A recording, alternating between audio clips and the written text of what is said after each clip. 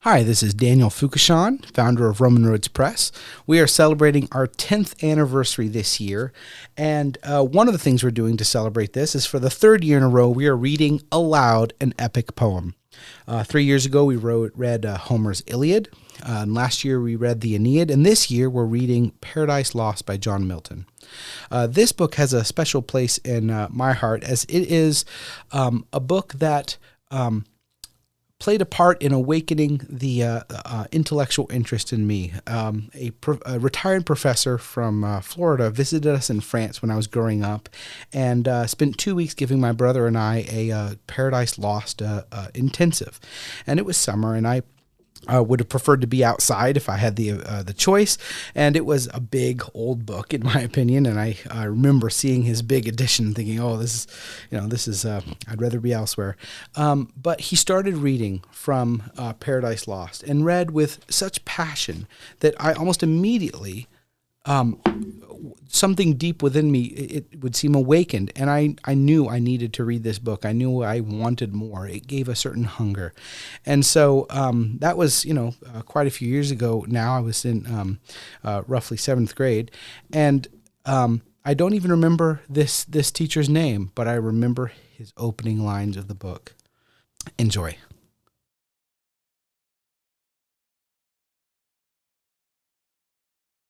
I'm Jayson Grieser. I teach literature at New St. Andrews College, and this is one of the books I teach. And I love to teach it. It's difficult. Some of the parts of this are going to be difficult, but part of the reason I wanted to read it was to try to work through some of the difficult lines. Book 1, The Argument. This first book proposes first, in brief, the whole subject, man's disobedience and the loss thereupon of paradise wherein he was placed, then touches the prime cause of his fall, the serpent, or rather Satan in the serpent, who revolting from God and drawing to his side many legions of angels, was by the command of God driven out of heaven with all his crew into the great deep. Which action passed over, the poem hastes into the midst of things, presenting Satan with his angels now fallen into hell, described here, not in the center, for heaven and earth may be supposed as yet not made, certainly not yet accursed, but in a place of utter darkness, fitliest called chaos. Here Satan with his angels lying on the burning lake, thunderstruck and astonished, after a certain space recovers as from confusion, calls up him who next in order and dignity lay by him. They confer of their miserable fall. Satan awakens with all his legions, who lay till then in the same manner confounded. They rise, their numbers, array of battle, their chief leaders named, according to the idols known afterwards in Canaan and the countries adjoining. To these Satan directs his speech, comforts them with hope yet of regaining heaven, but tells them lastly of a new world and new kind of creature to be created according to an ancient prophecy or report in heaven. For that angels were long before this visible creation was the opinion of many ancient fathers. To find out the truth of this prophecy and what to determine thereon, he refers to a full council. What his associates thence attempt, pandemonium, the palace of Satan rises suddenly, built out of the deep. The infernal peers there sit in council. Of man's first disobedience and the fruit of that forbidden tree, whose mortal taste brought death into the world and all our woe, with loss of Eden till one greater man restore us and regain the blissful seat. Sing, heavenly muse, that on the secret top of Oreb or of Sinai didst inspire that shepherd who first taught the chosen seed in the beginning how the heavens and earth rose out of chaos. Or if Zion hill delight thee more, and Siloa's brook that flowed fast by the oracle of God, I thence invoke thy aid to my adventurous song, that with no middle flight intends to soar above the Ionian mount, while it pursues things unattempted yet in prose or rhyme. And chiefly thou, O Spirit, that dost prefer before all temples the upright heart and pure, instruct me, for thou knowest, thou from the first wast present, and with mighty wings outspread, dove-like satst brooding on the vast abyss, and madest it pregnant. What in me is dark, illumine, what is low, raise and support, that to the height of this great argument I may assert eternal providence, and justify the ways of God to men. Say first, for heaven hides nothing from thy view, nor the deep tract of hell. Say first, what cause moved our grandparents in that happy state, favored of heaven so highly, to fall off from their Creator and transgress his will for one restraint, Lord of the worlds besides? Who first seduced them to that foul revolt? The infernal serpent. He it was whose guile, stirred up with envy and revenge, deceived the mother of mankind. What time his pride had cast him out from heaven with all his hosts of rebel angels, by whose aid aspiring to set himself in glory above his peers, he trusted to have equaled the Most High, if he opposed and with ambitious aim against the throne and monarchy of God raised impious war in heaven and battle proud with vain attempt, him the almighty power hurled headlong, flaming from the ethereal sky with hideous ruin and combustion down to bottomless perdition, there to dwell in adamantine chains and penal fire. Who durst defy the omnipotent to arms? 9 times the space that measures day and night. To mortal men he, with his horrid crew, lay vanquished, rolling in the fiery gulf, confounded though immortal. But his doom reserved him to more wrath, for now the thought both of lost happiness and lasting pain torments him.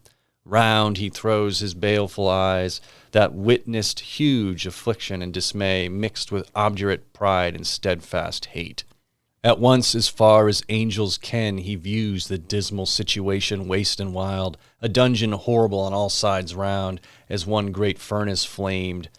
Yet from those flames, no light but rather darkness visible, served only to discover sights of woe, regions of sorrow, doleful shades, where peace and rest can never dwell, hope never comes, that comes to all, but torture without end still urges, and a fiery deluge, fed with ever-burning sulfur unconsumed. Such place eternal justice had prepared for those rebellious, here their prison ordained in utter darkness, and their portion set, as far removed from God and light of heaven, as from the center thrice to the utmost pole. Oh, how unlike the place from whence they fell! There the companions of his fall, overwhelmed with floods and whirlwinds of tempestuous fire, he soon discerns, and weltering by his side one next himself in power and next in crime, long after known in Palestine and named Beelzebub, to whom the arch enemy, and thence in heaven called Satan, with bold words breaking the horrid silence, thus began, If thou beest he, but oh how fallen, how changed from him whom in the happy realms of light, clothed with transcendent brightness, didst outshine myriads, though bright. If he whom mutual league, united thoughts and counsels, equal hope and hazard in the glorious enterprise, joined with me once, now misery hath joined in equal ruin, into what pit thou seest, from what height fallen, so much the stronger proved he with his thunder. Until then, who knew the force of those dire arms? Yet not for those, nor what the potent victor in his rage can else inflict, do I repent or change, though changed in outward luster, that fixed mind in high disdain from sense of injured merit, that with the mightiest raised me to contend, and to fierce contention brought along innumerable forces of spirits armed, that durst dislike his reign, and me preferring his utmost power with adverse power opposed, in dubious battle on the plains of heaven, and shook his throne.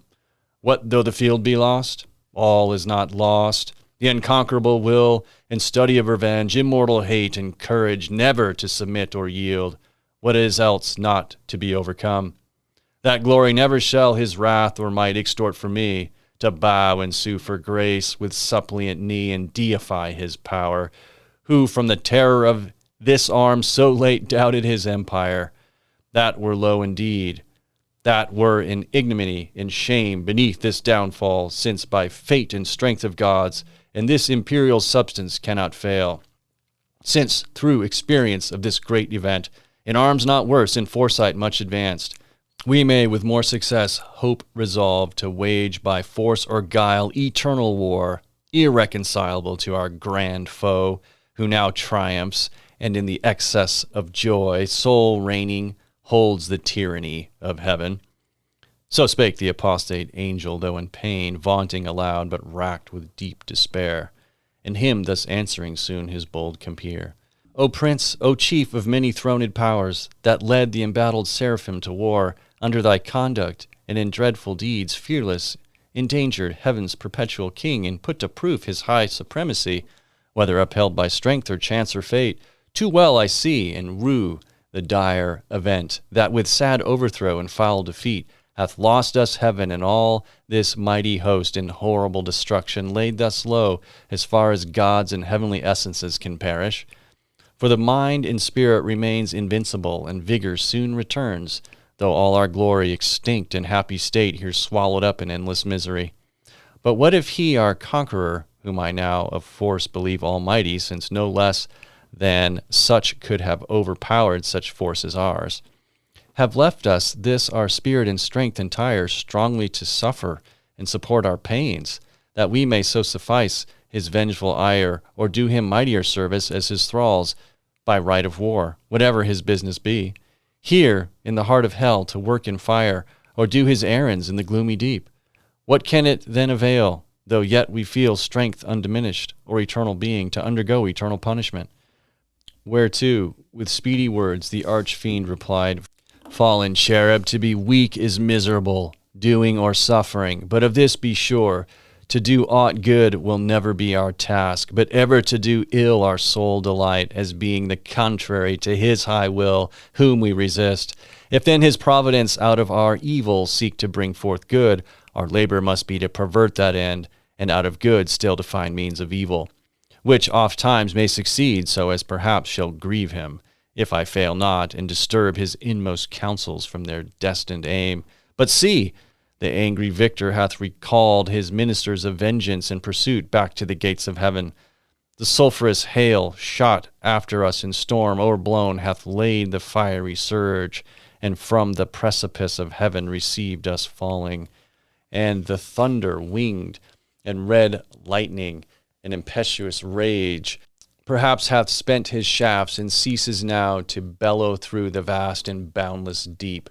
Let us not slip the occasion, whether scorn or satiate fury yield it from our foe. Seest thou yon dreary plain, forlorn and wild, the seat of desolation, void of light, save what the glimmering of these livid flames cast pale and dreadful? Thither let us tend from off the tossing of these fiery waves, the rest, if any rest can harbor there, and resembling our afflicted powers, consult how we may henceforth most offend our enemy, our own loss how repair, how overcome this dire calamity, what reinforcement we may gain from hope, if not, what resolution from despair.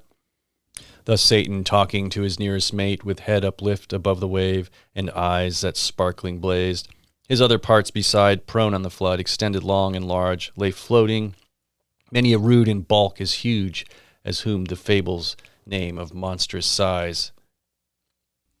Titanian or earth-born, that warred on Jove, Bararius or Typhon, whom the den by ancient Tarsus held, or the sea-beast Leviathan, which god of all his works created hugest that swim the ocean stream, him haply slumbering on the Norway foam, the pilot of some small night-foundered skiff, deeming some island oft, as seamen tell, with fixed anchor and his scaly rind, moors by his side under the lee, while night invests the sea with wished morn delays. So stretched out huge in length the arched fiend lay, chained on the burning lake, nor ever thence had risen or heaved his head, but the will and high permission of all-ruling heaven left him at large to his own dark designs, that with reiterated crimes he might heap on himself damnation, while he sought evil to others, and enraged might see how all his malice served but to bring forth infinite goodness, grace, and mercy shown on man by him seduced, but on himself trouble, confusion, wrath, and vengeance poured. Forthwith, upright, he rears from off the pool his mighty stature. On each hand the flames, driven backward, sloped their pointing spires, and rolled in billows, leave in the midst a horrid veil. Then with expanded wings he steers his flight, aloft incumbent on the dusky air that felt unusual weight, till on dry land he lights. If it were land that ever burned with solid as the lake with liquid fire, and such appeared in hue, as when the force of subterranean wind transports a hill torn from Pelorus, or the shattered side of thundering Etna, whose combustible and fueled entrails, thence conceiving fires sublimed with mineral fury, aid the winds and leave the singed bottom all involved with stench and smoke. Such resting found the soul of unblessed feet. Him followed the next mate, both glorying to have scaped the Stygian flood as gods and by their own recovered strength, not by the sufferance of supernal power. Is this the region, this the soil, the clime, said then the lost archangel, this the seat that we must change for heaven, this mournful gloom for that celestial light? Be it so, since he who now is sovereign can dispose and bid what shall be right. Farthest from him is best, whom reason hath equaled, force hath made supreme above his equals. Farewell, happy fields, where joy forever dwells. Hail, horrors, hail, infernal world. And thou, profoundest hell, receive thy new possessor, one who brings a mind not to be changed by place or time. The mind is its own place, and in itself can make a heaven of hell, a hell of heaven. What matter where, if I be still the same, and what I should be? All but less than he whom thunder hath made greater. Here at least we shall be free. The Almighty hath not built here for his envy, will not drive us hence. Here we may reign secure, and in my choice, to reign is worth ambition, though in hell. Better to reign in hell than serve in heaven. But wherefore, let me then our faithful friends, the associates and co-partners of our loss, lie thus astonished on the oblivious pool, and call them not to share with us their part in this happy mansion, or once more with rallied arms to try what may be yet regained in heaven, or what more lost in hell. So Satan spake. With him Beelzebub thus answered, Leader of those armies bright, which but the omnipotent none could have foiled, if once they hear that voice, their liveliest pledge of hope and fears and dangers heard so oft in worst extremes, and on the perilous edge of battle, when it raged in all assaults, their surest signal, they will soon resume new courage and revive, though now they lie groveling and prostrate on yon lake of fire, as we erstwhile, astounded and amazed, no wonder fallen such a pernicious height. He scarce had ceased when the superior fiend was moving toward the shore, his ponderous shield, ethereal temper, massy, large and round, behind him cast, the broad circumference hung on his shoulders like the moon whose orb, through optic glass, the Tuscan artist views at evening from the top of Fiesole, or in Valdarno to descry new lands, rivers, or mountains in her spotty globe. His spear, to equal which the tallest pine hewn on Norwegian hills to be the mast of some great admiral were but a wand. He walked, and to support uneasy steps over the burning marl, not like those steps on heaven's azure. And the horrid climb smote on him, sore besides, vaulted with fire. Not less he so endured, till on the beach of that inflamed sea he stood and called his legions angels, forms who lay entranced thick as autumnal leaves that strewn the brooks of Vallombrosa, where the Etrurian shades high overarched embower, or scattered sedge afloat when the fierce winds Orion armed hath vexed the red sea coast, whose waves o'erthrew Busiris and his Memphian chivalry. While with perfidious hatred they pursued the sojourners of Goshen, who beheld from the safe shore their floating carcasses and broken chariot wheels.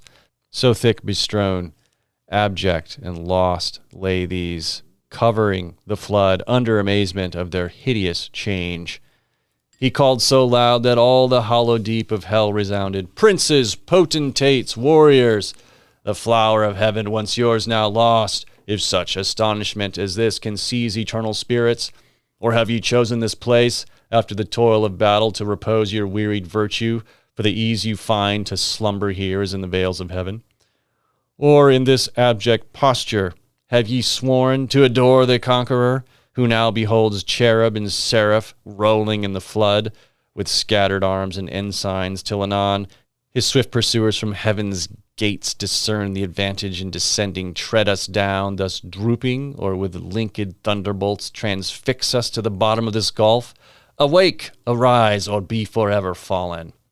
They heard and were abashed, and up they sprung upon the wing, as when men want to watch on duty, sleeping found by whom they dread, rouse and bestir themselves ere well awake. Nor did they not perceive their evil plight in which they were, or the fierce pains not feel, yet to their general's voice they soon obeyed innumerable. As when the potent rod of Amram's son in Egypt's evil day waved round the coast, up called a pitchy cloud of locusts, warping on the eastern wind, that o'er the realm of impious Pharaoh hung like night and darkened all the land of Nile.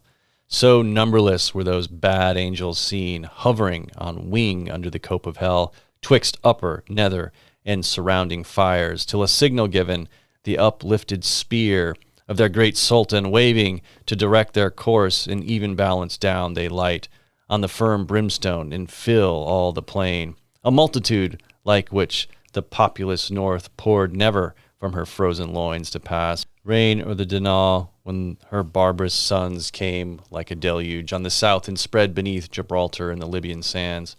Forthwith from every squadron and each band the heads and leaders thither haste where stood their great commander. Godlike shapes and forms, excelling human princely dignities and powers that erst in heaven sat on thrones, though of their names in heavenly records now be no memorial, blotted out and razed by the rebellion from the books of life.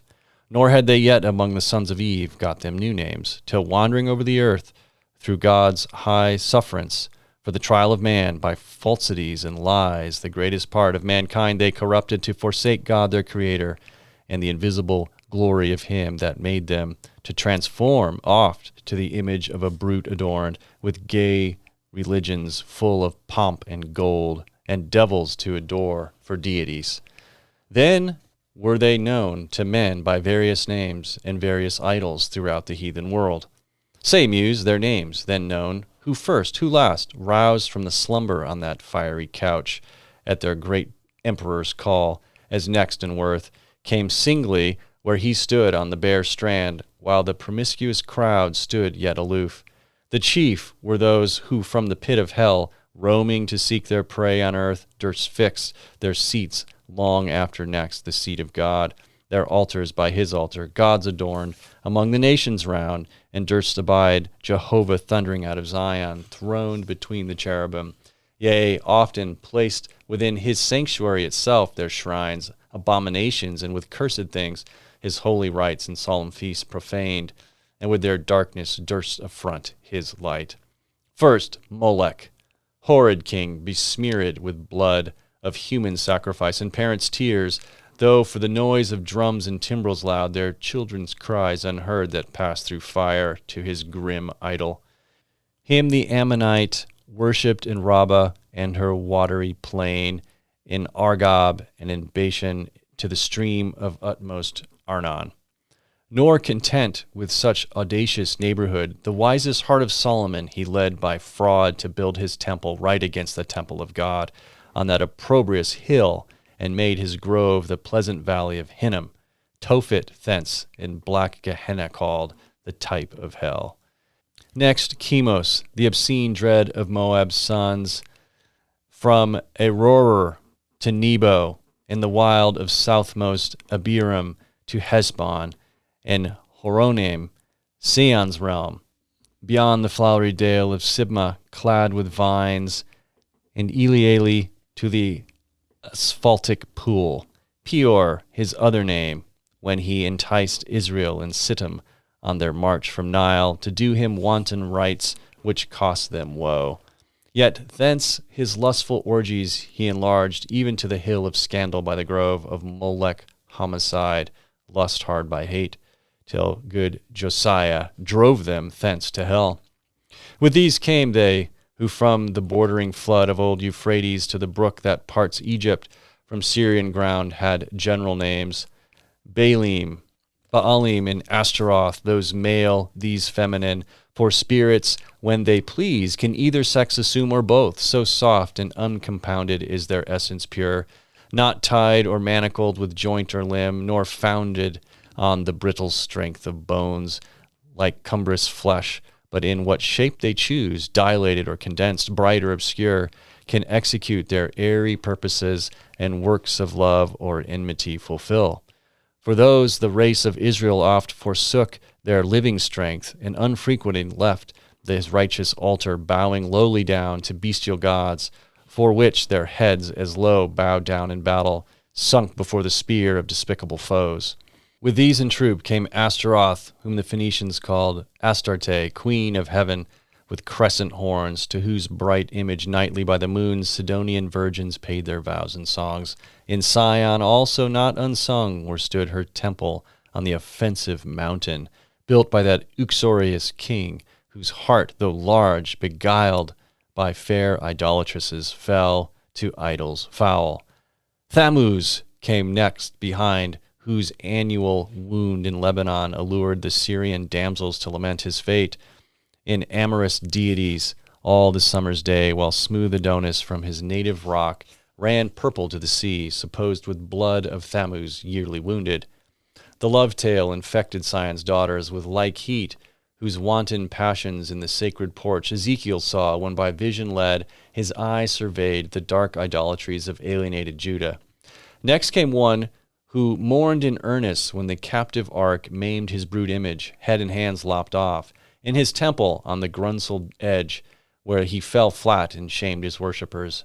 Dagon his name, sea monster, upward man and downward fish, yet had his temple high reared in Azotus, dreaded through the coast of Palestine in Gath and Ascalon and Acharon and Gaza's frontier bounds. Him followed Rimmon, whose delightful seat was fair Damascus on the fertile banks of Abana and Pharphar, lucid streams. He also, 'gainst the house of God, was bold. A leper once he lost and gained a king, Ahaz his sottish conqueror, whom he drew God's altar to disparage and displace, for one of Syrian mode whereon to burn his odious offerings and adore the gods whom he had vanquished. After these appeared a crew, who under names of old renown, Osiris, Isis, Horus, and their train, with monstrous shapes and sorceries abused fanatic Egypt and her priests to seek their wandering gods disguised in brutish forms rather than human. Nor did Israel escape the infection when their borrowed gold composed the calf in Oreb, and the rebel king doubled that sin in Bethel and in Dan, likening his maker to the grazed ox, Jehovah, who in one night, when he passed from Egypt, marching equaled with one stroke both her firstborn and all her bleeding gods. Belial came last, then whom a spirit more lewd fell not from heaven, or more gross to love vice for itself. To him no temple stood, or altar smoked. Yet who more oft than he, in temples and at altars, when the priest turns atheist, as did Eli's sons, who filled with lust and violence the house of God. In courts and palaces he also reigns, and in luxurious cities where the noise of riot ascends above their loftiest towers, and injury and outrage. And when night darkens the streets, then wander forth the sons of Belial, flown with insolence and wine. Witness the streets of Sodom, and that night in Geba, when the hospitable door exposed a matron to avoid worst rape. These were the prime in order and in might. The rest were long to tell, though far renowned. The Ionian gods of Javan's issue, held gods, yet confessed later than heaven and earth, their boasted parents. Titan, heaven's firstborn, with his enormous brood and birthright seized by younger Saturn. He from mightier Jove, his own and Rhea's son, like measure found. So Jove usurping reigned. These first in Crete and Ida known, thence on a snowy top of cold Olympus ruled the middle air, their highest heaven, or on the Delphin cliff, or in Dodona, and through all the bounds of Doric land, or who with Saturn old fled o'er Adria to the Hesperian fields, and over the Celtic roamed the utmost isles. All these and more came flocking, but with looks downcast and damp, yet such wherein appeared obscure some glimpses of joy, to have found their chief not in despair, to have found themselves not lost in loss itself, which on the countenance cast like doleful hue. But he his wonted pride soon recollecting with high words that bore semblance of worth, not substance, gently raised their fainting courage and dispelled their fears. Then straight commands that at the warlike sound of trumpets loud and clarions be upreared his mighty standard.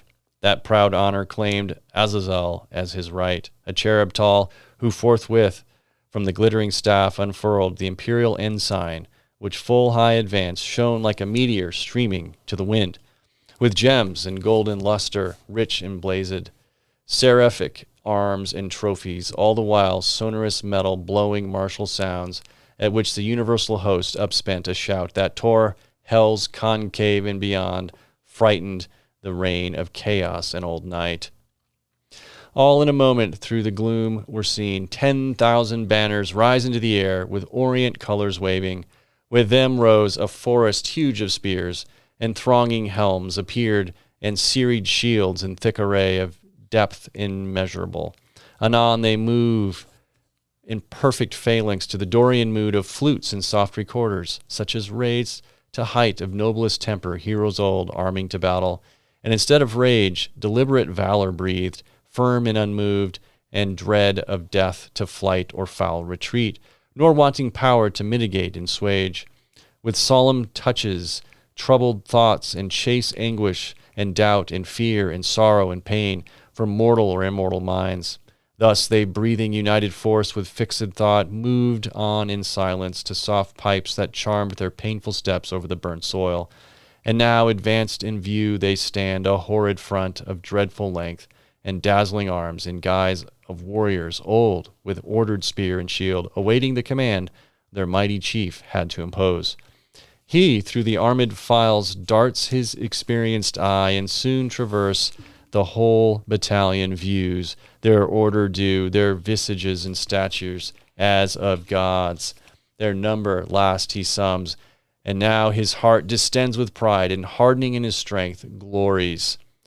For never since created man met such embodied force as named with these could merit more than that small infantry warred on by cranes, though all the giant brood of Phlegra with the heroic race were joined, that fought at Thebes and Ilium, on each side mixed with auxiliar gods, and what resounds in fable or romance of Uther's sons, begirt with British and Armoric knights, and all who since, baptized or infidel, jousted in Asparamont or Montalban, Damasco or Morocco or Trebizond, or whom Biserta sent from Afric shore when Charlemagne with all his peerage fell by Fontarabia. Thus far these beyond compare of mortal prowess yet observed their dread commander. He above the rest in shape and gesture proudly eminent stood like a tower. His form had not yet lost all her original brightness, nor appeared less than archangel ruined, and the excess of glory obscured, as when the sun, new risen, looks through the horizontal misty air shorn of his beams, or from behind the moon in dim eclipse disastrous twilight sheds on half the nations, and with fear of change perplexes monarchs. Darkened so, yet shone above them all the archangel, but his face deep scars of thunder had entrenched, and care sat on his faded cheek, but under brows of dauntless courage and considerate pride, waiting revenge. Cruel his eye, but cast signs of remorse and passion to behold the fellows of his crime, the followers rather, for other once beheld in bliss, condemned for ever now to have their lot in pain. Millions of spirits, for his fault, immersed of heaven, and from eternal splendors flung for his revolt. Yet faithful now they stood, their glory withered, as when heaven's fire hath scathed the forest oaks or mountain pines, with singed top their stately growth, though bare, stands on the blasted heath. He now prepared to speak, whereat their doubled ranks they bend from wing to wing, and half enclosed him round with all his peers. Attention held them mute. Thrice he essayed, and thrice, in spite of scorn, tears, such as angels weep, burst forth. At last words interwove with sighs found out their way. O myriads of immortal spirits, O powers, matchless but with the Almighty, and that strife was not inglorious, though the event was dire, as this place testifies, and this dire change hateful to utter. But what power of mind, foreseeing or presaging from the depths of knowledge, past or present, could have feared how such united force of gods, how such as stood like these, could ever know repulse? For who can yet believe, though after loss, that all these puissant legions, whose exile hath emptied heaven, shall fail to reascend, self-raised, and repossess their native seat? For me be witness, all the host of heaven, if counsels different or dangers shunned by me have lost our hopes. But he who reigns monarch in heaven, till then as one secure, sat on his throne, upheld by old repute, consent, or custom, and his regal state put forth at full, but still his strength concealed, which tempted our attempt and wrought our fall. Henceforth his might we know, and now our own, so as not either to provoke or dread new war provoked. Our better part remains to work in close design, by fraud or guile, what force effected not, that he no less at length from us may find who overcomes by force hath overcome but half his foe. Space may produce new worlds, whereof so rife there went a fame in heaven, that he ere long intended to create and therein plant a generation whom his choice regard should favor equal to the sons of heaven. Thither, if but to pry, shall be perhaps our first eruption, thither or elsewhere. For this infernal pit shall never hold celestial spirits in bondage, nor the abyss long under darkness cover. But these thoughts full counsel must mature. Peace is despaired, for who can think submission? War then, war, open or understood, must be resolved. He spake, and to confirm his words, out flew millions of flaming swords, drawn from the thighs of mighty cherubim. The sudden blaze, fair, round, illumined hell. Highly they raged against the highest, and fierce the grasped arms clashed on their sounding shields the din of war, hurling defiance toward the vault of heaven. There stood a hill not far, whose grisly top belched fire and rolling smoke. The rest entire shone with a glossy scurf, undoubted sign that in his womb was hid metallic ore, the work of sulphur. Thither, winged with speed, a numerous brigade hastened, and with bands of pioneers, with spade and pickaxe armed, forerun the royal camp to trench a field or cast a rampart. Mammon led them on. Mammon, the least erected spirit that fell from heaven, for even in heaven his looks and thoughts were always downward bent, admiring more the riches of heaven's pavement trod in gold than aught divine or holy else enjoyed in vision beatific. By him first men also, and by his suggestion taught, ransacked the center, and with impious hands rifled the bowels of their mother earth for treasures better hid. Soon had his crew opened into the hill a spacious wound, and digged out ribs of gold. Let none admire that riches grow in hell. That soil may best deserve that precious bane. And here let those who boast in mortal things, and wondering tell of Babel and the works of Memphian kings, learn how their greatest monuments of fame and strength and art are easily outdone by spirits reprobate. And in an hour, what in an age, they with incessant toil and hands innumerable scarce perform. Nigh on the plain in many cells prepared, that underneath had veins of liquid fire, sluiced from the lake a second multitude, with wondrous art founded the massy ore, severing each kind with scummed and bullion dross. And third, as soon had formed within the ground a various mold, and from the boiling cells by strange conveyance filled with each hollow nook, as in an organ from one blast of wind, to many a row of pipes the sound-board breathes. Anon, out of the earth, a fabric huge rose like an exhalation, with the sound of dulcet symphonies and voices sweet, built like a temple, where pilasters round were set and Doric pillars overlaid with golden architrave. Nor did there want cornice or frieze with bossy sculptures graven. The roof was fettered gold. Not Babylon nor great El Cairo such magnificence equaled in all their glories to enshrine Belus or Seraphis their gods, or seat their kings, when Egypt with Assyria strove in wealth and luxury, the ascending pile stood fixed her stately height, and straight the doors, opening their brazen folds, discover wide within her ample spaces o'er the smooth and level pavement. From the arched roof, pendant by subtle magic, many a row of starry lamps and blazing crescents fed, with naphtha and asphaltus yielded light as from the sky. The hasty multitude, admiring, entered, and the work some praise and some the architect.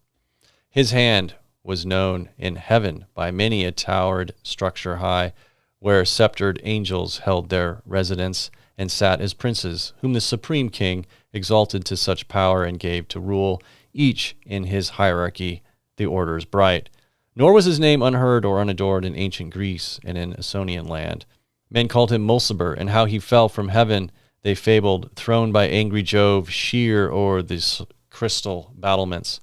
From morn till noon he fell, from noon to dewy eve, a summer's day, and with the setting sun dropped from the zenith like a falling star on Lemnos, the Aegean isle.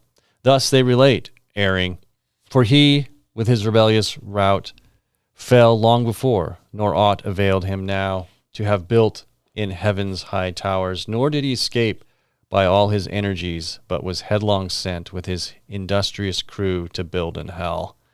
Meanwhile the winged heralds, by command of sovereign power, with awful ceremony and trumpets sound throughout, the host proclaim a solemn council forthwith to be held at Pandemonium, the high capital of Satan and his peers.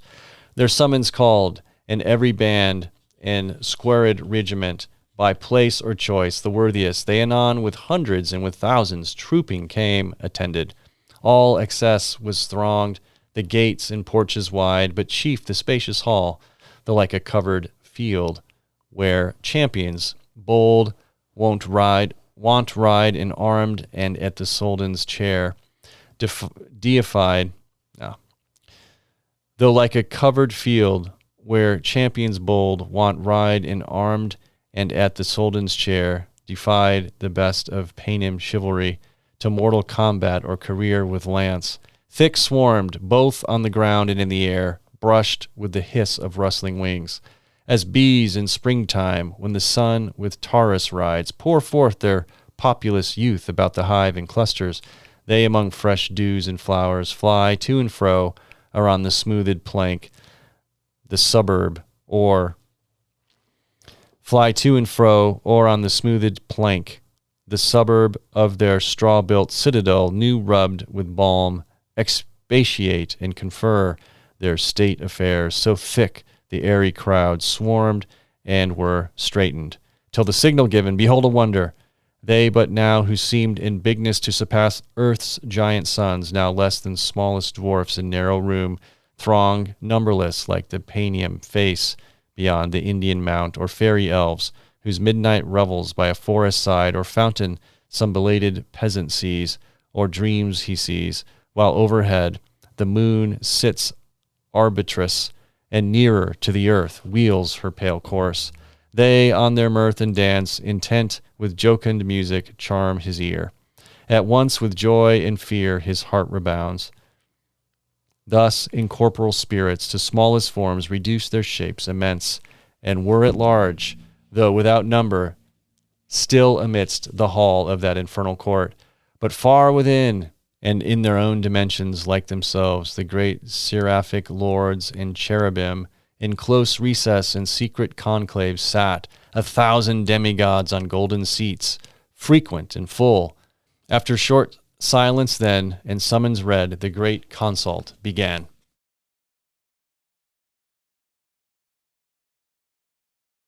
Hello, this is Gregory Soderberg from Kepler Education. I teach logic and rhetoric, and I'm reading Book 2 of Paradise Lost. High on the throne of royal state, which far outshone the wealth of Ormus and of End, or where the gorgeous East with richest hand showers on her kings barbaric pearl and gold, Satan exalted sat, by merit raised to that bad eminence, and from despair thus high uplifted beyond hope, aspires beyond thus high, insatiate to pursue vain war with heaven, and by success untaught his proud imaginations thus displayed. Powers and dominions, deities of heaven, for since no deep within her gulf can hold immortal vigor, though oppressed and fallen, I give not heaven for lost. From this descent celestial virtues rising will appear more glorious and more dread than from no fall, and trust themselves to fear no second fate. Me, though just right in the fixed laws of heaven, did first create your leader, next free choice, with what besides, in council or in fight, hath been achieved of merit, yet this loss thus far at least recovered, hath much more established in a safe, unenvied throne, yielded with full consent. The happier state in heaven which follows dignity might draw envy from each inferior. But who here will envy whom the highest place exposes, foremost to stand against the thunderer's aim, your bulwark, and condemns to greatest share of endless pain? Where there is then no good for which to strive, no strife can grow up there from faction, for none sure will claim in hell precedence, none whose portion is so small of present pain, that with ambitious mind will covet more. With this advantage then to union and firm faith and firm accord, more than can be in heaven, we now return to claim our just inheritance of old, surer to prosper than prosperity could have assured us, and by what best way, whether of open war or covert guile, we now debate. Who can advise may speak. He ceased, and next him Moloch, sceptred king, stood up, the strongest and the fiercest spirit that fought in heaven, now fiercer by despair. His trust was with the eternal to be deemed equal in strength, and rather than be less, cared not to be at all. And with that care lost went all his fear of God or hell, or worse he recked not. And these thereafter words he spake. My sentence is for open war, of wiles more unexpert I boast not. Let them who contrive who need, or when they need, not now. For while they sit contriving shall the rest, millions that stand in arms, and longing wait the signal to ascend, sit lingering here, heaven's fugitives, and for their dwelling place accept this dark, opprobrious den of shame, the prison of his tyranny who reigns by our delay. No, let us rather choose armed with hell flames and fury all at once, or heaven's high towers to force riskless way, turning our tortures into horrid arms against the torturer, when to meet the noise of his almighty engine he shall hear infernal thunder, and for lightning see black fire, and horror shot with equal rage among his angels, and his throne itself mixed with Tartarian sulphur and strange fire, his own invented torments. But perhaps the way seems difficult and steep to scale with upright wing against a higher foe. Let such bethink them if the sleepy drench of that forgetful lake be numb not still, that in our proper motion we ascend up to our native seat. Descent and fall to us is adverse. Who but felt of late when the fierce foe hung on our broken rear insulting and pursued us through the deep, with what compulsion and laborious flight we sunk thus low. The ascent is easy then, the event is feared. Should we again provoke our stronger, some worse way his wrath may find to our destruction. If there be in hell fear to be worse destroyed, what can be worse than to dwell here, driven out from bliss, condemned in this abhorred deep to utter woe, where pain of unextinguishable fire must exercise us without hope of end, the vassals of his anger, when the scourge inexorably and the torturing hour calls us to penance? More destroyed than thus we should be quite abolished and expire.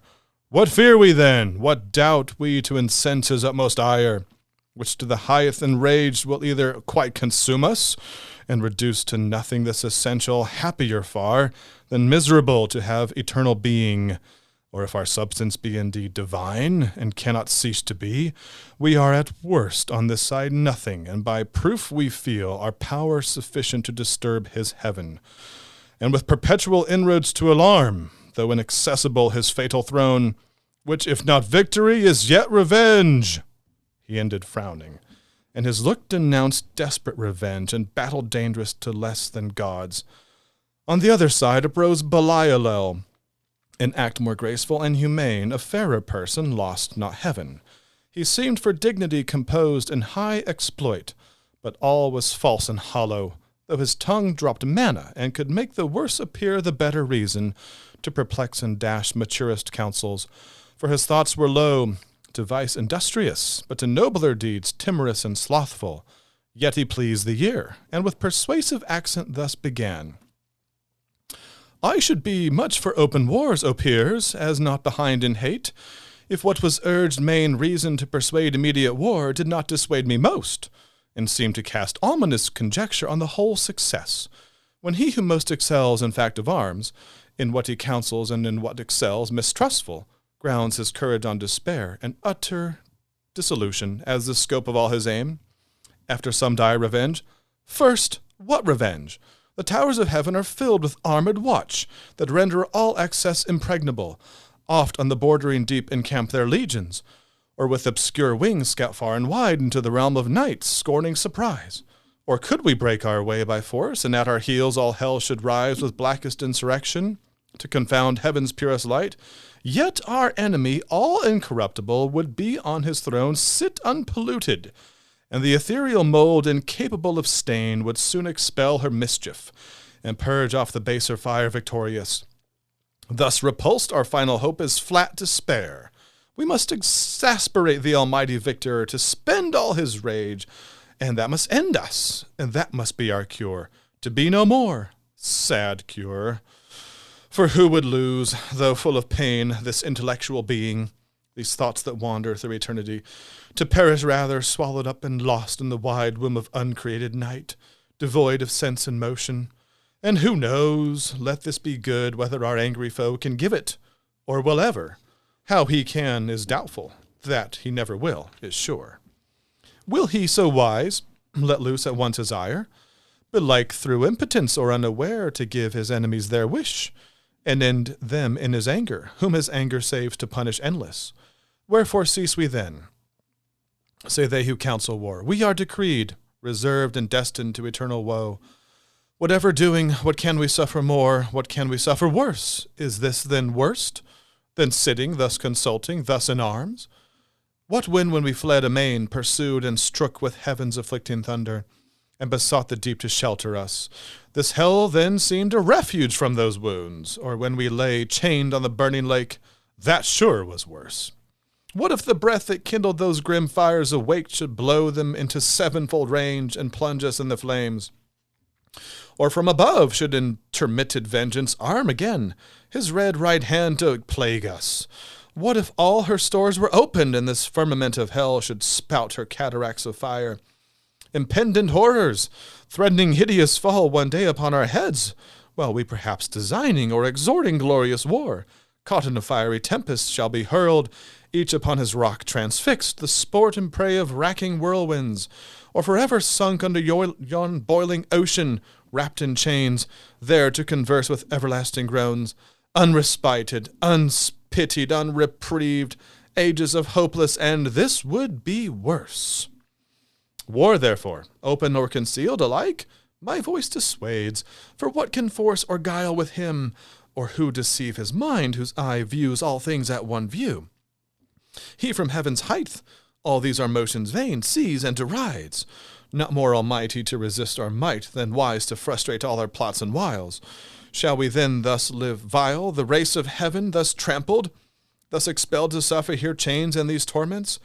Better these than worse be my advice, since fate inevitable subdues us, an omnipotent decree, the victor's will. To suffer as to do our strength is equal, nor the law unjust that so ordains. This was at first resolved, if we were wise, against so great a foe contending, and so doubtful what might befall. I laugh when those who at the spear are bold and venturous, if that fail them, shrink in fear what they know must follow, to endure exile, or ignominy, or bonds, or pain, the sentence of their conqueror. This is now our doom, which if we can sustain and bear, our supreme foe in time may much remit his anger, and perhaps thus far removed, not minding us offending, satisfied with what is punished, whence these raging fires will slacken, and his breath stir not their flames. Our pure essence will then overcome their noxious vapor, or endured not feel, or changed at length, and to the place conformed in temper and in nature, will receive familiar the fierce heat, and void of pain. This horror will grow mild, its darkness light. Besides, what hope the never-ending flight of future days may bring? What chance, what change worth waiting for, since our present lot appears for happy though but ill? For ill not worst, if we procure not to ourselves more woe. Thus Belial, with words clothed in reason's garb, counselled ignoble ease and peaceful sloth, not peace, and after him thus Mammon spake.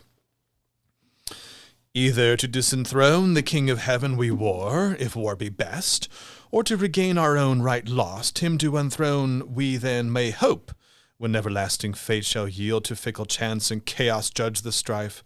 The former vain to hope argues as vain the latter. For what place can be for us with heaven's bound? Within heaven's Lord supreme we overpower. Suppose he should relent and publish grace to all, on promise made of new subjection. With what eyes could we stand in his presence humble and receive strict laws imposed, to celebrate his throne with warbled hymns, and to his Godhead sing forced hallelujahs, while he lordly sits our envied sovereign? And his altar breathes ambrosial orders and ambrosial flowers, our servile offerings. This must be our task in heaven, this our delight. How wearisome eternity so spent in worship paid to whom we hate. Let us not then pursue by force impossible, by leave unobtained unacceptable, though in heaven our state of splendid vassalage, but rather seek our own good from ourselves, and from our own live to ourselves, though in this vast recess, free, and to none accountable, preferring hard liberty before the easy yoke of servile pomp.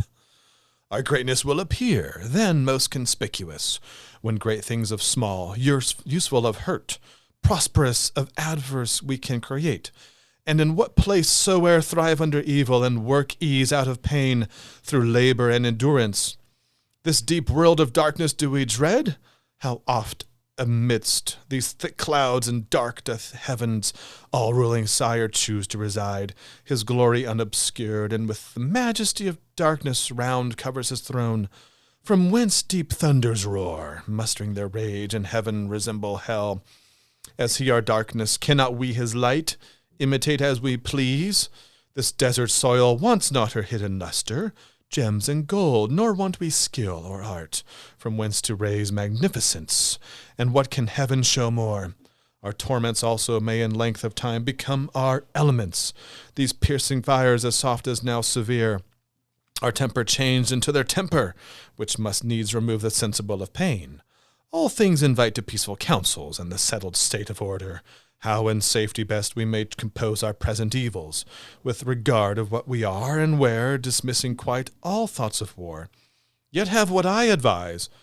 He scarce had finished, when such murmur filled the assembly as when hollow rocks retain the sound of blustering winds, when all night long had roused the sea, now with hoarse cadence lull seafaring men overwatched, whose bark by chance or penance anchors in a craggy bay after the tempest.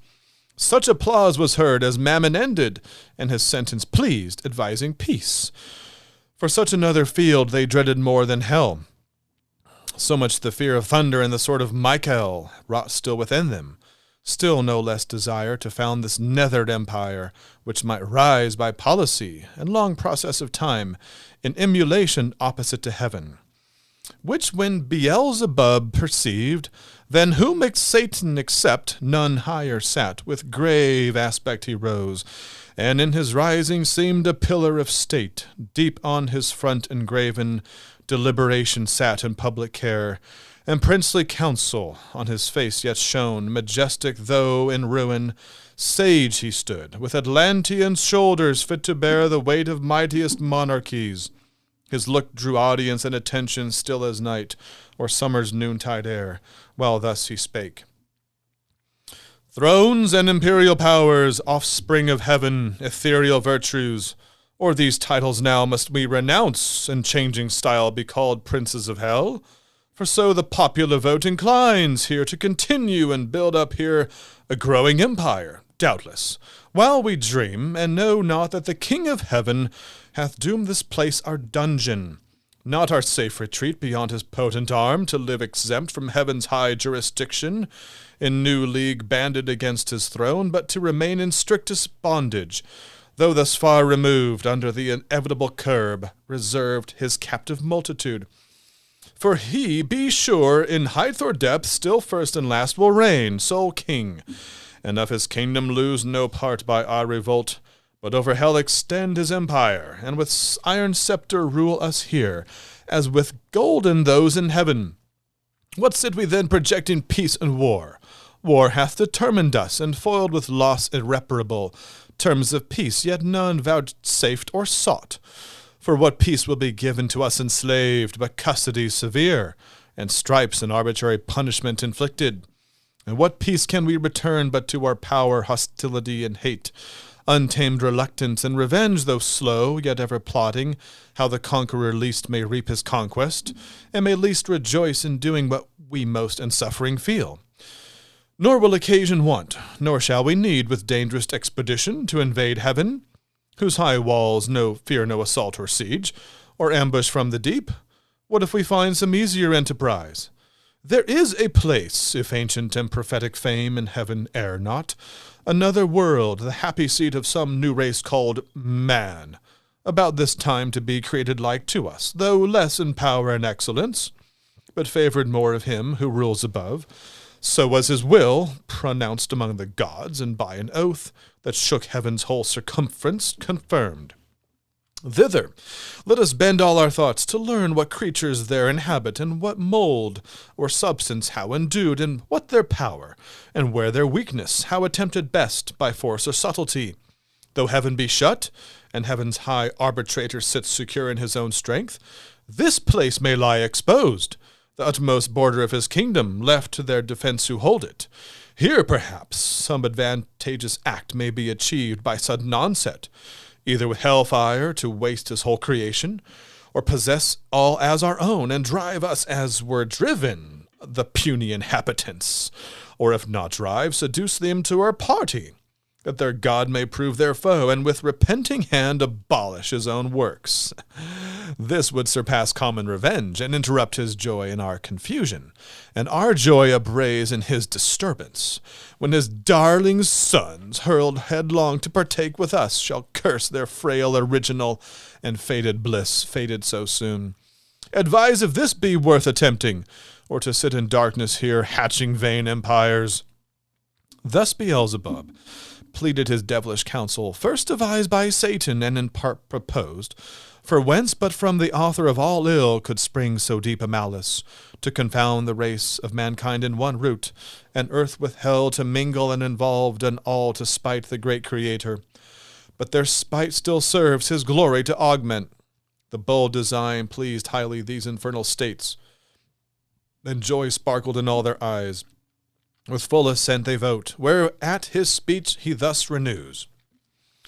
Well have ye judged, well, and did long debate, Senate of gods, and like to what ye are, great things resolved, which from the lowest deep will once more lift us up in spite of fate, nearer our ancient seat, perhaps in view of those bright confines, whence with neighboring arms and opportune excursion we may chance re-enter heaven, or else in some mild zone, dwell not unvisited of heaven's fair light, secure.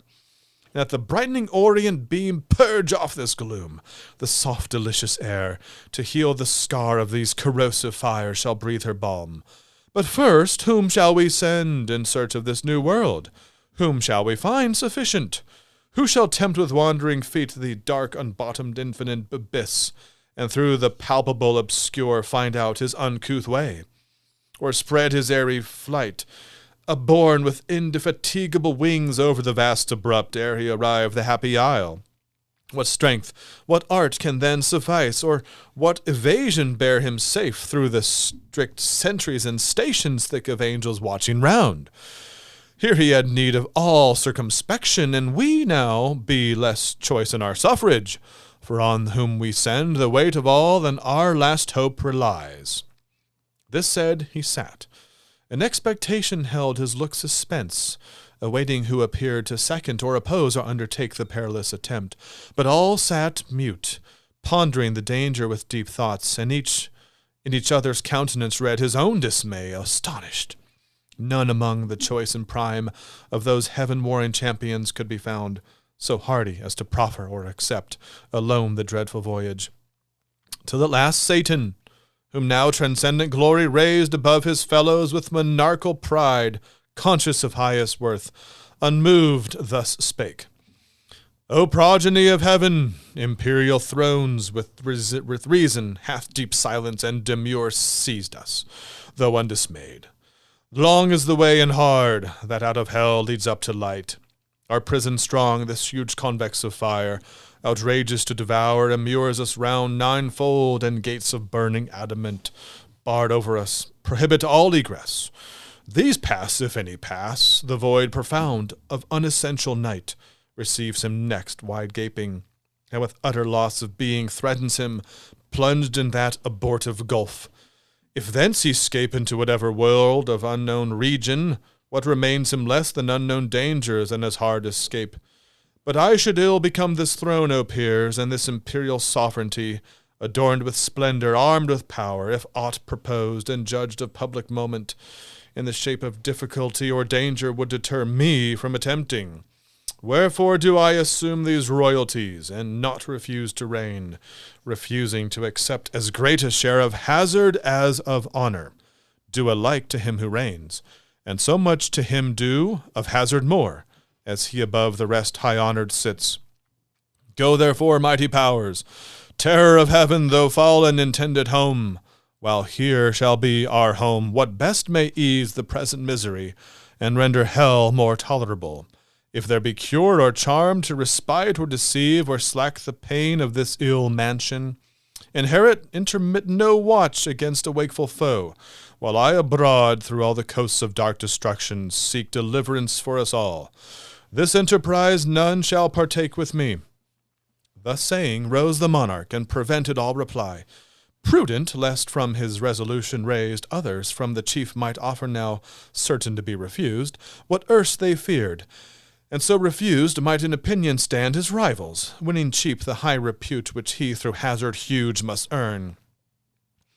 But they dreaded not more the adventure than his voice forbidding, and at once with him they rose. Their rising all at once was as a sound of thunder heard remote. Towards them they bend with awful reverence prone, and as a god extol him equal to the highest in heaven. Nor failed they to express how much they praised, that for the general safety he despised his own. For neither do the spirits damned lose all their virtue, lest bad men should boast their specious deeds on earth, which glory excites, or close ambition varnished over with zeal. Thus they their doubtful consultations dark ended, rejoicing in their matchless chief. As when from the mountain tops the dusky clouds ascending, while the north wind sleeps, o'erspread heaven's cheerful face, the lowering element scowls over the darkened landskip snow, or shower. If chance the radiant sun with farewell sweet extend his evening beam, the fields revive, the birds their noise renew, the bleating herds attest their joy, that hill and valley rings. O shame to men! Devil with devil damned, firm concord holds. Men only disagree of creatures rational. Though under hope of heavenly grace, and God proclaiming peace, yet live in hatred, enmity, and strife among themselves, and levy cruel wars, wasting the earth, each other to destroy, as if, which might induce us to accord, man had not hellish foes enow besides, that day and night for his destruction wait. The Stygian council thus dissolved, and forth in order came the grand infernal peers.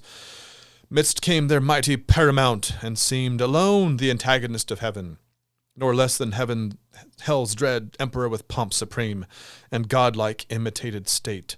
Him round a globe of fiery seraphim enclosed, with bright emblazonry and horrent arms. Then oft their session ended they bid cry, with trumpets regal sound the great result. Toward the four winds, four speedy cherubim put to their mouths the sounding alchemy, by herald's voice explained. The hollow abyss heard far and wide, and all the host of hell with deafening shout returned them loud acclaim.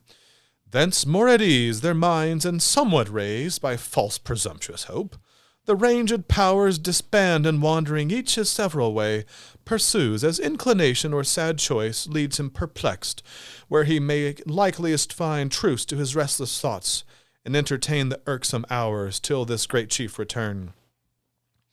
Part on the plain or in the air sublime, upon the wing or in the swift race contend, as at the Olympian games or Pythian fields, part curb their fiery steeds, or shun the goal with rapid wheels, or fronted brigades form, as when to warn proud cities war appears waged in the troubled sky, and armies rush to battle in the clouds, before each van prick forth the airy knights, and couch their spears till thickest legions close, with feasts of arms, from either end of heaven the welkin burns. Others vast Tymphonian rage more fell rend up both rocks and hills, and ride the air in whirlwind. Hell scarce holds the wild uproar. As when Alcides from Oechalia crowned with conquest felt the envenomed robe and tore through pain up by the roots Thessalian pines, and Lycus from the top of Oeta threw into the Iobic sea. Others more mild, retreated into a silent valley, sing with notes angelical to many a harp, their own heroic deeds and hapless fall by doom of battle, and complain that fate-free virtue should enthrall to force or chance. Their song was partial, but the harmony, what could it less when spirits immortal sing, suspended hell, and took with ravishment the thronging audience, in discourse more sweet, for eloquence the soul song charms the sense. Others apart sat on a hill retired, in thoughts more elevate and reasoned high, of providence, foreknowledge, will, and fate, fixed fate, free will, foreknowledge absolute, and found no end in wandering mazes lost. Of good and evil much they argued then, of happiness and final misery, passion and apathy, and of glory and shame, vain wisdom all and false philosophy. Yet with a pleasing sorcery could charm, plain for a while, or anguish, and excite fallacious hope, or armed the obdurate breast with stubborn patience, as with triple steel.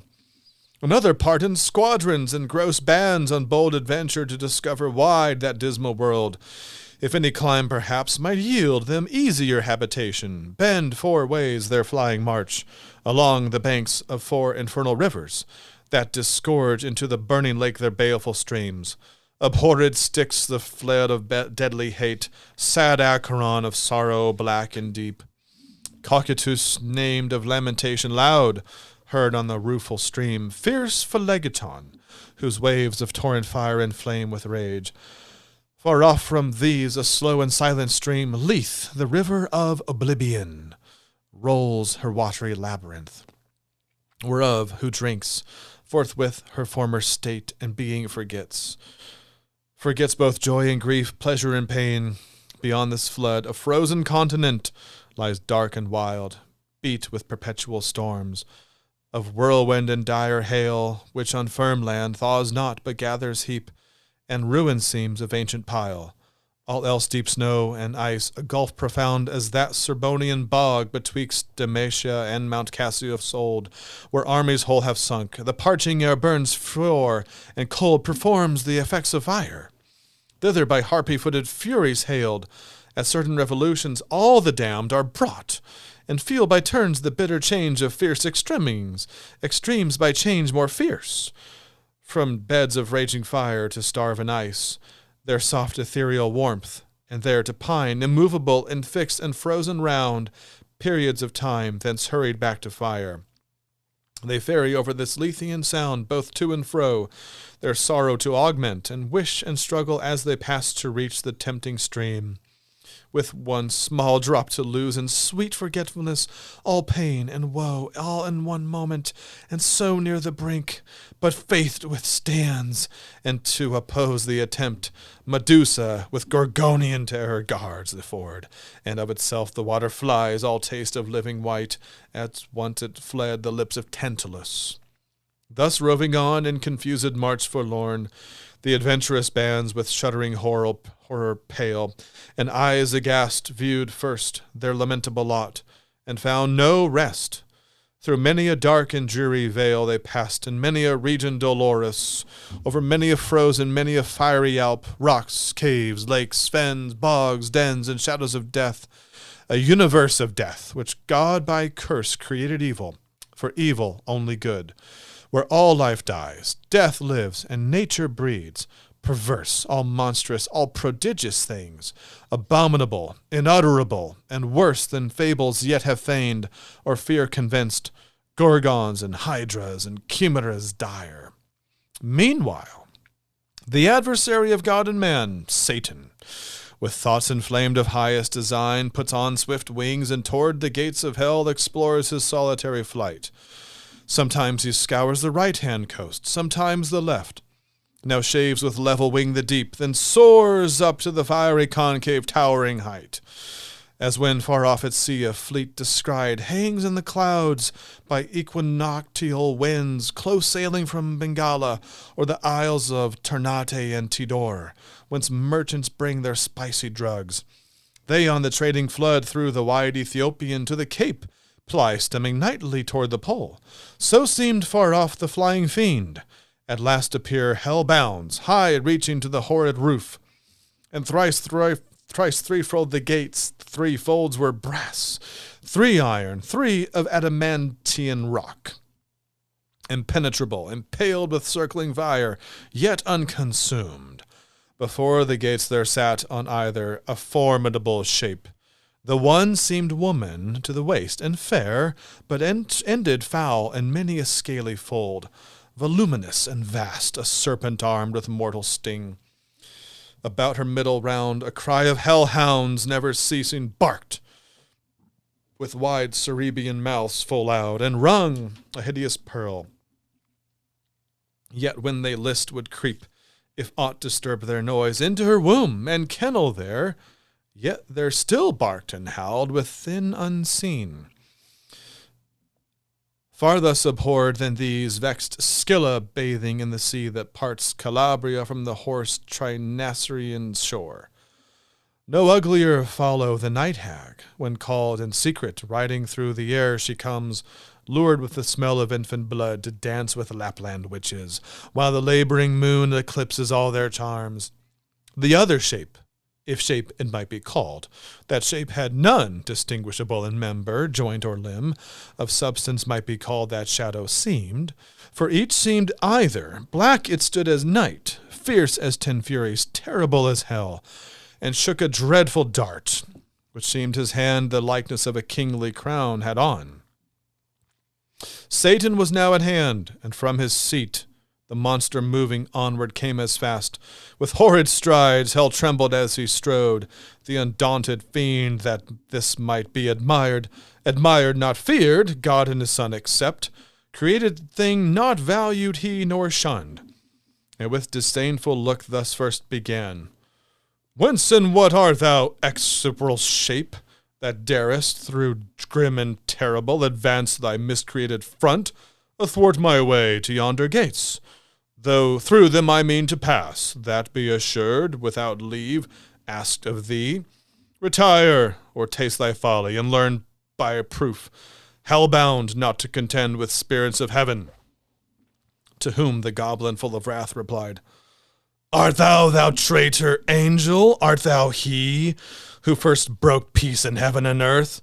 Till then unbroken and in proud rebellious arms drew after him the third part of heaven's sons, conjured against the highest, for which both thou and they outcast from God art here condemned to waste eternal days in woe and pain. And reckonest thou thyself with spirits of heaven, hell-doomed, and breathest defiance here in scorn, where I reign as king, and to enrage thee more, thy king and lord, back to thy punishment, false fugitive, and to thy speed add wings, lest with a whip of scorpions I pursue thy lingering, or with one stroke of this dart strange horror seize thee in pangs unfelt before. So spake the grisly terror, and in shape so speaking and so threatening grew tenfold more dreadful and deform. On the other side, incensed with indignation, Satan stood unterrified, and like a comet burned, that fires the length of Orpheus huge in the Attic sky. and from his horrid hair shakes pestilence and war. Each at the head levelled his deadly aim, their fatal hands no second stroke intend, and such a frown each cast at the other, as when two black clouds, with heaven's artillery fraught, come rattling on over the Caspian, then stand front to front, hovering a space, till winds the signal blow to join their dark encounter in mid-air. So frowned the mighty combatants, that hell grew darker at their frown. So matched they stood, for never but once was either like to meet so great a foe. And now great deeds had been achieved, where all hell had rung, had not the snaky sorceress, that sat fast by the hell gate and kept the fatal key, risen and with hideous outcry rushed between. "O Father, what intends thy hand," she cried, "against thine only son? What fury, O son, possesses thee to bend that mortal dart against thy father's head? And knowest for whom? For him who sits above and laughs the while at thee ordained his drudge to execute whate'er his wrath, which he calls justice, bids.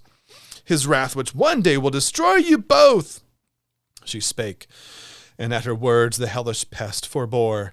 Then these to her Satan returned. "So strange thy outcry and thy words, so strange thou interposest, that my sudden hand prevented spares to tell thee, yet by deeds what it intends. Till first I know of thee, what thing thou art, thou double-formed, and why in this infernal vale first met thou callest me father, and that phantasm that callest my son. I know thee not, nor ever saw thee till now, sight more detestable than him and thee." To whom thus the portress of Hellgate replied, "Hast thou forgot me then? And do I seem now in thy eyes so foul? Once seemed so fair in heaven, when at the assembly and in sight of all the seraphim with thee combined in bold conspiracy against heaven's king. All in a sudden miserable pain surprise thee, dim thine eyes in dizzy swum and darkness, while thy head flames thick and fast through forth, till on the left the opening wide likest to thee in shape and countenance bright. Then shining heavenly fair, a goddess armed, out of thy head I sprung, amazement seized all the host of heaven. Back they recoiled, afraid at first, and called me Sin. And for a sign, portentous held me, but familiar grown, I pleased, and with attractive graces won the most averse, thee chiefly, who full oft thyself in me, thy perfect image viewing, becamest enamored, and such joy thou tookest with me in secret, that my womb conceived a growing burden. Meanwhile war arose, and fields were fought in heaven, wherein remained, for what could else, but to our almighty foe clear victory, and to our part loss and rout through all the Empyrean. Down they fell, driven headlong from the pitch of heaven, down into this deep, into the general fall. I also, at which time this powerful key into my hand was given, with charge to keep these gates forever shut, which none can pass without my opening. Pensive here I sat, alone, but not long I sat, till my womb pregnant by thee, and now excessive grown, prodigious motion felt and rueful throes.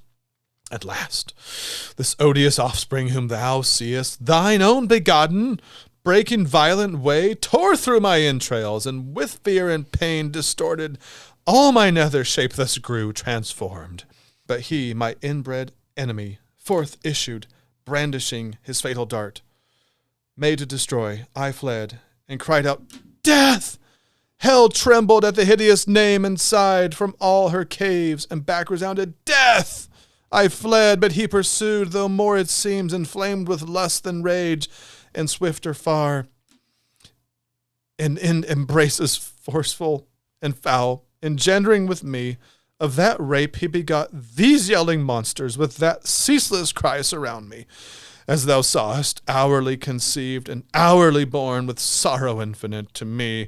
For when they list into the womb that bred them, they return and howl and gnaw my bowels their repast.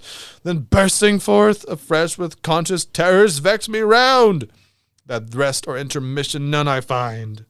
Before mine eyes in opposition sits grim death, my son and foe, who sets them on, and me his parent would full soon devour, for want of other prey. But that he knows his end with mine involved, and knows that I should prove a bitter morsel, and his bane, whenever that shall be, so fate pronounced.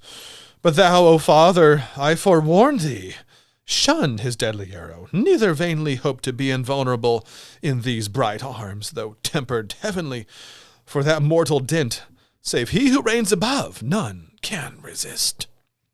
She finished, and the subtle fiend his lore soon learned, now milder, and thus answered smooth.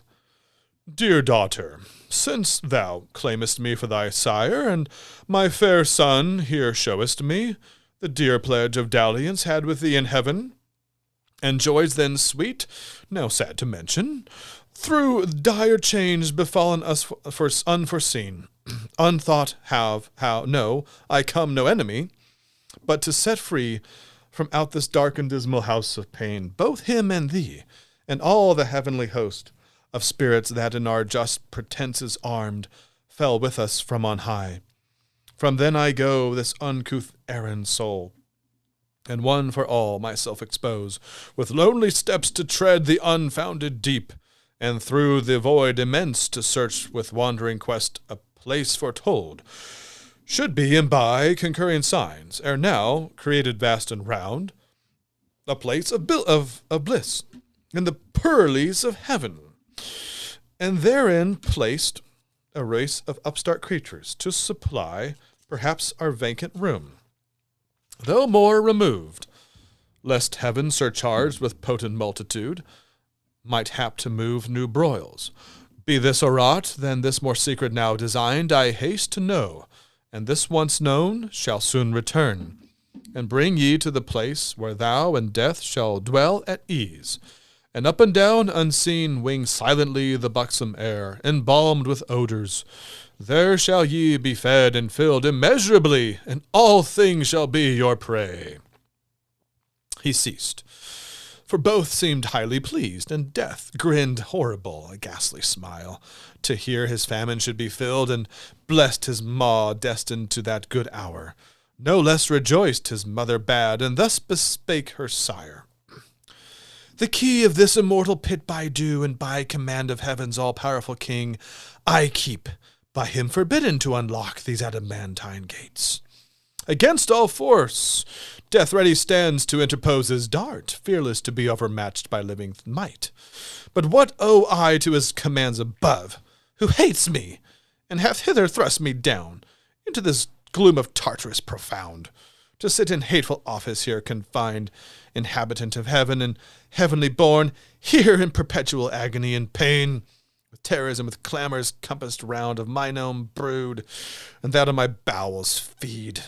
Thou art my father, thou my author, thou my being gavest me. Whom should I obey but thee? Whom follow? Whom should I trust? You shall bring me soon to this new world of light and bliss, among the gods who live at ease, where I shall reign at thy right hand, voluptuous, as beseems thy daughter and thy darling without end. Thus saying, from her side the fatal key, sad instrument of all our woe, she took, and towards the gate rolling her bestial train, forthwith the huge portcullis high updrew, which but herself not all the Stygian powers could once have moved. Then in the keyhole turns the intricate wards, and every bolt and bar of massy iron or solid rock with ease unfastens. On a sudden open fly, with impetuous recoil and jarring sound the infernal doors, and on their hinges great harsh thunder, and at that lowest bottom shook of Erebus.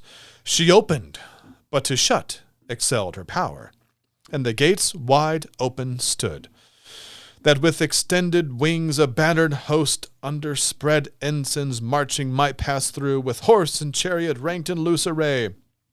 So wide they stood, and like a furnace mouth cast forth redounding smoke and ruddy flame.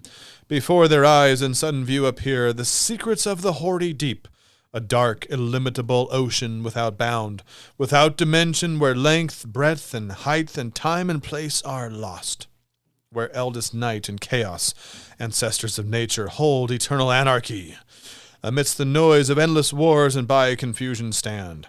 For hot, cold, moist, and dry, 4 champions fierce strive there for mastery, and to battle bring their embryon atoms. They around the flag of each is faction in their several clans. Light-armed or heavy, sharp, smooth, swift, or slow, swarm populous, unnumbered as the sands of Barca and Cyrene's torrid soil, levy to side with warring winds and poise their lighter wings. To whom these most adhere, he rules a moment. Chaos umpire sits, and by decision more embroils the fray by which he reigns. Next him high arbiter Chance governs all. Into this wild abyss, the womb of nature, and perhaps her grave, of neither sea nor shore, nor air nor fire, but all these in their pregnant causes mixed, confusedly, and which thus must ever fight, unless the Almighty Maker them ordain his dark materials, to create more worlds. Into this wild abyss the wary fiend stood on the brink of hell and looked awhile, pondering his voyage. For no narrow firth he had to cross, nor was his ear less peeled with noise as loud and ruinous, to compare great things with small, than when Bellona storms with all her battering engines bent to raise some capital city. Or thus, then if this frame of heaven were failing, and all these elements in mutiny had from her axle torn the steadfast earth, at last his sail broad vans he spread for flight, and into the surging smoke uplifted spurns the ground. Thence many a league, as in a cloudy chair, ascends, rides, audacious. But in that seat soon failing meets a vast vacuity. All unawares, fluttering his pennons vast, plumb down he drops 10,000 fathom deep, and to this hour down had been falling, had not by ill chance the strong rebuff of some tumultuous cloud, instinct with fire and nitre, hurried him as many miles aloft. That fury stayed, quenched in a boggy citrus, neither sea nor good dry land, nigh foundered on he fares, treading the crude consistence, half on foot, half flying. Behoves him now both oar and sail, as when a griffin through the wilderness with winged course over hill or moory dale pursues the Armapassian who by stealth had from his wakeful custody purloined the guarded gold. So eagerly the fiend over bog or steep, through strait, rough, dense, or rare, with head, hands, wings, or feet pursues his way, and swims, or sinks, or wades, or creeps, or flies. At length a universal hubbub wild, of stunning sounds and voices all confused, borne through the hollow deep assaults his ear. With loudest vehemence thither he plies, undaunted to meet there whatever power or spirit of the nethermost abyss might in that noise reside, of whom to ask which way the nearest coast or of darkness lies, bordering on light, when straight behold the throne of chaos, and his dark pavilion spread wide in the wasteful deep. With him enthroned sat sable-vested night, eldest of things, the consort of his reign, and by them stood Orcus and Hades, and the dreaded name of Demogorgon, rumor next, and chance, and tumult and confusion all embroiled, and discord, and with 1,000 various mouths. To whom Satan turning boldly thus, "Ye powers and spirits of this nethermost abyss, chaos and ancient night, I come no spy with purpose to explore, or to disturb the secrets of your realm, but by constraint wandering this darksome desert as my way lies through your spacious empire up to light. Alone and without guide, half lost, I seek what readiest path leads where your gloomy bounds confine with heaven. Or if some other place from your dominion one, the eternal king possesses lately, thither to arrive I travel this profound, direct my course. Directed by no mean recompense it brings to your behoof. If I that region lost, all usurpation thus expelled, reduced to her original darkness and your sway, which is my present journey, and once more erect the standard there of ancient night. Yours be the advantage all, mine the revenge. Thus Satan, and with him the anarch old, with faltering speech and visage incomposed, answered, I know thee, stranger, who thou art, thou mighty leading angel, who of late made head against heaven's king, though overthrown.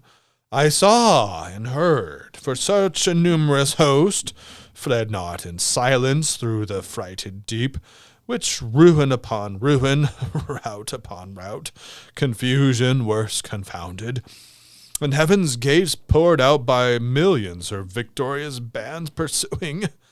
I on my frontiers here keep residence, if all I can will serve that little which is left so to defend, encroached on still through our intestine broils, weakening the scepter of old night.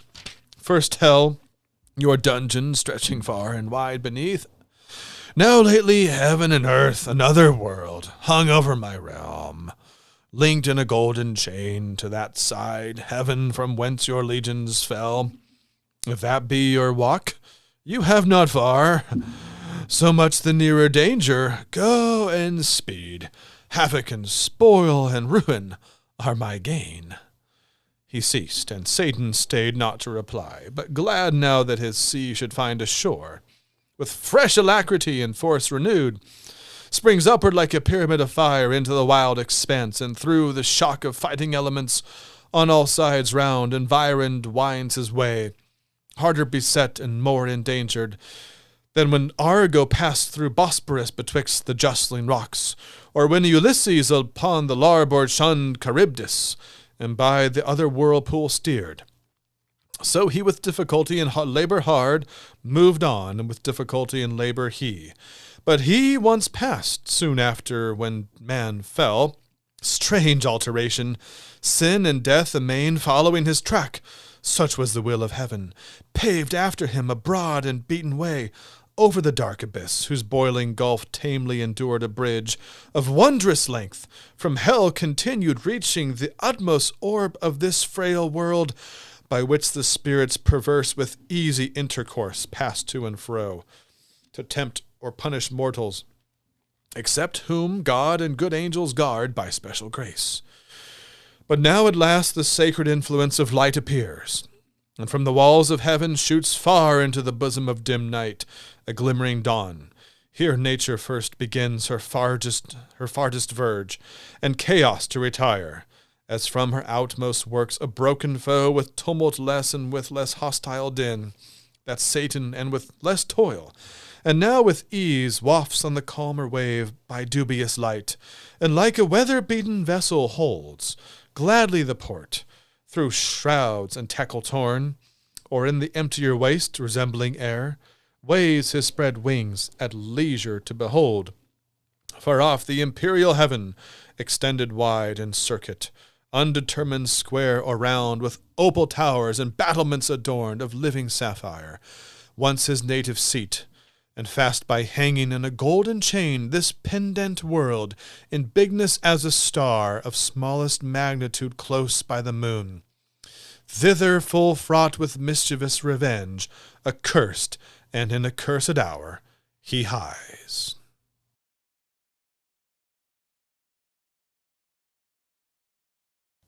My name is Helen Howell, and I am reading Book 3 of Paradise Lost. The Argument. God, sitting on his throne, sees Satan flying toward this world, then newly created, shows him to the Son who sat at his right hand, foretells the success of Satan in perverting mankind, clears his own justice and wisdom from all imputation, having created man free and able enough to have withstood his tempter, yet declares his purpose of grace toward him. In regard he fell not of his own malice, as did Satan, but by him seduced. The Son of God renders praises to his Father for the manifestation of his gracious purpose toward man, but God again declares that grace cannot be extended toward man without the satisfaction of divine justice. Man hath offended the majesty of God by aspiring to Godhead, and therefore, with all his progeny devoted to death, must die, unless someone can be found sufficient to answer for his offense and undergo his punishment. The Son of God freely offers himself a ransom for man. The Father accepts him, ordains his incarnation, pronounces his exaltation above all names in heaven and earth, commands all the angels to adore him. They obey, and hymning to their harps in full choir, celebrate the Father and the Son. Meanwhile, Satan alights upon the bare convex of this world's outermost orb, where wandering he first finds a place since called the limbo of vanity. What persons and things fly up thither? Thence comes to the gate of heaven, described ascending by stairs, and the waters above the firmament that flow about it. His passage thence to the orb of the sun. He finds there Uriel, the regent of that orb, but first changes himself into the shape of a meaner angel, and pretending a zealous desire to behold the new creation and man whom God had placed here, inquires of him the place of his habitation, and is directed. Alights first on Mount Nephates. Hail, holy light, offspring of heaven firstborn, or of the eternal co-eternal beam, may I express thee unblamed, since God is light, and never but in unapproached light dwelt from eternity, dwelt then in thee, bright effluence of bright essence increate. Or hearest thou rather pure ethereal stream, whose fountain who shall tell? Before the sun, before the heavens thou wert, and at the voice of God, as with a mantle, didst invest the rising world of waters dark and deep, one from the void and formless infinite. Thee I revisit now with bolder wing, escaped the Stygian pool, though long detained in that obscure sojourn, while in my flight through utter and through middle darkness borne with other notes than to the Orphean lyre, I sung of chaos and eternal night, taught by the heavenly muse to venture down the dark descent, and up to reascend, though hard and rare. Thee I revisit, safe, and feel thy sovereign vital lamp, but thou revisit'st not these eyes, that roll in vain to find thy piercing ray and find no dawn. So thick a drop serene hath quenched their orbs, or dim suffusion veiled. Yet not the more cease I to wander, where the muses haunt clear spring, or shady grove, or sunny hill, smit with the love of sacred song, but chief thee, Sion, and the flowery brooks beneath, that wash thy hallowed feet and warbling flow, nightly I visit, nor sometimes forget those other two equalled with me in fate. So were I equalled with them in renown, blind Thamyris and blind Maeonides, and Tiresias and Phineus, prophets old. Then feed on thoughts that voluntary move harmonious numbers, as the wakeful bird sings darkling, and in shadiest covert hid, tunes her nocturnal note. Thus with the year seasons return, but not to me returns day, or the sweet approach of even or morn, or sight of vernal bloom, or summer's rose, or flocks, or herds, or human face divine. But cloud instead, and ever-during dark surrounds me, from the cheerful ways of men cut off, and for the book of knowledge fair presented with a universal blank of nature's works, to me expunged and razed, and wisdom at one entrance quite shut out. So much the rather, thou celestial light, shine inward, and the mind through all her powers irradiate. There plant eyes, all mist from thence purge and disperse, that I may see and tell of things invisible to mortal sight. Now had the Almighty Father, from above, from the pure empyrean where he sits high-throned above all height, bent down his eye, his own works and their works at once to view. About him all the sanctities of heaven stood thick as stars, and from his sight received beatitude past utterance. On his right the radiant image of his glory sat, his only Son. On earth he first beheld our two first parents, yet the only two of mankind, in the happy garden placed, reaping immortal fruits of joy and love, uninterrupted joy, unrivaled love in blissful solitude. He then surveyed hell and the gulf between, and Satan there coasting the wall of heaven, and on this side night in the dun air sublime, and ready now to stoop with wearied wings and willing feet on the bare outside of this world, that seemed firm land embosomed without firmament, uncertain which, in ocean or in air. Him God beholding from his prospect high, wherein past, present, future he beholds, thus to his only Son foreseeing spake. Only begotten Son, seest thou what rage transports our adversary, whom now no bounds prescribed, no bars of hell, nor all the chains heaped on him there, nor yet the main abyss wide interrupt can hold, so bent he seems on desperate revenge that shall redound upon his own rebellious head. And now, through all restraint broke loose, he wings his way not far off heaven in the precincts of light, directly toward the new created world and man there placed, with purpose to assay if him by force he can destroy, or worse, by some false guile pervert, and shall pervert, for man will hearken to his glozing lies, and easily transgress the sole command, sole pledge of his obedience. So will fall, he and his faithless progeny. Whose fault? Whose but his own? Ingrate, he had of me all he could have. I made him just and right, sufficient to have stood, though free to fall. Such I created all the ethereal powers and spirits, both them who stood and them who failed. Freely they stood who stood, and fell who fell. Not free, what proof could they have given sincere of true allegiance, constant faith, or love, where only what they needs must do appeared, not what they would? What praise could they receive? What pleasure I from such obedience paid, when will and reason also is choice, useless and vain of freedom hath despoiled, made passive both, had served necessity, not me. They, therefore, as to right belonged, so were created, nor can justly accuse their maker, or their making, or their fate, as if predestination overruled their will, disposed by absolute decree or high foreknowledge. They themselves decreed their own revolt, not I. If I foreknew, foreknowledge had no influence on their fault, which had no less proved certain unforeknown. So, without least impulse, or shadow of fate, or aught by me immutably foreseen, they trespass, authors to themselves in all, both what they judge and what they choose. For so I formed them free, and free they must remain till they enthrall themselves. I else must change their nature, and revoke the high decree unchangeable, eternal, which ordained their freedom. They themselves ordained their fall. The first sort by their own suggestion fell, self-tempted, self-depraved. Man falls deceived by the other first. Man therefore shall find grace, the other none. In mercy and justice both, through heaven and earth, so shall my glory excel, but mercy first and last shall brightest shine. Thus, while God spake, ambrosial fragrance filled all heaven, and in the blessed spirits elect sense of new joy ineffable diffused. Beyond compare the Son of God was seen most glorious.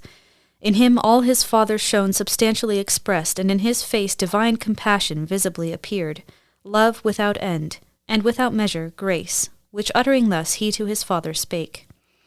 O Father, gracious was that word which closed thy sovereign sentence, that man should find grace, for which both heaven and earth shall high extol thy praises, and with innumerable sound of hymns and sacred songs wherewith thy throne encompassed shall resound thee ever blessed. For should man finally be lost? Should man, thy creature late so loved, thy youngest son, fall circumvented thus by fraud, though joined with his own folly? That be from thee far, that far be from thee, Father, who art judge of all things made and judgest only right. Or shall the adversary thus obtain his aim and frustrate thine? Shall he fulfill his malice, and thy goodness bring to naught, or proud return, though to his heavier doom, yet with revenge accomplished, and to hell draw after him the whole race of mankind by him corrupted? Or wilt thou thyself abolish thy creation, and unmake for him what for thy glory thou hast made? So should thy goodness and thy greatness both be questioned and blasphemed without defense. To whom the great Creator thus replied, O Son, in whom my soul hath chief delight, Son of my bosom, Son who art alone my word, my wisdom, and effectual might, all that hast thou spoken as my thoughts are, all as my eternal purpose hath decreed. Man shall not quite be lost, but saved who will, yet not of will in him, but grace in me freely vouchsafed.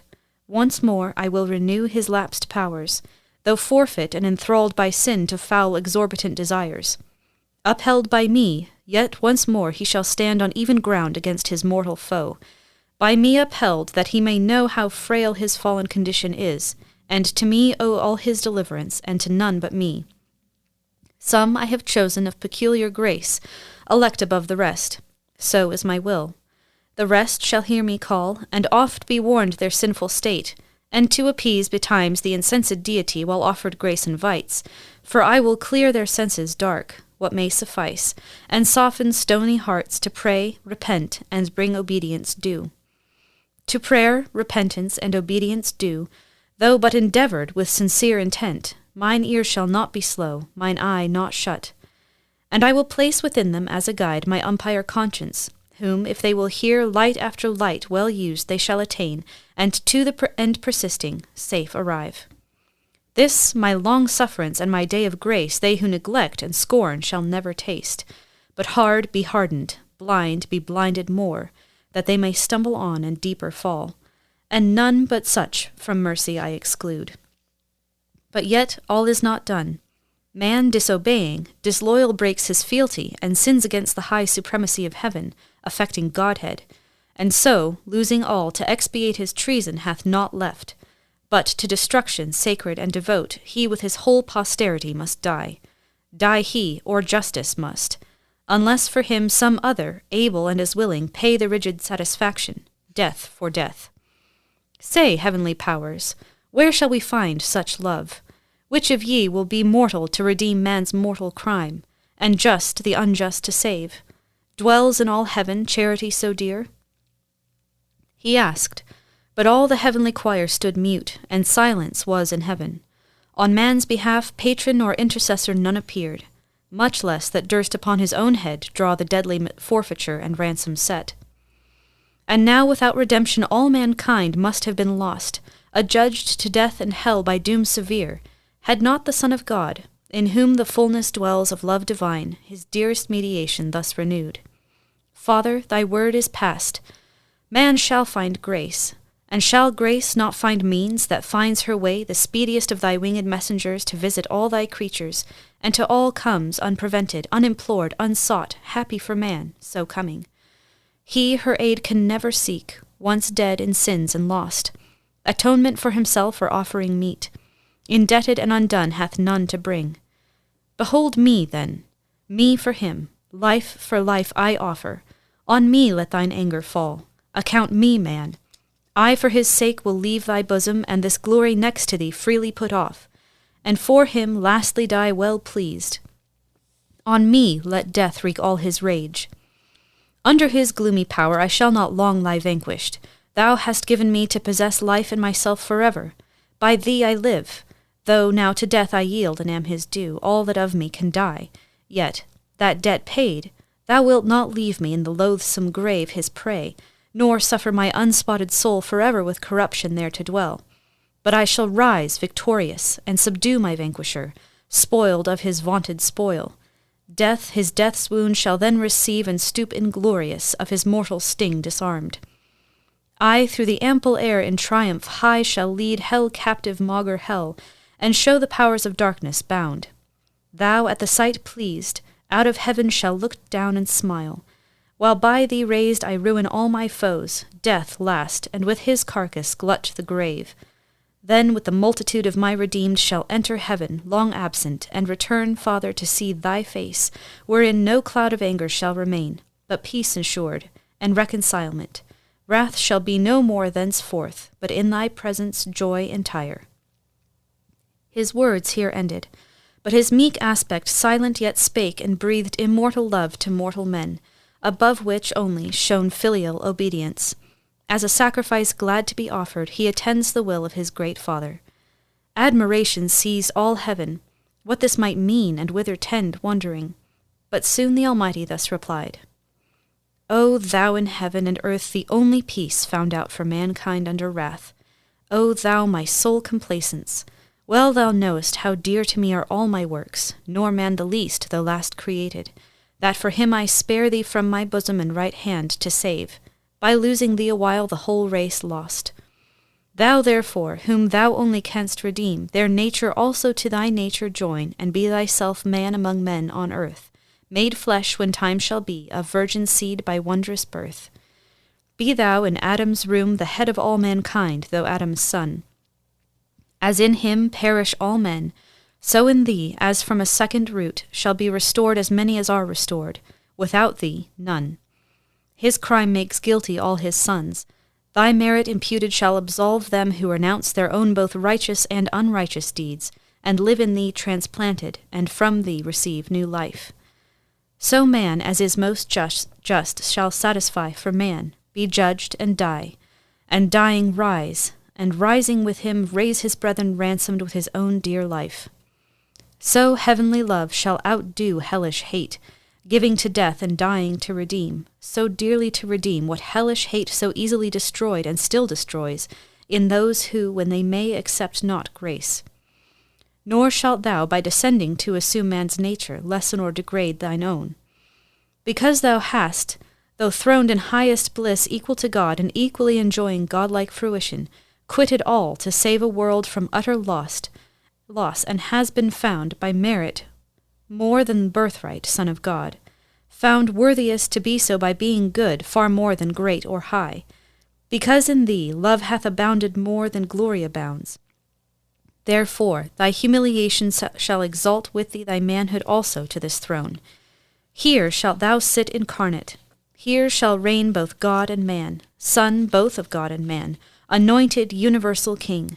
All power I give thee. Reign forever and assume thy merits. Under thee, as head supreme, thrones, princedoms, powers, dominions I reduce.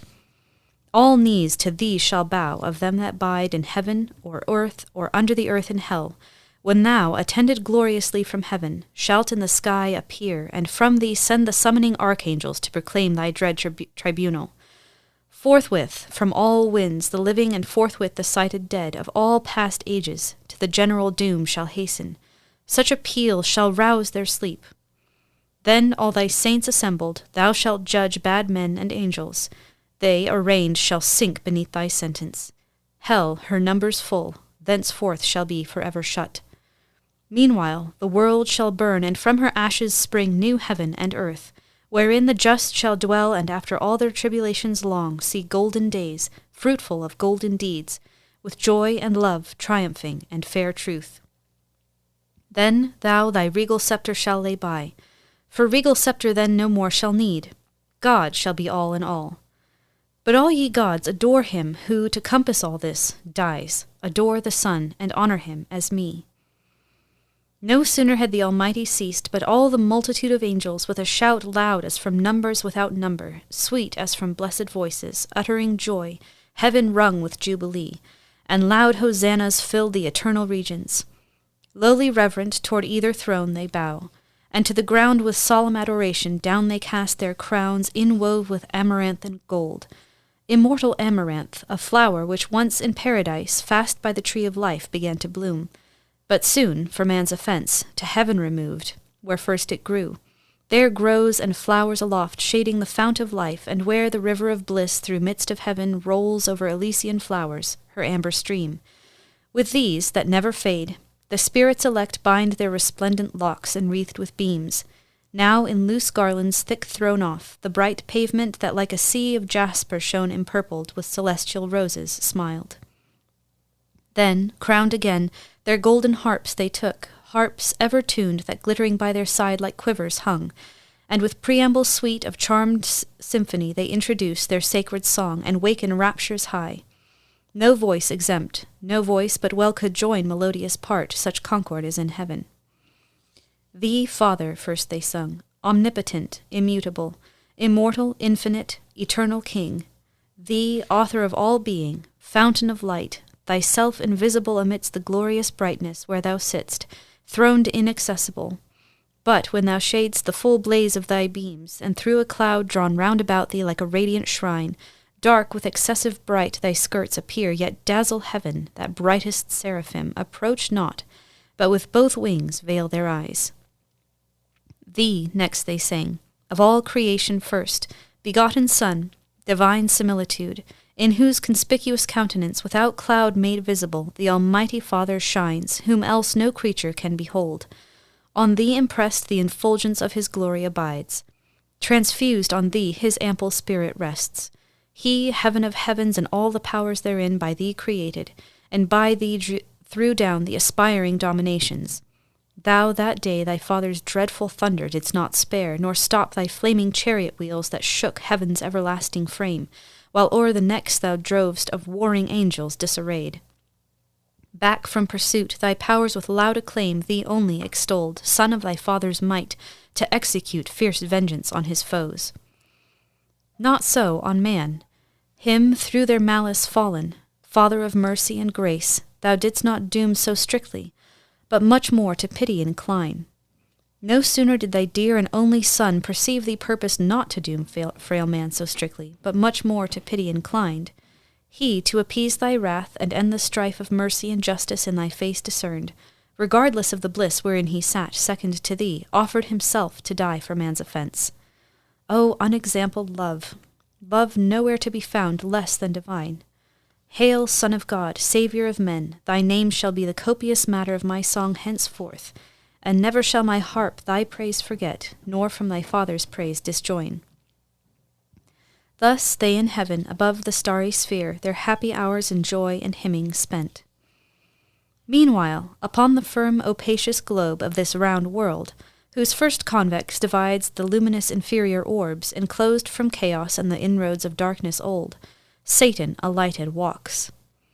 A globe far off it seemed, now seems a boundless continent dark, waste, and wild, under the frown of night starless exposed, and ever-threatening storms of chaos blustering round, inclement sky, save on that side which from the wall of heaven, though distant far, some small reflection gains of glimmering air, less vexed with tempest loud.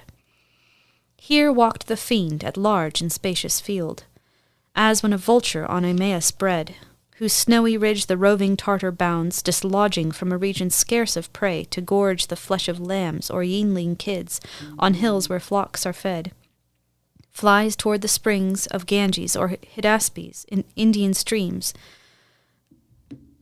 but in his way alights on the barren plains of Sarikana, where Chineses drive with sails and wind their caney wagons light.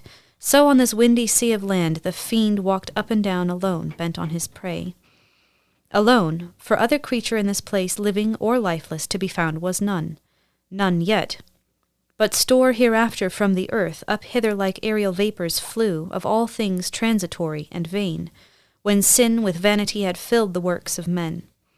Both all things vain and all who in vain things built their fond hopes of glory, or lasting fame, or happiness in this or the other life. All who have their reward on earth, the fruits of painful superstition and blind zeal, not seeking but the praise of men, here find fit retribution empty as their deeds. All the unaccomplished works of nature's hand, abortive, monstrous, or unkindly mixed, dissolved on earth, fleet hither, and in vain till final disillusion, wander here, not in the neighbouring moon as some have dreamed.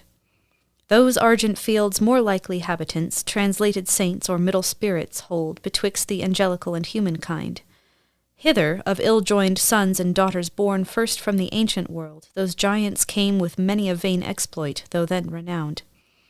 The builders next of Babel on the plain of Sennar, and still with vain design new Babels had they wherewithal, would build. Others came single. He who to be deemed a god leapt fondly into Etna flames, Empedocles, and he who to enjoy Plato's Elysium leapt into the sea, Cleombrotus, and many more too long, embryos and idiots, eremites and friars white, black, and grey with all their trumpery. Here pilgrims roam that strayed so far to seek in Golgotha him dead who lives in heaven, and they who, to be sure of paradise, dying put on the weeds of Dominic, or in Franciscan think to pass disguised. They pass the planet seven and pass the fixed, and that crystalline sphere whose balance weighs that trepidation talked, and that first moved. And now St. Peter at heaven's wicket seems to wait them with his keys, and now at foot of heaven's ascent they lift their feet, when lo, a violent crosswind from either coast blows them transverse 10,000 leagues awry into the devious air. Then might ye see cowls, hoods, and habits with their wearers tossed and fluttered into rags, then relics, beads, indulgences, dispenses, pardons, bulls, the sport of winds. All these upwhirled aloft fly o'er the backside of the world far off into a limbo large and broad, since called the paradise of fools, to few unknown long after, now unpeopled and untrod. All this dark globe the fiend found as he passed, and long he wandered, till at last a gleam of dawning light turned thitherward in haste his travelled steps. Far distant, he descries, ascending by degrees magnificent up to the wall of heaven, a structure high, at top whereof, but far more rich, appeared the work as of a kingly palace gate, with frontispiece of diamond and gold embellished. Thick with sparkling orient gems the portal shone, inimitable on earth by model or by shading pencil drawn. The stairs were such as whereon Jacob saw angels ascending and descending, bands of guardians bright, when he from Esau fled to Paddan Aram in the field of Luz, dreaming by night under the open sky, and waking cried, "This is the gate of heaven." Each stair mysteriously was meant, nor stood there always but drawn up to heaven sometimes, viewless, and underneath a bright sea flowed of jasper or of liquid pearl, whereon who after came from earth, sailing arrived, wafted by angels, or flew o'er the lake wrapped in a chariot drawn by fiery steeds. The stairs were then let down, whether to dare the fiend by easy ascent, or aggravate his sad exclusion from the doors of bliss. Direct against, which opened from beneath, just o'er the blissful seat of paradise, a passage down to the earth, a passage wider by far than that of aftertimes over Mount Zion, and, though that were large, over the promised land to God so dear, by which to visit oft those happy tribes on high bequests his angels to and fro passed frequent, and his eye with choice regard from Peneus, the fount of Jordan's flood, to Beersaba, where the Holy Land borders on Egypt and the Arabian shore. So wide the opening seemed, where bounds were set to darkness, such as bound the ocean wave. Satan from hence, now on the lower stair that scaled by steps of gold to heaven gate, looks down with wonder at the sudden view of all this world at once, as when a scout, through dark and desert ways with peril gone all night, at last by break of cheerful dawn obtains the brow of some high-climbing hill, which to his eye discovers unaware the goodly prospect of some foreign land first seen, or some renowned metropolis with glistering spires and pinnacles adorned, which now the rising sun gilds with his beams. Such wonder seized, though after heaven seen, the spirit malign, but much more envy seized at sight of all this world beheld so fair. Round he surveys, and well might, where he stood, so high above the circling canopy of night's extended shade, from eastern point of Libra to the fleecy star that bears Andromeda far off Atlantic seas beyond the horizon. Then from pole to pole he views in breadth, and without longer pause, down right into the world's first region throws his flight, precipitant, and winds with ease through the pure marble air his oblique way amongst innumerable stars that shone, stars distant, but nigh-hand seemed other worlds. Or other worlds they seemed, or happy isles, like those Hesperian gardens famed of old, fortunate fields and groves and flowery vales, thrice happy isles. But who dwelt happy there he stayed not to inquire. Above them all, the golden sun, in splendor likest heaven, allured his eye. Thither his course he bends, through the calm firmament, but up or down, by centre or eccentric, hard to tell, or longitude, where the great luminary, aloof the vulgar constellations thick, that from his lordly eye keep distance due, dispenses light from far. They, as they move their starry dance in numbers that compute days, months, and years, toward his all-cheering lamp turn swift their various motions, or are turned by his magnetic beam that gently warms the universe, and to each inward part with gentle penetration, though unseen, shoots invisible virtue even to the deep. So wondrously was set his station bright. There lands the fiend, a spot like which perhaps astronomer in the sun's lucent orb through his glazed optic tube yet never saw. The place he found beyond expression bright, compared with aught on earth, metal or stone, not all parts alike, but all alike informed with radiant light as glowing iron with fire. If metal, part seemed gold, part silver clear, if stone, carbuncle most, or chrysolite, ruby, or topaz, to the 12 that shone in Aaron's breastplate, and a stone besides imagined rather oft than elsewhere seen. That stone, or like to that which here below philosophers in vain so long have sought, in vain, though by their powerful art they bind volatile Hermes, and call up, unbound in various shapes, old Proteus from the sea, drained through a limbeck to his native form. What wonder, then, if fields and region here breathe forth elixir pure, and rivers run potable gold, when with one virtuous touch The arch-chemic sun, so far from us remote, produces with terrestrial humor, mixed here in the dark so many precious things of color glorious and effect so rare. Here, matter new to gaze the devil met undazzled. Far and wide his eye commands, for sight no obstacle found here, nor shade, but all sunshine, as when his beams at noon culminate from the equator, as they now shot upward still direct, whence no way round shadow from body opaque can fall. And the air nowhere so clear sharpened his visual ray to objects distant far, whereby he soon saw within ken a glorious angel stand, the same whom John saw also in the sun. His back was turned, but not his brightness hid of beaming sunny rays. A golden tiara circled his head, nor less his locks behind, illustrious on his shoulders, fledged with wings, lay waving round. On some great charge employed he seemed, or fixed in cogitation deep. Glad was the spirit, impure, as now in hope to find who might direct his wandering flight to paradise, the happy seat of man, his journey's end and our beginning woe. But first he casts to change his proper shape, which else might work him danger or delay. And now a stripling cherub he appears, not of the prime, yet such as in his face youth smiled celestial, and to every limb suitable grace diffused, so well he feigned. Under a coronet his flowing hair in curls on either cheek played. Wings he wore of a many-colored plume sprinkled with gold. His habit fit for speed succinct, and held before his decent steps a silver wand. He drew not nigh unheard.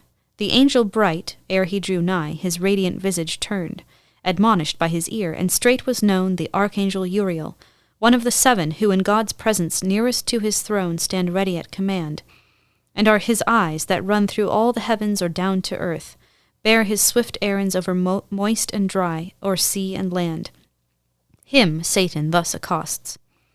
Uriel, for thou, of those 7 spirits that stand in sight of God's high throne gloriously bright, the first, art wont his great authentic will interpreter through highest heaven to bring where all his sons thy embassy attend. And here art likeliest by supreme decree like honour to obtain, and, as his eye, to visit often this new creation round. Unspeakable desire to see and know all these his wondrous works, but chiefly man, his chief delight and favour. Him for whom all these works so wondrous he ordained, hath brought me from the choirs of cherubim alone, thus wandering.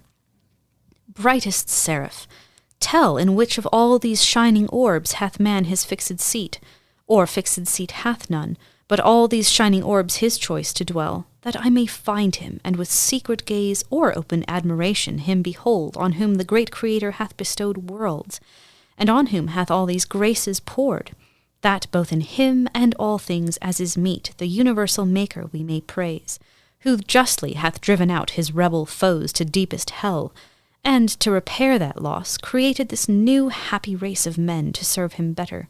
Wise are all his ways. So spake the false dissembler unperceived, for neither man nor angel can discern hypocrisy, the only evil that walks invisible except to God alone, by his permissive will through heaven and earth.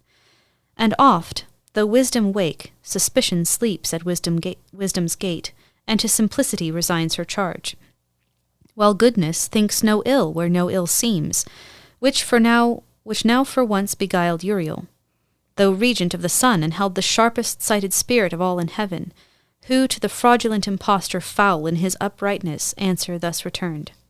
Fair angel, thy desire which tends to know the works of God, thereby to glorify the great workmaster, leads to no excess that reaches blame, but rather merits praise the more it seems excess, that led thee hither from thy imperial mansion thus alone, to witness with thine eyes what some, perhaps contented with report, hear only in heaven.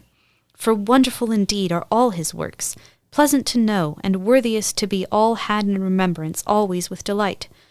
But what created mind can comprehend their number, or the wisdom infinite that brought them forth but hid their causes deep? I saw when at his word the formless mass, this world's material mould, came to a heap. Confusion heard his voice, and wild uproar stood vast infinitude confined, till at his second bidding darkness fled, light shone, and order from disorder sprung. Swift to their several quarters hasted then the cumbrous elements, earth, flood, air, fire, and this ethereal quintessence of heaven flew upward, spirited with various forms, that rolled orbicular and turned to stars numberless as thou seest, and how they move. Each had his place appointed, each his course, the rest in circuit walls this universe. Look downward on that globe whose hither side with light from hence, though but reflected, shines. That place is earth, the seat of man. That light his day, which else, as the other hemisphere, night would invade.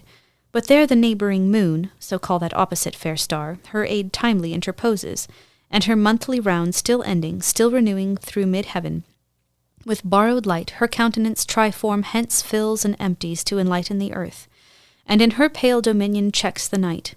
That spot to which I point is paradise, Adam's abode, those lofty shades his bower. Thy way thou canst not miss, me mine requires. Thus said, he turned, and Satan, bowing low as to superior spirits is wont in heaven, where honour due and reverence none neglects, took leave, and toward the coast of earth beneath, down from the ecliptic sped with hoped success, throws his steep flight in many an airy wheel, nor stayed, till on Nephates' top he lights. This ends the reading of the third book.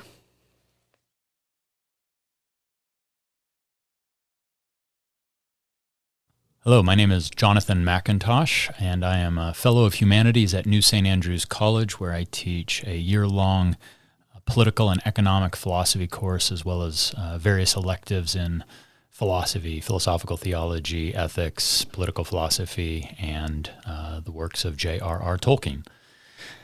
Today I will be reading Book 4 of Paradise Lost.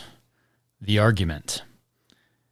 Satan, now in prospect of Eden, and nigh the place where he must now attempt the bold enterprise which he undertook alone against God and man, falls into many doubts with himself, and many passions, fear, envy, and despair, but at length confirms himself in evil, journeys on to paradise, whose outward prospect and situation is described, overleaps the bounds, sits in the shape of a cormorant on the tree of life, as highest in the garden to look about him. The garden described. Satan's first sight of Adam and Eve, his wonder at their excellent form and happy state, but with resolution to work their fall, overhears their discourse, thence gathers that the tree of knowledge was forbidden them to eat of, under penalty of death, and thereon intends to found his temptation by seducing them to transgress, then leaves them a while to know further of their state by some other means.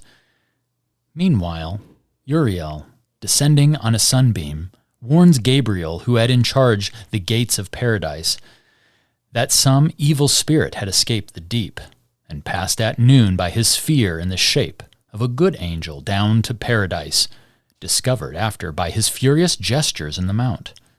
Gabriel promises to find him out ere morning. Night coming on, Adam and Eve discourse of going to their rest, their bower described, their evening worship.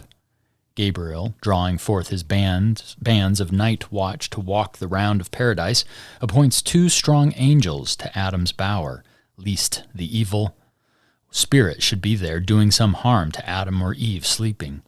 There they find him at the ear of Eve, tempting her in a dream, and bring him, though unwilling, to Gabriel, by whom questioned, he scornfully answers, prepares resistance, but hindered by a sign from heaven, flies out of paradise. Paradise Lost, Book 4. Oh, for that warning voice which he who saw the apocalypse heard cry in heaven aloud. Then, when the dragon put to second rout, came furious down to be revenged on men. Woe to the inhabitants on earth! That now, while time was, our first parents had been warned, the coming of their secret foe, and scaped, happily so scaped his mortal snare. For now Satan, now first inflamed with rage, came down, the tempter, ere the accuser of mankind, to wreak on innocent frail man his loss. Of that first battle and his flight to hell, yet not rejoicing in his speed, though bold, far off and fearless, nor with cause to boast, begins his dire attempt, which nigh the birth, now rowling, boils in his tumultuous breast, and like a devilish engine back recoils upon himself. Horror and doubt distract his troubled thoughts, and from the bottom stir the hell within him. For within him hell he brings, and round about him, nor from hell, one step no more than from himself can fly by change of place. Now conscience wakes despair that slumbered, wakes the bitter memory of what he was, what is, and what must be worse. Of worse deeds, worse sufferings must ensue. Sometimes towards Eden, which now in his view lay pleasant, his grieved look he fixes sad. Sometimes toward heaven and the full blazing sun, which now sat high in his meridian tower. Then, much revolving, thus in sighs began. O thou that with surpassing glory crowned, look'st from thy sole dominion like the God of this new world, at whose sight all the stars hide their diminished heads, to thee I call, but with no friendly voice, and add thy name, O Sun, to tell thee how I hate thy beams, that bring to my remembrance from what state I fell, how glorious once above thy sphere, till pride and worse ambition threw me down, warring in heaven against heaven's matchless king.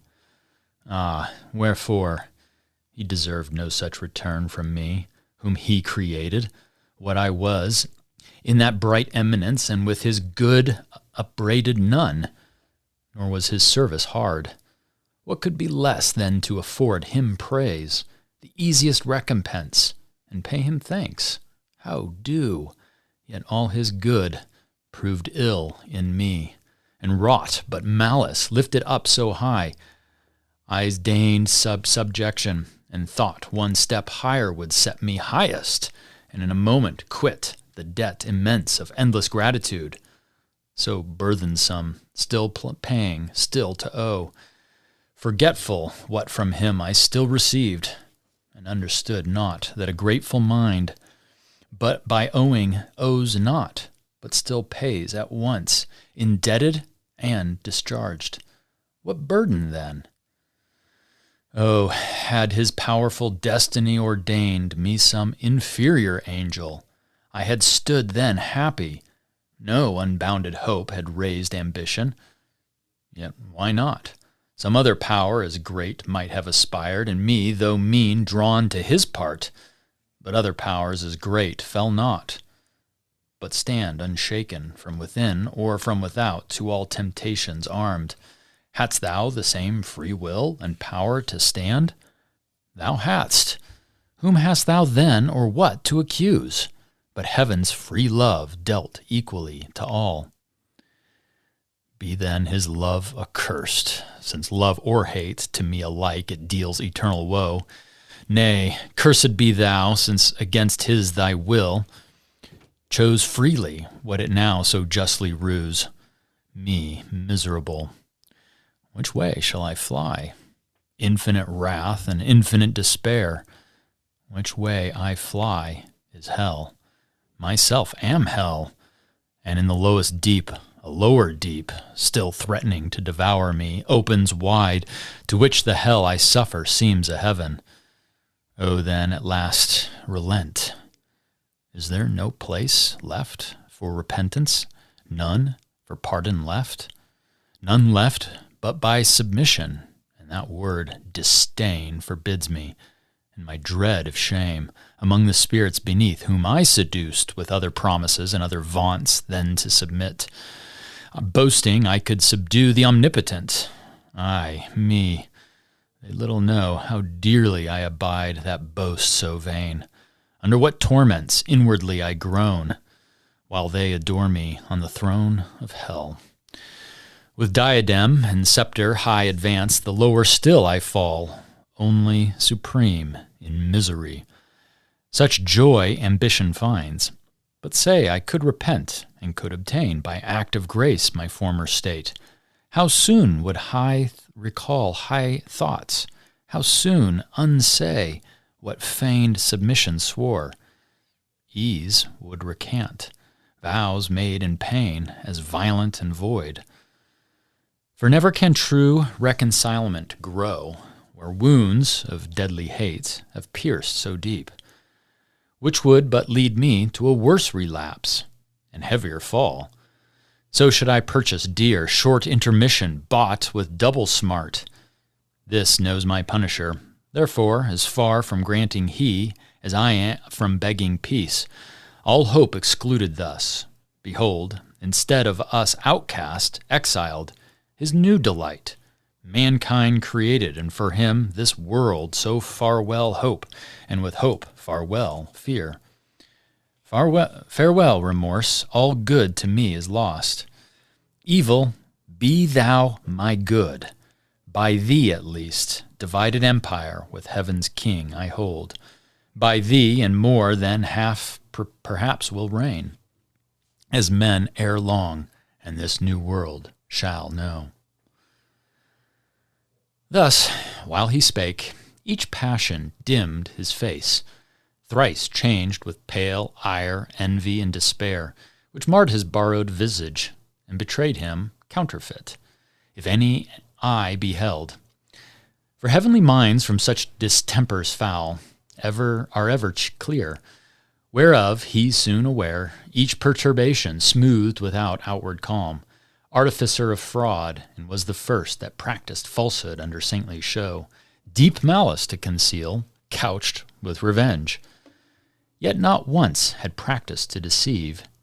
Uriel, once warned, whose eye pursued him down the way he went, and on the Assyrian mount, saw him disfigured, more than could befall. Spirit of happy sort, his gestures fierce, he marked, and mad demeanor, then alone, as he supposed, all unobserved, unseen.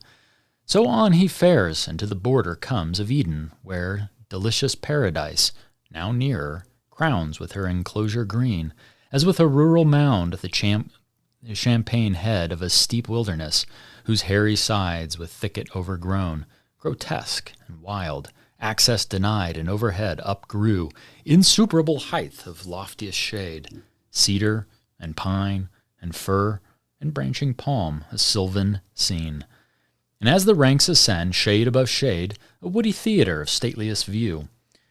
Yet higher than their tops the verdurous wall of paradise upsprung, which to our general sire gave prospect large into his nether empire neighboring round, and higher than that wall a circling row of goodliest trees, loaden with fairest fruit, blossoms and fruits, at once of golden hue, appeared with gay enamelled colours mixed, on which the sun more glad impressed his beams. Then in fair evening cloud or humid bow, when God hath showered the earth, so lovely seemed that link-skip, and of pure now pure air meets his approach, and to the heart inspires vernal delight and joy, able to drive all sadness, but to spare. Now gentle gales fanning their odoriferous wings dispense native perfumes and whisper whence they stole, those balmy spoils as when to them who sail beyond the Cape of Hope, and now are past Mozambique, off at sea northeast winds blow, Sabian odors from the spicy shore of Araby the blest. With such delay, well pleased, they slack their course, and many a league cheered with the grateful smell of old ocean's smiles. So entertained those odorous sweets the fiend who came their bane, though with them better pleased than Asmodeus with the fishy fume that drove him, though enamored from the spouse of Tobit's son, and with a vengeance sent from Medea post to Egypt, there fast bound. Now to the ascents of that steep, savage hill, Satan had journeyed on, pensive and slow, but further way found none, so thick entwined as one continued brake. The undergrowth of shrubs and tangling bushes had perplexed all path of man or beast that passed that way. One gate there only was, and that looked east, On the other side, which when the arch-felon saw, due entrance he disdained, and in contempt at one slight bound high overleapt all bound of hill or highest wall, and sheer within lights on his feet. As when a prowling wolf, whom hunger drives to seek new haunt for prey, watching where shepherds pen their flocks at eve, in hurdled coats amid the field secure, leaps o'er the fence with ease into the fold, or as a thief bent to unhoard the cash of some rich burgher, whose substantial doors, cross-barred and bolted fast, fear no assault, in at the window climbs, or o'er the tiles. So clomb this first grand thief into God's fold. So since into his church lewd hirelings climb, thence up he flew, and on the tree of life, the middle tree and highest there that grew, sat like a cormorant, yet not true life thereby regained, but sat devising death to them who lived, nor on the virtue thought of that life-giving plant, but only used for prospect, that well used had been the pledge of immortality. So little knows any but God alone to value right the good before him, but perverts best things to worst abuse, or to their meanest use. Beneath him, with new wonder now, he views, to all delight of human sense exposed in narrow room, nature's whole wealth, yea more, a heaven on earth. For blissful paradise of God the garden was by him in the east of Eden planted. Eden stretched her line from Auran eastward to the royal towers of great Seleucia, built by Grecian kings, or where the sons of Eden long before dwelt in Telassar. In this pleasant soil his far more pleasant garden God ordained. Out of the fertile ground he caused to grow all trees of noblest kind for sight, smell, taste. And all amid them stood the tree of life, high eminent, blooming ambrosial fruit of vegetable gold. And next to life, our death, the tree of knowledge grew fast by. Knowledge of good bought dear by knowing ill. Southward through Eden went a river large, nor changed his course, but through the shaggy hill passed underneath, engulfed. For God had thrown that mountain as his garden mold high raised upon the rapid current, which through veins of porous earth with kindly thirst up drawn, rose a fresh fountain, and with many a rill watered the garden, thence united fell down the steep glade, and met the nether flood, which from his darksome passage now appears, and now divided into four main streams runs diverse, wandering many a famous realm and country, whereof he needs no account, but rather to tell how, if art could tell, how from that sapphire fount the crisped brooks, rolling on orient pearl and sands of gold, with mazy error under pendant shades, ran nectar, visiting each plant and fed flowers worthy of paradise, which not nice art in beds and curious knots, but nature boon powered forth profuse on hill and dale and plain, both where the morning sun first warmly smote the open field, and where the unpierced shade imbrowned the noontide bowers. Thus was this place a happy rural seat of various view, groves whose rich trees wept odorous gums and balm, others whose fruit burnished with golden rind hung amiable Hesperian fables true, if true here only, and of delicious taste, betwixt them lawns or level downs and flocks, grazing the tender herb where were interposed, or palmy hillock, or the flory lap. Of some irriguous valley spread her store, flowers of all hue, and without thorn the rose. Another side, umbrageous grots and caves, of cool recess, o'er which the mantling vine lays forth her purple grape, and gently creeps, luxuriant, meanwhile murmuring waters fall, down the slope hills, dispersed, or in a lake, that to the fringed bank with myrtle crowned her crystal mirror holds, unite their streams, the birds their choir apply, airs, vernal airs, breathing the smell of field and grove, attune the trembling leaves, while universal Pan knit with the graces and the hours in dance, led on the eternal spring.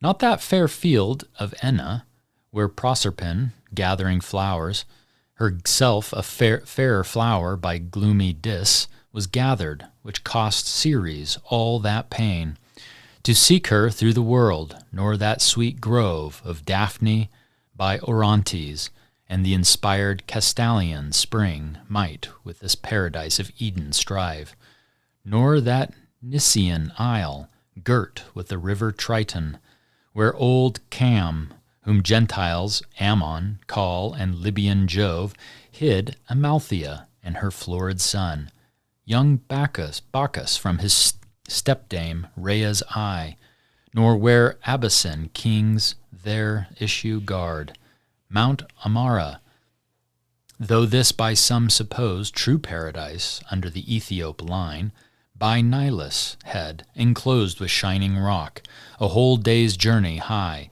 but wide remote from this Assyrian garden, where the fiend saw undelighted all delight, all kind of living creatures, new to sight and strange, two of far nobler shape, erect and tall, godlike erect, with native honor clad, in naked majesty, seemed lords of all, and worthy seemed, for in their looks divine the image of their glorious Maker shone, truth, wisdom, sanctitude, severe and pure, severe, but in true filial freedom placed, whence true authority in man, though both not equal, as their sex not equal seemed.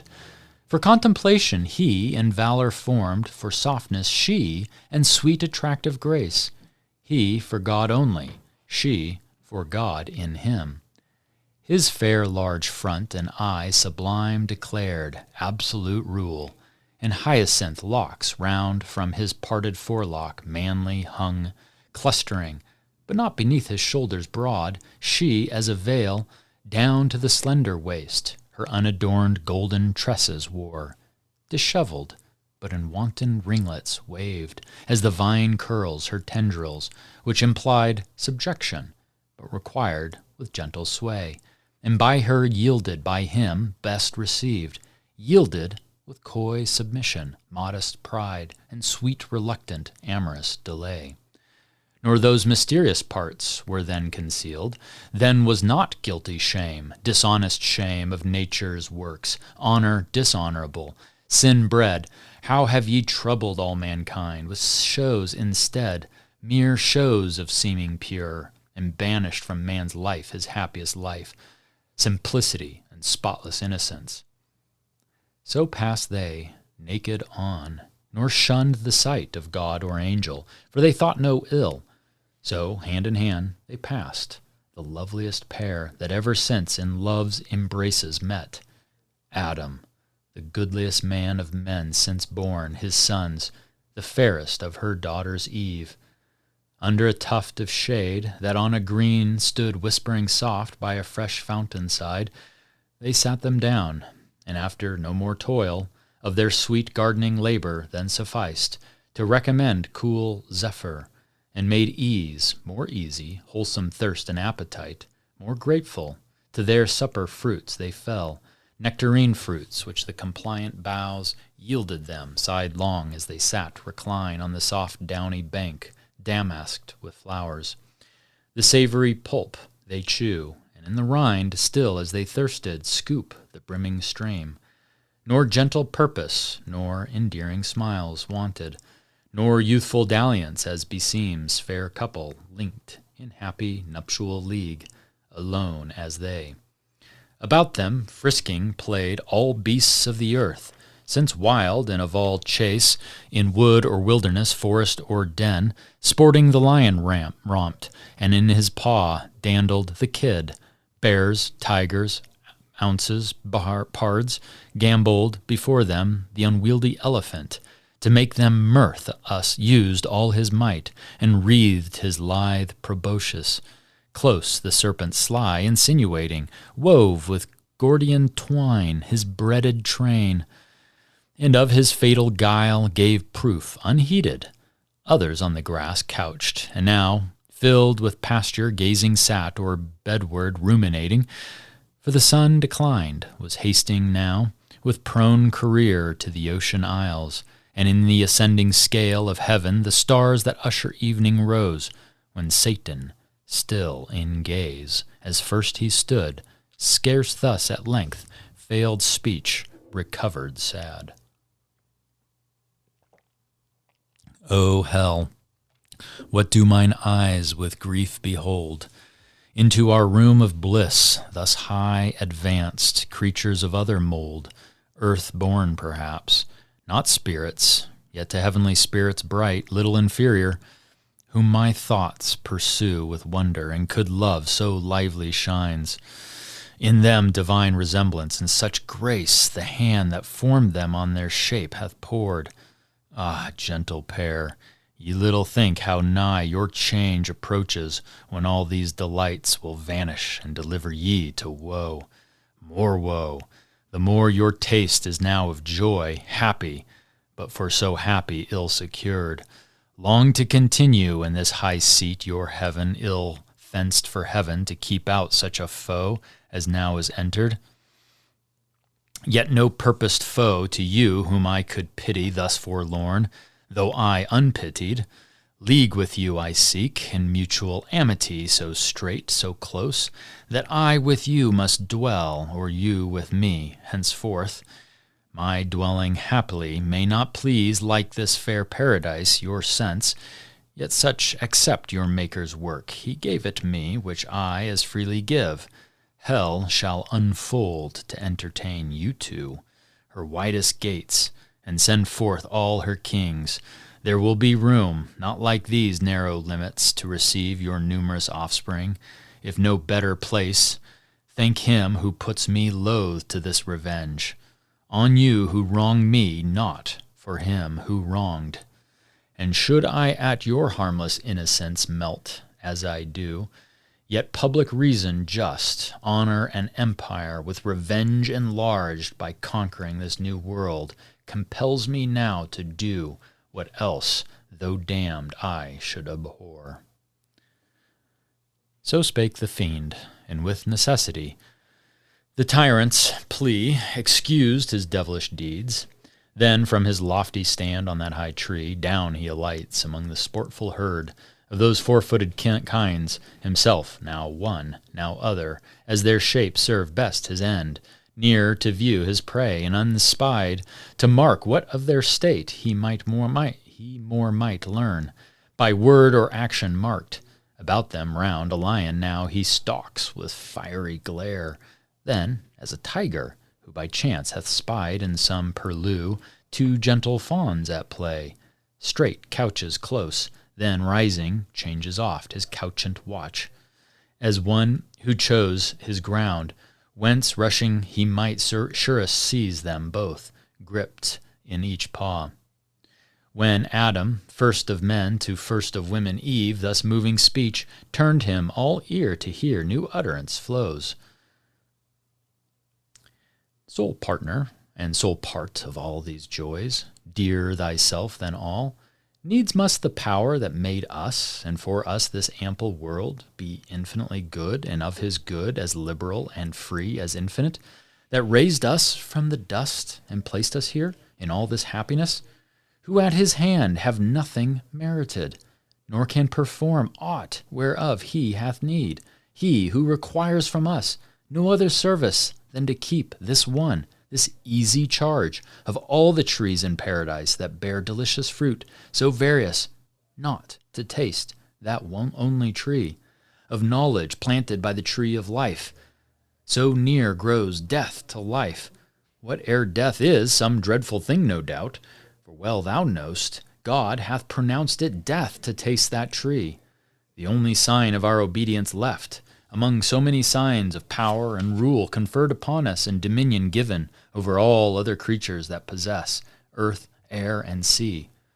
Then let us not think hard one easy prohibition, who enjoy free leaves so large to all things else and choice unlimited of manifold delights. But let us ever praise him and extol his bounty, following our delightful task to prune these growing plants and tend these flowers which were at toilsome, yet with thee were sweet. To whom thus Eve replied, O thou, for whom and from whom I was formed flesh of thy flesh, and without whom am to no end, my guide and head, what thou hast said is just and right.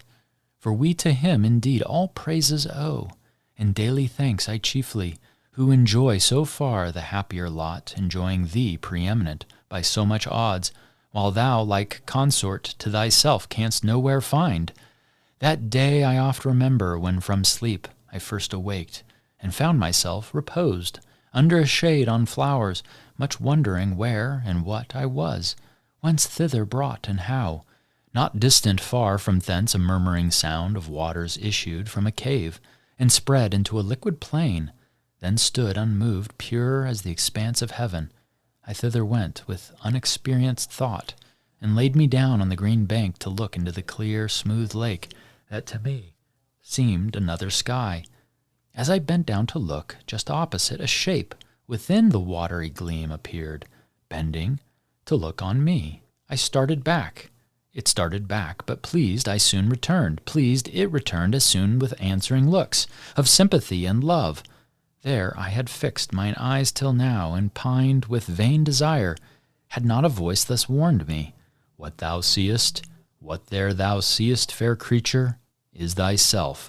With thee it came and goes, but follow me, and I will bring thee where no shadow stays thy coming, and thy soft embraces thee. He whose image thou art, him thou shalt enjoy, inseparably thine.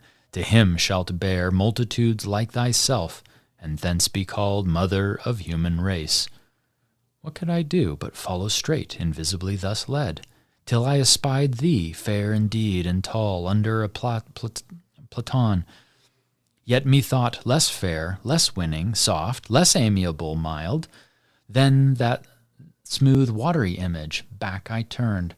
Thou, following, criedst thou loud, Return, fair Eve! Whom fliest thou?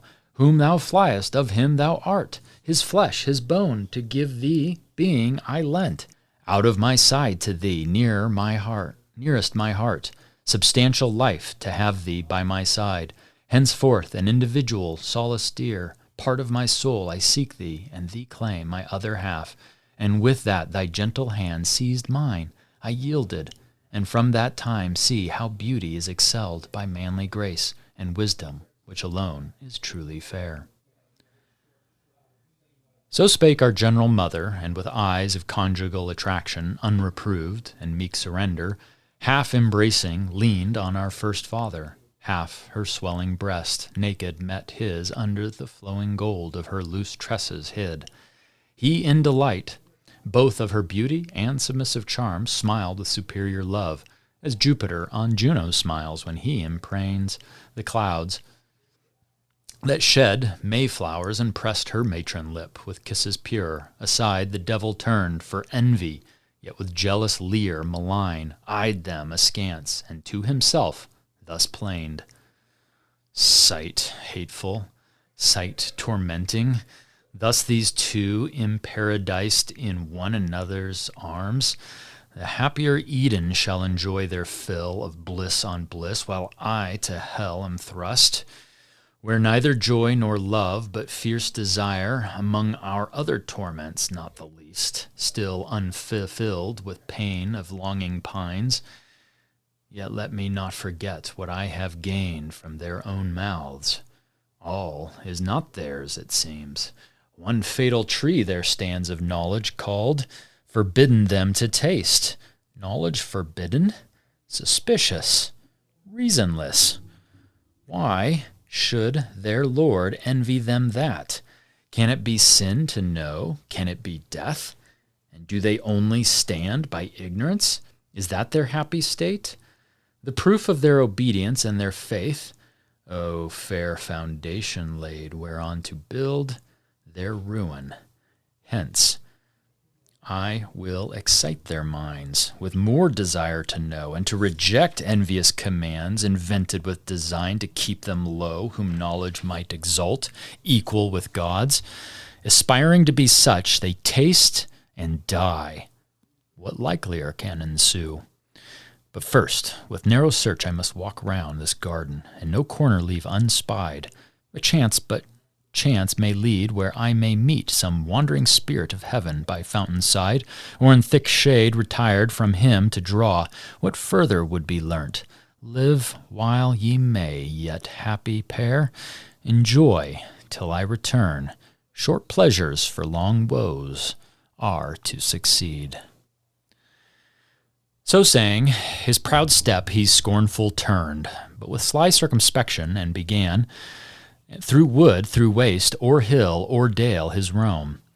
Meanwhile, in utmost longitude, where heaven with earth and ocean meets, the setting sun slowly descended, and with right aspect against the eastern gate of paradise levelled his evening rays. It was a rock of alabaster, piled up to the clouds, conspicuous far, winding with one ascent accessible from earth. One entrance high, the rest was craggy cliff that overhung still as it rose. Impossible to climb betwixt these rocky pillars. Gabriel sat, chief of the angelic guards, awaiting night. About him exercised heroic games, the unarmed youth of heaven. But nigh at hand, celestial armory, shields, helms, and spears hung high, with diamond flaming and with gold. Thither came Uriel, gliding through the even on a sunbeam, swift as a shooting star in autumn thwarts the night, when vapors furred impress the air, and shows the mariner from what points of his compass to beware impetuous winds. He thus began in haste. Gabriel, to thee thy courts by lot hath given charge and strict watch, that to this happy place no evil thing approach or enter in. This day, at height of noon, came to my sphere a spirit, zealous as he seemed to know more of the Almighty's works, and chiefly man, God's latest image. I described his way, bent all on speed, and marked his airy gait. But in the mount that lies from Eden north, where he first lighted, soon discerned his looks alien from heaven, with passions foul obscured. Mine eye pursued him still, but under shade lost sight of him. One of the banished crew, I fear, hath ventured from the deep to raise new troubles. Him thy care must be to find. To whom the winged warrior thus returned. Uriel, no wonder if thy perfect sight, amid the sun's bright circles where thou sittst, see far and wide. In at this gate none pass the vigilance here placed, but such as come, well known from heaven, and since meridian hour no creature thence. If spirit of other sort, so minded, have o'erleapt these earthy bounds on purpose, hard thou know'st it to exclude spiritual substance with corporeal bar. But if within the circuit of these walks, in whatsoever shape he lurk, of whom thou tell'st, by morrow dawning I shall know. So promised he, and Uriel to his charge returned on that bright beam, whose point now raised bore him slope downward to the sun, now fallen beneath the Azores, whither the prime orb, incredible how swift, had thither rolled diurnal, or this less voluble earth, by shorter flight to the east, had left him there, arraying with reflected purple and gold the clouds that on his western throne attend. Now came still evening on, and twilight gray had in her sober livery all things clad, silence accompanied for beast and bird. They to their grassy couch, these to their nests were slunk, all but the wakeful nightingale. She all night long her amorous descant sung. Silence was pleased. Now glowed the firmament with living sapphires. Hesperus that led the starry host rode brightest till the moon, rising in clouded majesty at length, apparent queen, unveiled her peerless light, and o'er the dark her silver mantle threw. When Adam thus to Eve, fair consort, The hour of night, and all things now retired to rest, mind us of like repose, since God hath set labor and rest as day and night to men successive, and the timely dew of sleep now falling with soft slumberous weight inclines our eyelids. Other creatures all day long rove idle, unemployed, and less need rest.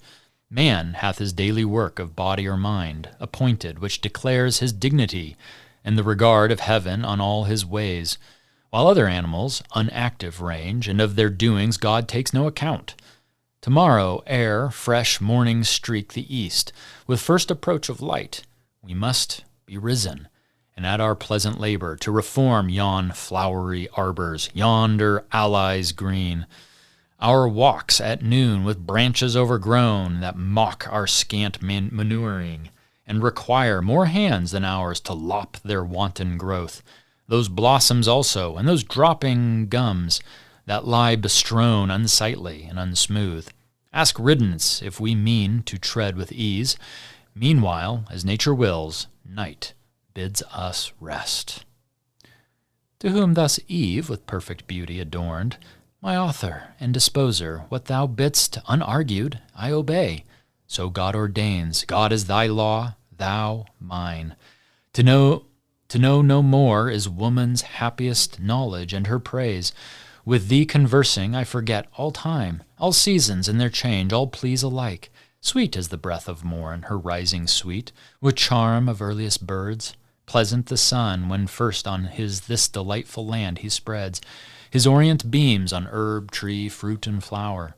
Glistering with dew, fragrant the fertile earth, after soft showers, and sweet the coming on of grateful evening mild.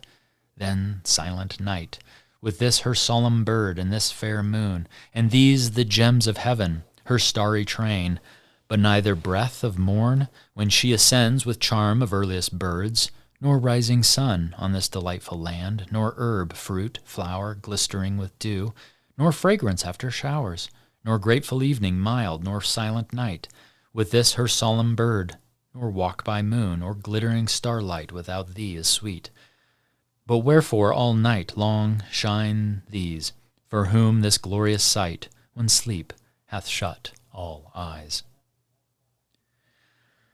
To whom our general ancestor replied, Daughter of God and man, accomplished Eve, those have their course to finish round the earth by morrow evening and from land to land, in order, though to nations yet unborn, ministering light prepared they set and rise, lest total darkness should by night regain her old possession and extinguish life and nature and all things which these soft fires not only enlighten, but with kindly heat of various influence foment and warm, temper or nourish, or in part shed down, their stellar virtue on all kinds that grow on earth, made hereby apter to receive perfection from the sun's more potent ray. These then, though unbeheld in deep of night, shine not in vain, nor think, though men were none, that heaven would want spectators, God want praise.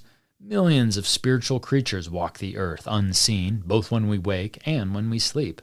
All these with ceaseless praise his works behold, both day and night.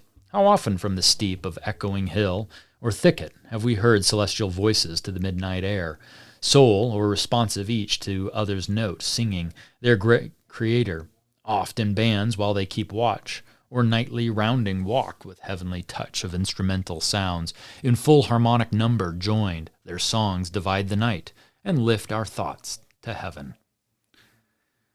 Thus talking, hand in hand alone they passed on to their blissful bower. It was a place chosen by the sovereign planter, when he framed all things to man's delightful use. The roof of thickest covert was in woven shade, laurel and myrtle, and what higher grew a firm and fragrant leaf. On either side acanthus, and each odorous bushy shrub fenced up the verdant wall, each beauteous flower, iris all hues, roses and jessamine, reared high their flourished heads between and wrought mosaic. Underfoot the violet, crocus, and hyacinth with rich inlay broidered at the ground. more colored than with stone of costliest emblem. Other creature here, beast, bird, insect, or worm, durst enter none. Such was their awe of man. In shadier bower, more sacred and sequestered, though but feigned, Pan or Sylvanus never slept, nor nymph, nor faunus haunted. Here, in close recess, with flowers, garlands, and sweet-smelling herbs, espoused Eve decked first her nuptial bed, and heavenly choirs the Hymenaeans sung. What day the genial angel to our sire brought her in naked beauty, more adorned, more lovely than Pandora, whom the gods endowed with all their gifts, and oh, too, like and sad event, when to the unwiser son of Japhet, brought by Hermes, she ensnared mankind with her fair looks, to be avenged on him who had stole Jove's authentic fire. Thus at their shady lodge arrived, both stood, both turned, and under open sky adored the God that made both sky, air, earth, and heaven, which they beheld, the moon's resplendent globe and starry pole. Thou also madest the night, Maker omnipotent, and thou the day, which we in our appointed work employed have finished happy in our mutual help. And mutual love, the crown of all our bliss, ordained by thee, and this delicious place for us, too large, where thy abundance wants partakers, and uncropped falls to the ground. But thou hast promised from us to a race, to fill the earth, who shall with us extol thy goodness infinite, both when we wake and when we seek, as now thy gift of sleep. This said, unanimous, and other rites observing none, but adoration pure, which God likes best, into their inmost bower handed they went, and eased the putting off these troublesome disguises which we wear. Straight side by side were laid, nor turned, I ween, Adam from his fair spouse, nor Eve the rites mysterious of connubial love refused. Whatever hypocrites austerely talk of purity and place and innocence, defaming as impure what God declares pure and commands to some, leaves free to all, our Maker bids increase, who bids abstain, but our destroyer, foe to God and man. Hail, wedded love, mysterious law, true source of human offspring, sole propriety, in paradise of all things common else. By thee adulterous lust was driven from men, among the bestial herds to range. By thee founded in reason, loyal, just, and pure, relations dear and all the charities of father, son, and brother first were known. Far be it that I should write thee sin or blame, or think thee unbefitting holiest place, perpetual fountain of domestic sweets, whose bed is undefiled and chaste pronounced, present or past as saints and patriarchs used. Here love his golden shafts employs, here lights his constant lamp and waves his purple wings, reigns here and revels not in the bought smile of harlots, loveless, joyless, unendeared, casual fruition, nor in court amours, mixed dance or wanton mask, or midnight ball, or serenade, which the starved lover sings to his proud fair, best quitted with disdain. These, lulled by nightingales, embracing slept, and on their naked limbs the flowery roof showered roses, which the morn repaired. Sleep on, blessed pair, and oh, yet happiest if ye seek no happier state, and know to know no more. Now had night measured with her shadowy cone halfway uphill this vast sublunar vault, and from their ivory port the cherubim forth issuing at the accustomed hour stood, armed, to their night watches in warlike parade, when Gabriel to his next in power thus spake. Uzziel, half these draw off and coast the south, with strictest watch these other wheel the north, our circuit meets full west. As flame they part, half wheeling to the shield, half to the spear. From these 2 strong and subtle spirits he called, that near him stood, and gave them thus in charge. Ithuriel and Zephon, with winged speed, Search through this garden, leave unsearched no nook, but chiefly where those two fair creatures lodge, now laid perhaps asleep secure of harm. This evening from the sun's decline arrived, who tells of some infernal spirit seen hitherward bent, who could have thought, escape the bars of hell, on errand bad, no doubt. Such where ye find, seize fast, and hither bring. So saying, on he led his radiant files, dazzling the moon, these to the bower direct, in search of whom they sought. Him there they found, squat like a toad, close at the ear of Eve, essaying by his devilish art to reach the organs of her fancy, and with them forge illusions as he list, phantasms and dreams, or, if inspiring venom, he might taint the animal spirits that from pure blood arise like gentle breaths from the rivers pure, thence raise at least distempered, discontented thoughts, vain hopes, vain aims, inordinate desires, blown up with high conceits, engendering pride. Him thus intent, Ithuriel with his spear, touched lightly, for no falsehood can endure touch of celestial temper, but returns of force to its own likeness. Up he starts, discovered and surprised, as when a spark lights on a heap of nitrous powder, laid fit for the ton some magazine to store against a rumored war. The smutty grain, with sudden blaze diffused, inflames the air. So started up in his own shape the fiend.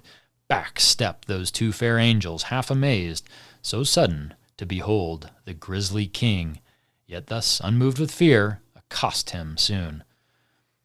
Which of those rebel spirits adjudged to hell comest thou, escaped thy prison and transformed? Why satst thou like an enemy in wait, here watching at the head of these that sleep? No, yet not then, said Satan, filled with scorn. Know ye not me? Ye knew me once, no mate. For you, there sitting where ye durst not soar, not to know me, argues yourselves unknown. The lowest of your throng, or if ye know, why ask ye, and superfluous begin your message like to end as much in vain? To whom thus Zephon, answering scorn with scorn, think not, revolted spirit, thy shape the same, or undiminished brightness, to be known as when thou stoodst in heaven upright and pure. That glory then, when thou no more wast good, departed from thee, and thou resemblest now thy sin and place of doom obscure and foul. But come, for thou be sure shalt give account to him who sent us, whose charge is to keep this place inviolable, and these from harm. So spake the cherub, and his grave rebuke, severe in youthful beauty, added grace invincible. Abashed the devil stood, and felt how awful goodness is, and saw virtue in her shape, how lovely, saw and pined his loss, but chiefly to find here observed his luster visibly impaired, yet seemed undaunted.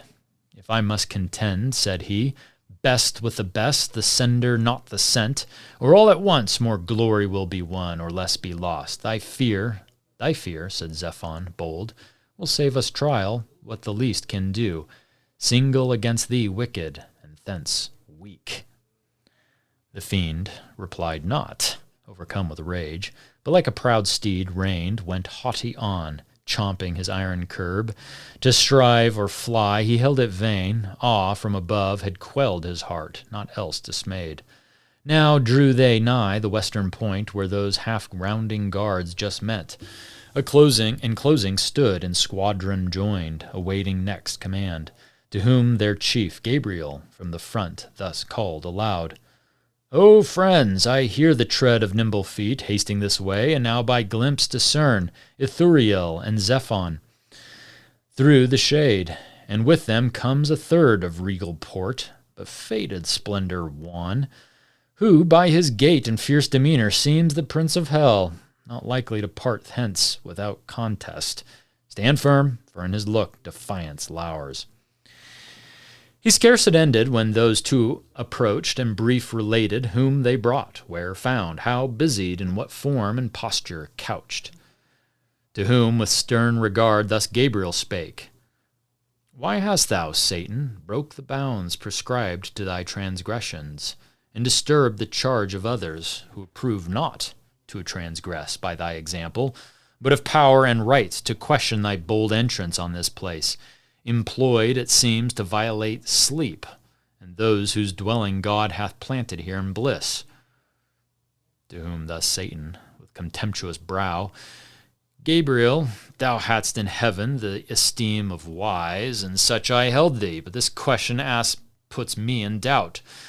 Lives there who loves his pain, who would not, finding way, break loose from hell, though thither doomed? Thou wouldst thyself, no doubt, and boldly venture to win at whatever place, farthest from pain, where thou mightst hope to change torment with ease, and soonest recompense, dole with delight, which in this place I sought, to thee no reason, who knowst only good, but evil hast not tried. And wilt object his will who bounds us? Let him sure bar his iron gates if he intends our stay in that dark durance. Thus much what was asked, the rest is true. They found me where they say, but that implies not violence or harm. Thus he, in scorn, the warlike angel moved, disdainfully half smiling, thus replied, O loss of one in heaven to judge of wise, since Satan fell, whom folly overthrew, and now returns him from his prison scaped, gravely in doubt whether to hold them wise or not, who ask what boldness brought him thither, unlicensed from his bounds in hell prescribed. So wise he judges it to fly from pain.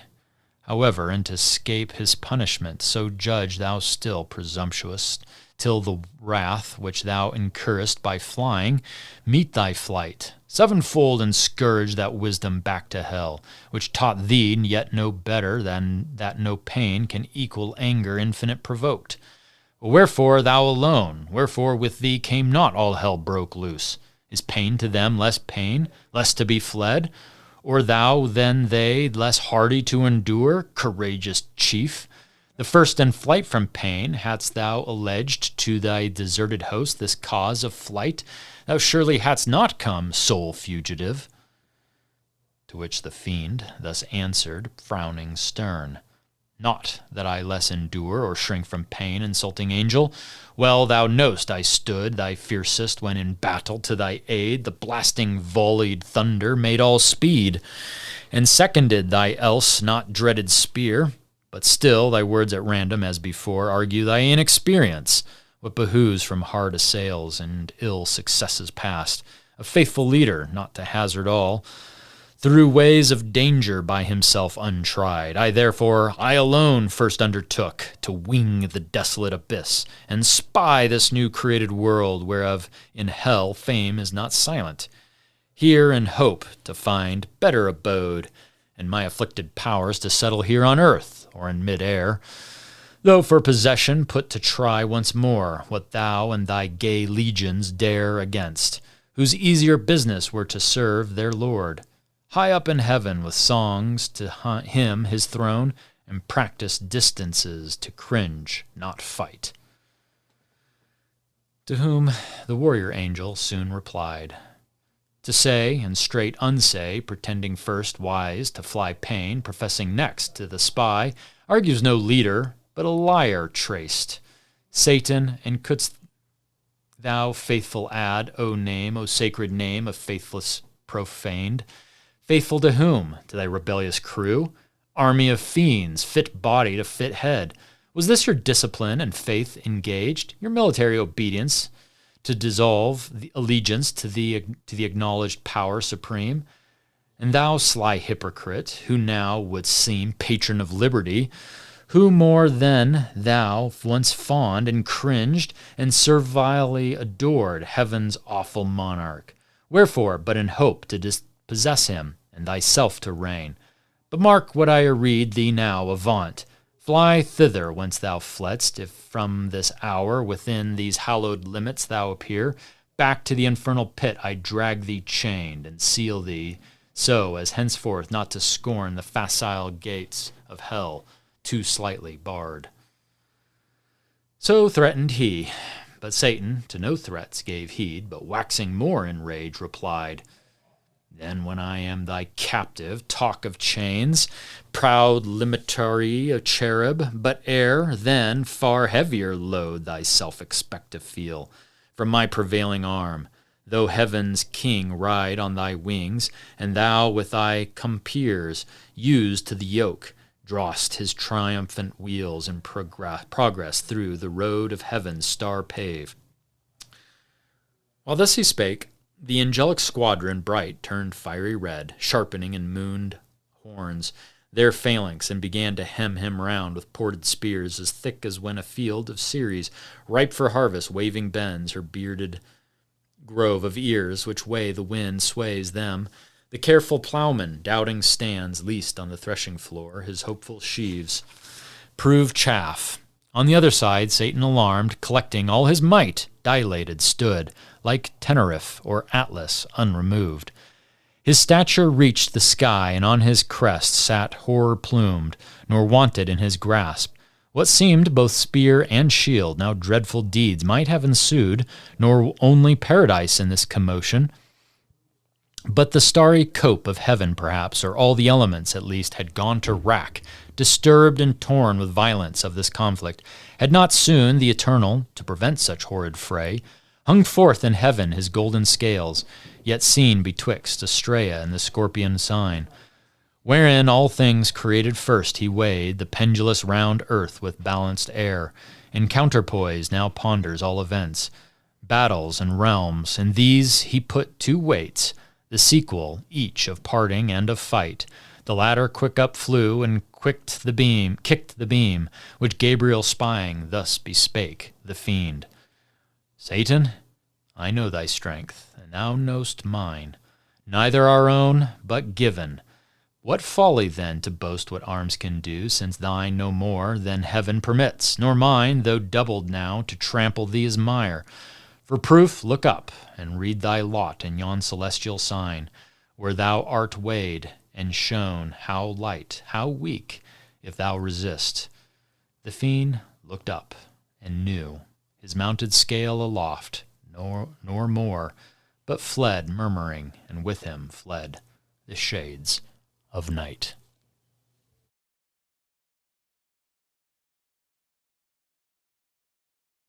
Hello, this is Cooper Salmon of Roman Roads Press. I do video and marketing, and I'm the co-host of the Digresio podcast. And right now I'm going to be reading Book 5 of Paradise Lost. The argument. Morning approached. Eve relates to Adam her troublesome dream. He likes it not, yet comforts her. They come forth to their day labors, their morning hymn at the door of their bower.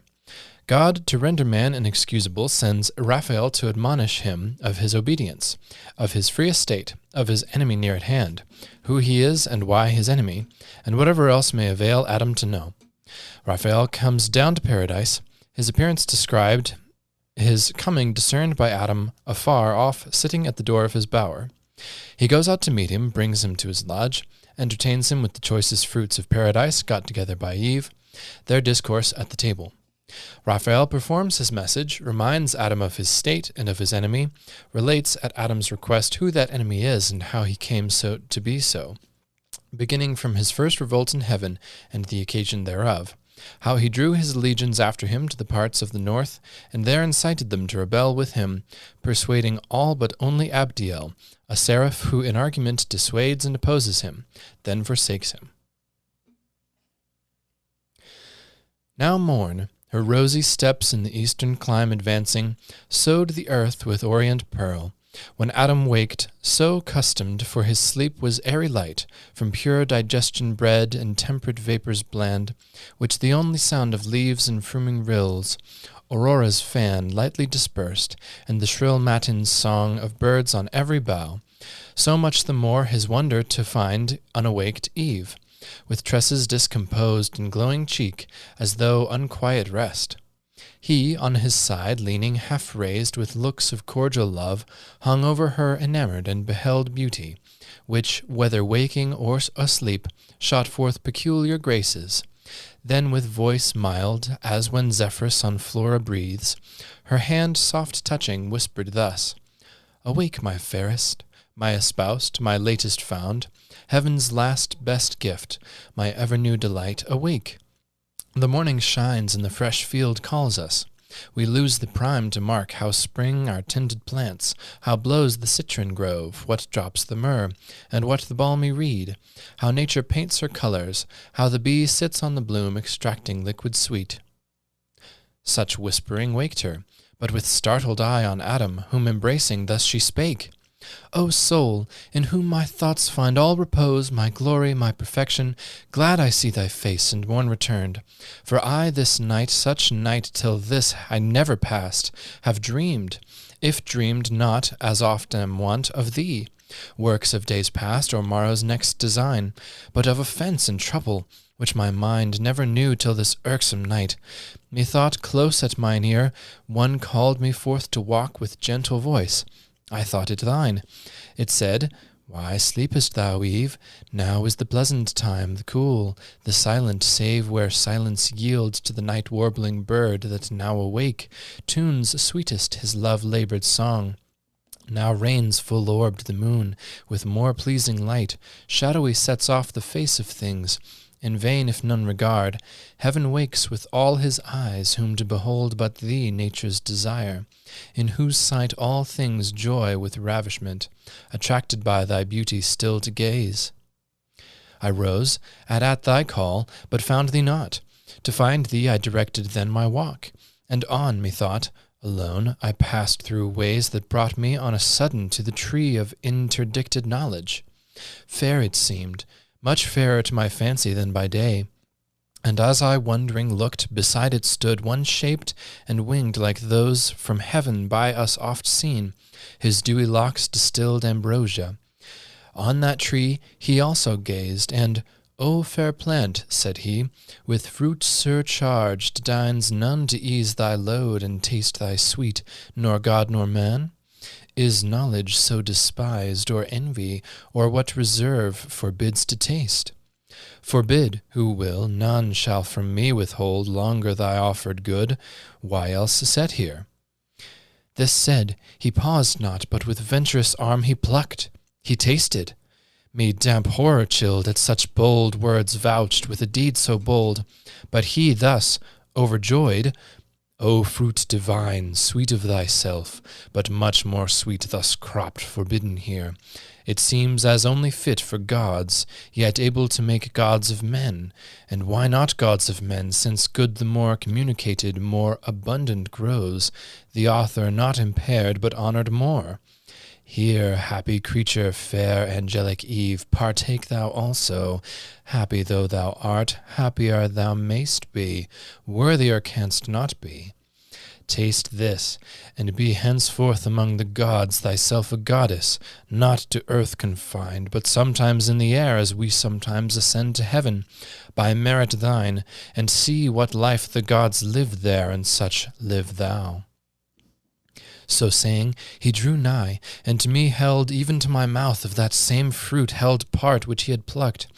The pleasant savoury smell so quickened appetite that I, methought, could not but taste.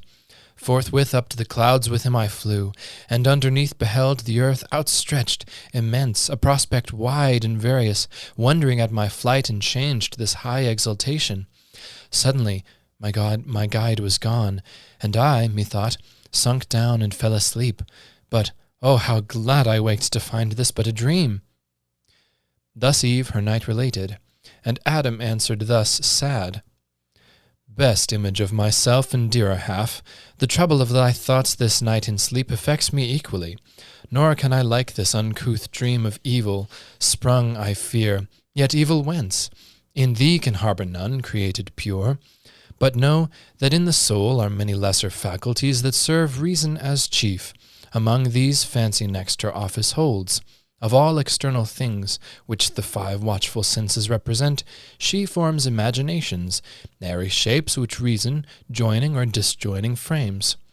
All what we affirm or what deny, and call our knowledge or opinion, then retires into her private cell when nature rests.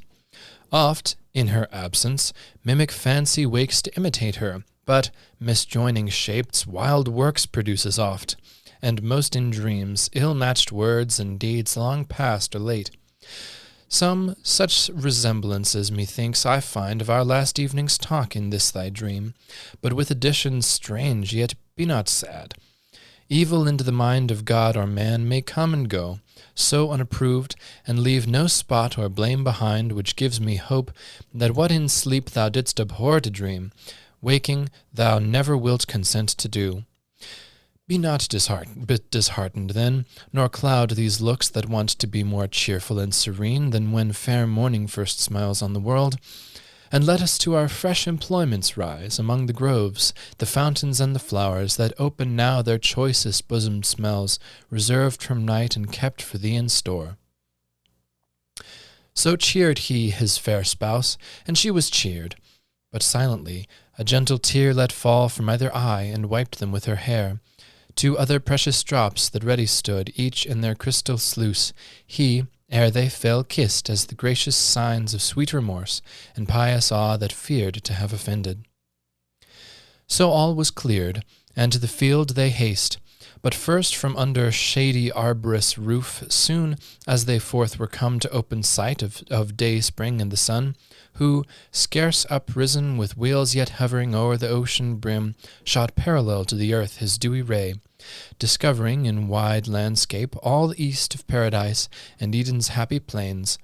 Lowly they bowed adoring, and began their orisons, each morning duly paid in various style, for neither various style nor holy rapture wanted they to praise.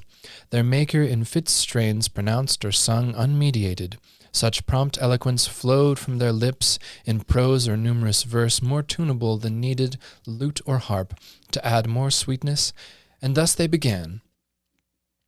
These are thy glorious works, Parent of good, Almighty, this universal frame thus wondrous fair, thyself how wondrous then! Unspeakable, who sitst above the heavens, to us invisible, or dimly seen in these thy lowest works. Yet these declare thy goodness beyond thought and power divine. Speak ye, who best can tell, ye sons of light, angels, for ye behold him, and with songs and choral symphonies, day without night, circle his throne rejoicing, ye in heaven. On earth join all ye creatures to extol him first, him last, him midst and without end. Fairest of stars, last in the train of night, if better thou belong not to the dawn, sure pledge of day that crown'st the smiling morn with thy bright circlet, praise him in thy sphere while day arises, that sweet hour of prime. Thou Son, of this great world both eye and soul, acknowledge him thy greater, sound his praise in thy eternal course, both when thou climbest and when the noon hast gained, and when thou fall'st.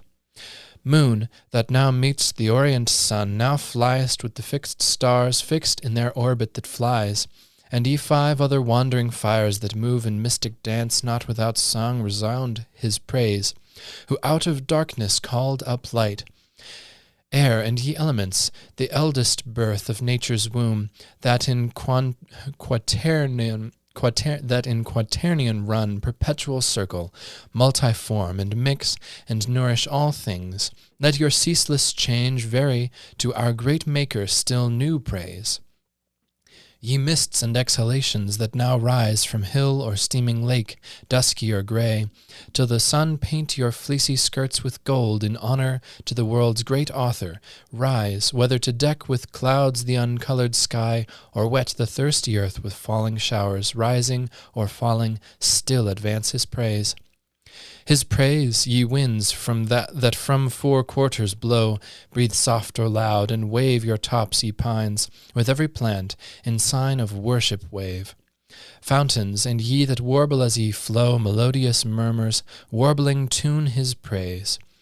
Join voices, all ye living souls, ye birds, that singing up to heaven gate ascend. Bear on your wings, and in your notes his praise, ye that in waters glide, and ye that walk the earth, and stately tread or lowly creep. Witness, if I be silent, morn or even, to hill or valley, fountain or fresh shade, made vocal by my song, and taught his praise. Hail, universal Lord, be bounteous still, to give us only good, and if the night have gathered aught of evil or concealed, disperse it, as now light dispels the dark. So prayed they innocent, and to their thoughts firm peace recovered soon and wonted calm.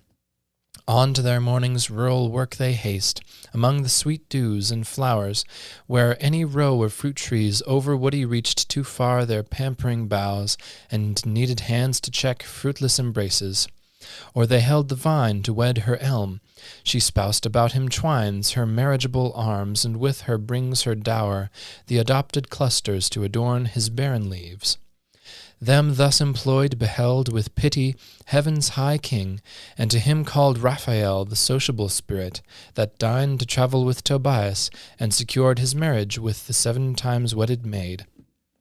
Raphael, said he, thou hearest what stir on earth. Satan from hell, scaped through the darksome gulf, hath raised in paradise, and how disturbed this night the human pair, how he designs in them at once to ruin all mankind.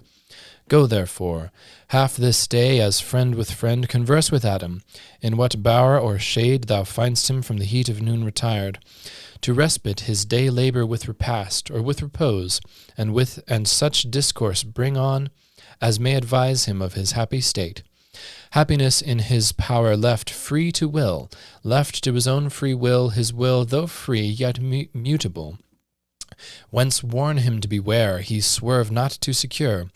Tell him withal his danger, and from whom, what enemy, late fallen himself from heaven, is plotting now the fall of others from like state of bliss. By violence, no, for that shall be withstood, but by deceit and lies. This let him know, lest wilfully transgressing he pretend surprisal, unadmonished, unforewarned. So spake the Eternal Father, and fulfilled all justice. Nor delayed the winged saint after his charge received, but from among 1,000 celestial ardours where he stood veiled with his gorgeous wings upspringing light, flew through the midst of heaven, the angelic choirs on each hand parting, to his speed gave way through all the imperial road, till at the gate of heaven arrived, the gate self opened wide, on golden hinges turning, as by work divine the sovereign architect had framed. From hence, no cloud, or to obstruct his sight, star imposed, however small. He sees, not unconformed to other shining globes, earth and the garden of God with cedars crowned above all hills, as when by night the glass of Galileo, less assured, observes imagined lands and regions in the moon, or Pilate from amidst the Cyclades, or Delos or Samos first appearing, kens a cloudy spot. Down thither, prone in flight, he speeds, and through the vast ethereal sky sails between the worlds and worlds with steady wing. Now on the polar winds, then with quick fan winnows the buxom air, till, within soar of towering eagles, to all the fowls he seems a phoenix, gazed by all, as that sole bird when to enshrine his relic in the sun's bright temple to Egyptian Thebes he flies. At once on the eastern cliff of paradise he lights, to his proper shape returns, a seraph winged. 6 wings he wore to shade his lineaments divine, the pair that clad each shoulder broad, or came mantling o'er his breast with regal ornament. The middle pair girt like a starry zone his waist, and round skirted his loins and thighs with downy gold, and colours dipped in heaven. The third his feet shadowed from either heel with feathered mail, sky-tinctured grain. Like Maia's son he stood, and shook his plumes that heavenly fragrance filled the circuit wide. Straight knew him all the bands of angels under watch, and to his state and to his message high in honour rise, for on some message high they guessed him bound. Their glittering tents he passed, and now is come into the blissful field through groves of myrrh, and flowering odours, cassia, nard, and balm, and a wilderness of sweets, for nature here wantoned as in her prime, and played at will her virgin fancies, pouring forth more sweet, wild above rule or art, enormous bliss. Him through the spicy forest onward come, Adam discerned, as in the door he sat of his cool bower, while now the mounted sun shot down direct his fervid rays to warm earth's innermost womb, more warmth than Adam needs, and Eve within, due at her hour prepared for dinner savory fruits of taste to please true appetite, and not disrelish thirst of nectarous draughts between the milky stream, berry or grape, to whom thus Adam called, Haste hither, Eve, and with thy sight behold eastward among the trees what glorious shape comes this way moving. Seems another morn, risen on mid-noon. Some great behest from heaven to us perhaps he brings, and will vouchsafe this day to be our guest. But go with speed, and what thy stores contain bring forth, and pour abundance fit to honor and receive our heavenly stranger. Well we may afford our givers their own gifts, and large bestow from large bestowed, where nature multiplies her fertile growth, and by disburdening grows more fruitful, which instructs us not to spare. To whom thus Eve, Adam, earth's hallowed mould of God inspired, small store will serve where store all seasons ripe for us hangs on the stalk, save what frugal storing firmness gains to nourish and superfluous moist consumes. But I will haste, and from each bough and break each plant, and juiciest gourd will pluck such choice to entertain our angel guest, as he beholding shall confess that here on earth God hath dispensed his bounties as in heaven. So saying, with dispatchful looks in haste she turns, on hospitable thoughts intent, what choice to choose for delicacy best, what order so contrived as not to mix tastes not well joined, inelegant, but bring taste after taste upheld with kindliest change, bestirs her then, and from each tender stalk whatever earth, all-bearing mother yields in India, west or east, or middle shore in Pontus, or the Punic coast, or where Alcinous reigned, fruit of all kinds, in coat rough or smooth rind, or bearded husk or shell, she gathers, tribute large, and on the board heaps with unsparing hand. For drink, the grape she crushes inoffensive must and meads from many a berry, and from sweet kernels pressed she tempers dulcet creams, nor these to hold once her fit vessel pure. Then strews the ground with rose and odor from the shrub unfumed.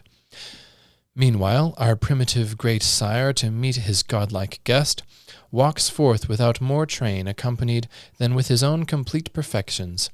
In himself was all his state, more solemn than the tedious pomp that waits on princes when their rich retinue long of horses led and grooms besmeared with gold dazzled the crowd and sets them all agape. Nearer his presence, Adam, though not awed, yet with submiss approach and reverence meek as to a superior nature, bowing low. Thus said, Native of heaven, for other place none can than heaven such glorious shape contain, since, by descending from the thrones above those happy places, thou hast dined awhile to want. And honor these vouchsafed with us two only, who yet by sovereign gift possess this spacious ground, in yonder shady bower to rest, and what the garden choicest bears, to sit and taste, till this meridian heat be over, and the sun more cool decline. Whom thus the angelic virtue answered mild, Adam, I therefore come, nor art thou such created, or such place hast here to dwell, as may not oft invite, though spirit of heaven, to visit thee. Lead on, then, where thy bower overshades, for these mid-hours till evening rise I have at will. So to the sylvan lodge they came, that like Pomona's arbor smiled, with flowerets decked and fragrant smells. But Eve, undecked, save with herself, more lovely fair than wood nymph, or the fairest goddess feigned of three that in Mount Ida naked strove, stood to entertain her guest from heaven. No veil she needed, virtue proof, no thought infirm altered her cheek. On whom the angel hail bestowed, the holy salutation used long after to bless Mary, second Eve. Hail, mother of mankind, whose fruitful womb shall fill the world more numerous than with thy sons, than with these various fruits the trees of God have heaped this table. Raised of grassy turf their table was, and mossy seats had round, and on her ample square from side to side all autumn piled, though spring and autumn here danced hand in hand. A wild discourse they hold, no fear lest dinner cool, when thus began our author. Heavenly stranger, please to taste these bounties which our nourisher, from whom all perfect good unmeasured out descends, to us for food and for delight hath caused the earth to yield, unsavory food perhaps to spiritual natures. Only this I know, that one celestial Father gives to all, to whom the angel, therefore what he gives, whose praise be ever sung to man, in part spiritual, may of purest spirits be found no ingrateful food, and food alike those pure intelligent substances require, as doth your rational, and both contain within them every lower faculty of sense whereby they hear, see, smell, touch, taste, tasting, concoct, digest, assimilate, and corporeal to incorporeal turn. For know, whatever was created needs to be sustained and fed. Of elements, the grosser feeds the purer. Earth and the sea feed air, the air whose fire's ethereal, and, as lowest, first the moon, whence in her visage round those spots unpurged, vapours not yet into her substance turned. Nor doth the moon no nourishment exhale from her moist continent to higher orbs.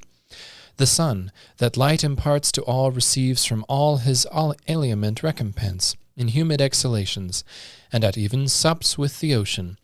Though in heaven the trees of life ambrosial fruitage bear, and vines yield nectar, though from off the boughs each morn we brush mellifluous dew, and find the ground covered with pearly grain, yet God hath here varied his bounties so with new delights as may compare with heaven, and to taste think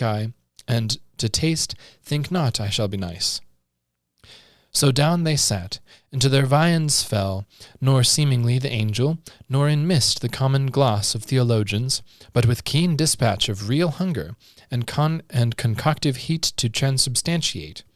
What renowns transpires through spirits with ease, nor wonder, if by fire of sooty coal the ephemeric alchemist can turn, or holds it to possess to turn metals of drossiest ore to perfect gold, as from the mine.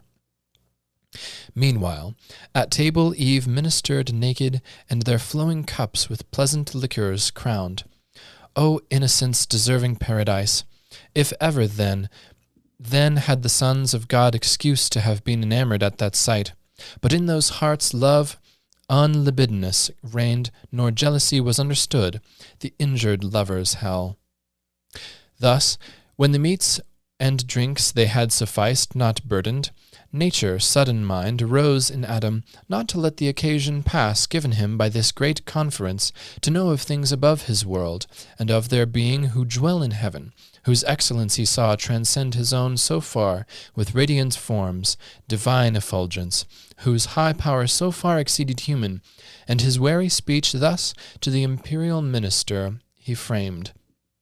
Inhabitant with God, now know I well thy favour in this honour done to man, under whose lowly roof thou hast vouchsafed to enter, and these earthly fruits to taste, food not of angels, yet accepted so as that more willingly thou couldst not seem, at heaven's high feast to have fed, yet what compare?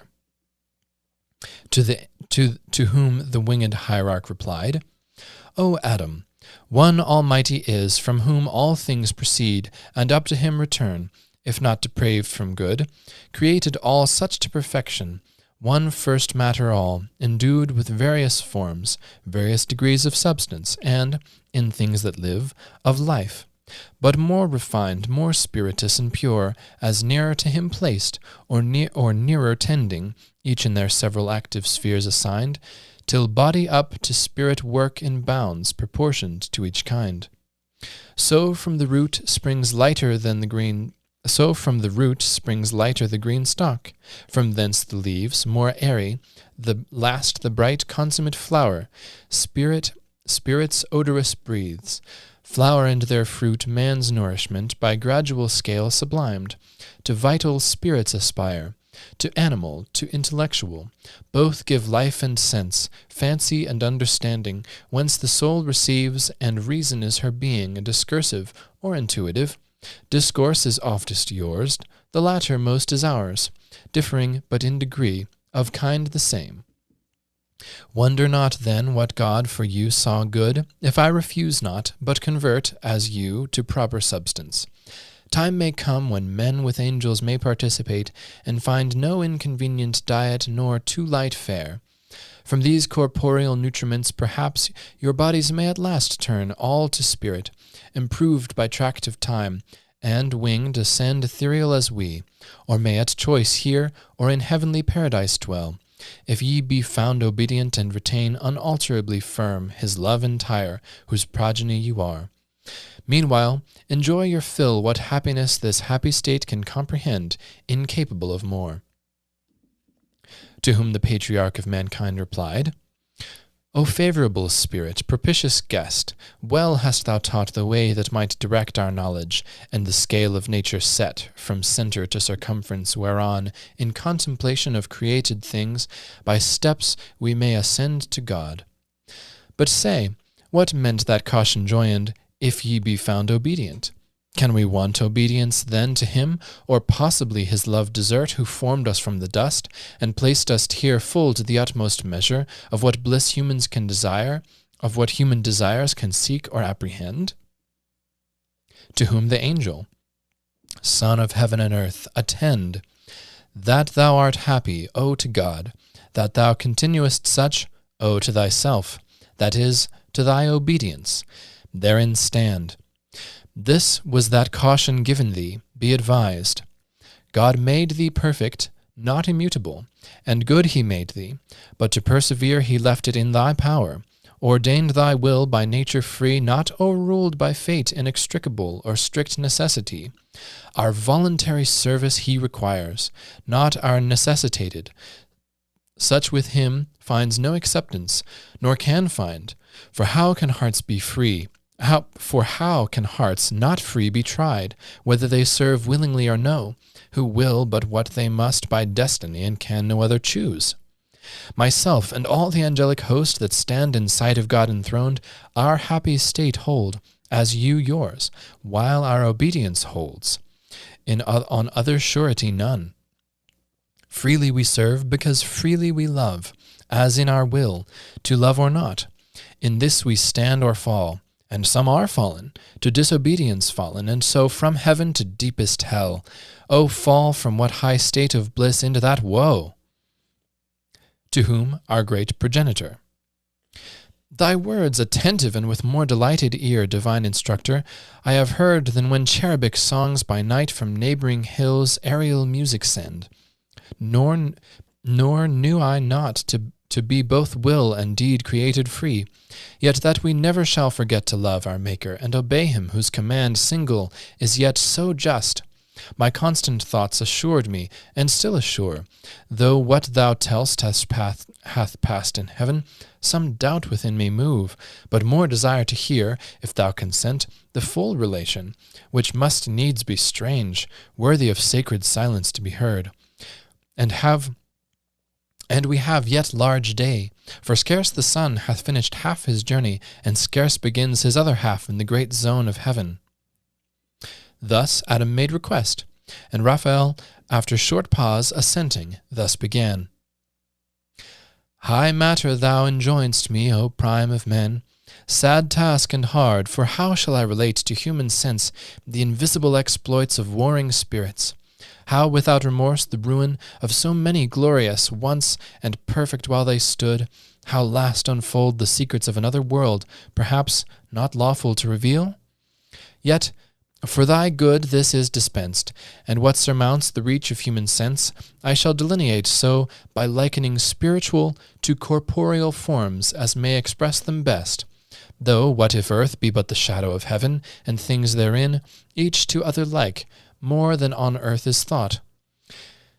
Yet As yet this world was not, and chaos wild reigned, where these heavens now roll, where earth now rests upon her centre poised, when, on a day, for time, though in eternity applied to motion, measured all things durable by past, present, and future, on such day as heaven's great year brings forth, the imperial host of heavens by imperial summons called, innumerable before the Almighty's throne, forthwith from all the ends of heaven appeared under their hierarchs in orders bright.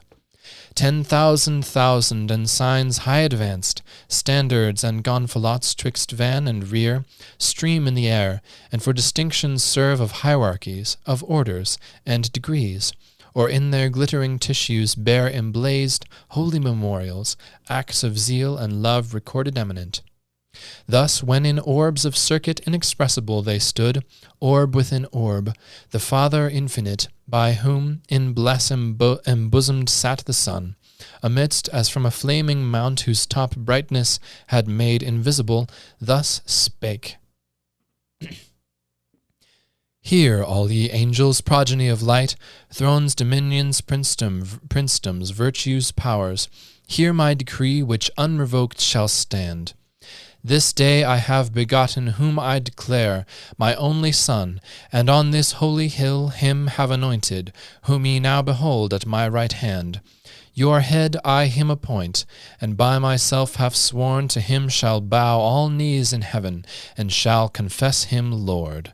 Under his great vice-regent reign abide, united as one happy individual soul forever happy.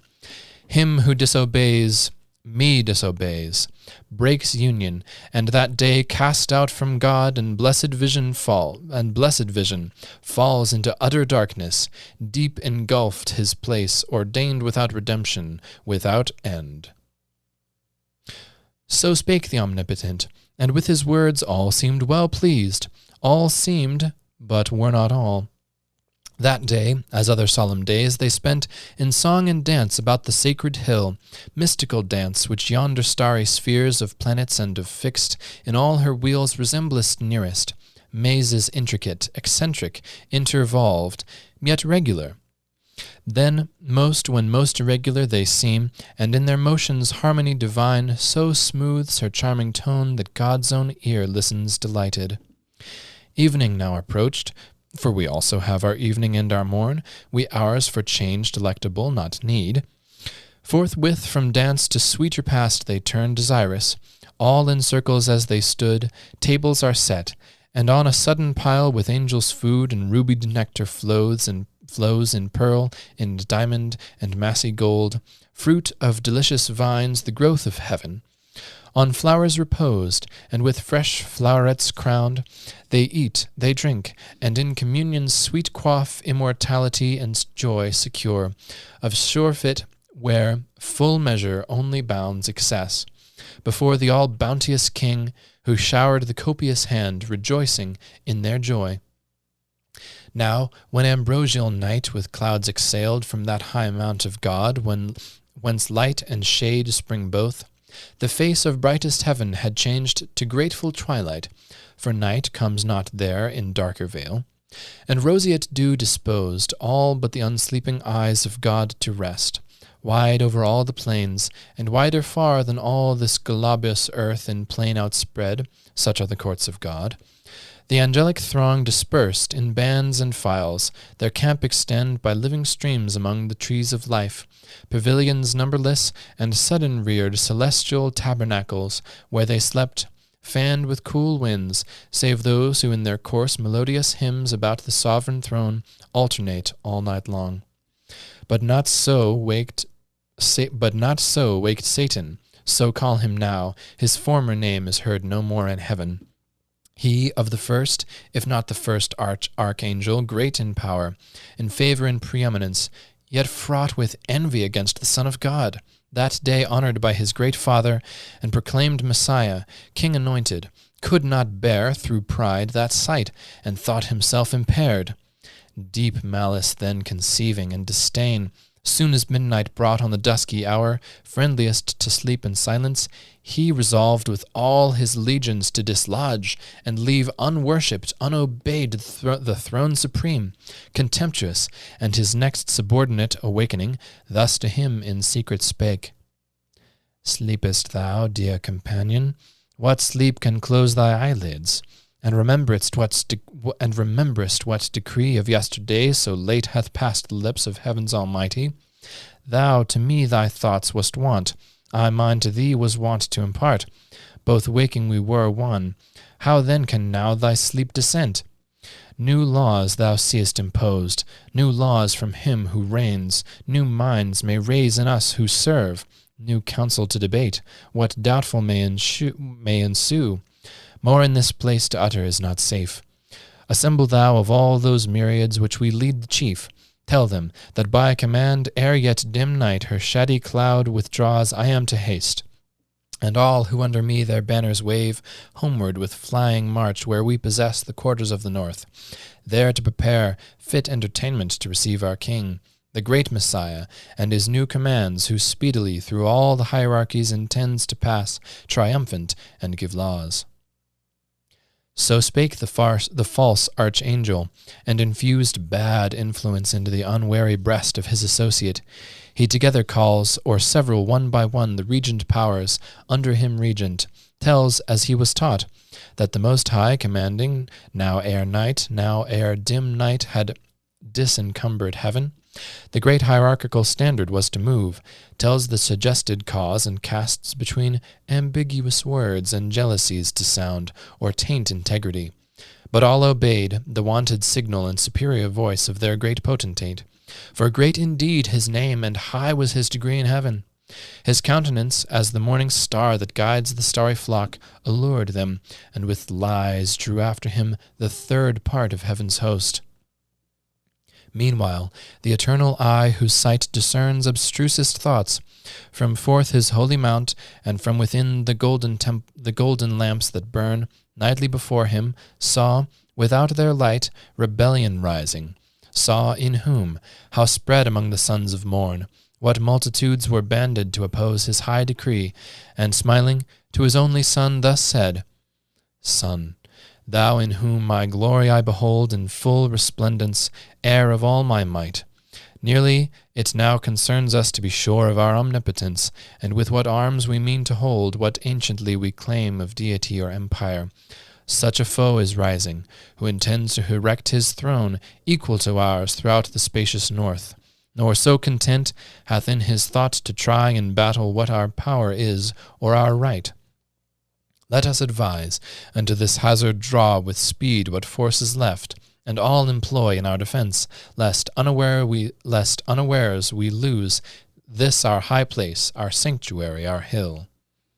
To whom the sun, with calm aspect and clear, lightning divine, ineffable, serene, made answer, Mighty Father, thou thy foes justly hath in derision and secure laughest at their vain designs and tumults vain. Matter to me of glory, whom their hate illustrates, when they see all regal power given me to quell their pride, and in event know whether I be dexterous to subdue thy rebels, or be found the worst in heaven. So spake the Son, but Satan with his powers far was advanced on winged speed, an host innumerable as the stars of night or stars of morning, dewdrops with the sun impearls on every leaf and every flower.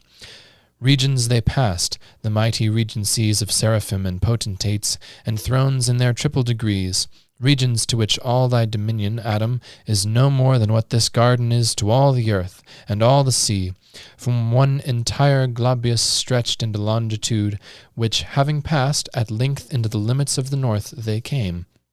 And Satan to his royal seat high on a hill far blazing, as a mount raised on a mount, with pyramids and towers from diamond quarries hewn and rocks of gold, the palace of great Lucifer, so call that structure in the dialect of man interpreted, which, not long after, he, affecting all equality with God, in imitation of that mount whereon Messiah was declared in sight of heaven, the mountain of congregation called, From thither he assembled all his train, pretending, so commanded, to consult about the great reception of their king, thither to come, and with calumnious art of counterfeited truth, thus held their ears.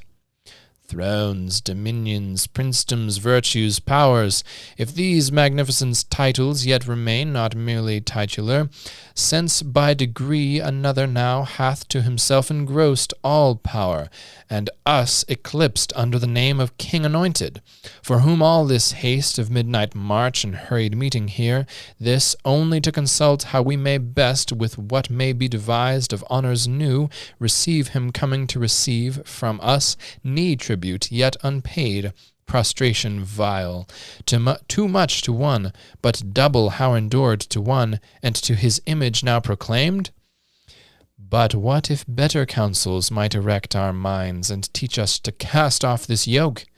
Will ye submit your necks, and choose to bend the supple knee? Ye will not, if I trust to know ye right, or if ye know yourselves natives and sons of heaven, possessed before by none, and, if not equal all, yet free, equally free, for orders and degrees jar not with liberty, but well consist.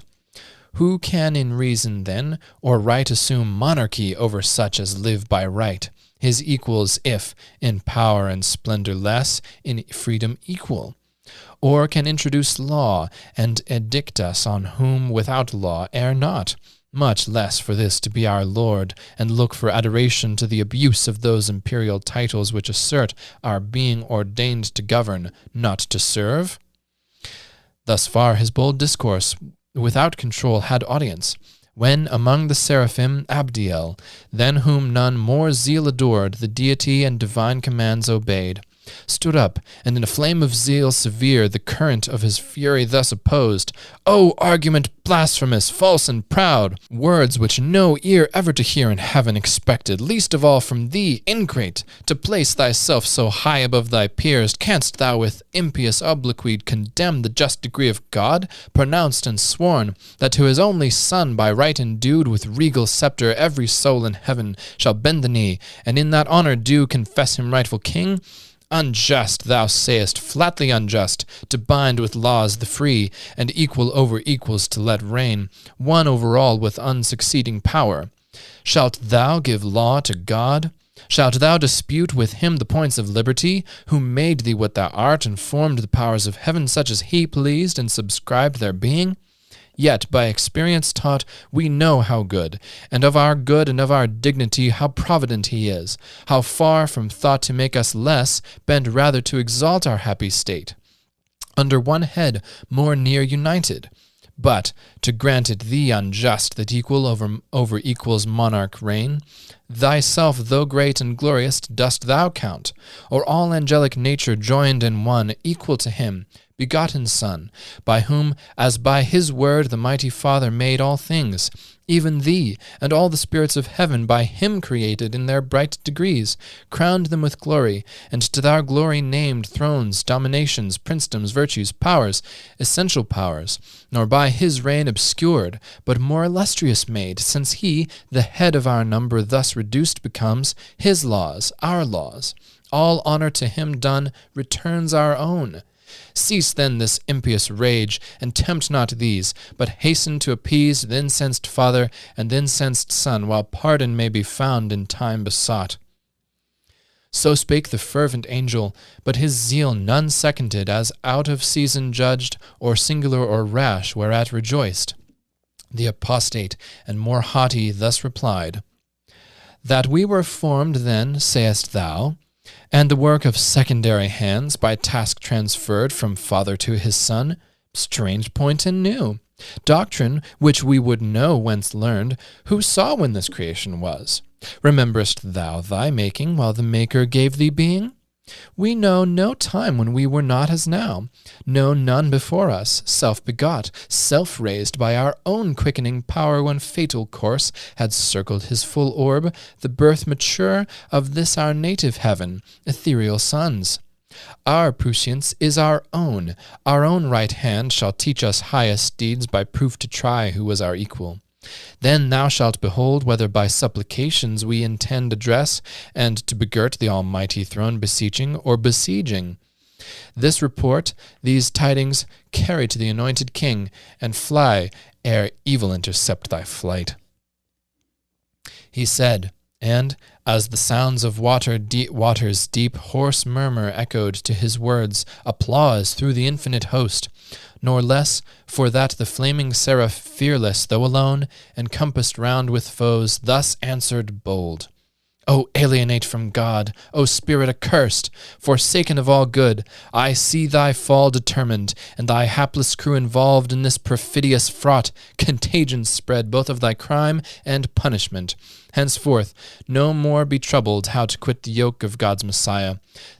Those indulgent laws will not now be vouchsafed. Other decrees against thee are gone forth without recall. That golden scepter which thou didst reject is now an iron rod to bruise and break thy disobedience. Well thou didst advise, yet not for thy advice or threats I fly these wicked tents devoted, lest the wrath impendent raging into sudden flame distinguish not.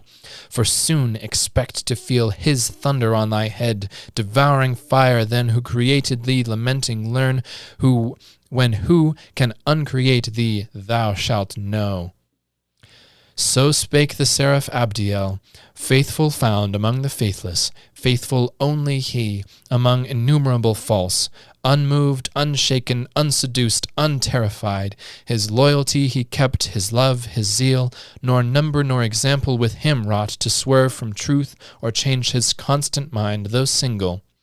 From amidst them he passed, long way through the hostile scorn which he sustained superior, nor of violence feared aught, and with retorted scorn his back he turned on those proud towers to swift destruction doomed. That's the end of Book 5. Thank you for listening.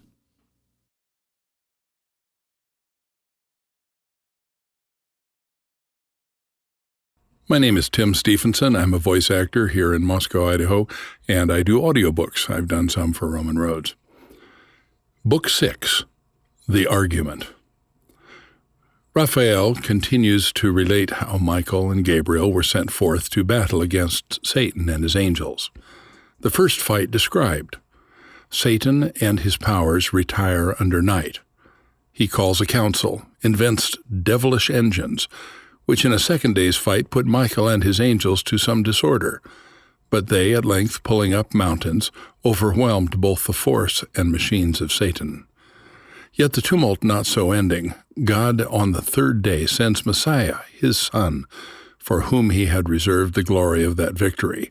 He, in the power of his Father, coming to the place and causing all his legions to stand still on either side, with his chariot and thunder driving into the midst of his enemies, pursues them, unable to resist, toward the wall of heaven, which, opening, they leap down with horror and confusion into the place of punishment, prepared for them in the deep. Messiah returns with triumph to his Father. All night the dreadless angel, unpursued through heaven's wide champaign, held his way till morn. Waked by the circling hours, with rosy hand unbarred the gates of light. There is a cave within the mount of God, fast by his throne, where light and darkness in perpetual round lodge and dislodge by turns, which makes through heaven grateful vicissitude, like day and night. Light issues forth, and at the other door obsequious darkness enters, till her hour to veil the heaven, though darkness there might well seem twilight here. And now went forth the morn, such as in highest heaven, arrayed in gold imperial, from before her vanished night, shot through with orient beams, when all the plain, covered with thick embattled squadrons bright, chariots and flaming arms and fiery steeds, reflecting blaze on blaze, first met his view. War he perceived, war in procinct, and found already known what he for news had thought to have reported. Gladly then he mixed among those friendly powers, who him received with joy and acclamations loud. That one that of so many myriads fallen, yet one returned not lost. On to the sacred hill they led him high applauded, and present before the seat supreme, from whence a voice, from midst a golden cloud, thus mild was heard. Servant of God, well done. Well hast thou fought the better fight, who single hast maintained against revolted multitudes the cause of truth, in word mightier than they in arms, and for the testimony of truth hast borne universal reproach, far worse to bear than violence. For this was all thy care, to stand approved in sight of God, though worlds judged thee perverse. The easier conquest now remains thee, aided by this host of friends, back on thy foes more glorious to return, than scorned thou didst depart, and to subdue by force, who reason for their law refuse, right reason for their law, and for their king Messiah, who by right of merit reigns. Go, Michael, of celestial armies prince, and thou in military prowess next, Gabriel, lead forth to battle these my sons invincible. Lead forth my armed saints, by thousands and by millions ranged for fight, equal in number to that godless crew rebellious. Them with fire and hostile arms, fearless assault, and to the brow of heaven pursuing, drive them out from God and bliss into their place of punishment, the gulf of Tartarus, which ready opens wide his fiery chaos to receive their fall. So spake the sovereign voice, and clouds began to darken all the hill, and smoke to roll in dusky wreaths, reluctant flames, the sign of wrath awaked.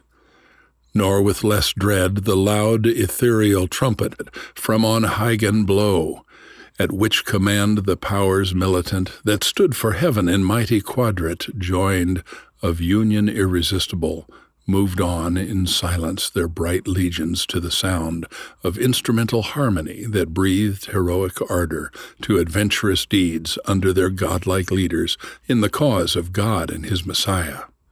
On they move, indissolubly firm, nor obvious hill, nor straightening vale, nor wood, nor stream divides their perfect ranks, for high above the ground their march was, and the passive air upbore their nimble tread.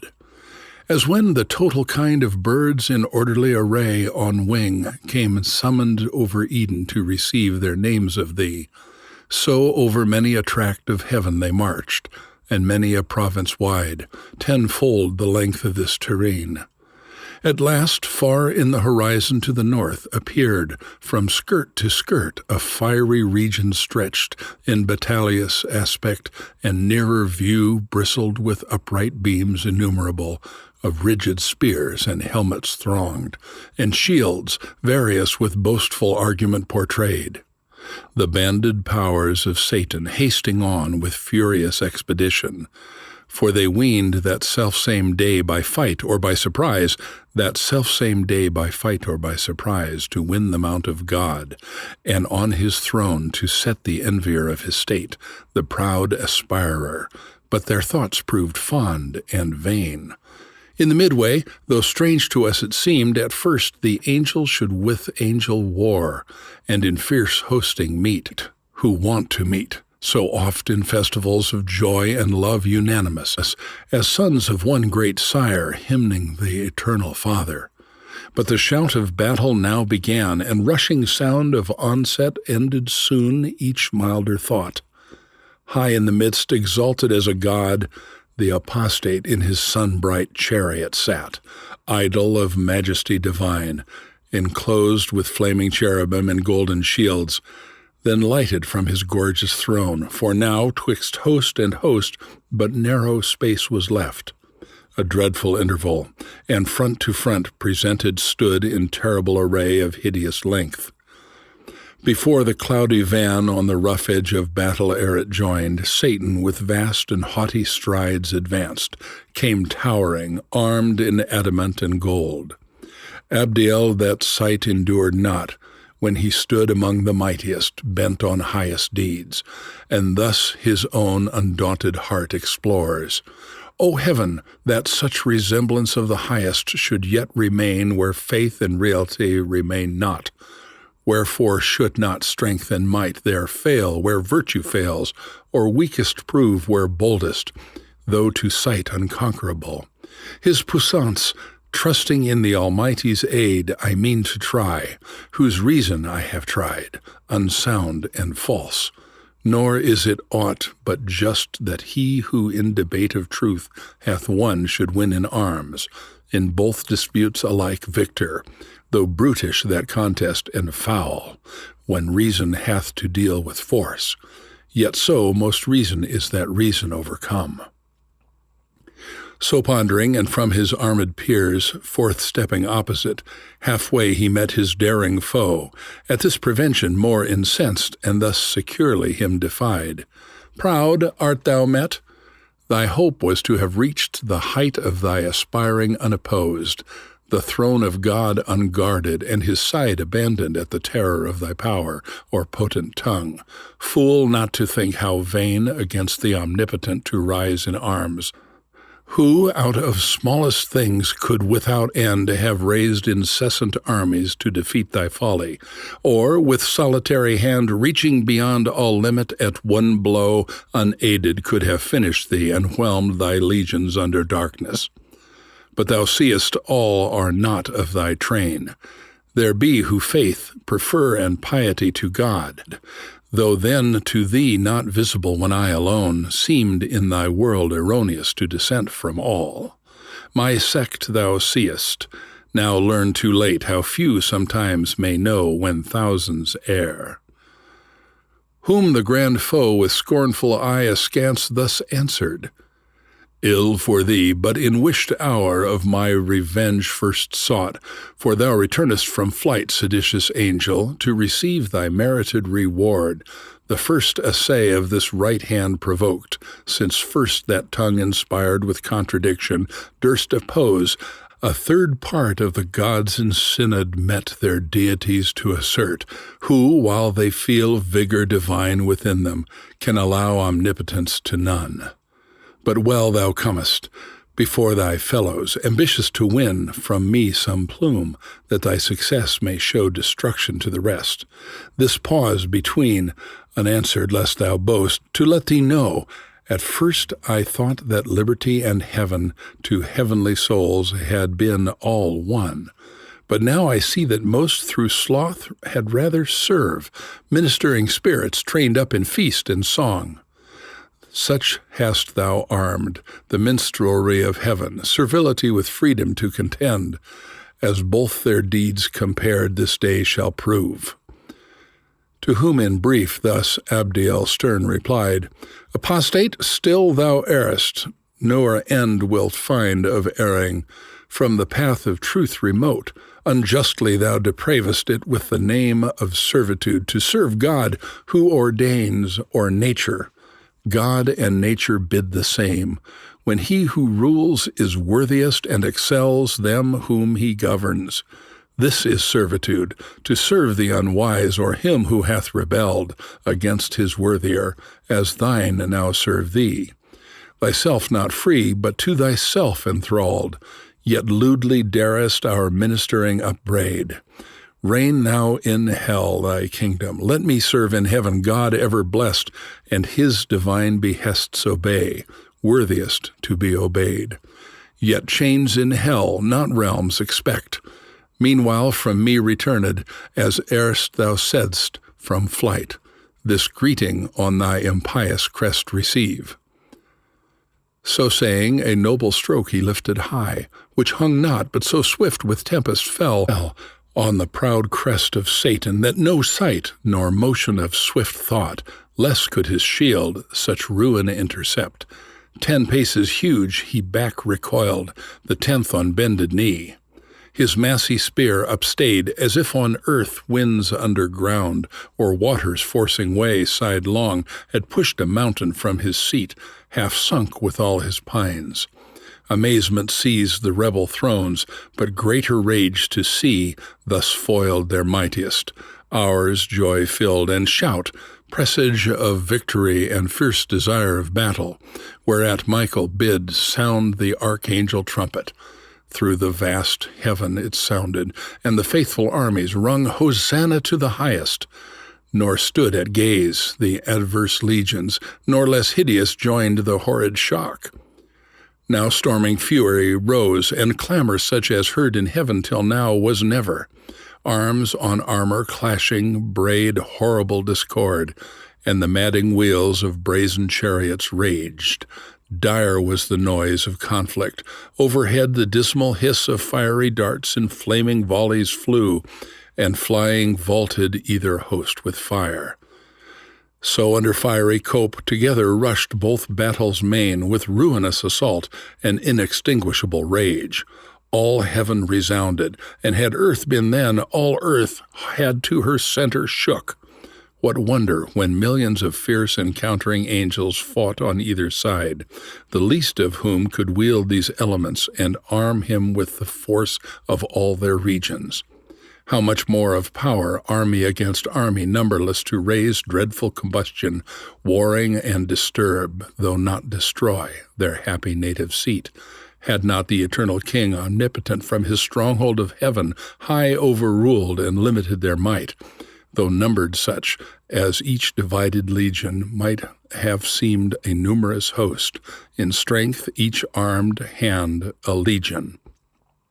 Led in fight, yet leader seemed each warrior, single as in chief, expert when to advance or stand or turn the sway of battle, open when and when to close the ridges of grim war. No thought of flight, none of retreat, no unbecoming deed that argued fear. Each on himself relied, as only his arm the moment lay of victory. Deeds of eternal fame were done, but infinite, for wide was spread that war and various. Sometimes on firm ground a standing fight, then soaring on main wing tormented all the air. All air seemed then conflicting fire. Long time in even scale the battle hung, till Satan, who that day prodigious power had shown and met in arms no equal, ranging through the dire attack of fighting seraphim confused, at length saw where the sword of Michael smote and felled squadrons at once, with a huge two-handed sway. Brandished aloft the horrid edge came down, wide-wasting. Such destruction to withstand, he hasted and opposed the rocky orb of tenfold adamant, his ample shield a vast circumference. At his approach the great archangel from his warlike toil surceased, and glad, as hoping here to end intestine war in heaven, the arch-foe subdued or captive dragged in chains, with hostile frown and visage all inflamed, first thus began. Author of evil, unknown till thy revolt, unnamed in heaven, now plenteous, as thou seest these acts of hateful strife, hateful to all, though heaviest by just measure on thyself and thy adherents. How hast thou disturbed heaven's blessed peace, and into nature brought misery, uncreated till the crime of thy rebellion?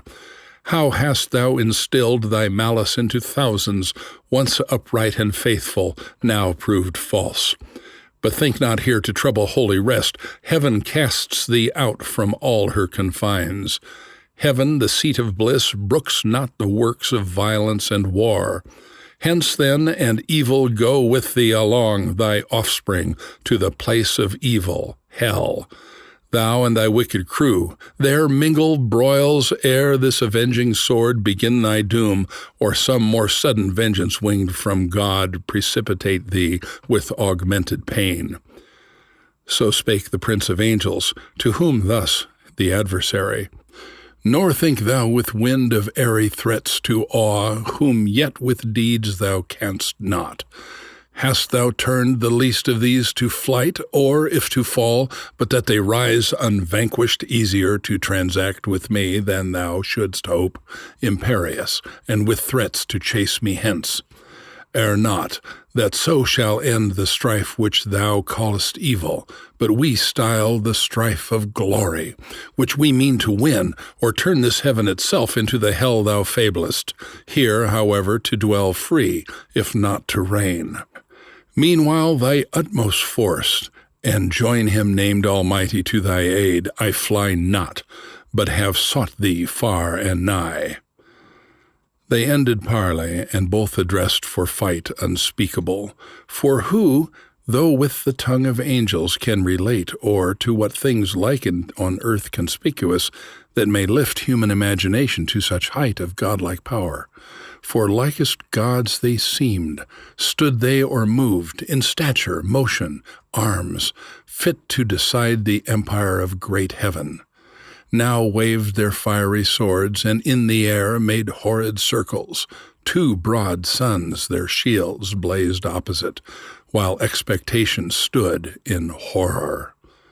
From each hand with speed retired, where erst was thickest fight, the angelic throng, and left large field unsafe within the wind of such commotion, such as to set forth great things by small, if nature's concord broke.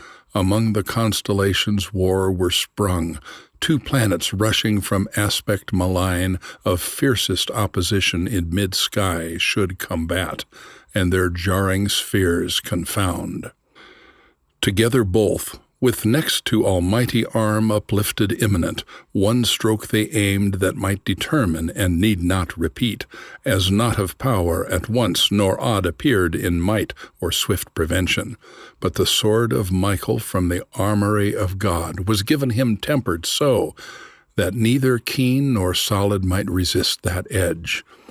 It met the sword of Satan in steep force to smite, descending and in half-cut sheer, not stayed. But with swift wheel reverse, deep entering, sheared at his right side. Then Satan first knew pain, and writhed him to and fro convolved. So sore the griding sword with discontinuous wound passed through him, but the ethereal substance closed, no longer divisible, and from the gash a stream of nectarous humor issued, flowing sanguine, such as celestial spirits may bleed. And all his armor stained, erewhile so bright. Forthwith on all sides to his aid was run by angels many and strong, who interposed defense, while others bore him on their shields back to his chariot, where it stood retired off from the files of war. There they him laid, gnashing for anguish and despite and shame, to find himself not matchless, and his pride humbled by such rebuke, so far beneath his confidence to equal God in power. Yet he soon healed, for spirits that live throughout, vital in every part, not as frail man in entrails, head or heart, liver or reins, cannot but by annihilating die. Nor in their liquid texture mortal wound receive no more than can the fluid air. All heart they live, all head, all eye, all ear, all intellect, all sense, and as they please they limn themselves, and color, shape, or size assume as likes them best, condense or rare. Meanwhile, in other parts like deeds deserved memorial, where the might of Gabriel fought, and with fierce ensigns pierced the deep array of Moloch, furious king, who him defied, and at his chariot wheels to drag him bound threatened, nor from the Holy One of heaven refrained, his tongue blasphemous, but anon, down cloven to the waist, with shattered arms and uncouth pain fled bellowing. On each wing Uriel and Raphael, his vaunting foe, though huge and in a rock of diamond armed, vanquished Adramelech and Asmodai, 2 potent thrones, that to be less than gods disdained, but meaner thoughts learned in their flight, mangled with ghastly wounds through plate and mail. Nor stood unmindful Abdiel to annoy the atheist crew, but with redoubled blow Ariel and Arioch and the violence of Ramiel, scorched and blasted, overthrew. I might relate of thousands, and their names eternize here on earth, but those elect angels contended with their fame in heaven, seek not the praise of men. the other sort in might through wondrous and in acts of war, nor of renown less eager, yet by doom cancelled from heaven and sacred memory.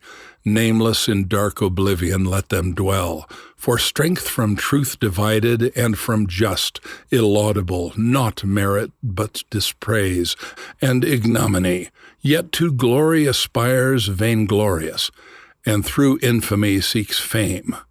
Therefore eternal silence be their doom. And now their mightiest quelled, the battle swerved, with many an inroad gored, deformed rout entered and foul disorder, all the ground with shivered armor strewn, and on a heap chariot and charioteer lay overturned, and fiery foaming steeds, what stood recoiled or wearied through the faint satanic host, defensive scarce, or with pale fear surprised. Then first with fear surprised and sense of pain fled ignominious to such evil brought by sin of disobedience, till that hour not liable to fear or flight or pain.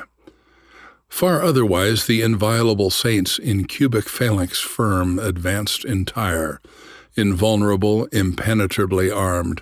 Such high advantages their innocence gave them above their foes not to have sinned, nor to have disobeyed. In fight they stood unwearied, unobnoxious to be pained by wound, though from their place by violence moved. Now night her course began, and over heaven inducing darkness, grateful truce imposed, and silence on the odious din of war. Under her cloudy covert both retired, victor and vanquished, on the foughten field, Michael and his angels prevalent, and camping, placed in guard their watches round, cherubic waving fires. On the other part Satan with his rebellious disappeared, far in the dark dislodged, and, void of rest, his potentates to council called by night, and in the midst thus undismayed began. O now in danger tried, now known in arms, not to be overpowered, companions dear, found worthy not of liberty alone, too mean pretense, but what we more affect, honor, dominion, glory, and renown, who have sustained one day in doubtful fight, and if one day, why not eternal days? What heaven's Lord hast powerfulest to send against us from about his throne, and judge sufficient to subdue us to his will, but proves not so? Then fallible it seems of future we may deem him, though till now omniscient thought. True is, less firmly armed, some disadvantage we endured and pain, till now not known, but known as soon contemned, since now we find this our imperial form incapable of mortal injury, imperishable, and though pierced with wound, soon closing and by native vigor healed. Of evil then so small as easy think the remedy. Perhaps more valid arms, weapons more violent when next we meet, may serve to better us and worse our foes, or equal what between us made the odds in nature none. If other hidden cause left them superior, while we can preserve unhurt our minds and understanding sound, due search and consultation will disclose. He sat, and in the assembly next upstood Nisroch, of principalities the prime.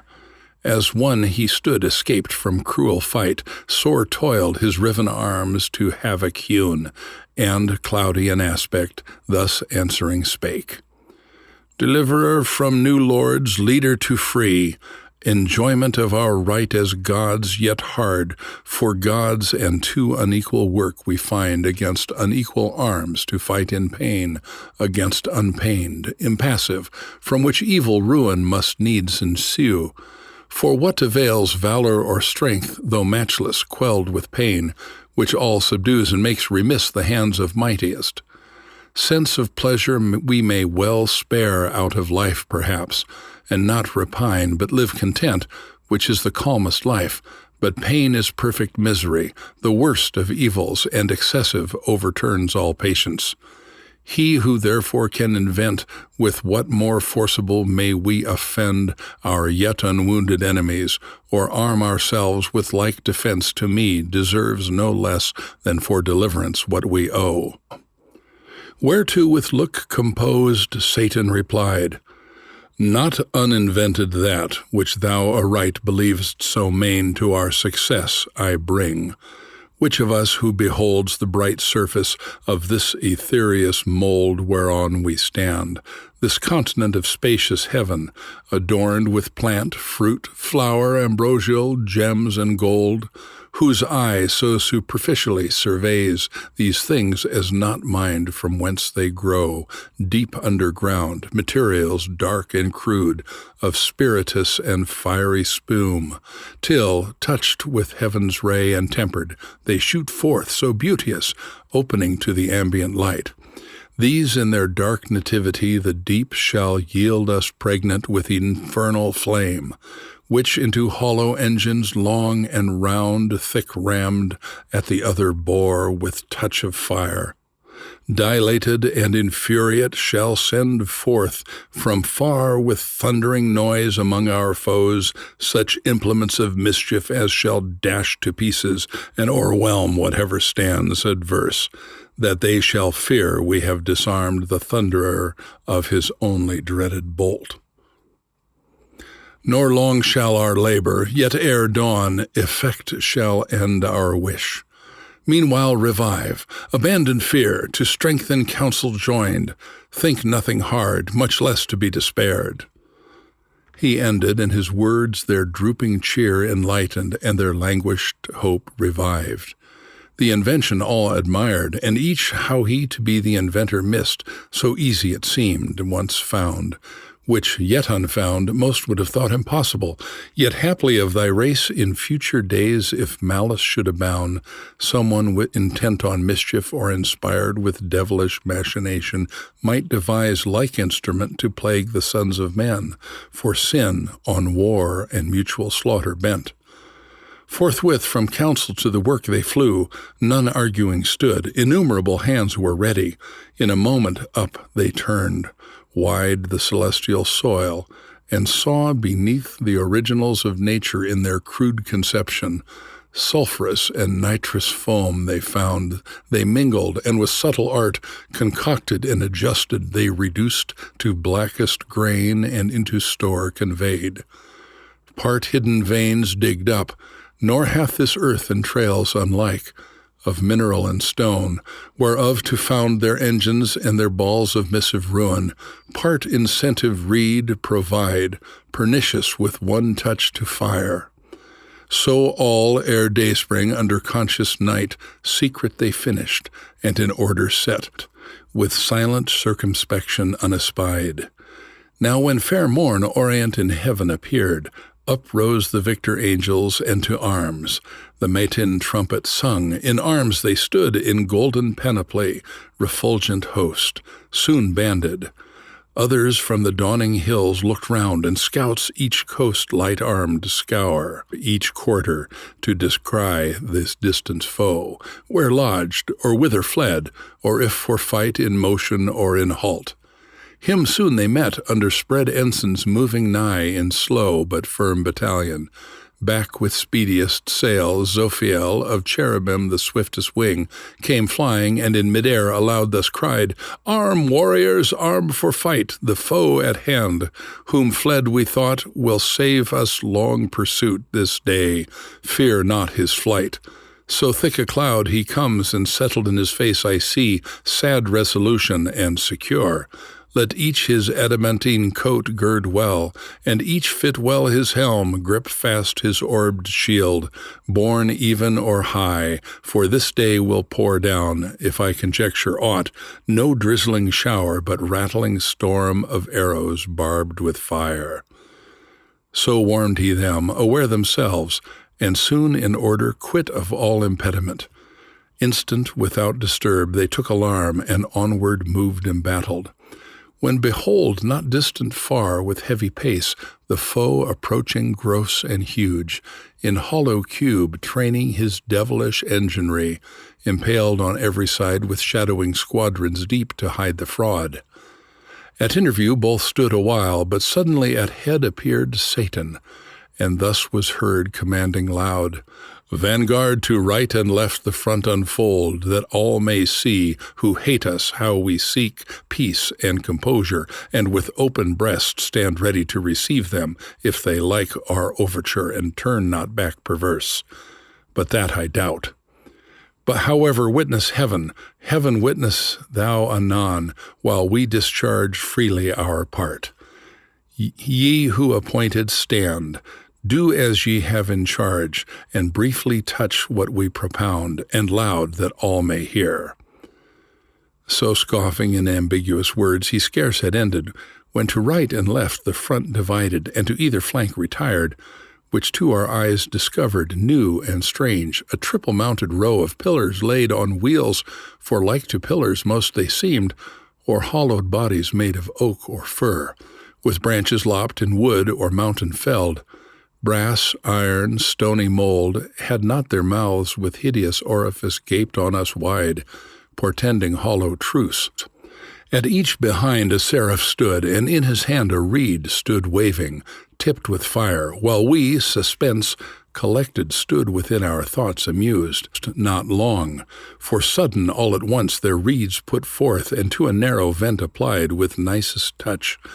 Immediately in a flame, but soon obscured with smoke, all heaven appeared, from those deep-throated engines belched, whose roar emboweled with outrageous noise the air, and all her entrails tore, disgorging foul their devilish glut, chained thunderbolts and hail of iron globes, which on the victor host levelled, with such impetuous fury smote, that whom they hit none on their feet might stand, though standing else as rocks, but down they fell by thousands, angel on archangel rolled. The sooner for their arms, unarmed they might have easily as spirits evaded swift by quick contraction or remove, but now foul dissipation followed and forced rout, nor served it to relax their serried files. What should they do if on they rushed, repulse repeated, and indecent overthrow doubled, would render them yet more despised, and to their foes a laughter? For in view stood ranked of seraphim another row, in posture to displode their second tire of thunder. Back defeated to return, they worse abhorred. Satan beheld their plight, and to his mates thus in derision called, O friends, why come not on these victors proud? Erewhile they fierce were coming, and when we, to entertain them fair with open front and breast, what could we more? Propounded terms of composition, straight they charged their minds, flew off, and into strange vagaries fell, as they would dance, yet for a dance they seemed somewhat extravagant and wild, perhaps for joy of offered peace. But I suppose if our proposals once again were heard, we should compel them to a quick result. To whom thus Belial in like gamesome mood, Leader, the terms we sent were terms of weight, of hard contents, and full of force urged home, such as we might perceive amused them all, and stumbling many who received them right, had need from head to foot well understand. Not understood, this gift they have beside, they show us when our foes walk not upright. So they among themselves in pleasant vein stood scoffing, heightened in their thoughts beyond all doubt of victory, eternal might to match with their inventions they presumed, so easy, and of his thunder made a scorn, and all his host derided while they stood awhile in trouble. But they stood not long. Rage prompted them at length, and found them arms against such hellish mischief fit to oppose. Forthwith, behold the excellence, the power which God hath in his mighty angels placed. Their arms away they threw, and to the hills, for earth has this variety from heaven, of pleasure situate in hill and dale. Light as the lightning glimpse they ran. They flew from their foundations, loosening to and fro. They plucked the seated hills with all their load, rocks, waters, woods, and by the shaggy tops uplifting, bore them in their hands. Amaze, be sure, and terror seized the rebel host, when coming toward them so dread they saw the bottom of the mountains upward turned. Till on those cursed engines triple row they saw them whelmed, and all their confidence under the weight of mountains buried deep, themselves invaded next, and on their heads main promontories flung, which in the air came shadowing and oppressed, whole legions armed. Their armor helped their harm, crushed in and bruised into their substance pent, which wrought them pain implacable and many a dolorous groan, long struggling underneath, ere they could wind out of such prison through spirits of purest light, purest at first, now gross by sinning grown. The rest in imitation to like arms betook them, and their neighboring hills uptore.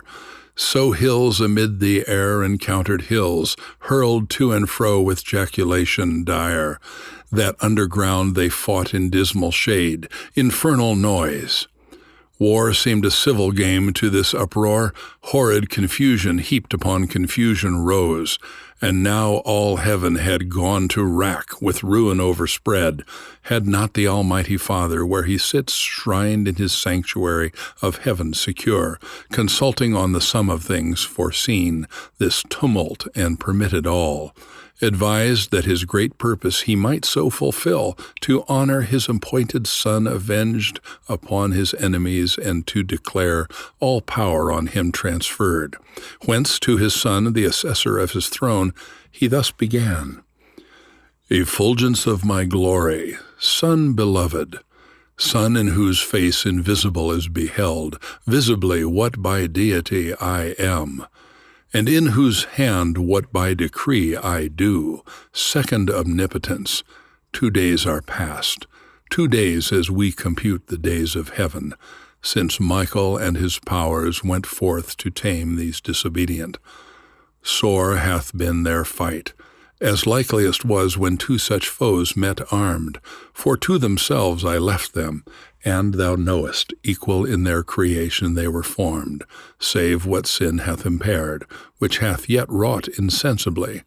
For I suspend their doom, whence in perpetual fight they must needs last endless, and no solution will be found. War, wearied, hath performed what war can do, and to disordered rage let loose the reins with mountains as with weapons armed, which makes wild work in heaven and dangerous to the main. 2 days are therefore past, the third is thine. For thee I have ordained it, and thus far have suffered, that the glory may be thine of ending this great war, since none but thou can end it. Into thee such virtue and grace immense I have transfused, that all may know in heaven and hell thy power above compare, and this perverse commotion governed thus, to manifest thee worthiest to be heir of all things, to be heir and to be king by sacred unction, thy deserved right. Go then, thou mightiest, in thy Father's might. Ascend my chariot, guide the rapid wheels that shake heaven's basis. Bring forth all my war, my bow and thunder, my mighty arms gird on, and sword upon thy puissant thigh. Pursue these sons of darkness, drive them out from all heaven's bounds, into the utter deep. There let them learn, as likes them, to despise God and Messiah, his anointed King. He said, and on his Son with rays direct shone full. He all his Father full expressed, ineffably into his face received, and thus the filial Godhead answering spake. O Father, O supreme of heavenly thrones, first, highest, holiest, best, thou always seekest to glorify thy Son, I always thee. As is most just, this I my glory account, my exultation, and my whole delight, that thou in me well pleased declarest thy will fulfilled, which to fulfill is all my bliss. Scepter and power thy giving I assume, and gladlier shall resign when in the end thou shalt be all in all, and I in thee forever, and in me all whom thou lovest. But whom thou hatest I hate, and can put on thy terrors as I put thy mildness on, image of thee in all things, and shall soon, armed with thy might, rid heaven of these rebelled, to their prepared ill mansion driven down, to chains of darkness and the undying worm. that from thy just obedience could revolt, whom to obey is happiness entire, then shall thy saints unmixed, and from the impure far separate, circling thy holy mount, unfeigned hallelujahs to thee sing, hymns of high praise, and I among them chief. So said he, o'er his scepter bowing, rose from the right hand of glory where he sat, and the third sacred morn began to shine, dawning through heaven. Forth rushed with whirlwind sound the chariot of paternal deity, flashing thick flames, wheel within wheel, undrawn, itself instinct with spirit, but convoyed by 4 cherubic shapes. 4 faces each had wondrous, as with stars their bodies all, and wings were set with eyes. With eyes the wheels of beryl and careering fires between. O'er their heads a crystal firmament, whereon a sapphire throne inlaid with pure amber and colors of the showery arch. He in celestial panoply, all armed of radiant Urim, work divinely wrought, ascended. At his right hand victory sat eagle-winged. Beside him hung his bow and quiver, with 3 bolted thunders stored, and from about him fierce effusion rolled of smoke and bickering flame and sparkles dire. Attended with 10,000 saints, he onward came. Far off his coming shone, and 20,000, I their number heard, chariots of God, half on each hand, were seen. He on the wings of cherub rode sublime on the crystalline sky in sapphire throned, illustrious far and wide, but by his own first seen, them unexpected joy surprised, when the great ensign of Messiah blazed aloft by angels borne, his sign in heaven, under whose conduct Michael soon reduced his army, circumfused on either wing, under their head embodied all in one. Before him power divine his way prepared, at his command the uprooted hills retired each to his place. They heard his voice and went obsequious. Heaven his wonted face renewed, and with fresh flowerets hill and valley smiled. This saw his hapless foes, but stood obdured, and to rebellious fight rallied their powers insensate, hope conceiving from despair. In heavenly spirits could such perverseness dwell? But to convince the proud what signs avail, or wonders move the obdurate to relent, they, hardened more by what might most reclaim, grieving to see his glory, at the sight took envy, and aspiring to his height, stood re-embattled, fierce, by force or fraud weening to prosper, and at length prevail against God and Messiah, or to fall in universal ruin last, and now to final battle drew, disdaining flight or faint retreat, when the great Son of God to all his host on either hand thus spake, Stand still in bright array, ye saints, here stand ye angels armed, this day from battle rest. Faithful hath been your warfare, and of God accepted, fearless in his righteous cause, and as ye have received, so have ye done invincibly. But of this cursed crew the punishment to other hand belongs. Vengeance is his, or whose he sole appoints. Number to this day's work is not ordained, nor multitude. Stand only and behold God's indignation on these godless poured by me. Not you, but me they have despised, yet envied.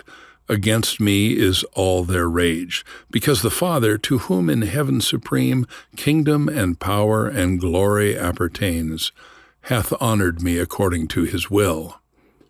Therefore to me their doom he hath assigned, that they may have their wish to try with me, in battle which the stronger proves. They all, or I alone against them, since by strength they measure all, of other excellence not emulous, nor care who them excels, nor other strife with them do I vouchsafe. So spake the Son, and into terror changed his countenance, too severe to be beheld, and full of wrath bent on his enemies. At once the four spread out their starry wings with dreadful shade contiguous, and the orbs of his fierce chariot rolled as with the sound of torrent floods or of a numerous host. He on his impious foes right onward drove, gloomy as night.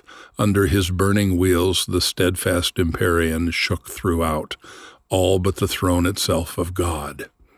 Full soon among them he arrived, in his right hand grasping 10,000 thunders, which he sent before him, such as in their souls infixed plagues. They, astonished, all resistance lost, all courage down their idle weapons dropped. O'er shields and helms and helmed heads he rode, of thrones and mighty seraphim prostrate, that wished the mountains now might be again thrown on them as a shelter from his ire. Nor less on either side tempestuous fell his arrows from the fourfold-visaged four, distinct with eyes, and from the living wheels, distinct alike with multitude of eyes, one spirit in them ruled, and every eye glared lightning and shot forth pernicious fire among the accursed that withered all their strength, and of their wonted vigor left them drained, exhausted, spiritless, afflicted, fallen. Yet half his strength he put not forth, but checked his thunder in mid-volley, for he meant not to destroy, but root them out of heaven. The overthrown he raised, and as a herd of goats or timorous flock together thronged, drove them before him thunderstruck, pursued with terrors and with furies to the bounds and crystal wall of heaven, which, opening wide, rolled inward, and a spacious gap disclosed into the wasteful deep. The monstrous sight struck them with horror backward, but far worse urged them behind. Headlong themselves they threw down from the verge of heaven. Eternal wrath burnt after them to the bottomless pit. Hell heard the unsufferable noise. Hell saw heaven ruining from heaven, and would have fled affrighted, but strict fate had cast too deep her dark foundations, and too fast had bound. 9 days they fell, confounded. Chaos roared, and felt tenfold confusion in their fall through his wild anarchy. So huge a rout encumbered him with ruin. Hell at last, yawning, received them whole, and on them closed. Hell, their fit habitation, fraught with fire unquenchable, the house of woe and pain. Disburdened, heaven rejoiced, and soon repaired her mural breach, returning whence it rolled. Sole victor from the expulsion of his foes, Messiah his triumphal chariot turned, to meet him all his saints, who silent stood eyewitnesses of his almighty acts, with jubilee advanced, and as they went shaded with branching palm, each order bright sung triumph, and hymn sung victorious King, Son, Heir, and Lord, to him dominion given, worthiest to reign. He, celebrated, rode triumphant through mid-heaven into the courts and temple of his mighty Father throned on high, who in glory him received, where now he sits at the right hand of bliss, thus measuring things in heaven by things on earth at thy request, that thou mayest beware by what is past to thee I have revealed, what might have else to human race been hid. The discord which befell and war in heaven among the angelic powers, and the deep fall of those too high aspiring who rebelled with Satan, he who envies now thy state, who now is plotting how he may seduce thee also from obedience, that with him bereaved of happiness thou mayest partake his punishment, eternal misery, which would be all his solace and revenge, as a despite done against the Most High, thee once to gain companion of his woe. But listen not to his temptations, warn thy weaker, let it profit thee to have heard by terrible example the reward of disobedience. Firm they might have stood, yet fell, remember, and fear to transgress. The end of the 6th book.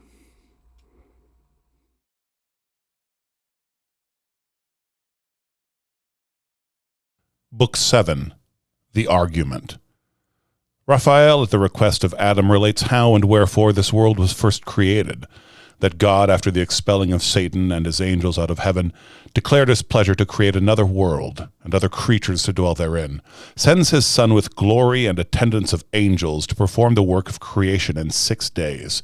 The angels celebrate with hymns the performance thereof and his reascension into heaven. Descend from heaven, Urania, by that name, if rightly thou art called, whose voice divine following above the Olympian hill I soar, above the flight of Pegasian wing.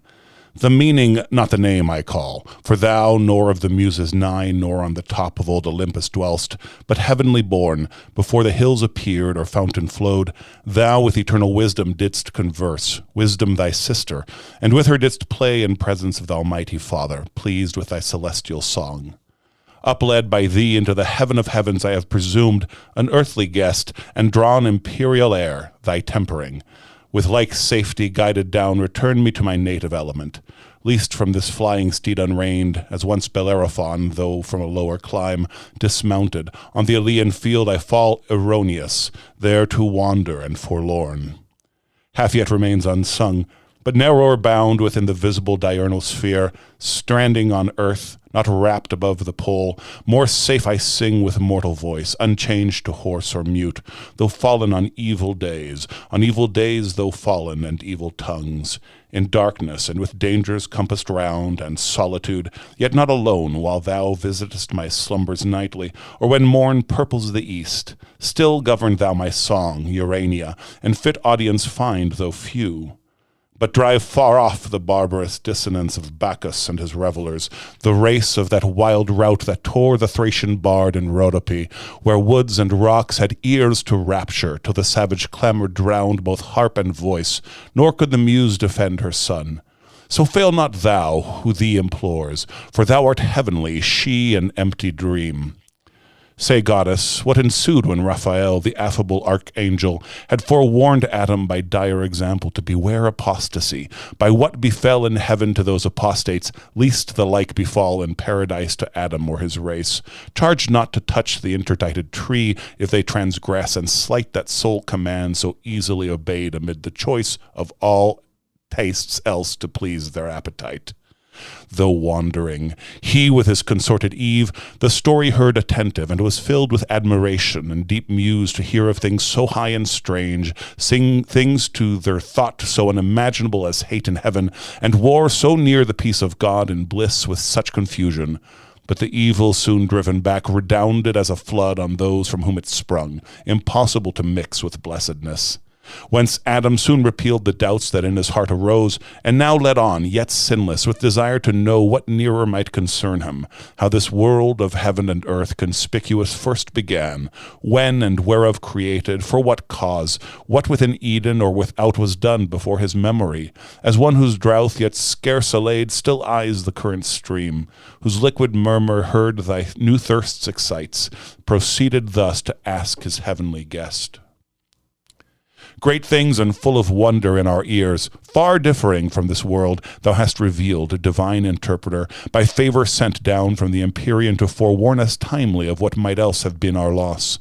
Unknown which human knowledge could not reach, for which to the infinitely good we owe immortal thanks, and his admonishment receive with solemn purpose to observe immutably his sovereign will, the end of what we are. But since thou hast vouchsafed gently from our instruction to impart things above earthly thought, which yet concerned our knowing as to highest wisdom seemed, deign to descend now lower and relate what may no less perhaps avail us known, how first began this heaven which we behold distant so high, with moving fires adorned innumerable, and this which yields or fills all space, the ambient air wide interfused, embracing round this florid earth.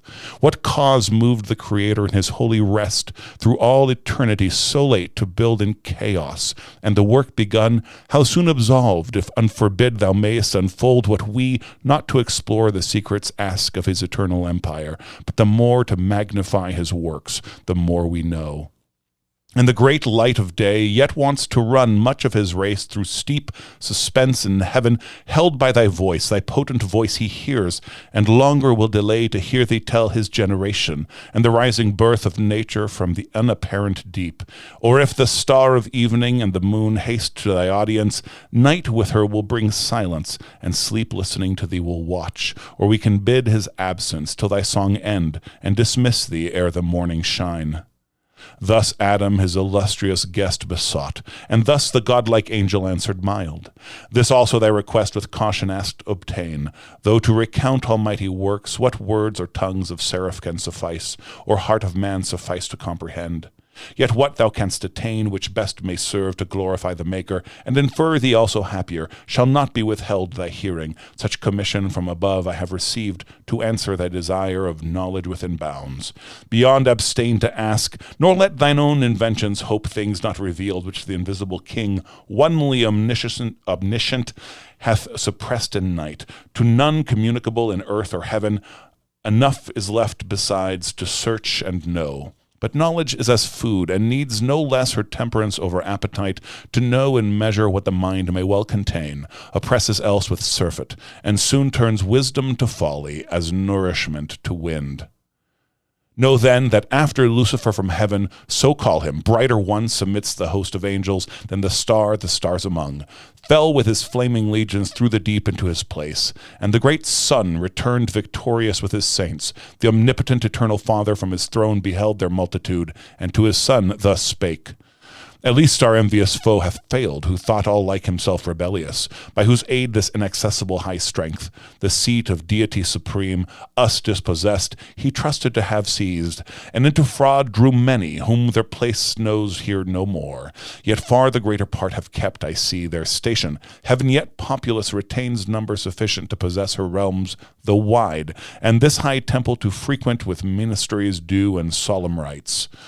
But at least his heart exalt him in the harm already done, to have dispeopled heaven. My damage fondly deemed, I can repair that detriment, if such it be to lose self-lost, and in a moment will create another world, out of one man a race of men innumerable, there to dwell, not here, till by degrees of merit raised they open to themselves at length the way up the hither.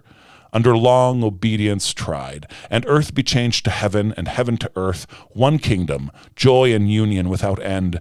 Meanwhile inhabit lax, ye powers of heaven, and thou, my word, begotten Son, by thee this I perform, speak thou and be it done.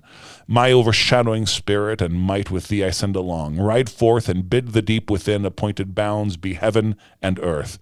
Boundless the deep, because I am who fill infinitude, nor vacuous the space, though I uncircumscribed myself retire, and put not forth my goodness, which is free to act or not. Necessity and chance approach not me, and what I will is fate. So spake the Almighty, and to what he spake his word the filial Godhead gave effect. Immediate are the acts of God, more swift than time or motion, but to human ears cannot without process of speech be told, so told as earthly notion can receive. Great triumph and rejoicing was in heaven when such was heard declared the Almighty's will. Glory they sung to the Most High, goodwill to future men, and in their dwellings peace. Glory to him whose just avenging ire had driven out the ungodly from his sight, and the habitations of the just. To him glory and praise, whose wisdom had ordained good out of evil to create, instead of spirits malign, a better race to bring into their vacant room, and thence diffuse his good to worlds and ages infinite. So sang the hierarchies. Meanwhile the sun on his great expedition now appeared, girt with omnipotence, with radiance crowned of majesty divine, sapience and love immense, and all his Father in him shone. About his chariot numberless were poured cherub and seraph, potentates and thrones and virtues, winged spirits and chariots winged. From the armory of God where stands of old myriads between two brazen mountains lodged against the solemn day, harnessed at hand. Celestial equipage, and now came forth spontaneous, for within them spirit lived, attendant on their Lord. Heaven opened wide her gates, her ever-enduring gates, harmonious sound on golden hinges moving, to let forth the King of glory in his powerful word and spirit coming to create new worlds. On heavenly ground they stood, and from the shore they viewed the vast, immeasurable abyss, outrageous as a sea, dark, wasteful, wild, up from the bottom turned by furious winds and surging waves, as mountains to assault heaven's height, and with the center mix the pole. Silence, ye troubled waves, and thou deep peace, said then the omnific word, your discord end. Nor stayed, but on the wings of cherubim uplifted, in paternal glory rode far into chaos, and the world unborn.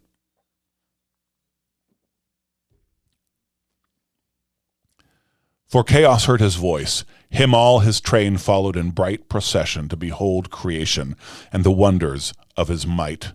Then stayed the fervid wheels, and in his hand he took the golden compasses, prepared in God's eternal store to circumscribe this universe and all created things.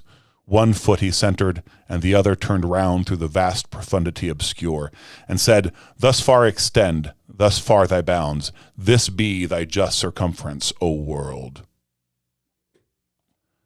Thus God the heaven created, thus the earth, matter unformed and void.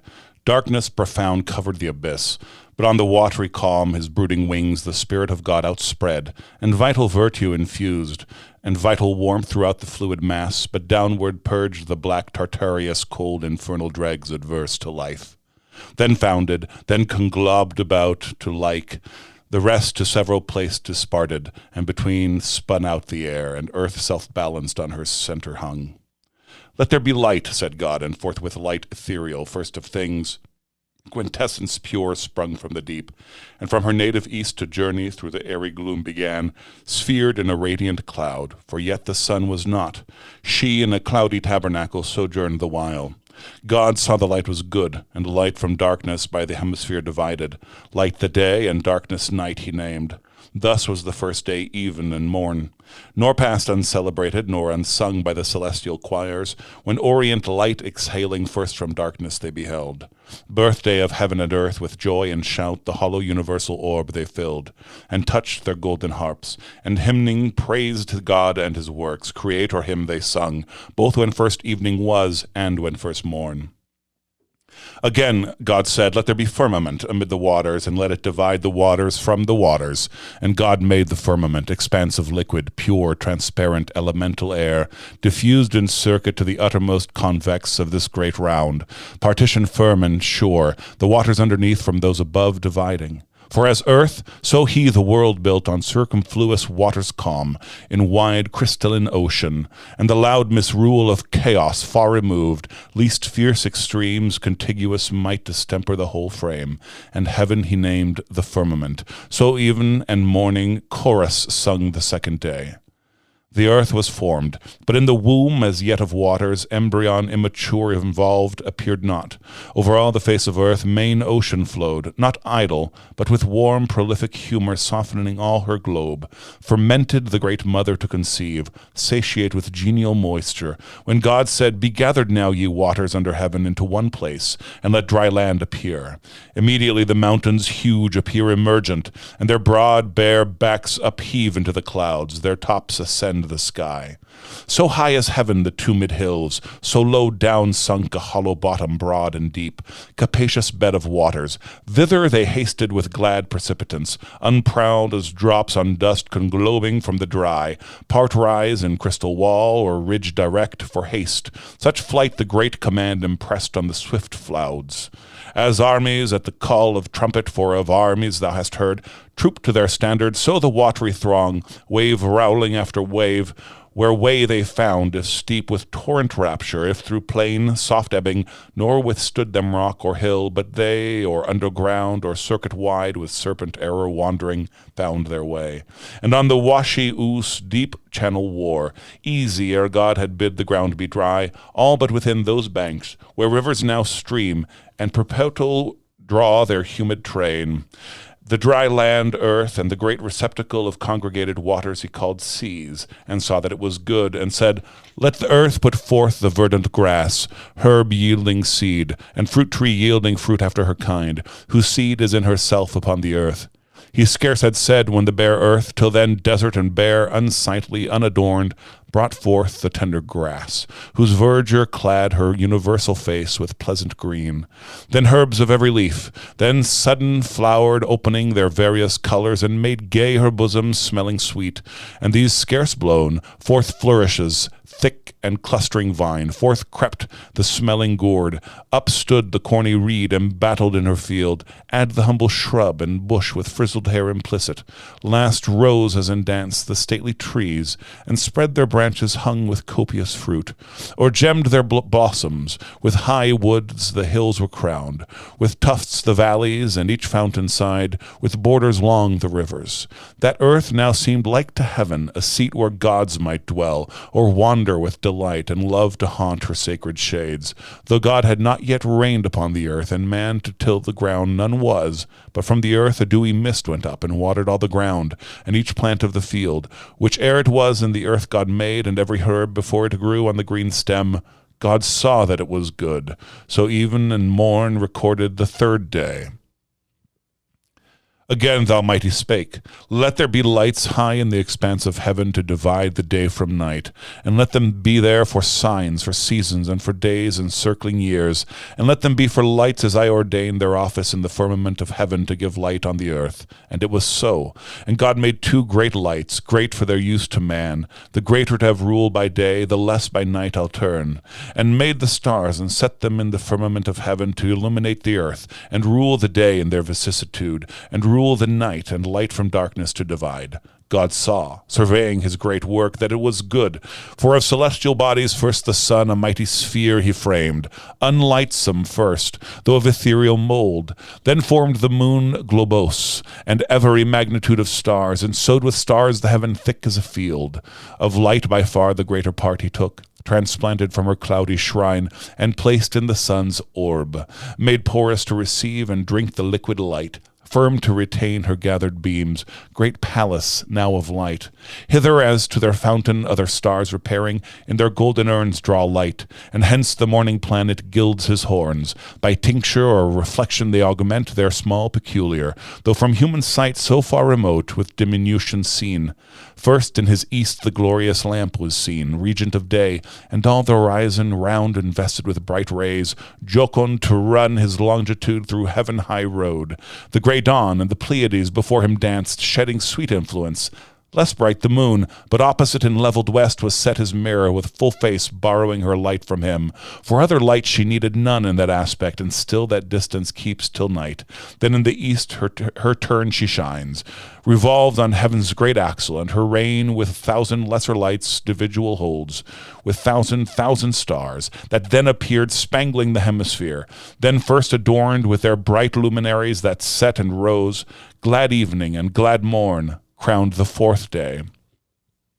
And God said, Let the waters generate reptile with spawn abundant, living soul, and let fowl fly from the earth, with wings displayed on the open firmament of heaven.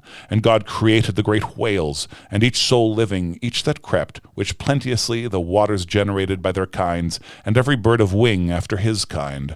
And saw that it was good, and blessed them, saying, Be fruitful, multiply, and in the seas and lakes and running streams the waters fill, and let the fowl be multiplied on the earth.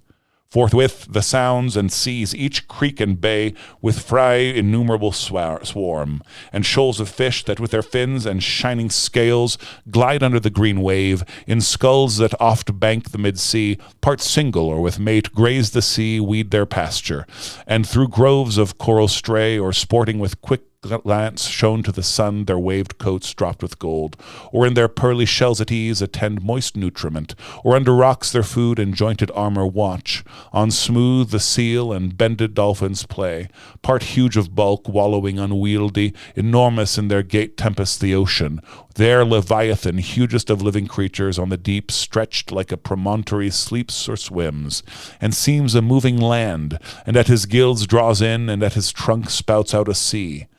Meanwhile the tepid caves and fens and shores their brood as numerous hatch, from the egg that soon bursting with kindly rupture forth disclosed their callow young. But feathered soon and fledged they summed their pens, and soaring there sublime with clang despised the ground, under a cloud in prospect. There the eagle and the stork on cliffs and cedar tops their eyries build, part loosely winged the region, part more wise and common, ranged in figure wedged their way, intelligent of seasons, and set forth their airy caravan high over seas flying, and over lands with mutual wing easing their flight. So steers the prudent crane her annual voyage, born of winds. The air floats as they pass, fanned within unnumbered plumes. From branch to branch the smaller birds with song solaced the woods, and spread their painted wings till even, nor then the solemn nightingale ceased warbling, but all night tuned her soft lays. Others on silver lakes and rivers bathed their downy breast. The swan with arched neck between her white wings mantling proudly, rose her state with hoary feet. Yet oft they quit the dank, and rising on stiff pennons, tower the mid-aerial sky. Others on ground walked firm, the crested cock whose clarion sounds the silent hours, and t'other whose gay train adorns him, coloured with the florid hue of rainbows and starry eyes. The waters thus with fish replenished, and the air with fowl, evening and morn solemnized the 5th day.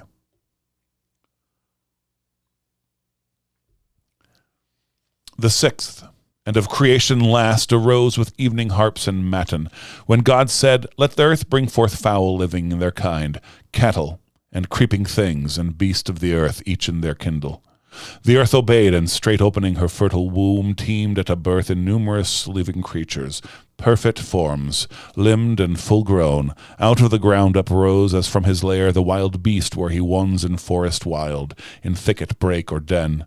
Among the trees in pairs they rose, they walked, the cattle in the fields and meadows green, those rare and solitary, these in flocks pasturing at once, and in broad herbs unsprung. The grassy clods now calved, now half appeared the tawny lion, pawing to get free his hinder parts, then springs as broke from bonds, and rampant shakes his brinded mane. The ounce, the libbard, and the tiger, as the mole rising, the crumbled earth above them threw in hillocks. The swift stag from underground bore up his branching head. Scarce from his mould behemoth biggest born of earth upheaved his vastness, fleeced the flocks in bleating rows, as plants, ambiguous between sea and land, the river horse and scaly crocodile. At once came forth whatever creeps the ground, insect or worm, whose waved their limber fans for wings, and smallest lineaments exact, in all the liveries decked of summer's pride, with spots of gold and purple, azure and green. These as a line their long dimension drew, streaking the ground with sinuous trace, not all minims of nature, some of serpent kind, wondrous in length and corpulence, involved their snaky folds and added wings. First crept the parsimonious emmet, provident of future, in small rooms large heart enclosed, pattern of just equality perhaps, hereafter joined in her popular tribes of commonalty. Swarming next appeared the female bee that feeds her husband drone deliciously, and builds her waxen cells with honey stored. The rest are numberless, and thou their nurture knowest, and gavest them names. Needless to thee repeated, nor unknown the serpent, subtlest beast of all the field, of huge extent sometimes, with brazen eyes and hairy mane terrific, though to thee not noxious, but obedient at thy call. Now heaven in all her glory shone, and rowelled her motions, as the great first movers hand first wheeled their course. Earth in a rich attire consummately lovely smiled. Air, water, earth, by fowl, fish, beast was flown, was swum, was walked frequent, and of the 6th day that yet remained, there wanted yet the master work, the end of all yet done, a creature who not prone and brute as other creatures, but endued with sanctity of reason, might erect his stature, and upright with front serene govern the rest, self-knowing, and from thence magnanimous to correspond with heaven, but grateful to acknowledge whence his good descends, thither with heart and voice and eyes directed in devotion, to adore and worship God supreme, who made him chief of all his works, therefore the omnipotent eternal Father. For where is not he present, thus to his Son audibly spake. Let us make now man in our image, man in our similitude, and let them rule over the fish and fowl of sea and air, beast of the field, and over all the earth, and every creeping thing that creeps the ground. This said, he formed thee, Adam, thee, O man, dust of the ground, and in thy nostrils breathed the breath of life. In his own image he created thee, in the image of God express, and thou becamest a living soul. Male he created thee, but thy consort female for race. Then blessed mankind and said, Be fruitful, multiply, and fill the earth. Subdue it, and throughout dominion hold over fish of the sea, and fowl of the air, and every living thing that moves on the earth. Wherever thus created, for no place is yet distinct by name, thence, as thou knowest, he brought thee into this delicious grove, this garden, planted with the trees of God, delectable both to behold and taste.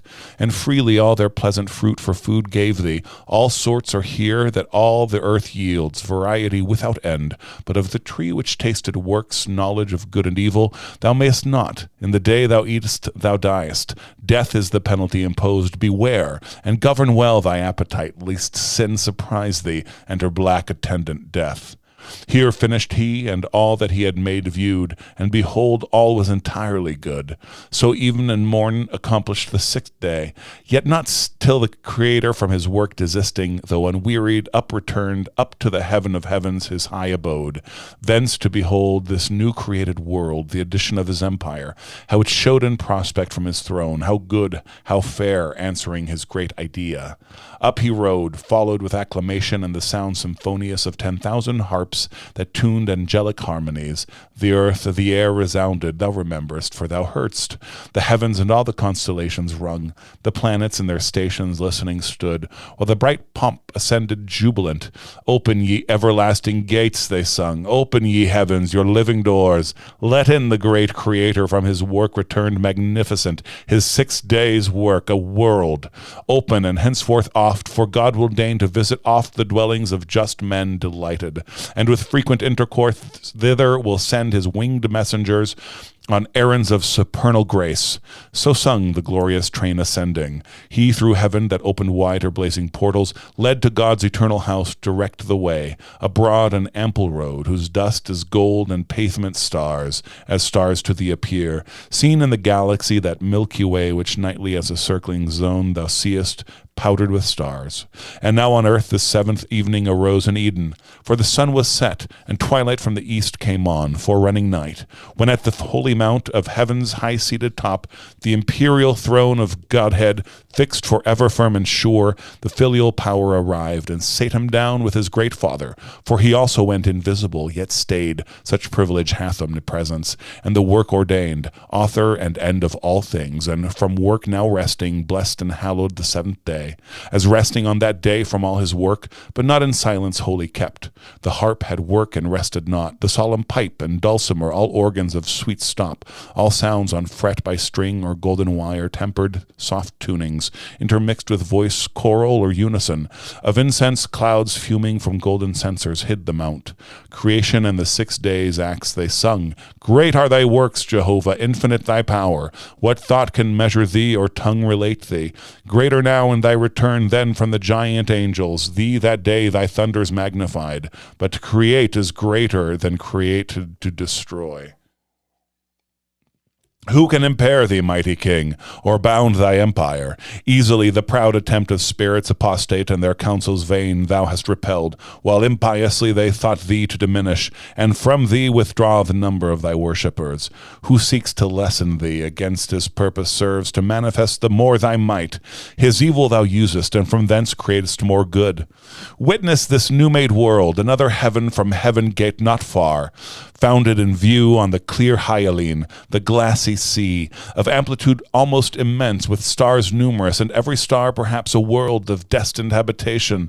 But thou knowest their seasons. Among these the seat of men, earth with her nether ocean circumfused, their pleasant dwelling place. Thrice happy men and sons of men, whom God hath thus advanced, created in his image, there to dwell and worship him, and in reward to rule over his works, on earth, in sea, or air, and multiply a race of worshippers holy and just. Thrice happy if they know their happiness, and persevere upright. So sung they, and the Empyrean rung with hallelujahs. Thus was Sabbath kept, and thy request think now fulfilled, that asked how first this world in face of things began, and what before thy memory was done from the beginning, that posterity informed by thee might know. If else thou seekest aught, not surpassing human measure, say.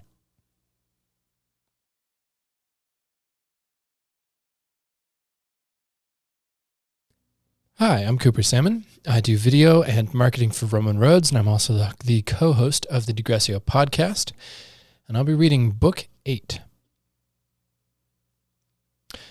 Adam inquires concerning celestial motions, is doubtfully answered, and exhorted to search rather things more worthy of knowledge. Adam assents, and, still desirous to detain Raphael, relates to him what he remembered since his own creation, his placing in paradise, his talk with God concerning solitude and fit society, his first meeting and nuptials with Eve, his discourse with the angel thereupon, who, after admonitions repeated, departs. The angel ended, and in Adam's ear so charming left his voice that he awhile thought him still speaking, still stood fixed to hear. Then, as new waked, thus gratefully replied, What thanks sufficient or what recompense equal have I to render thee, divine historian, who thus largely hast allayed the thirst I had of knowledge, and vouchsafed this friendly condensation to relate things else by me unsearchable, now heard with wonder, but delight, and, as is due, with glory attributed to the high Creator. Something yet of doubt remains, which only thy solution can resolve. When I behold this goodly frame, this world of heaven and earth consisting, and compute their magnitude, this earth, a spot, a grain, an atom, with the firmament compared, and all her numbered stars that seem to roll spaces incomprehensible, for such their distance argues, and their swift return diurnal, merely to officiate light round this opacious earth, this punctual spot, one day and night, in all their vast survey, useless besides. Reasoning I often admire how nature wise and frugal could commit such disproportions with superfluous hand, so many nobler bodies to create, greater so manifold to this one use, for aught appears, and on their orbs impose such restless revolution day by day, repeated, while the sedentary earth, that might better with far less compass move, served by more noble than herself, attains her end without least motion, and receives as tribute such a sumless journey brought of incorporeal speed, her warmth and light, speed to ascribe whose swiftness number fails. So spoke our sire, and by his countenance seemed entering on studious thoughts obtrusive, which Eve, perceiving where she sat, retired in sight, with lowliness majestic from her seat, and grace that one who saw to wish her stay, rose and went forth among her fruits and flowers to visit how they prospered, bud and bloom, her nursery, they at her coming sprung, and, touched by her fair tendance, gladlier grew. Yet went she not as not with such discourse, delighted or not capable her ear of what was high, such pleasure she reserved. Adam relating, she sole auditress. Her husband, the relator, she preferred before the angel, and of him to ask chose rather. He, she knew, would intermix grateful digressions, and solve high dispute with conjugal caresses. From his lip not words alone pleased her. Oh, when meet now such pairs in love and mutual honour joined? With goddess-like demeanour forth she went, not unattended, for on her as a queen of a pomp of winning graces waited still, and from about her shot darts of desire into all eyes to wish her still in sight. And Raphael now to Adam's doubt proposed, benevolent and facile, thus replied, To ask or search I blame thee not, for heaven is as the book of God before thee set, wherein to read his wondrous works and learn his seasons, hours, or days, or months, or years. This to attain, whether heaven move or earth, imports not if thou reckon right. The rest from man or angel the great architect did wisely to conceal, and not divulge his secrets to be scanned by them who ought rather admire, Or, if they list to dry conjecture, he his fabric of the heavens hath left to their disputes, perhaps to move his laughter at their quaint opinions wide. Hereafter, when they come to model heaven and calculate the stars, how they will wield the mighty frame, how build, unbuild, contrive to save appearances, how gird the sphere with centric and eccentric, scribbled o'er cycle and epicycle, orb and orb. Already by thy reasoning this I guess, who art to lead thy offspring, and supposest that bodies bright and greater should not serve the less, not bright, nor heaven such journeys run, earth sitting still while she alone receives the benefit. Consider first that great or bright infers, not excellence. The earth, though in comparison of heaven so small, nor glistering, may of solid good contains more plenty than the sun that barren shines, whose virtue on itself works no effect. But in the fruitful earth there first received his beams, unattractive else, their vigour find. Yet not to earth are those bright luminaries officious, but to thee, earth's inhabitant. And for the heaven's wide circuit, let it speak the Maker's high magnificence, who built so spacious, and his line stretched out so far, that man may know he dwells not in his own, an edifice too large for him to fill, lodged in a small partition, and the rest ordained for uses to his Lord best known. The swiftness of those circles attribute, though numberless, to his omnipotence, that to corporeal substances could add speed almost spiritual. Me thou thinkest not slow, who since the morning hour set out from heaven where God resides, and ere midday arrived in Eden, distance inexpressible by numbers that have name. But this I urge, admitting motion in the heavens to show invalid, that which thee to doubt it moved. Not that I so affirm, though so it seem to thee who hast thy dwelling here on earth. God, to remove his ways from human sense, placed heaven from earth, so far that earthly sight, if it presume, might err in things too high, and no advantage gain. What if the sun be the centre to the world, and other stars by his attractive virtue, and their own incited, dance about him various rounds? Their wandering course now high, now low, then hid, progressive, retrograde, or standing still, in six thou seest. And what if, seventh to these, the planet Earth, so steadfast though she seem, insensibly three different motions move, which else to several spheres thou must ascribe, moved contrary with thwart obliquities?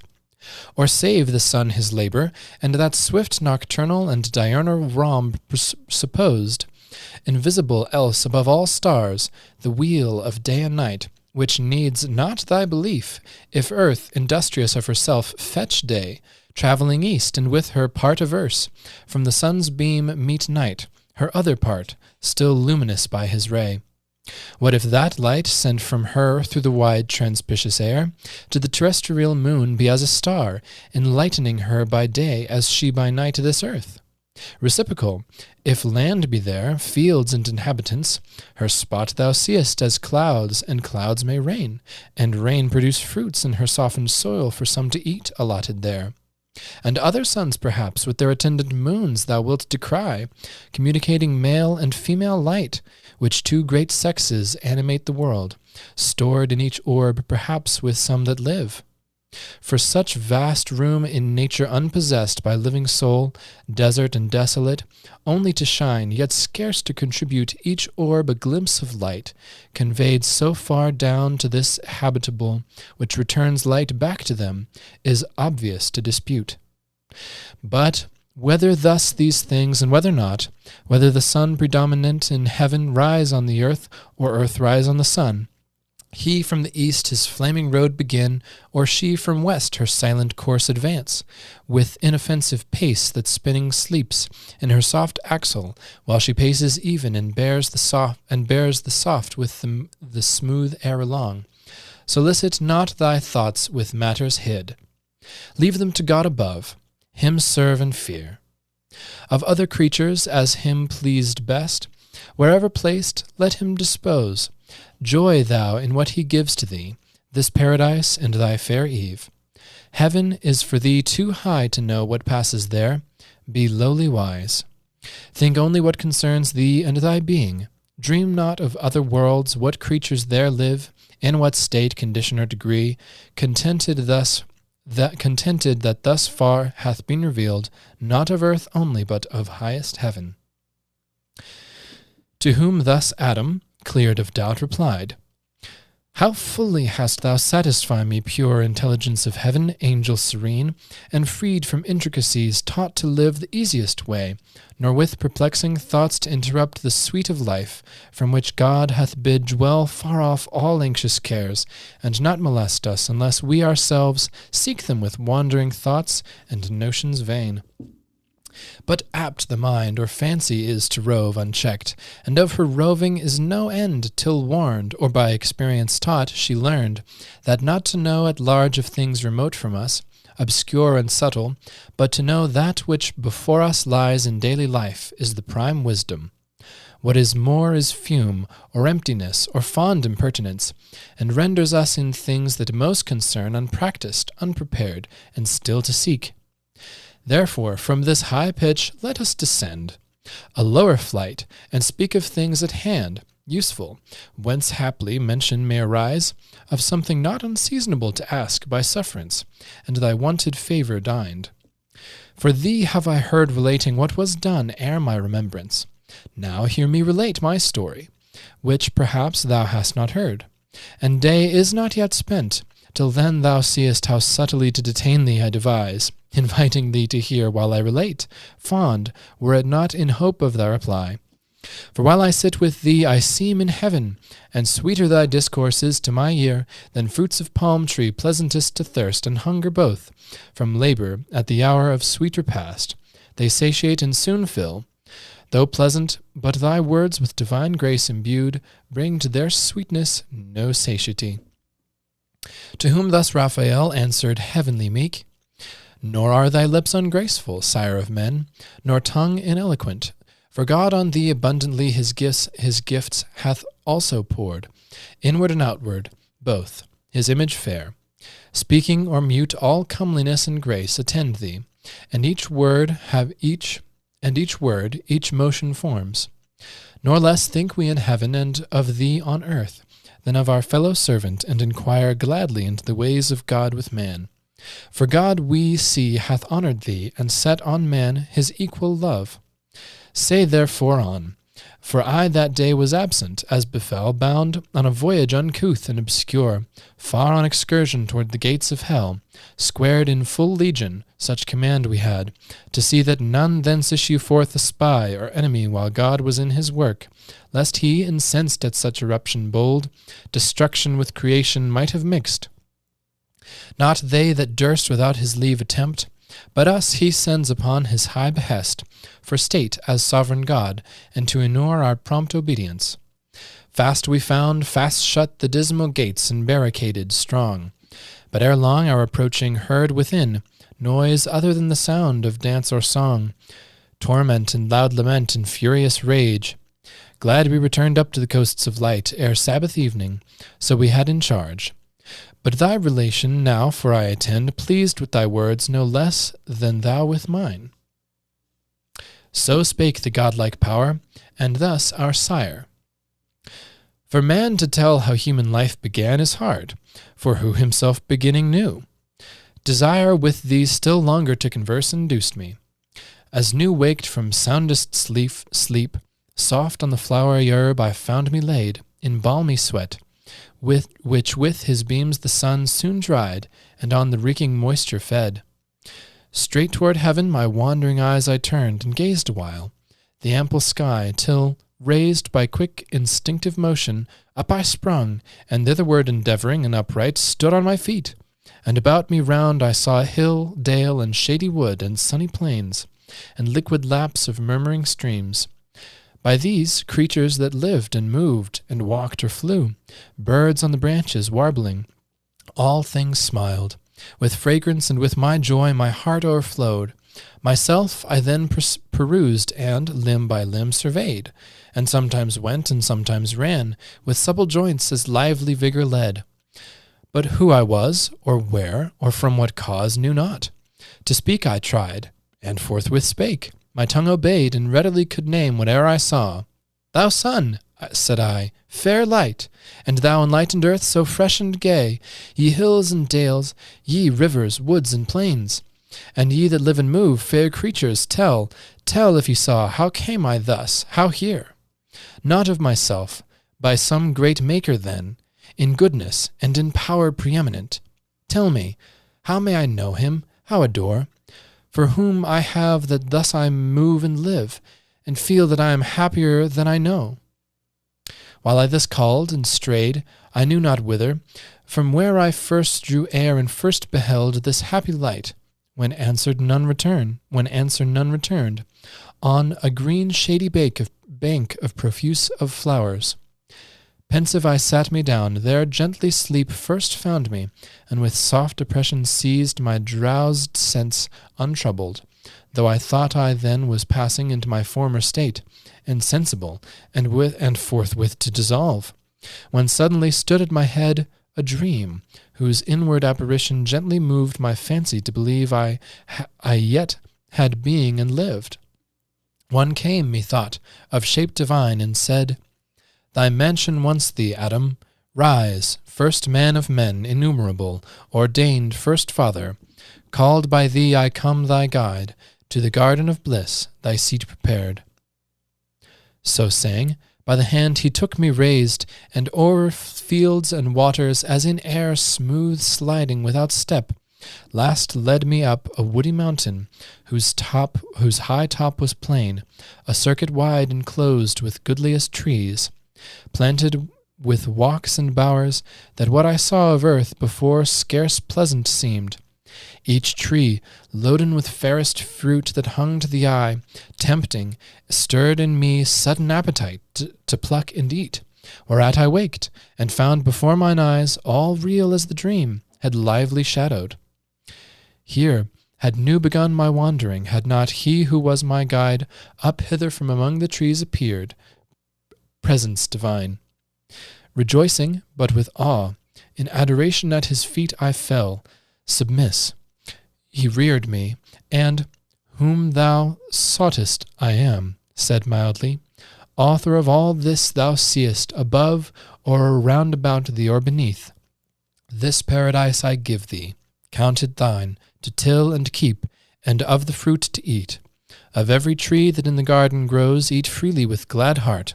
Fear here no dearth, but of the tree whose operation brings knowledge of good and ill, which I have set, the pledge of thy obedience and thy faith, amid the garden by the tree of life. Remember what I warn thee, shun to taste, and shun the bitter consequence. For know, the day thou eatest thereof, my sole command transgressed, inevitably thou shalt die. From that day, mortal, and this happy state shalt lose, expelled from hence into a world of woe and sorrow. Sternly he pronounced the rigid interdiction, which resounds yet dreadful in mine ear, though in my choice not to incur. But soon his clear aspect returned, and gracious purpose thus renewed. Not only these fair bounds, but all the earth to thee and to thy race I give, as lords possess it and all things that therein live, or live in sea or air, beast, fish, and fowl. In sign whereof each beast and bird behold after their kinds, I bring them to receive from thee their names, and pay thee fealty with low subjection. Understand the same of fish within their watery residence, not hither summoned, since they cannot change their elements to draw the thinner air. As thus he spake, each bird and beast behold, approaching two and two, these cowering low with blandishment. Each bird stooped on his wing. I named them as they passed, and understood their nature. With such knowledge God endued my sudden apprehension. But in these I found not what methought I wanted still, and to the heavenly vision thus presumed. O, by what name? For thou above all these, above mankind, and or aught than mankind higher, surpassest far my naming. How may I adore thee, author of this universe, and to all this good to man, for whose well-being so amply with hands so liberal thou hast provided all things? But with me I see not who partakes. In solitude what happiness? Who can enjoy alone? or, all enjoying, what contentment find?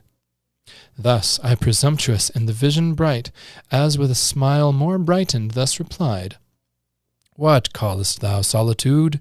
Is not the air with various living creatures, and the air is not the earth with various living creatures, and the air replenished, and all these at thy command, to come and play before thee? Knowest thou not their language and their ways? They also know, and reason not contemptibly. With these find pastime and bear rule. Thy realm is large. So spake the universal Lord, and seemed so ordering. I, with leave of speech implored, and humble deprecation, thus replied, Let not my words offend thee, heavenly power. My Maker, be propitious while I speak. Hast thou not made me here thy substitute, and these inferior far beneath me set? Among unequals what society consort? What harmony or true delight which must be mutual, in proportion due, given and received? But in disparity, the one intense, the other remains amiss. Cannot well suit with ether, but soon prove tedious alike. Of fellowship I speak, such as I seek fit to participate all rational delight, wherein the brute cannot be human consort. They rejoice, each with their kind, lion with lioness. So fitly them in pairs thou hast combined, much less can bird with beast, or fish with fowl so well converse, nor with the ox the ape. Worse then the man with beast, and least of all. Whereto the Almighty answered, not displeased. A nice and subtle happiness, I see, thou to thyself proposest in the choice of thy associates, Adam, and wilt taste no pleasure, though in pleasure solitary. What thinkest thou then of me, and this my state? Seem I to thee sufficiently possessed of happiness, or not, who am alone? From all eternity, for none I know second to me, or like, equal much less. How have I, then, with whom to hold converse, save with creatures which I made, and those to me inferior, infinite descents beneath what other creatures are to thee? He ceased. I lowly answered, To attain the height and depth of thy eternal ways, all human thoughts come short, supreme of things. Thou in thyself art perfect, and in thee is no deficience found. Not so is man, but in degree the cause of his desire by conversation with his like to help or solace his defects. No need that thou shouldst propagate, already infinite, and through all numbers absolute, though one. But man by number is to manifest his single imperfection, and beget like of his like, his image multiplied in unity defective, which requires collateral love and dearest amity. Thou in thy secrecy, although alone, best with thyself accompanied, seekest not social communication, yet, so pleased, canst raise thy creatures to what height thou wilt of union or communion deified. I by conversing cannot these erect from prone, nor in their ways complacence find. Thus I emboldened spake, and freedom used, permissive, and acceptance found, which gained this answer from the gracious voice divine. Thus far to thee, Adam, I was pleased, and find thee knowing naught of beasts alone, which thou hast rightly named, but of thyself, expressing well the spirit within thee free. My image not imparted to the brute, whose fellowship therefore unmeet for thee, good reason wast thou freely shouldst dislike, and be so minded still. I, ere thou spakest, knew it not good for man to be alone, and no such company as then thou sawest intended thee, for trial only brought to see how thou couldst judge of fit and meet. What next I bring shall please thee, be assured. Thy likeness, thy fit help, thy other self, thy wish exactly to thy heart's desire. He ended, or I heard no more, for now my earthly by his heavenly overpowered, which it had long stood under, strained to the height in that celestial colloquy sublime. As with an object that excels the sense, dazzled and spent, sunk down, and sought repair of sleep, which instantly fell on me, called by nature as in aid, and closed mine eyes.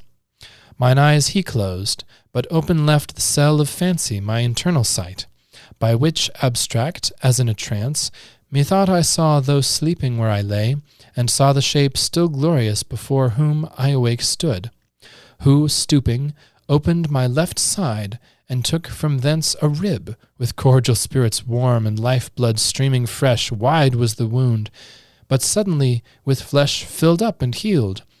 The rib he formed and fashioned with his hands.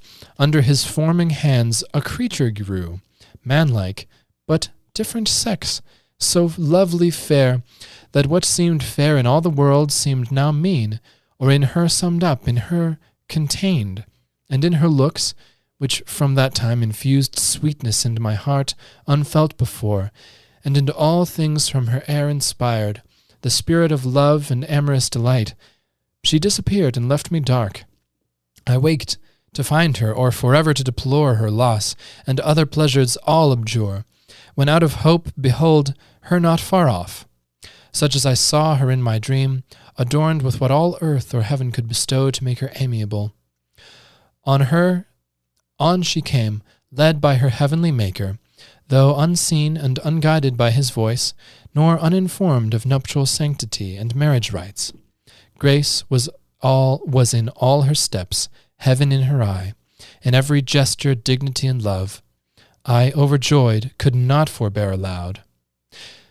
This turn hath made amends. Thou hast fulfilled thy words, Creator bounteous and benign, Giver of all things fair, but fairest this of all thy gifts, nor enviest. I now see bone of my bone, flesh of my flesh, myself before me. Woman is her name, of man extracted. For this cause he shall forego father and mother, and to his wife adhere, and they shall be one flesh, one heart, one soul. She heard me thus, and, though divinely brought, yet innocence and virgin modesty, her virtue and the conscience of her worth, that would be wooed, and not unsought be won. Not obvious, not obtrusive, but retired, the more desirable, or, to say all, nature herself, though pure of sinful thought, wrought in her, so that, seeing me, she turned. I followed her. She what was honour knew, and with obsequious majesty approved my pleaded reason. To the nuptial bower I led her, blushing like the morn. All heaven and happy constellations on that hour shed their selectest influence. The earth gave signs of gratulation, and each hill, joyous the birds, fresh gales and gentle airs, whispered it to the woods, and from their wings flung odours from the spicy shrub, disporting till the amorous birds of night sung spousal, and bid haste the evening star on his hilltop to light the bridal lamp. Thus I have told thee all my state, and brought my story to the sum of earthly bliss, which I enjoy, and must confess to find in all things else delight indeed, but such as, used or not, works in the mind no change, nor vehement desire. These delicacies, I mean of taste, sight, smell, herbs, fruit and flowers, walks, and the melody of birds. But here, far otherwise, transported I behold, transported touch. Here passion first I felt, commotion strange. In all enjoyments else superior and unmoved, here only weak against the charm of beauty's powerful glance. Or nature failed in me, and left some part, not proof enough such object to sustain, or, from my side subducting, took perhaps more than enough, at least in her outward bestowed too much of ornament, in outward show, elaborate, of inward less exact. For well I understood in the prime end of nature, her the inferior in the mind, and inward faculties which most excel, and outward also hers resembling less his image who made both, and less expressing the character of that dominion given, or other creatures. Yet, when I approach her loveliness so absolute, she seems and in herself complete, so well to know her own, that what she wills to do or say seems wisest, virtuousest, discreetest, best. All higher knowledge in her presence falls degraded. Wisdom in discourse with her loses discountenanced, and like folly shows. Authority and reason on her weight, as one intended first not after made occasionally, and, to consummate all, greatness of mind and nobleness their seat, build in her loveliest and create an awe about her as a guard angelic placed. To whom the angel, with contracted brow, accuse not nature, she hath done her part. Do thou but thine, and be not diffident of wisdom. She deserts thee not if thou dismiss not her when most thou needst her nigh. But attributing overmuch to things less excellent, as thou thyself perceivest. For what admirest thou, what transports thee so? An outside? Fair, no doubt, and worthy well thy cherishing, thy honouring, and thy love, not thy subjection. Weigh with her thyself, then value oft times nothing profits more than self-esteem grounded on just and right, well managed. Of that skill, the more thou knowest, the more she will acknowledge thee her head, and to realities yield all her shows. Made so adorn for thy delight, the more so awful, that with honour thou mayst love thy mate, who sees when thou art seen least wise. But if the sense of touch, whereby mankind is propagated, seems such dear delight, beyond all other, think the same vouchsafed to cattle and each beast, which would not be to them made common, and divulged if aught therein enjoyed were worthy to subdue the soul of man, or passion in him move. What higher in her society thou find'st attractive, human, rational, love still. In loving thou dost well, in passion not, wherein true love consists not. Love refines the thoughts, and heart enlarges, hath his seat in reason, and is judicious, is the scale by which to heavenly love thou mayst send, not sunken carnal pleasure, for which cause among the beasts no mate was for thee found. To whom thus, half abashed, Adam replied, neither her outside formed so fair, nor aught in procreation common to all kinds, though higher of the genial bed by far, and with mysterious reverence I deem, so much delights me as those graceful acts, those thousand decencies that daily flow from all her words and actions mixed with love and sweet compliance, which declare unfeigned union of mind, or in us both one soul, harmony to behold in wedded pair more grateful than harmonious sound to the ear. Yet these subject not, I to thee disclose what inward thence I feel, not therefore foiled, who meet with various objects from the sense variously representing, yet, still free, approve the best, and follow what I approve. To love thou blamest me not, for love thou sayest leads up to heaven, is both the way and guide. Bear with me, then, if lawful what I ask. Love not the heavenly spirits, and how their love express they, by looks only, or do they mix irradiance, virtual or immediate touch? To whom the angel, with a smile that glowed celestial rosy red, love's proper hue, answered, let it suffice thee that thou knowest us happy, and without love no happiness. Whatever pure thou in the body enjoyest, and pure thou wert created, we enjoy in eminence, and obstacle find none. Of membrane, joint, or limb, exclusive bars, easier than air with air if spirits embrace, total they mix, union of pure with pure desiring, nor restrained conveyance need as flesh to mix with flesh, or soul with soul. But I can now no more. The parting sun beyond the earth's green cape and verdant isles here sets my signal to depart. Be strong, live happy, and love. But first of all, him whom to love is to obey, and keep his great commandment. Take heed lest passion sway thy judgment to do aught which else free will would not admit. Thine and of all thy sons the weal or woe in thee is placed. Beware. I in thy persevering shall rejoice. And all the blessed, stand fast, to stand or fall in thine own arbitrament it lies. Perfect within, no outward aid require, and all temptation to transgress repel. So saying, he arose, whom Adam thus followed with benediction. Since depart, go, heavenly guest, ethereal messenger, sent from whose sovereign goodness I adore. Gentle to me and affable hath been thy condensation, and shall be honoured ever with grateful memory. Thou to mankind be good and friendly still, and oft return.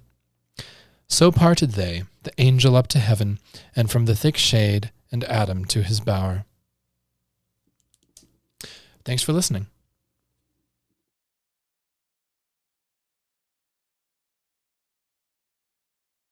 Hi, this is Daniel Foucachon, founder of Roman Roads Press. I'll be reading Book 9, which is an incredible tale of the devil coming down to earth and traveling the earth, and then finding the serpent and taking, making the serpent his home, speaking through the serpent, finding Eve alone, and then the dialogue between Adam and Eve, where Adam does not want Eve to go off on her own. She's saying we'll be more efficient that way. He finally lets her go, and she finds the serpent and is surprised to hear him speak, and he basically flatters her, and then once she's eaten the fruit, the scene where she comes back to Eve is just really incredible, where they. First of all, Eve out there in Cloud 9. They're in. I just realized. I wonder if the Book 9 comes from. I don't know where that term comes from, but I wonder if it's from this. It's blissful. They are wondering. She's happy. He then decides that he'd rather die with her, and they both eat, and it's just elation until it isn't, and then. The knowledge of good and evil comes upon them, and they start accusing one another and blaming the other. And the book ends with basically them. They went into the night accusing one another, but not seeing the fault in themselves. So I hope you enjoy this book. It's a long book. I will probably stumble over a few words here and there, so please forgive my stumbling. Enjoy. No more of talk where God or angel guest, with man as with his friend, familiar, used to sit indulgent and with him partake rural repast, permitting him the while venial discourse unblamed. I now must change those notes to tragic, foul distrust and breach, disloyal on the part of man, revolt and disobedience on the part of heaven, now alienated, distance and distaste, anger and rebuke and judgment given, that brought into this world a world of woe, sin and her shadow death, and misery, death's harbinger. Sad task, yet argument not less, but more heroic than the wrath of stern Achilles and his foe pursued, thrice fugitive about Troy wall, or rage of Turnus for Lavinia disespoused, or Neptune's ire, or Juno's that so long perplexed the Greek and Cerithian son. I answered, if answered, style I can obtain of my celestial Patronus, who deigns her nightly visitation unimplored, and dictates to me slumbering, or inspires easy my unpremeditated verse.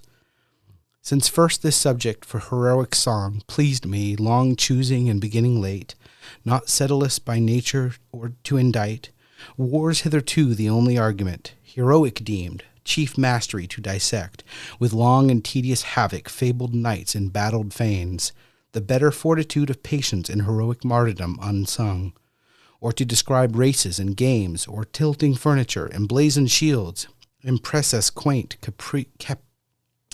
caparisons and steeds, bases and tinsel trappings, gorgeous knights, at joust and tournament, then marshalled feast, served up in hall with sewers and seneschals. The skill of artifice or office mean, not that which justly gives heroic name to person or to poem. Me, of these not nor skill nor studious, higher argument remains sufficient of itself to raise that name, unless an age too late, or cold climate, or years damp my intended wing depressed. And much they may, if all be mine, not hers who brings it nightly to my ear.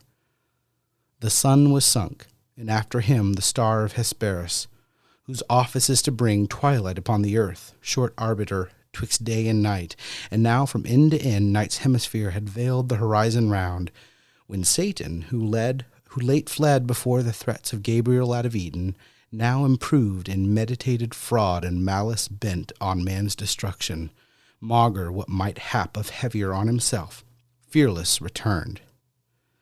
By night he fled, and at midnight returned from compassing the earth, cautious of day, since Uriel, regent of the sun, decried his entrance and forewarned the cherubim that kept their watch.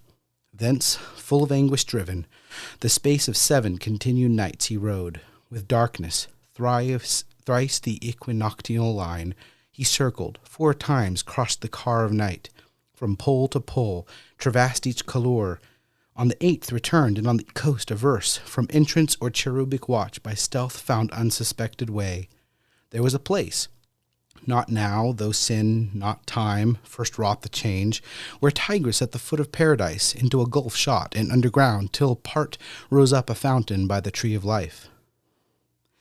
In with the river sunk, and with it rose Satan involved in rising mist, then sought where to lie hid. Sea he had searched, and land from Eden over Pontus and the pool, Myotis up beyond the river of Ob, downward as far as Antarctic, and in length, west from the Orontes to the ocean barred, at Darien thence to the land where flows Ganges and Indus. Thus the orb he robed with narrow search, and with inspection deep considered every creature, which of all most opportune might serve his wiles, and found the serpent subtlest beast of all the field. Him, after long debate, irresolute of thoughts revolved, his final sentence chose, fit vessel, fittest imp of fraud, in whom to enter and his dark suggestions hide. From sharpest sight, for in the wily snake, whatever slights none would suspicious mark. And from his wit and native subtlety, proceeding which in other beasts observes, doubt might beget a diabolical power, active within beyond the sense of brute. Thus he resolved, but first from inward grief, his bursting passion into the plaints thus poured. O earth, how like to heaven, if not preferred more justly, seat worthier of gods, as built with second thoughts, reforming what was old. For what god, after better, worse would build? Terrestrial heaven, danced round by other heavens, that shine, yet bear their bright officious lamps, light above light, for thee alone, it seems, in thee concentering all their precious beams of sacred influence. As God in heaven is centre, yet extends to all, so thou, centering, receivest from all those orbs. In thee, not in themselves, all their known virtues appear, productive in herb, plant, and nobler birth, of creatures animate with gradual life, of growth, sense, reason, all summed up in man. With what delight could I have walked thee round, if I could joy in aught, sweet interchange of hill and valley, rivers, woods, and plains, now land, now sea, and shores with forest crowned, rocks, dens, and caves, but I in none of these found place or refuge, and the more I see pleasures about me, so much more I feel torment within me. As from the hateful siege of contraries, all good to me becomes bane, and in heaven much worse would be my state. But neither here seek I, no, nor in heaven to dwell, unless by mastering heaven supreme, nor hope to be myself less miserable by what I seek, but others to make such as I, though thereby worse to me rebound. For only in destroying I find ease to my relentless thoughts, and him destroyed, or one to what may work his utter loss. For whom all this was made, all this will soon follow. As to him linked in weal or woe, in woe then that destruction wide may range.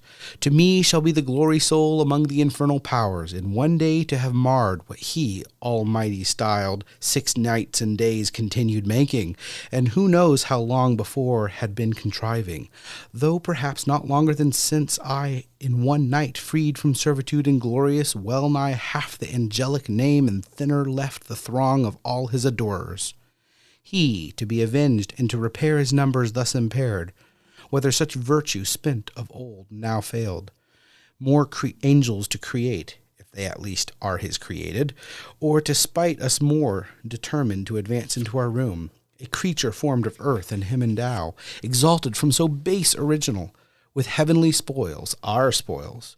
What he decreed he effected, man he made, and for him built, magnificent this world and earth his seat. Him Lord pronounce, and, O indignity, subjected to his service angel wings and flaming ministers to watch and tend their earthly charge. Of the vigilance I dread, and, to elude, thus wrapped in mist of midnight vapor, glide obscure and pry in every bush and brake, where hap may find the serpent sleeping, in whose mazy folds to hide me in the dark intent I bring. O foul descent, that I who erst contended with gods to sit the highest, am now constrained into a beast and mixed with bestial slime. This essence to incarnate and imbrute, that to the height of deity aspired. But what will not ambition and revenge descend to? Who aspires must, down as low as high he soared, obnoxious first or last, to basest things. Revenge, at first thought sweet, bitter ere long, back on itself recoils. Let it, I reck not, so it light well aimed, since higher I fall short on him who next provokes my envy, this new favorite of heaven, this man of clay, son of despite, whom us the more to spite his maker raised from dust. Spite then with spite is best repaid. So saying, through each thicket dank or dry, like a black mist low creeping, he held on his midnight search, where soonest he might find the serpent. Him fast sleeping soon he found, in labyrinth of many around self rolled, his head and midst well stored with subtle wiles, nor yet in horrid shade or dismal den, nor nocent yet, but on the grassy herb. Fearless, unfeared, he slept. In his mouth the devil entered, and his brutal sense, in heart or head, possessing soon inspired with act intelligential. But his sleep disturbed not, wanting close the approach of morn. Now, when a sacred light began to dawn in Eden and on the humid flowers that breathed their morning incense, when all things that breathe from the earth's great altar send up silent praise to the Creator, and his nostrils fill with grateful smell, forth came the human pair, and joined their vocal worship to the choir of creatures' wanting voice. That done, partake the season, prime for sweetest scents and airs, then commune how that day they best may ply their growing work, for much their work outgrew the hand's dispatch of two gardening so wide. And Eve first to her husband thus began. Adam, well we may labor still to dress, this garden still to tend plant, herb, and flower, our pleasant task enjoined, but till more hands aid us, the work under our labors grows luxurious by restraint. What we by day lop overgrown, or prune, or prop, or bind, one night or two with wanton growth derides, tending to wild. Thou, therefore, now advise or hear what to my mind first thoughts present. Let us divide our labors. Thou where choice leads thee, or where most needs, whether to wind the woodbine round this arbor or direct, the cliving ivy where to climb, while I in yonder spring of roses intermixed with myrtle find what to dress till noon. For while so near each other thus all day, our task we choose, what wonder if, so near, looks intervene and smiles, or objects new casual discourse draws on, which intermits our day's work brought to little, thus begun early, and the hour of supper comes unearned. To whom mild answer Adam thus returned, Soul Eve, associate soul, to me beyond compare above all living creatures dear, well hast thou motioned, well thy thoughts employed, how we might best fulfill the work which here God has assigned us, nor of me shalt pass unpraised, for nothing lovelier can be found in woman than to study household goods, and good works in her husband to promote. Yet not so strictly hath our Lord imposed labor as to debar us what when we need refreshment, whether food or talk between, food of the mind, or this sweet intercourse of looks and smiles, for smiles from reason flow, to brute denied, and are of love the food. Love, not the lowest end of life, of human life. For not to irksome toil, but to delight he made us, and delight to reason joined. These paths and bowers doubt not but our joined hands will keep from wilderness, with ease as wide as we need walk, till younger hands ere long assist us. But if much converse, perhaps, thee satiate, to short absence I could yield, for solitude sometimes is best society, and short retirement urges sweet return. But other doubt possesses me, lest harm befall thee severed from me, for thou knowest what hath been warned us, what malicious foe, envying our happiness and of his own despairing, seeks to work us woe and shame by sly assault, and somewhere nigh at hand watches, no doubt, with greedy hope to find his wish and best advantage, us asunder, hopeless to circumvent us, joined where each to other speedy aid might lend at need. Whether his first design be to withdraw our fealty from God, or to disturb conjugal love, than which perhaps no bliss enjoyed, but us excites his envy more. Or this, or worse, leave not the faithful side that gave thee being, still shades thee and protects. The wife, where danger or dishonor lurks, safest and seemliest by her husband stays, who guards her, or with her the worst endures. To whom the virgin majesty of Eve, as one who loves and some unkindness meets, with sweet austere composure, thus replied: Offspring of heaven and earth, and all earth's Lord, that such an enemy we have who seeks our ruin, both by thee informed I learn, and from the parting angel overheard, as in a shady nook I stood behind, just then returned at shut of evening flowers. But that thou shouldst my firmness therefore doubt, to God or thee, because we have a foe, may tempt it I expect not to hear. His violence thou fearst not, being such as we, not capable of death or pain, can either not receive or can repel. His fraud is then thy fear, which plain infers thy equal fear that my firm faith and love can by his fraud be shaken or seduced. Thoughts which, how found they arbor in thy breast, Adam misthought of her to thee so dear. To whom with healing words Adam replied: Daughter of God and man, immortal Eve, for such thou art, from sin and blame entire, nor diffident of thee do I dissuade thy absence from my sight, but to avoid the attempt itself intended by our foe. For he who tempts, though in vain, at least asperses the tempted with dishonor foul, supposed not incorruptible of faith, not proof against temptation. Thou thyself with scorn and anger wouldst resent the offered wrong, though ineffectual found. Misdeem not, then, if such affront I labor to avert. From thee alone, which on us both at once the enemy, though bold, will hardly dare, or daring, first on me the assault shall light. Nor thou his malice and false beguile contemn. Subtle he needs must be who could seduce angels. Nor think superfluous others' aid. I from the influence of thy looks receive access in every virtue, in thy sight more wise, more watchful, stronger, if need were of outward strength. While shame, thou looking on, shame to be overcome or overreached, would uttermost vigor raise, and raised unite. Why shouldn't not thou like sense within thee feel when I am present, and thy trial choose, with me best witness of thy virtue tried? So spake Adam in his care and matrimonial love. But Eve, who thought less attributed to her faith sincere, thus her reply with accent sweet renewed: If this be our condition, thus to dwell in narrow circuit straitened by a foe, subtle or violent, we not endued single with like defense wherever met, how are we happy, still in fear of harm? But harm precedes not sin, only our foe tempting affronts us with his foul esteem. Of our integrity, his foul esteem sticks no dishonor in our front, but turns foul on himself.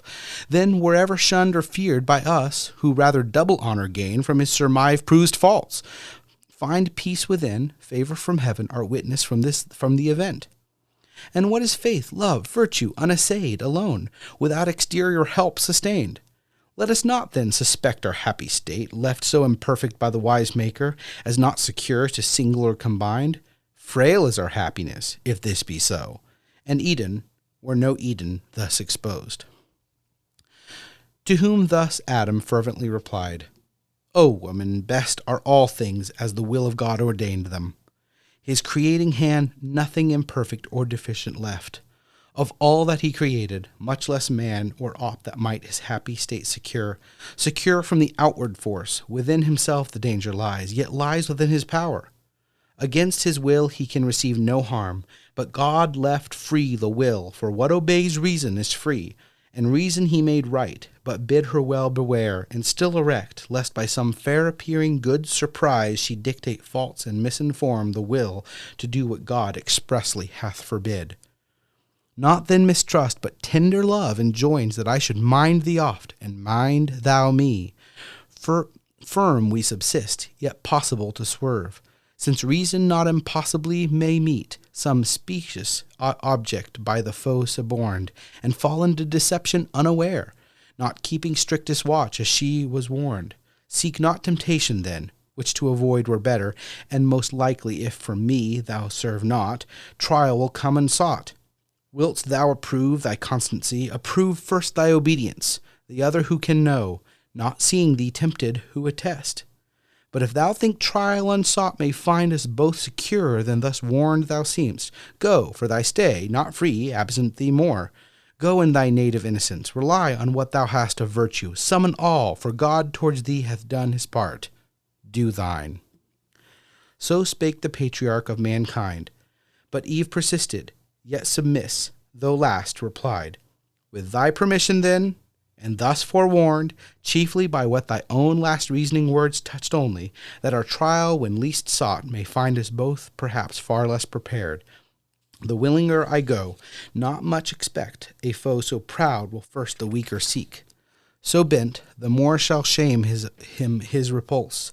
Thus saying from her husband's hand, her hand soft she withdrew, and like a wood nymph light, Oread or Dryad, or of Delia's train, betook her to the groves, but Delia's self in gait surpassed in goddess-like deport. Though not as she with bow and quiver armed, but with such gardening tools as art yet rude, guiltless of fire, had performed or angels brought, to Pales or Pomona thus adorned, like as she seemed, Pomona when she fled, for Tumnus or to Certes in her prime, yet virgin of Proserpina from Jove. Her long with ardent look his eyes pursued, delighted, but desiring more her stay. Oft he to her charge of quick return repeated, she to him as oft engaged, to be returned by nude amid the bower, and all things in best order to invite, noontide repast or afternoon repose.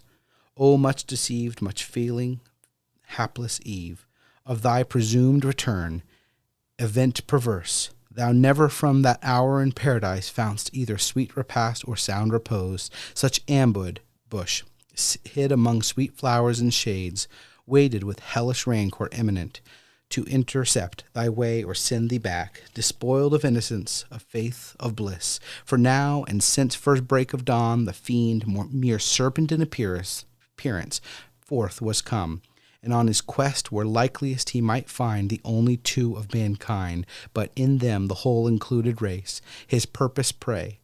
In bower and field he sought, where any tuft of grove or garden plot may pleasant lay their tendons or plantation for delight, by fountain and by shady rivulet. He sought them, but with wish his hap might find Eve separate. He wished, but not with hope of what so seldom chanced, when to his wish, beyond his hope, Eve separate he spies. Veiled in a cloud of fragrance where she stood, half spied, so thick the roses bushed around about her glowed, oft stooping to support each flower of slender stalk, whose head, though gay carnation, purple, azure, or speckled with gold, hung drooping, unsustained. Them she upstays gently with myrtle band, mindless the while herself, though fairest unsupported flower from her best prop so far, and storm so nigh. Nearer he drew, and many a walk traversed of stateliest covert, cedar, pine, or palm, then voluble and bold, now hid, now seen. Among the thick-woven arborets and flowers embroidered on each bank, the hand of Eve, spot more delicious than those gardens fiend, or of revived Adonis, or renowned Alcinous, host of old Laertes' son, or that, not mystic, where the sapient king held dalliance with his fair Egyptian spouse. Much to the place admired, the person more, as one who long in populous cities pent, where houses thick and sewers annoy the air, forth issuing on a summer's morn to breath among the pleasant villages and farms, adjoined from each thing met conceiving delight. The smell of grain and teated grass or kine, or dairy, each rural sight, each rural sound, if chance with nymph-like step fair virgin pass, what pleasing seemed for her now pleases more. She most, and in her look sums all delight. Such pleasure took the serpent to behold this flowery plot, the sweet recess of Eve, thus early, thus alone, her heavenly form angelic, but more soft and feminine, her graceful innocence. Every air of gesture or least action overawed his malice with rapine sweet, bereaved his fierceness of the fierce intent it brought. That space the evil one, abstracted, stood from his own evil, and for the time remained stupidly good, of enmity disarmed, of guile, of hate, of envy, of revenge. But the hot hell that always in him burns, though in mid-heaven, soon ended his delight, and tortures him from now more than the more he sees of pleasure not for him ordained. Then soon fierce hate he recollects, and all his thoughts of mischief gratulating thus excites. Thoughts, whither have ye led me? With what sweet compulsion thus transported to forget what hither brought us? Hate not love, nor hope of paradise for hell, hope here to taste of pleasure, but all pleasure to destroy, save what is in destroying. Other joy to me is lost. Then let me not let pass occasion which now smiles. Behold alone the woman, opportune to all attempts, her husband, for I view far round, not nigh, whose high intellect more I shun, and strength of courage haughty, and of limb heroic built, though of terrestrial mould. Foe not informidable, except from wound, I not, so much hath hell debased and pain enfeebled me to what I was in heaven. She fair, divinely fair, fit for love for gods, not terrible, though terror be in love and beauty, not approached by stronger hate, hate stronger under show of love well veiled, the way which to her ruin now I tend.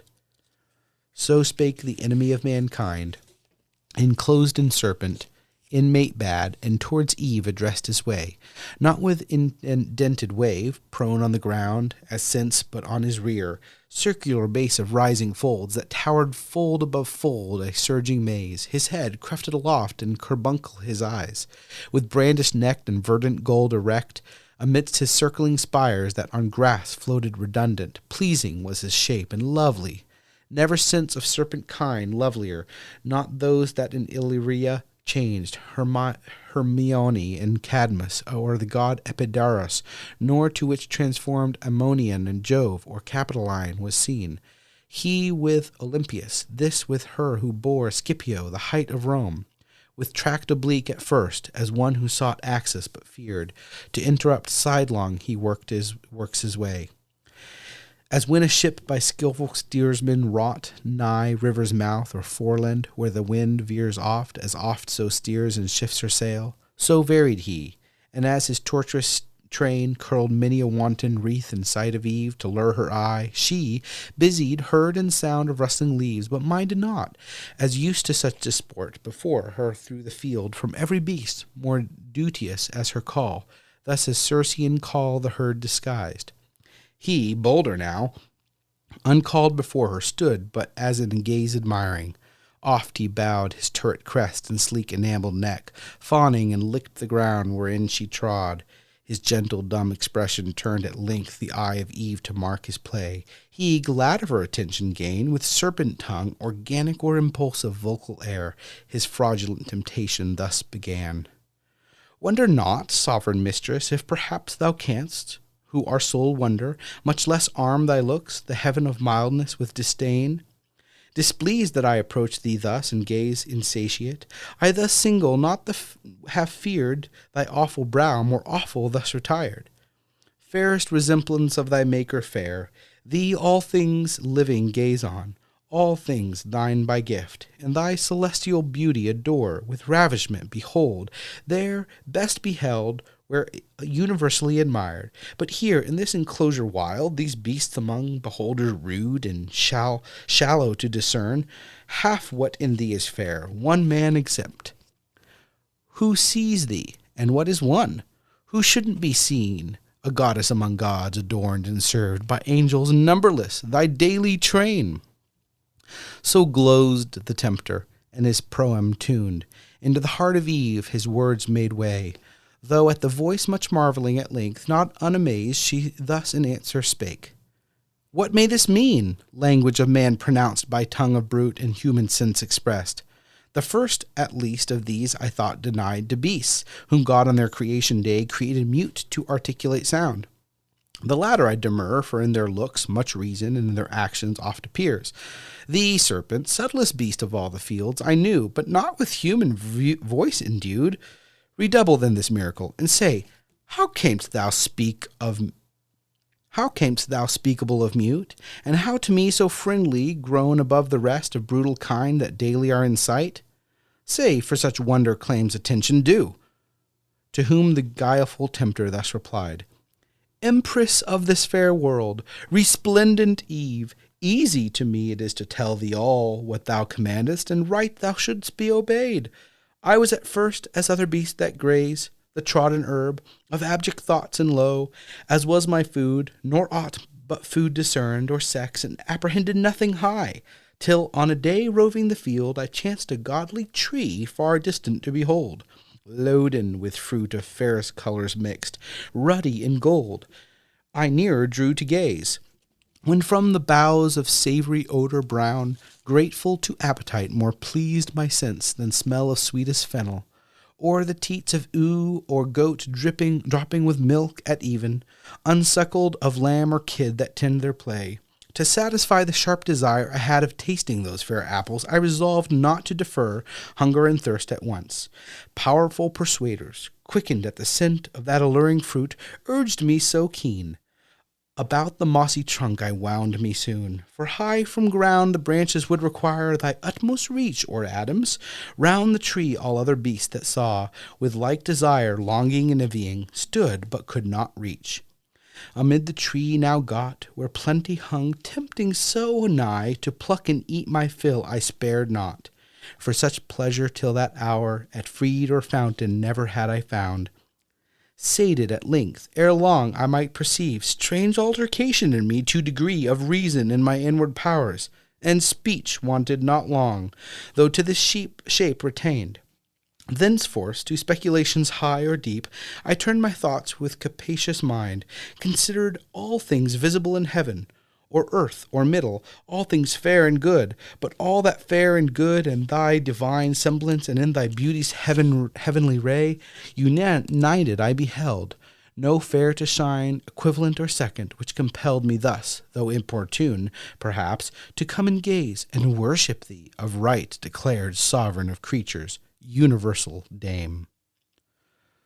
So talked the spirited sly snake, and Eve, yet more amazed and unwary, thus replied, Serpent, thy overpraising leaves in doubt the virtue of that fruit in thee first proved. But say, where grows the tree from hence, how far? For many a trees of God that grow in paradise, and various yet unknown to us, in such abundance lies our choice, as leaves a greater store fruit untouched, still hanging incorruptible till men grow up in their provision, and more hands help to disburden nature of her birth. To whom the wily adder, blithe and glad, Empress, the way is ready, and not long. Beyond a row of myrtles on a flat, fast by a mountain, one small thicket past of blowing myrrh and balm. If thou accept my conduct, I can bring thee thither soon. Lead then, said Eve. He, leading swiftly, rolled in tangles and made intricate seem straight. To mischief swift, hope elevates, and joy brightens his crest. As when a wandering fire, compact of unctuous vapor, with the night condenses, and the cold environs round, kindled through the agitation to a flame, which oft, they say, some evil spirits attends, however, and blazing with delusive light, misleads the amazing night wanderer from his way to bogs and mire, and oft through pool or pond, there swallowed up and lost from succor far. So glistened the dire snake, and into fraud led Eve, our credulous mother, to the tree of prohibition, root of all our woe. Which when she saw, thus to her guide she spake, Serpent, we might have spared our coming hither. Fruitless to me, though fruit be here to excess, the credit of whose virtue rests with thee. Wondrous indeed, if cause of such effects. But if this tree we may not taste or touch, God so commanded, and left that command, sole daughter of his voice, the rest, we live, law to ourselves, our reason is our law. To whom the tempter guilefully replied, Indeed? Hath God then said that of the fruit of all these garden trees ye shall not eat? Yet Lord declares of all in earth or air? To whom thus Eve, yet sinless, Of the fruit of each tree in the garden we may eat, but of the fruit of this fair tree amidst the garden God hath said, Ye shall not eat, therefore nor shall ye touch it, lest ye die. She scarce had said, though brief, when now more bold the tempter, but with a show of zeal and love, to man in indignation at his wrong, new parts put on, and on as to passion moved, fluctuates, disturbed, yet comely and inact, raised as of some great matter to begin. As when of old some orator renowned in Athens or free Rome, where eloquence flourished, since mute to some great cause addressed, stood in himself collected, while each part, motion, each act, one audience, ere the tongue sometimes in height began, as no delay of preface brooking through his zeal of right. So standing, moving, or to height upgrown, the tempter, all impassioned, thus began. O sacred, wise, and wisdom-giving plant, Mother of science, now I feel thy power within me clear, not only to discern things and their causes, but to trace the ways of highest agents deemed however wise. Queen of this universe, do not believe those rigid threats of death. Ye shall not die. How should ye? By the fruit? It gives you life to knowledge. By the threatener? Look on me who have touched and tasted, yet both live and life more perfect have attained than fate meant me by venturing higher than my lot. Shall that be shut to man, which to the beast is open? Or will God incense in ire for such a petty trespass, and not praise rather your dauntless virtue, whom the pain of death denounced? Whatever thing death be, deter not from achieving what might lead to happier life, knowledge of good and evil. Of good, how just! Of evil, if what is evil be real, why not know, since easier shunned? God, therefore, cannot hurt ye, and be just, not God, not feared, then not obeyed. Your fear itself of death removes the fear. Why then was this forbid? Why but to awe? Why but to keep ye low and ignorant, his worshippers? He knows that in the day ye eat thereof, your eyes, that seem so clear, yet are but dim, shall perfectly be then opened and cleared, and ye shall be as gods, knowing both good and evil as they know. That ye shall be as gods, since I as man, eternal man, is but proportion meet. I of brute, human, ye of human, gods. So ye shall die perhaps by putting off human. To put on gods, death to be wished, though threatened, which no worse than this can bring. And what are gods that man may not become, as they participating godlike food? The gods are first, and that advantage use. On our belief that all from them proceeds, I question it, for this fair earth I see, warmed by the sun, producing every kind, them nothing, if they all things who enclosed knowledge of good and evil in this tree, that whoso eats thereof forthwith attains wisdom without their leave? And wherein lies the offense that man should thus attain to know? What can your knowledge hurt him, or this tree impart against his will, if all be his?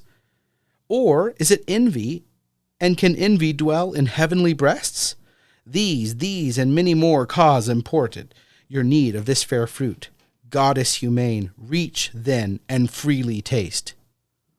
He ended, and his words, replete with guile, into her heart too easy entrance won. Fixed on the fruit she gazed, which to behold might tempt alone, and in her ears the sound yet rung of his persuasive words impregnated with reason to her seeming and with truth. Meanwhile the hour of noon drew on, and waked an eager appetite, raised by the smell so savory of that fruit, which was desire inclinable, now grown to touch or taste, soliciting her longing eye. Yet first pausing a while, thus to herself she mused, Great are thy virtues, doubtless best of fruits, though kept from man and worthy to be admired, whose taste too long forborne, at first essay gave elocution to the mute, and taught the tongue not made for speech to speak thy praise. Thy praise he also who forbids thy use, conceals not from us, naming thee the tree of knowledge, knowledge both of good and evil. Forbids us then to taste, but his forbidding commends thee more, while it infers the good by thee communicated and our want. For good unknown sure is not had, or had and yet unknown is as not had at all. In plain then, what forbids he but to know? Forbid us good, forbid us to be wise? Such prohibitions bind not. But if death bind us with afterbands, what profits then our inward freedom? In the day we eat of this fair fruit, our doom is we shall die. How dies the serpent? He hath eaten, and lives, and knows, and speaks, and reasons, and discerns, irrational till then. For us alone was death invented? Or to us denied this intellectual food for beasts reserved? For beasts it seems, yet that one beast which first hath tasted envies not, but brings with joy the good befallen him, author unsuspect, friendly to man, far from deceit or guile. What fear I then, rather what know to fear under this ignorance of good and evil, of God or death, of law or penalty? Here grows the cure of all, this fruit divine, fair to the eye, inviting to the taste, of virtues to make wise. What hinders then to reach and feed at once both body and mind? So saying, her rash hand in evil hour, forth reaching to the fruit, she plucked, she ate. Earth felt the wound, and nature from her seat sighing, through all her works she gave sighs of woe that all was lost. Back to the thicket slunk the guilty serpent, and well might, for Eve, intend now wholly on her taste. Not else regarded such delight till then it seemed. In fruit she never tasted, whether true or fancied so, through expectation high of knowledge, nor was Godhead from her thought.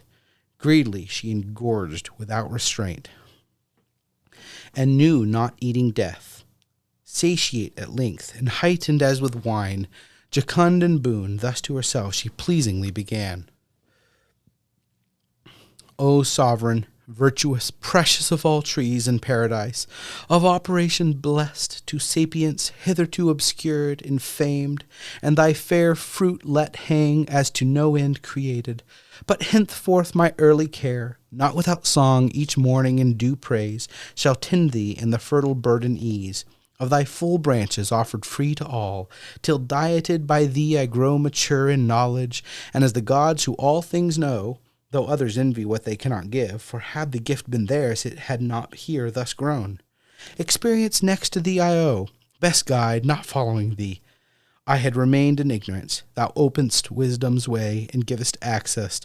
Though secret she retire, and I perhaps am secret. Heaven is high, high and remote to see from this distinct each thing on earth, and another care perhaps may I have diverted from this continual watch, our great forbidder, safe with all his spies about him.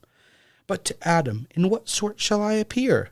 Shall I to him make known as yet my change, and give him to partake full happiness with me?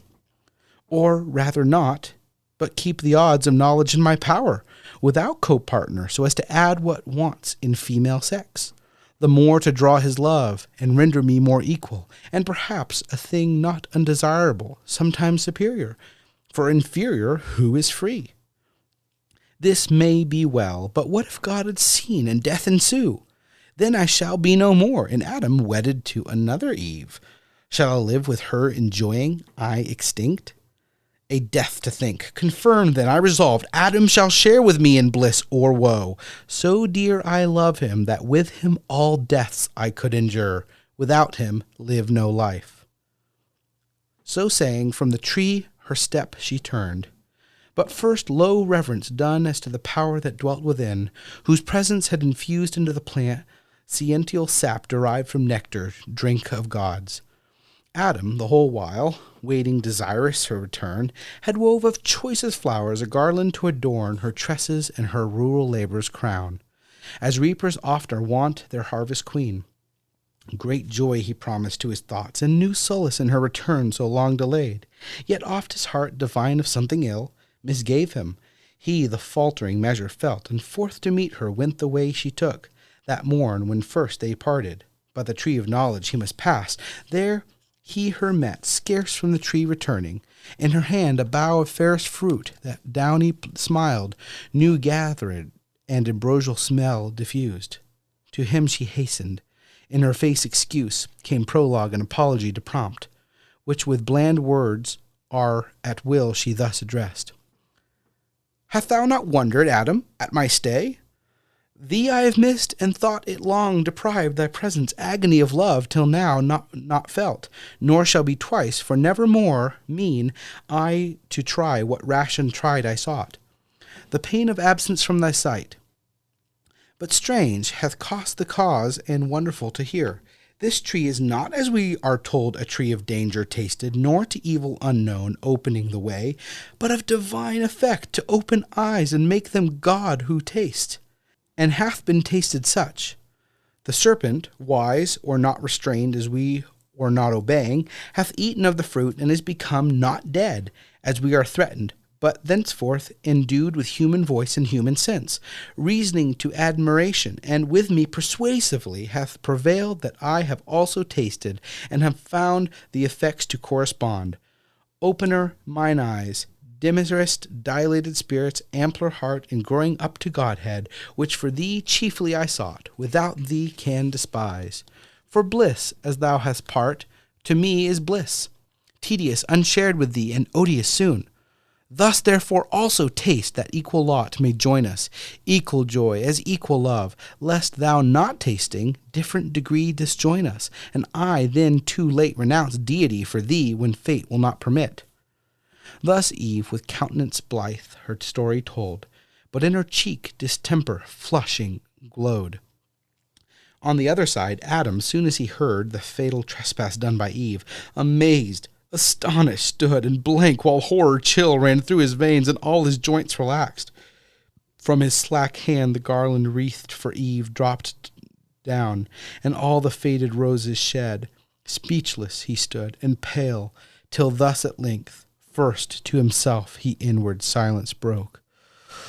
O fairest of creation, last and best of all God's works, creature in whom excelled whatever can to sight or thought be formed, holy, divine, good, amiable, or sweet, how art thou lost, how on a sudden lost, defaced, deflowered, and now to death devote?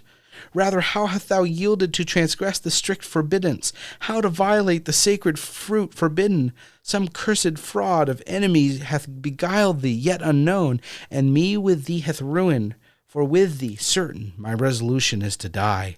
How can I live without thee? How forego thy sweet converse, and love so dearly joined, to live again in these wild woods forlorn? Should God create another Eve, and I another rib afford, yet loss of thee would never from my heart. No, no, I feel the link of nature draw me, flesh of flesh, bone of my bone thou art, and from thy state mine never shall be parted, bliss or woe. So having said, as one from sad dismay recomforted, and after thoughts disturbed, submitting to what seemed remedious, thus in calm mood, in his words to Eve he turned. Bold deed thou hast presumed, adventurous Eve, and peril great provoked, who thus hath dared, had it been only coveting to eye that sacred fruit, sacred to abstinence, much more to taste it, under ban to touch, but past who can recall, or done undo? Not God omnipotent, nor fate, yet so perhaps thou shalt not die. Perhaps the fruit is not so heinous now, for tasted fruit, profaned first by the serpent, by him first made common and unhallowed ere our taste, not yet on him found deadly, he yet lives, as thou sayest, and gains to live as a man, higher degree of life, inducement strong to us as likely tasting to attain, proportional assent which cannot be but to be gods or angels, demigods. Nor can I think that God, creator wise, though threatening, will in earnest so destroy us his prime creatures, dignified so high, set over all his works, which in our fall, for us created, needs with us must fail, dependent made, so God shall uncreate. Be frustrate, do, undo, and labor lose, not well conceived of God, who, though his power creation could repeat, yet would be loath us to abolish, lest the adversary triumph and say, fickle their state in whom God most favors, who can please him long? Me first he ruined, now mankind, whom will be next? Matter of scorn, not to be given the foe. However, I with thee hath fixed my lot, certain to undergo like doom. If death consort with thee, death is to me as life. So forcible within my heart, I feel the bond of nature draw me to my own in thee. For what thou art is mine. Our state cannot be severed. We are one flesh. So lose thee where to lose myself. So Adam and thus Eve to him replied, O glorious trial of exceeding love, illustrious evidence, example high, engaging me to emulate, but short of thy perfection, how shall I attain?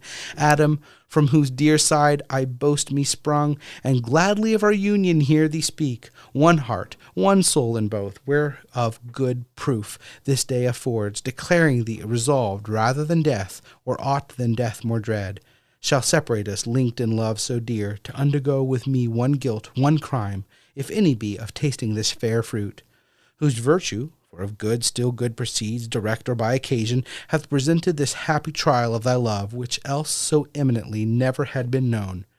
Were it I thought death menaced would ensue this my attempt, I would sustain alone the worst, and not persuade thee, rather die deserted than oblige thee with a fact pernicious to thy peace, chiefly assured remarkably so late of thy so true, so faithful, love unequaled, but I feel far otherwise the event, not death, but life augmented, open eyes, new hopes, new joys, tastes so divine, that what of sweet before hath touched my sense flat seems to me this and harsh. On my experience, Adam, freely taste, and fear of death deliver to the winds. So saying, she embraced him, and for joy tenderly wept, much one that he loved had so ennobled as of choice to incur divine displeasure for her sake or death. In recompense for such compliance, bad such recompense best merits, from the bough she gave him of that fair enticing fruit. With liberal hand he scrupled not to eat against his better knowledge, not deceived, but fondly overcome with female charm. Earth trembled from her entrails as again in pangs in nature gave a second groan.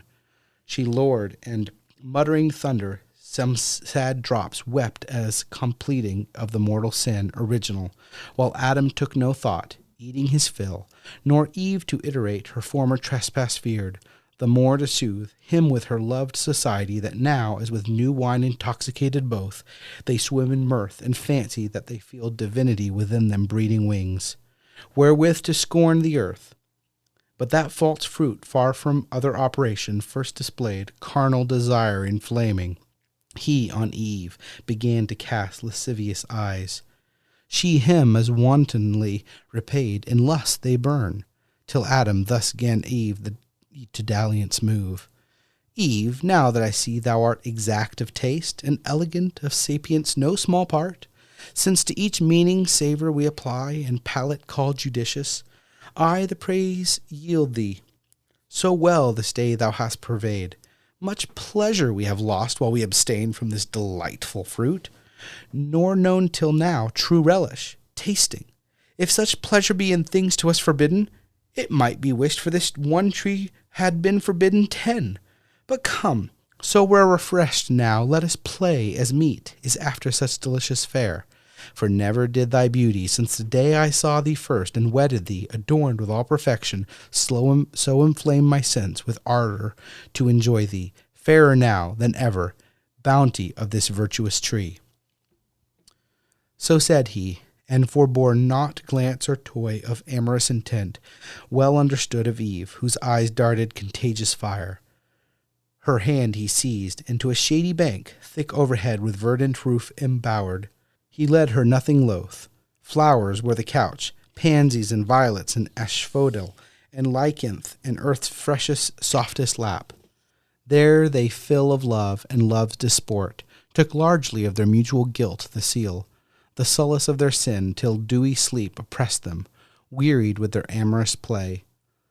Soon as the force of that fallacious fruit, that with exhilarating vapor bland about their spirits had played and inmost powers made air, was now exhaled and grosser sleep, bred of unkindly flumes with conscious dreams, encumbered now had left them. Up they rose, as from unrest, and each, the other viewing, soon found their eyes how opened and their minds how darkened.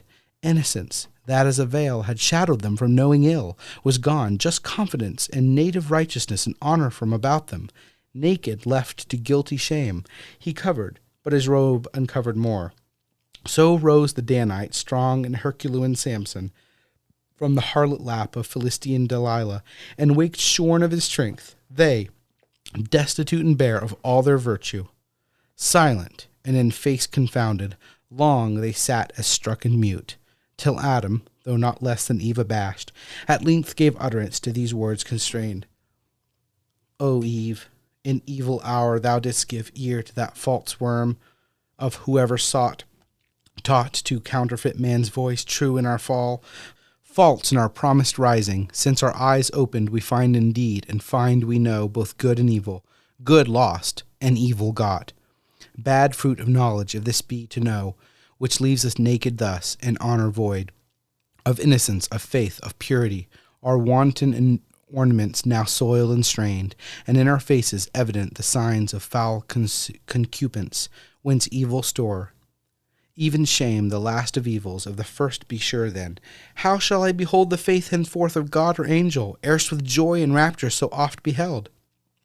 Those heavenly shapes will dazzle now this earthly with their blaze insufferably bright. Oh, might I err in solitude, live savage in some glade obscured where highest wood impenetrable to star or sunlight spread their umbrage broad and brown as evening. Cover me, ye pines, ye cedars, with innumerable boughs. Hide me where I may never be seen more. But let us know now, as in bad plight, devise what best may be the present serve to hide the parts of each from the other that seem most to shame, obnoxious, and unseemliest seen. Some trees whose broad smooth leaves, together sown and girded on our loins, may cover round those middle parts, that this newcomer, shame, there sit not and reproach us as unclean. So counselled he, and both together went into the thickest wood, where soon they chose the fig tree, not that kind for fruit renowned, but such as to this day to Indians known in Malabar or Deccan, spread her arms, branching so broad and long that in the ground the bended twigs took root and daughters grow about the mother tree, a pillared shade high overarched and echoing walks between. There oft the Indian herdsman, shunning heat, shelters and cool and tends his pasturing herds. At loopholes cut through the thickest glade, those leaves they gathered, broad as Amazonian tars, and with what skill they had, together sewed to girt their waist, vain covering if to hide their guilt and treaded shame. Oh, how unlike to that first naked glory! Such of late Columbus found the Americans so girt with feathered cincture, naked else and wild among the trees on isles and woody shores. Thus fenced, and, as they thought, their shame in part covered, but not at rest or ease of mind, they sat them down to weep, nor only tears raised as their eyes, but high winds worse within began to rise, high passions, anger, hate, mistrust, suspicion, discord, and soared their inward state of mind, calm region once, and full of peace now tossed the turbulent. For understanding ruled not, and the will heard not her lore, both in subjection now to sensual appetite, who from beneath usurping over sovereign reason claims superior sway. From thus distempered breast, Adam, estranged in look and altered style, speech intermittent, thus to Eve renewed. Would thou hadst hearkened to my words and stayed with me as I besought thee when that strange desire of wandering this unhappy morn, I know not whence, possessed thee. We had then remained still happy, not as now despoiled of all our good, shamed, naked, miserable. Let none henceforth seek needles cause to approve the faith they owe when they earnestly they seek such proof, conclude they then began to fail. To whom, soon moved with touch of blame, thus Eve, what words have passed thy lips, Adam severe? Imputest thou to my fault or will of wandering, as thou callest it, which who knows but might as ill have happened thou being or by or to thyself perhaps? Hast thou been there, or here the attempt? Thou couldst not have discerned fraud in the serpent, speaking as he spake, no ground of enmity between us known, why he should mean ill or seek to harm. Was I to have never parted from thy side? As good have grown there still a lifeless rib? Being as I am, why didst not thou, the head, command me absolutely not to go, going into such danger as thou sayest? Too facile, then, thou didst not much gainsay, nay, didst permit, approve, and fair dismiss. Hadst thou been firm and fixed in thy dissent, neither had I transgressed. transgressed, nor thou with me. To whom then, first incensed, Adam replied, Is this the love? Is this the recompense of mine to thee, ingrateful Eve, expressed immutable when thou wert lost? Not I, who might have lived in joyful immortal bliss, yet willingly chose rather death with thee? And am I now upbraided as the cause of thy transgression? Not enough severe, it seems, is thy restraint. What could I more? I warned thee, I admonished thee, foretold the danger and the lurking enemy that lay in wait. Beyond this had been force, and force upon free will hath here no place. But confidence then bore thee on, secure either to meet no danger or to find matter of glorious trial. And perhaps I also erred in overmuch admiring what seemed in thee so perfect that I thought no evil durst attempt thee.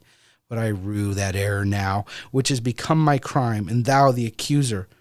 Thus it shall befall him who, to worth in women overtrusting, lets her will rule. Restraint she will not brook, and, left to herself, if evil thence ensue, she first his weak indulgence will accuse. Thus they in mutual accusation spent the fruitless hours, but neither self-condemning, and of their vain contest appeared no end. The end of the 9th book.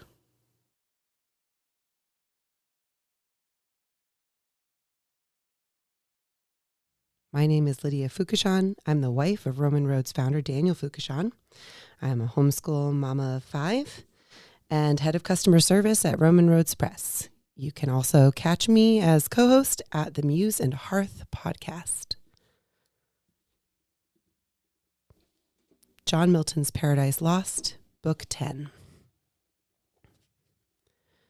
Man's transgression known, the guardian angels forsake paradise and return up to heaven to approve their vigilance, and are approved, God declaring that the entrance of Satan could not be by them prevented. He sends his Son to judge the transgressors, who descends and gives sentence accordingly, then in pity clothes them both and reascends. Sin and death, sitting till then at the gates of hell, by wondrous sympathy feeling the success of Satan in this new world, and the sin by man there committed, resolved to sit no longer confined in hell, but to follow Satan, their sire, up to the place of man. To make the way easier from hell to this world, to and fro, they pave a broad highway or bridge over chaos, according to the track that Satan first made. Then, preparing for earth, they meet him, proud of his success, returning to hell. Their mutual gratulation. Satan arrives at Pandemonium, in full of assembly, relates with boasting his success against man. Instead of applause, is entertained with a general hiss by all of his audience. Transformed with himself also suddenly into serpents, according to his doom given in paradise. Then, deluded with a show of the forbidden tree springing up before them, they, greedily reaching to take of the fruit, chew dust and bitter ashes. The proceedings of sin and death. God foretells the final victory of his Son over them, and the renewing of all things, but for the present command his angels to make several alterations in the heavens and elements. Adam, more and more perceiving his fallen condition, heavily bewails, rejects the condolement of Eve. She persists, and at length appeases him. Then, to evade the curse likely to fall on their offspring, proposes to Adam violent ways which he approves not, but conceiving better hope, puts her in mind of the late promise made them, that her seed should be revenged on the serpent, and exhorts her with him to seek peace of the offended deity by repentance and supplication. Meanwhile, the heinous and despiteful act of Satan done in paradise, and how he and the serpent had perverted Eve, her husband, she, to taste the fatal fruit was known in heaven. For what can scape the eye of God all-seeing, or deceive his heart omniscient, who in all things wise and just, hindered not Satan to attempt the mind of man, with strength entire and free will armed, complete to have discovered and repulsed whatever wiles of foe or seeming friend. For still they knew, and ought to have still remembered, the high injunction not to taste that fruit. Whoever tempted, which they not obeying incurred, what could they less, the penalty and manifold in sin, deserved to fall. Up into heaven from paradise in haste, the angelic guards ascended, mute and sad. For man, for of his state by this they knew, much wondering how the subtle fiend had stolen entrance unseen. Soon as the unwelcome news from earth arrived at heaven gate, displeased all were who heard. Dim sadness did not spare that time celestial visages, yet mixed with pity violated not their bliss. About the new arrived, in multitudes the ethereal people ran, to hear and know how all befell. They toward the throne supreme, accountable made haste to make appear, with righteous plea their utmost vigilance. And easily approved, when the Most High Eternal Father from his secret cloud, amidst in thunder, uttered thus his voice. Assembled angels, and ye powers returned from unsuccessful charge, be not dismayed, nor troubled at these tidings from the earth, which your sincerest care could not prevent, foretold so lately what would come to pass when first this tempter crossed the gulf from hell. I told ye then he should prevail, and speed on his bad errand. Men should be seduced and flattered out of all, believing lies against his Maker, no decree of mine, concurring to necessitate his fall, or touch with lightest moment of impulse his free will, to her own inclining left in even scale. But fallen he is, and now what rests but that the mortal sentence pass on his transgression, death denounced that day, which he presumes already vain and void, because not yet inflicted as he feared by some immediate stroke, but soon shall find forbearance no acquittance ere day end. Justice shall not return as bounty scorned. But whom send I to judge them? Whom but thee, vice-regent's son? To thee I have transferred all judgment, whether in heaven or earth or hell. Easy it might be seen that I intend mercy colleague with justice, sending thee, man's friend, his mediator, his designed, both ransom and redeemer voluntary, and destined man himself to judge man fallen. So spake the Father, and unfolding bright toward the right hand his glory, on the sun blazed forth unclouded deity. He full resplendent all his Father manifest expressed, and thus divinely answered mild, Father eternal, thine is to decree. Mine, both in heaven and earth to do thy will supreme, that thou in me, thy Son beloved, mayst ever rest well pleased. I go to judge on earth these thy transgressors. But thou knowst, whoever judged, the worst on me must light, when time shall be, for so I undertook before thee, and not repenting, this obtain of right, that I may mitigate their doom on me derived.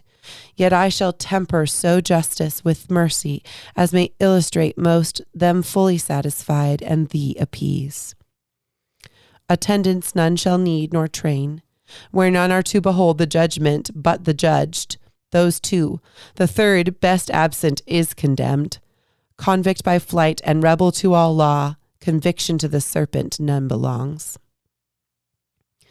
Thus saying, from his radiant seat he rose, of high collateral glory, him thrones and powers, princedoms and dominations ministrant, accompanied to heaven gate, from whence Eden and all the coast in prospect lay. Down he descended straight. The speed of gods time counts not, though with swiftest minutes winged. Now was the sun in western cadence low, from noon, and gentle airs, due at their hour to fan on the earth, now waked and usher in the evening cool, when he, from wrath more cool, came the mild judge and intercessor both to sentence man. The voice of God they heard, now walking in the garden by soft winds, brought to their ears while day declined, they heard, and from his presence hid themselves among the thickest trees, both man and wife, till God, approaching thus to Adam, called aloud, Where art thou, Adam? Want with joy to meet my coming, seen far off, I miss thee here. Not pleased thus entertained with solitude, where obvious duty erewhile appeared unsought? Or come I less conspicuous, or what change absence thee, or what chance detains? Come forth. He came, and with him Eve, more loath, though first to offend, discountenanced both and discomposed. Love was not in their looks, either to God or to each other, but apparent guilt and shame, and perturbation and despair, anger and obstinacy and hate and guile. Whence Adam, faltering long, thus answered brief, I heard thee in the garden, and of thy voice, afraid, being naked, hid myself. To whom the gracious judge without revile replied, My voice thou oft hast heard, and hast not feared, but still rejoiced. How is it now become so dreadful to thee? That thou art naked, who hath told thee? Hast thou eaten of the tree whereof I gave thee charge thou shouldst not eat? To whom thus Adam, sore beset, replied, O heaven, in evil strait this day I stand before my judge, either to undergo myself the total crime, or to accuse my other self, the partner of my life, whose failing, while her faith to me remains, I should conceal and not expose to blame by my complaint. But strict necessity subdues me, and calamitous constraint, lest on my head both sin and punishment, however insupportable, be all devolved. Though, should I hold my peace, yet thou wouldst easily detect what I conceal. This woman whom thou madest to be my help, and gavest me as thy perfect gift, so good, so fit, so acceptable, so divine, that from her hand I could suspect no ill. And what she did, whatever in itself, her doing seemed to justify the deed. She gave me of the tree, and I did eat. To whom the sovereign presence thus replied, Was she thy God, that her thou didst obey before his voice? Or was she made thy guide, superior, or but equal, that to her thou didst resign thy manhood, and the place wherein God set thee above her, made of thee and for thee, whose perfection far excelled hers in all real dignity? Adorned she was indeed, and lovely to attract thy love, not thy subjection, and her gifts were such as under government well seemed. Unseemly to bear rule, which was thy part, and person hadst thou known thyself aright. So having said, he thus to Eve in few, Say, woman, what is this which thou hast done? To whom sad Eve, with shame nigh overwhelmed, confessing soon, yet not before her judge, bold or loquacious, thus abashed, replied, The serpent me beguiled, and I did eat. Which when the Lord God heard, without delay to judgment, he proceeded on the accused serpent, though brute, unable to transfer the guilt on him who made him instrument of mischief and polluted from the end of his creation, justly then accursed as vitiated in nature. More to know concerned not man, since he no further knew, nor altered his offense. Yet God at last to Satan first in sin his doom applied, though in mysterious terms, judged as then best, and on the serpent thus his curse let fall. Because thou hast done this, thou art accursed above all cattle, each beast of the field. Upon thy belly groveling thou shalt go, and dust shalt eat all the days of thy life. Between thee and the woman I will put enmity, and between thine and her seed. Her seed shall bruise thy head, thou bruise his heel. So spake this oracle, then verified, when Jesus, son of Mary, second Eve, saw Satan fall like lightning down from heaven, prince of the air, then rising from his grave, spoiled principalities and powers, triumphed in open show, and with ascension bright, captivity led captive through the air, the realm itself of Satan long usurped, whom he shall tread at last under our feet, even he who now foretold his fatal bruise. And to the woman thus his sentence turned. Thy sorrow I will greatly multiply by thy conception. Children thou shalt bring in sorrow forth, and to thy husband's will thine shall submit, he over thee shall rule. On Adam last thus judgment he pronounced. because thou hast hearkened to the voice of thy wife, and eaten of the tree concerning which I charged thee, saying, Thou shalt not eat thereof. Cursed is the ground for thy sake. Thou in sorrow shalt eat thereof all the days of thy life. Thorns also and thistles it shall bring thee forth unbid, and thou shalt eat the herb of the field. In the sweat of thy face shalt thou eat bread till thou return unto the ground, for thou out of the ground wast taken. Know thy birth, for dust thou art, and shalt to dust return. So judged he man, both judge and Savior sent, and the instant stroke of death denounced that day, removed far off. Then pitying how they stood before him, naked to the air, that now must suffer change, disdained not to begin thenceforth the form of servant, to assume, as when he washed his servants' feet, so now, as father of his family, he clad their nakedness with skins of beasts, or slain, or, as the snake with youthful coat repaid, and thought not much to clothe his enemies. Nor he their outward only with the skins of beasts, but inward nakedness, much more opprobrious, with his robe of righteousness arraying, covered from his father's sight. To him with swift ascent he up-returned, into his blissful bosom reassumed in glory as of old. To him appeased, all, though all-knowing, what had passed with man recounted, mixing intercession sweet. Meanwhile, ere thus was sinned and judged on earth, within the gates of hell sat sin and death, in counter view within the gates that now stood open wide, belching outrageous flame far into chaos since the fiend passed through. Sin opening, who thus now to death began, O son, why sit we here each other viewing idly, while Satan, our great author, thrives in other worlds and happier seat, provides for us, his offspring dear? It cannot be, but that success attends him, if mishap, ere this, he had returned with fury driven by his avengers, since no place like this can fit his punishment or their revenge. Methinks I feel new strength within me rise, wings growing, and dominion given me large beyond this deep, whatever draws me on, or sympathy, or some connatural force, powerful at greatest distance to unite with secret amity things of like kind by secretest conveyance. Thou, my shade inseparable, must with me along, for death from sin no power can separate. But lest the difficulty of passing back stay his return, perhaps over this gulf impassable, impervious, let us try adventurous work, yet to thy power and mine not unagreeable, to found a path over this main from hell to that new world where Satan now prevails, a monument of merit high to all the infernal host, easing their passage hence, for intercourse or transmigration as their lot shall lead. Nor can I miss the way so strongly drawn by this new felt attraction and instinct.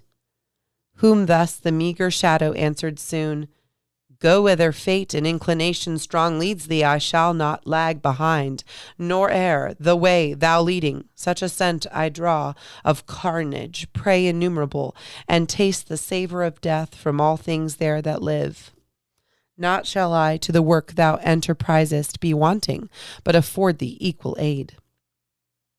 So saying, with delight he snuffed the smell of mortal change on earth, as when a flock of ravenous fowl, though many a league remote, against the day of battle, to a field where armies lie encamped, come flying, lured with the scent of living carcasses designed for death the following day in bloody fight. So scented the grim feature, and upturned his nostril wide into the murky air, sagacious of his quarry from so far. Then both, from out hell gates into the waste wide anarchy of chaos damp and dark, flew diverse and with power. Their power was great, hovering upon the waters. What they met, solid or slimy, as in raging sea tossed up and down, together crowded drove from each side, shoaling toward the mouth of hell, as when two polar winds blowing adverse upon the Cronian sea together drive mountains of ice that stop the imagined way beyond Pecora eastward to the rich Cathian coast. The aggregated soil death with his mace petrific, cold and dry, as with a trident smote, and fixed as firm as Delos floating once. The rest his look bound with Gorgonian rigor not to move, and with asphaltic slime, Broad as the gate, deep to the roots of hell, the gathered beach they fastened, and the mole immense wrought on over the foaming deep, high-arched, a bridge of length prodigious, joining to the wall, immovable, of this now fenceless world, forfeit to death. From hence a passage broad, smooth, easy, inoffensive, down to hell. So, if great things to small may be compared, Xerxes, the liberty of Greece, to yoke from Susa his Memnonian palace high, came to the sea and over Hellespont bridging his way, Europe with Asia joined and scourged with many a stroke the indignant waves. Now had they brought the work by wondrous art pontifical, a ridge of pendant rock over the vexed abyss, following the track of Satan to the self-same place where he first lighted from his wing and landed safe from out of chaos to the outside bare of this round world. With pins of adamant and chains they made all fast, too fast they made and durable. And now in little space the confines met of empyrean heaven and of this world, and on the left hand hell with long reach interposed, 3 several ways in sight to each of these 3 places led. And now their way to earth they had descried, to paradise first tending, when behold Satan, in likeness of an angel bright, betwixt the centaur and the scorpion steering his zenith, while the sun in Aries rose. Disguised he came, but those his children dear their parents soon discerned, though in disguise. He, after Eve seduced, unminded slunk into the wood fast, and by changing shape to observe the sequel, saw his guileful act by Eve, though all unweeting, seconded upon her husband, saw their shame that sought vain covertures. But when he saw descend the Son of God to judge them, terrified, he fled, not hoping to escape, but shunned the present, fearing, guilty what his wrath might suddenly inflict. That past returned by night, and listening where the hapless pair sat in their sad discourse and various plaint, thence gathered his own doom, which understood not instant but of future time. With joy and tidings fraught to hell he now returned, and at the brink of chaos, near the foot of this new wondrous pontifice, unhoped met, who to meet him came, his offspring dear. Great joy was at their meeting, and at sight of that stupendous bridge his joy increased.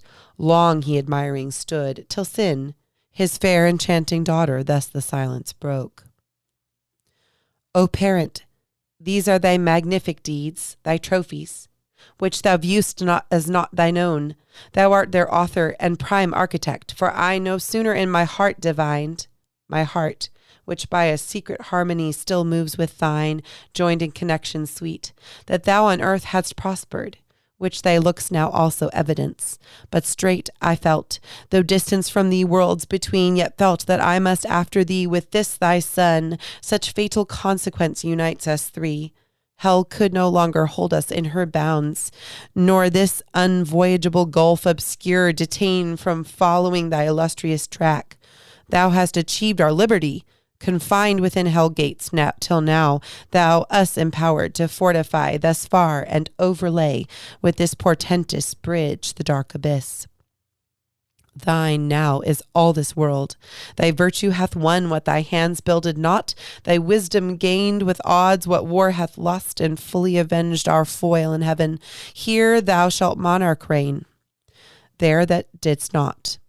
There let them still victor sway, as battle hath adjudged, from this new world retiring, by his own doom alienated, and henceforth monarchy with thee divide of all things, parted by the imperial bounds, his quadrature from thy orbicular world, or try thee now more dangerous to his throne.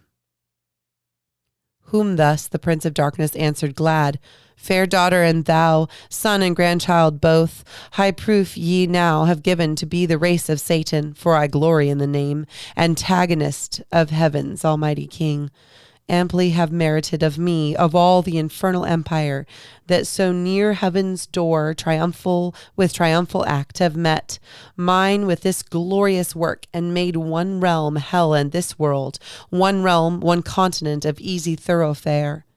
Therefore, while I descend through darkness on your road with ease to my associate powers, them to acquaint with these successes and with them rejoice, you too this way, among these numerous orbs, all yours, right down to paradise descend. There dwell and reign in bliss, thence on the earth dominion exercise, and in the air, chiefly on man, sole lord of all declared. Him first make sure your thrall, and lastly kill. My substitutes I send ye, and create plenipotent on earth, of matchless might issuing from me. On your joint vigor now, my hold of this new kingdom all depends, through sin to death, exposed by my exploit. If your joint power prevails, the affairs of hell no detriment need fear. Go and be strong. So saying, he dismissed them. They with speed their course through thickest constellations held, spreading their bane. They blasted stars looked wan, and planets struck, real eclipse then suffered. The other way Satan went down, the causey to hell gate. On either side, disparted chaos, overbuilt, exclaimed, and with rebounding surge the bars assailed that scorned his indignation. Through the gate, wide open and unguarded, Satan passed, and all about found desolate. For those appointed to sit there had left their charge, flown to the upper world. The rest were all, far to the inland, retired about the walls of Pandemonium, city and proud seat of Lucifer, so by allusion called, of that bright star to Satan paragoned. There kept their watch the legions, while the grand in council sat solicitous what chance might intercept their emperor sent. So he departing gave command, and they observed. As when the Tartar from his Russian foe by Astrakhan over the snowy plains retires, or Bactrian Sophie from the horns of Turkish crescent leaves all waste beyond the realm of Aladul in his retreat, to Taurus or Casbin, so these, the late heaven-banished host, left desert utmost hell, many a dark league reduced in careful watch round their metropolis, and now expecting each hour their great adventurer from the search of foreign worlds. He through the midst, unremarked, in show plebeian angel militant of lowest order, passed, and from the door of that Plutonian hall, invisible, ascended his high throne, which, under state of richest texture spread, at the upper end was placed in regal lustre. Down a while he sat, and round about him saw, unseen. At last, as from a cloud his fulgent head and shape star-bright appeared, or brighter, clad with what permissive glory since his fall was left him, or false glitter. All amazed at that so sudden blaze, the Stygian throng bent their aspect, and whom they wished beheld. Their mighty chief returned. Loud was the acclaim.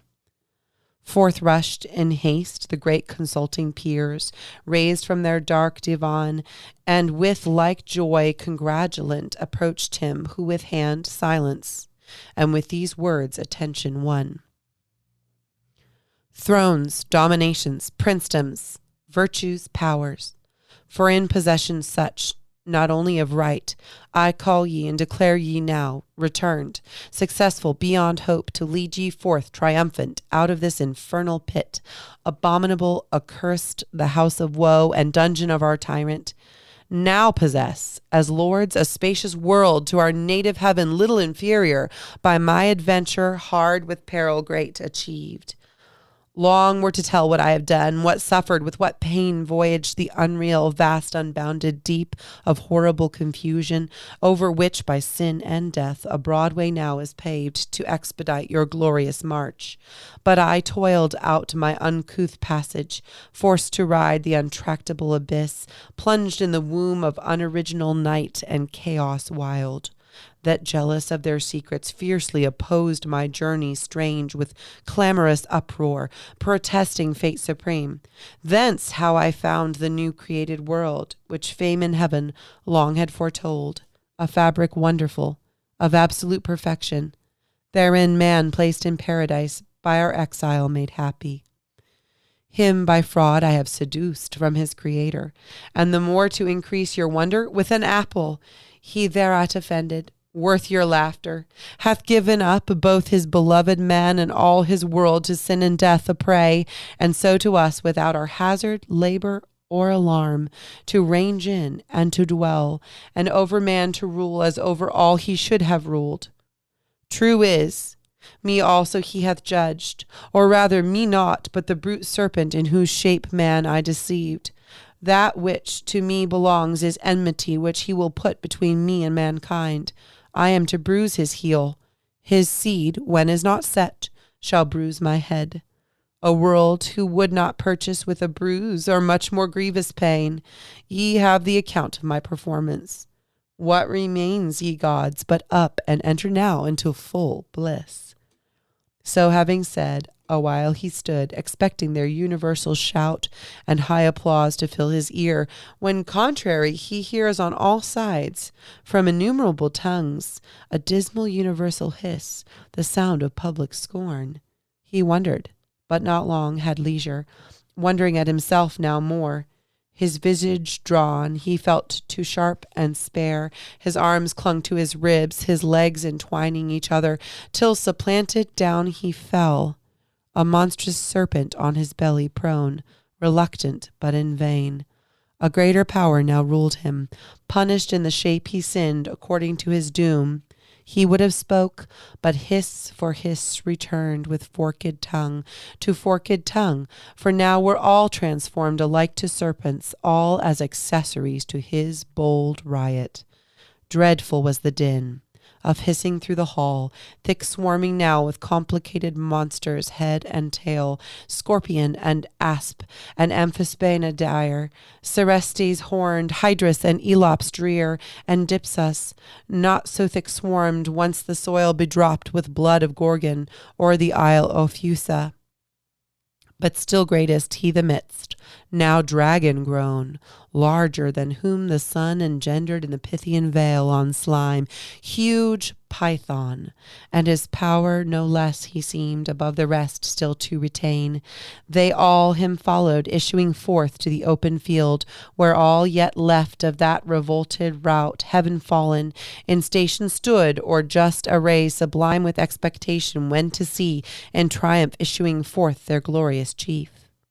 They saw but other sight instead, a crowd of ugly serpents. Horror on them fell, and horrid sympathy for what they saw. They felt themselves now changing. Down their arms, down fell both spear and shield, down they as fast, and the dire hiss renewed, and the dire form catched by contagion, like in punishment as in their crime. Thus was the applause they meant, turned to exploding hiss, triumph to shame, cast on themselves from their own mouths. There stood a grove hard by, sprung up with this their change. His will who reigns above to aggravate their penance, laden with fair fruit like that which grew in paradise, the bait of Eve used by the tempter. On that prospect strange their earnest eyes they fixed, imagining for one forbidden tree a multitude now risen to work them further woe or shame. Yet parched with scalding thirst and hunger fierce, though to delude them sent could not abstain, but on they rolled in heaps, and up the trees climbing sat thicker than the snaky locks that curled Megara. Greedily they plucked the fruitage fair to sight, like that which grew near that bituminous lake where Sodom flamed. This more delusive, not the touch but taste deceived, they fondly thinking to allay their appetite with gust, instead of fruit chewed bitter ashes, which they offended taste with spattering noise rejected. Oft they essayed, hunger and thirst constraining, drugged as oft with hatefullest disrelish, writhed their jaws with soot and cinders filled. So oft they fell into the same illusion, not as man whom they triumphed once lapsed. Thus were they plagued, and worn with famine long and ceaseless hiss, till their lost shape permitted they resumed, yearly enjoined, some say, to undergo this annual humbling certain numbered days, to dash their pride and joy for men seduced. However, some tradition they dispersed among the heathen of their purchase got, and fabled how the serpent, whom they called Ophion, With Eurynomy, the wide encroaching Eve, perhaps, had first the rule of high Olympus, thence by Saturn driven, and ops ere yet Dictean Jove was born. Meanwhile, in paradise, the hellish pair too soon arrived. Sin there, in power before, once actual, now in body, and to dwell habitual habitant. Behind her death, close following pace for pace, not mounted yet on his pale horse to whom sin thus began. Second of Satan sprung, all-conquering death. What think'st thou of our empire now, though earned with travail difficult? Not better far than still at hell's dark threshold to have sat watch, unnamed, undreaded, and thus thyself hath starved? Whom thus the sin-born monster answered soon, to me, who with eternal famine pine, alike as hell, or paradise, or heaven, there best where most with ravin I may meet, which here, though plenteous, all too little seems to stuff this maw, this vast unhidebound corpse. To whom the incestuous mother thus replied, Thou, therefore, on these herbs and fruits and flowers feed first, on each beast next, and fish and fowl no homely morsels, and whatever thing the scythe of time mows down, devour unspared, till I, in man residing through the race, his thoughts, his looks, words, actions, all infect, and season him thy last and sweetest prey. This said, they both betook them several ways, both to destroy or unimmortal make all kinds, and for destruction to mature sooner or later, which the Almighty seeing from his transcendent seat the saints among, to those bright orders uttered thus his voice. See with what heat these dogs of hell advance to waste and havoc yonder world, which I so fair and good created, and had still kept in that state, had not the folly of man let in these wasteful furies, who impute folly to me, so doth the prince of hell and his adherents, that with so much ease I suffer them to enter and possess a place so heavenly, and conniving seem to gratify my scornful enemies, that laugh, as if transported with some fit of passion, I to them had quitted all, at random yielded up to their misrule, and know not that I called and drew them hither, my hellhounds, to lick up the draught and filth which man's polluting sin with taint hath shed on what was pure, till crammed and gorged, nigh burst with sucked and glutted offal, at one sling of thy victorious arm, well-pleasing Son, both sin and death and yawning grave at last, through chaos hurled, obstruct the mouth of hell forever, and seal up his ravenous jaws. Then heaven and earth renewed shall be made pure, to sanctity that shall receive no stain, till then the curse pronounced on both precedes. He ended, and the heavenly audience loud sung, Hallelujah, as the sound of seas, through multitude that sung, Just are thy ways, righteous are thy decrees on all thy works. Who can extenuate thee?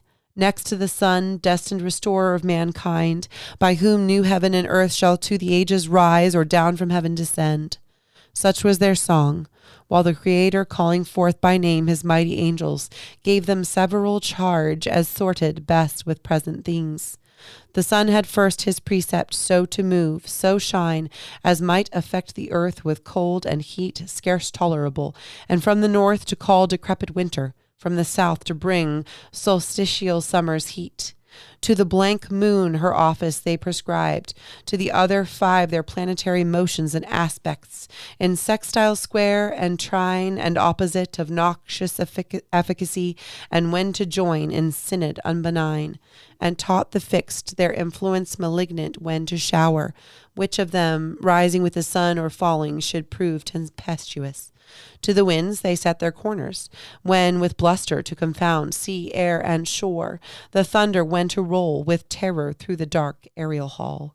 Some say he bid his angels turn askance the poles of earth, twice 10 degrees and more from the sun's axle. They with labor pushed oblique the centric globe. Some say the sun was bid to turn reins from the equinoctial road, like distant breath to Taurus with the 7 Atlantic sisters, and the Spartan twins up to the tropic crab, thence down amain by Leo and the Virgin and the scales, as deep as Capricorn, to bring in change of seasons to each clime. Else had the spring perpetual smiled on earth with verdant flowers, equal in days and nights, except to those beyond the polar circles. To them day had unbenighted shone, while the low sun, to recompense his distance, in their sight had rounded still the horizon, and not known east or west, which had forbid the snow from cold Estotaland, and south as far beneath Magellan. At that tasted fruit, the sun, as from Thyestean banquet, turned his course intended. Else how had the world inhabited, though sinless, more than now avoided pinching cold and scorching heat? These changes in the heavens, though slow, produced like change on sea and land, sidereal blast, vapor and mist, and exhalation hot, corrupt, and pestilent.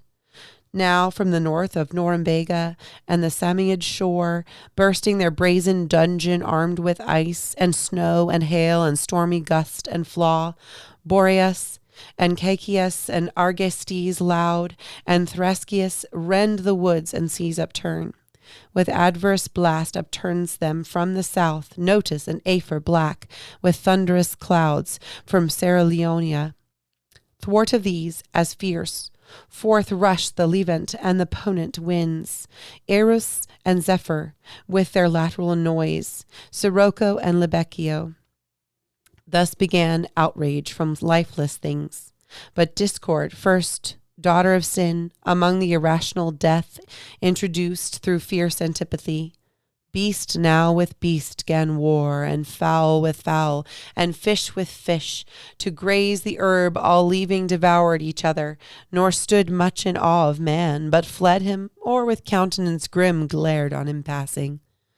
These were from without, the growing miseries which Adam saw, already in part, though hid in gloomiest shade, to sorrow abandoned, but worse felt within, and in a troubled sea of passion tossed, thus to disburden sought with sad complaint, "Oh, miserable of happy, is this the end of this new glorious world, and me, so late the glory of that glory, who now become accursed of blessed?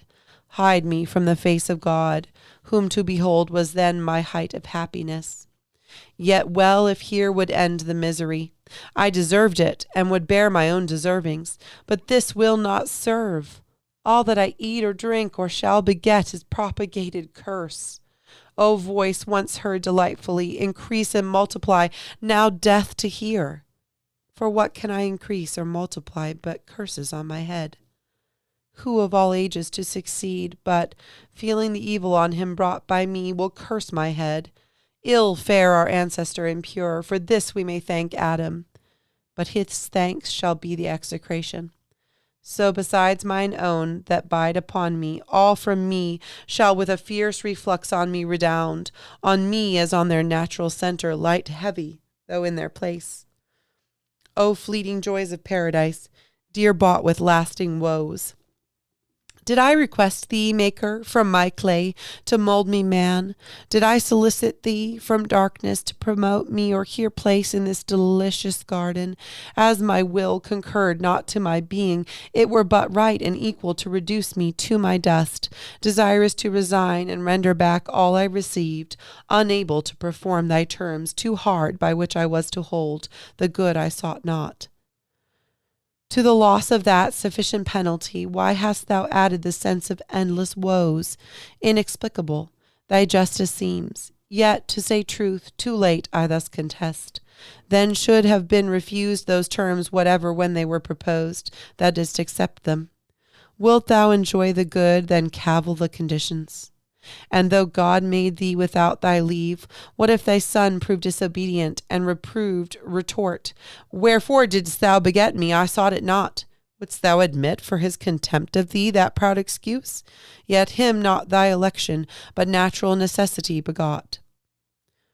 God made thee of choice his own, and of his own to serve him. Thy reward was of his grace. Thy punishment then justly is at his will. Be it so, for I submit. His doom is fair that dust I am, and shall to dust return, a welcome hour whenever. Why delays his hand to execute what his decree fixed on this day? Why do I overlive? Why am I mocked with death and lengthened out to deathless pain? How gladly would I meet mortality, my sentence, and be earth insensible. How glad would lay me down, as in my mother's lap. There I should rest, and sleep secure. His dreadful voice no more would thunder in my ears. No fear of worse to me and to my offspring would torment me with cruel expectation. Yet one doubt pursues me still, lest all I cannot die, lest that pure breath of life, the spirit of man which God inspired, cannot together perish with this corporeal clod. Then, in the grave or in some other dismal place, who knows but I shall die a living death. O thought, horrid if true, yet why? It was but breath of life that sinned. What dies but what had life and sin? The body properly hath neither. All of me then shall die. Let this appease the doubt, since human reach no further knows. For though the Lord of all be infinite, is his wrath also? Be it, man is not so, but mortal doomed. How can he exercise wrath without end on man, whom death must end? Can he make deathless death? That were to make strange contradiction, which to God himself impossible is held, as argument of weakness, not of power. Will he draw out, for anger's sake, finite to infinite, in punished man to satisfy his rigor, satisfied never? That were to extend his sentence beyond dust and nature's laws, by which all causes else, according still to the reception of their matter, act, not to the extent of their own sphere. But say that death be not one stroke, as I supposed, bereaving sense, but endless misery from this day onward, which I feel begun, both in me and without me, and so last to perpetuity. Me, that fear comes thundering back with dreadful revolution on my defenseless head. Both death and I am found eternal and incorporate both. Nor I, on my part single, in me all posterity stands cursed. Fair patrimony that I must leave ye, sons. Oh, were I able to waste it all myself and leave ye none. So disherited, how would ye bless me, now your curse? Why should all mankind, for one man's fault, thus guiltless be condemned, if guiltless? But from me what can proceed but all corrupt, both mind and will depraved, not to do only, but to will the same with me? How can they then acquitted stand in sight of God? Him, after all disputes, forced I absolve. All my evasions vain, and reasonings, though through mazes, lead me still but to my own conviction, first and last on me only, as the source and spring of all corruption, all the blame lights due. So might the wrath, fond wish, couldst thou support that burden heavier than the earth to bear, than all the world much heavier, though divided with that bad woman. Thus what thou desirest, and what thou fearest alike, destroys all hope of refuge, and concludes thee miserable beyond all past example and future, to Satan only like both crime and doom. O conscience, into what abyss of fears and horrors hast thou driven me, out of which I find no way, from deep to deeper plunged? Thus Adam to himself lamented loud, through the still night, not now as ere man fell, wholesome and cool and mild, but with black air, accompanied with damps and dreadful gloom, which to his evil conscience represented all things with double terror. On the ground outstretched he lay, on the cold ground, and oft cursed his creation, death as oft accused of tardy execution, since denounced the day of his offense. Why comes not death, said he, with one thrice acceptable stroke to end me? Shall truth fail to keep her word, justice divine not hasten to be just? But death comes not at call. Justice divine mends not her slowest pace for prayers or cries. O woods, O fountains, hillocks, dales, and bowers, with other echo late I taught your shades to answer and resound far other song. Whom thus afflicted, when sad eve beheld, Desolate where she sat, approaching nigh, soft words to his fierce passion she essayed. But her with stern regard he thus repelled. Out of my sight, thou serpent! That name best befits thee, with him leagued, thyself as false and hateful. Nothing wants but that thy shape like his in color serpentine may show thy inward fraud to warn all creatures from thee henceforth, lest that too heavenly form, pretended to hellish falsehood, snare them. But for thee I had persisted happy, had not thy pride and wandering vanity, when least was safe, rejected my forewarning and disdained not to be trusted, longing to be seen, though by the devil himself, him overweening to overreach, but with the serpent meeting, fooled and beguiled, by him thou, I by thee, to trust thee from my side, imagined wise, constant, mature, proof against all assaults, and understood not all was but a show rather than solid virtue, all but a rib, crooked by nature, bent, as now appears, more to the part sinister from me drawn. Well, if thrown out, as supernumerary, to my just number found. Oh, why did God, Creator wise, that peopled highest heaven with spirits masculine, create at last this novelty on earth, this fair defect of nature, and not fill the world at once with men as angels without feminine, or find some other way to generate mankind? This mischief had not then befallen, and more that shall befall. Innumerable disturbances on earth through female snares in straight conjunction with his sex, for either he never shall find out fit mate, but such as some misfortune brings him, or mistake, or whom he wishes most shall seldom gain through her perverseness, but shall see her gained by a far worse, or if she love, withheld by parents, or his happiest choice too late shall meet, already linked and wedlock bound to a fell adversary, his hate or shame, which infinite calamity shall cause to human life and household peace confound. He added not, and from her turned, but Eve not so repulsed, with tears that ceased not flowing and tresses all disordered, at his feet fell humble, and embracing them besought his peace, and thus proceeded in her plaint. Forsake me not thus, Adam. Witness heaven, what love sincere and reverence in my heart I bear thee, and unweeting have offended, unhappily deceived. Thy suppliant I beg, and clasp thy knees. Bereave me not, whereon I live, thy gentle looks, thy aid, thy counsel in this uttermost distress, my only strength and stay. Forlorn of thee, whither shall I betake me, where subsist? While yet we live, scarce one short hour perhaps, between us two let there be peace, both joining, as joined in injuries, one enmity against a foe by doom express assigned us, that cruel serpent. On me exercise not thy hatred for this misery befallen, on me already lost, me than thyself more miserable. Both have sinned, but thou against God only, I against God and thee. And to the place of judgment will return, there with my cries importune heaven, that all the sentence from thy head removed may light on me, sole cause to thee of all this woe, me only just object of his ire. She ended weeping, and her lowly plight immovable, till peace obtained from fault acknowledged and deplored, in Adam wrought commiseration. Soon his heart relented toward her, his life so late and sole delight, now at his feet submissive in distress, creatures so fair his reconcilement seeking, his counsel whom she had displeased, his aid. As one disarmed, his anger all he lost, and thus with peaceful words upraised her soon. Unwary and too desirous, as before, so now of what thou knowest not, who desirest the punishment all on thyself. Alas, bear thine own first, ill able to sustain his full wrath, whose thou feelst as yet least part, and my displeasure bearst so ill.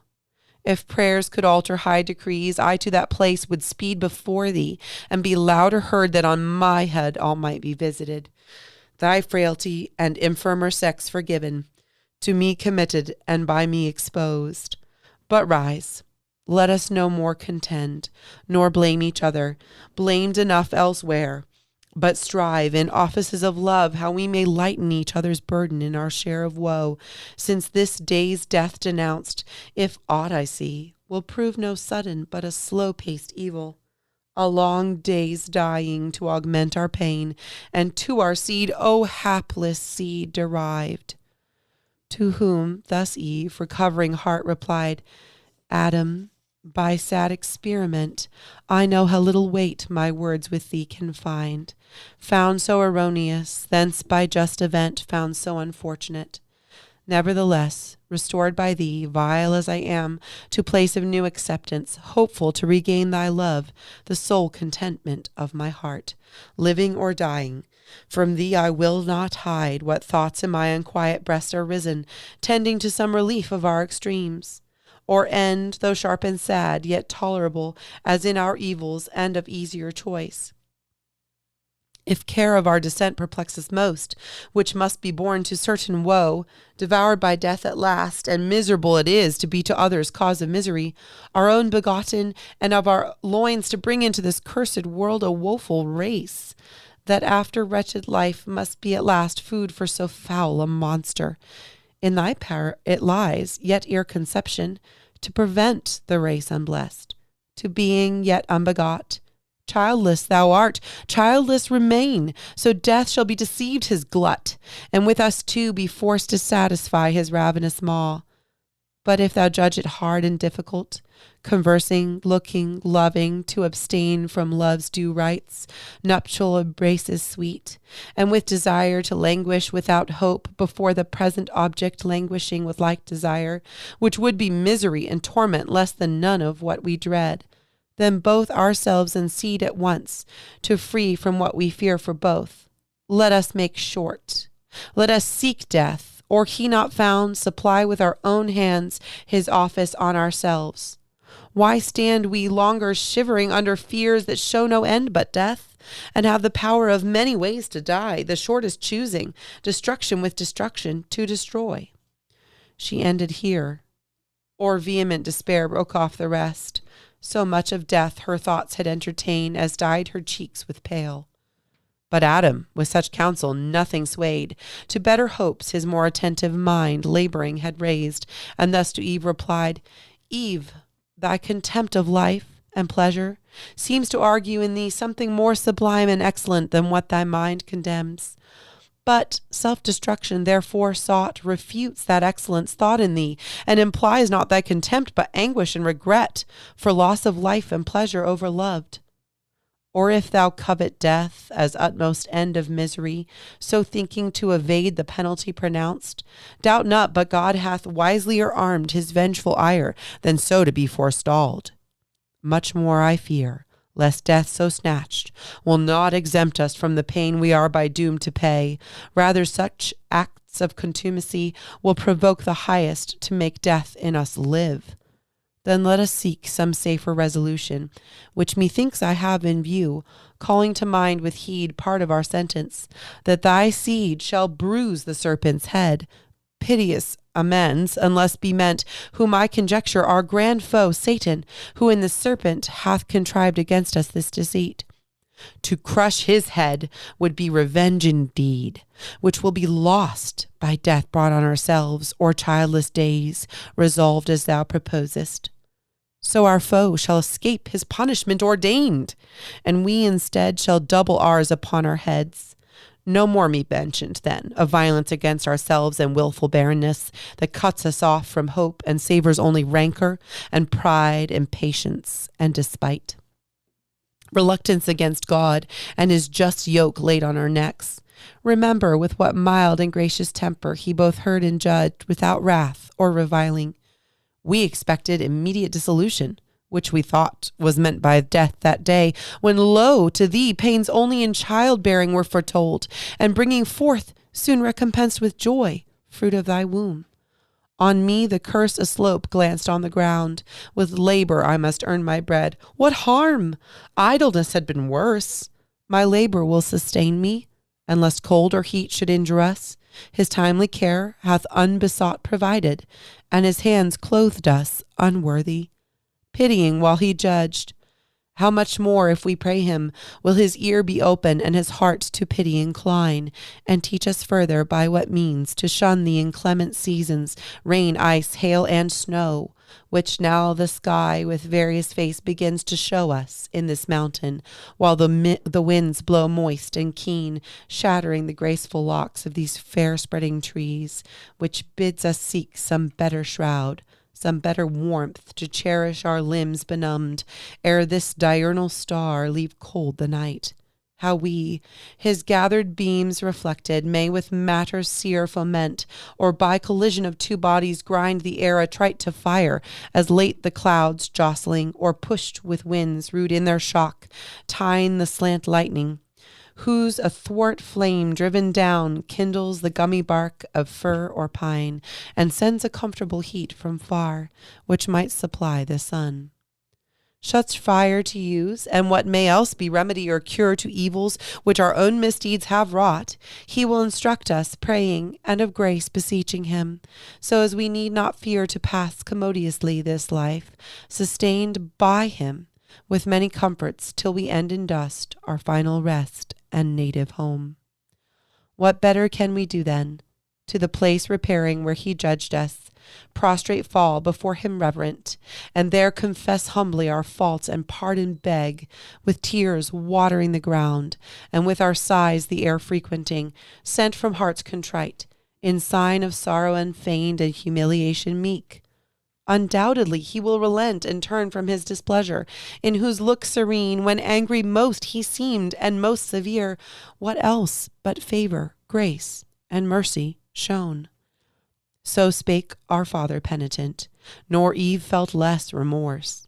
They forthwith to the place repairing where he judged them, prostrate fell, before him reverent, and both confessed humbly their faults and pardon begged, with tears watering the ground, and with their sighs the air frequenting, sent from hearts contrite, in sign of sorrow unfeigned and humiliation meek. And thus ends the 10th book.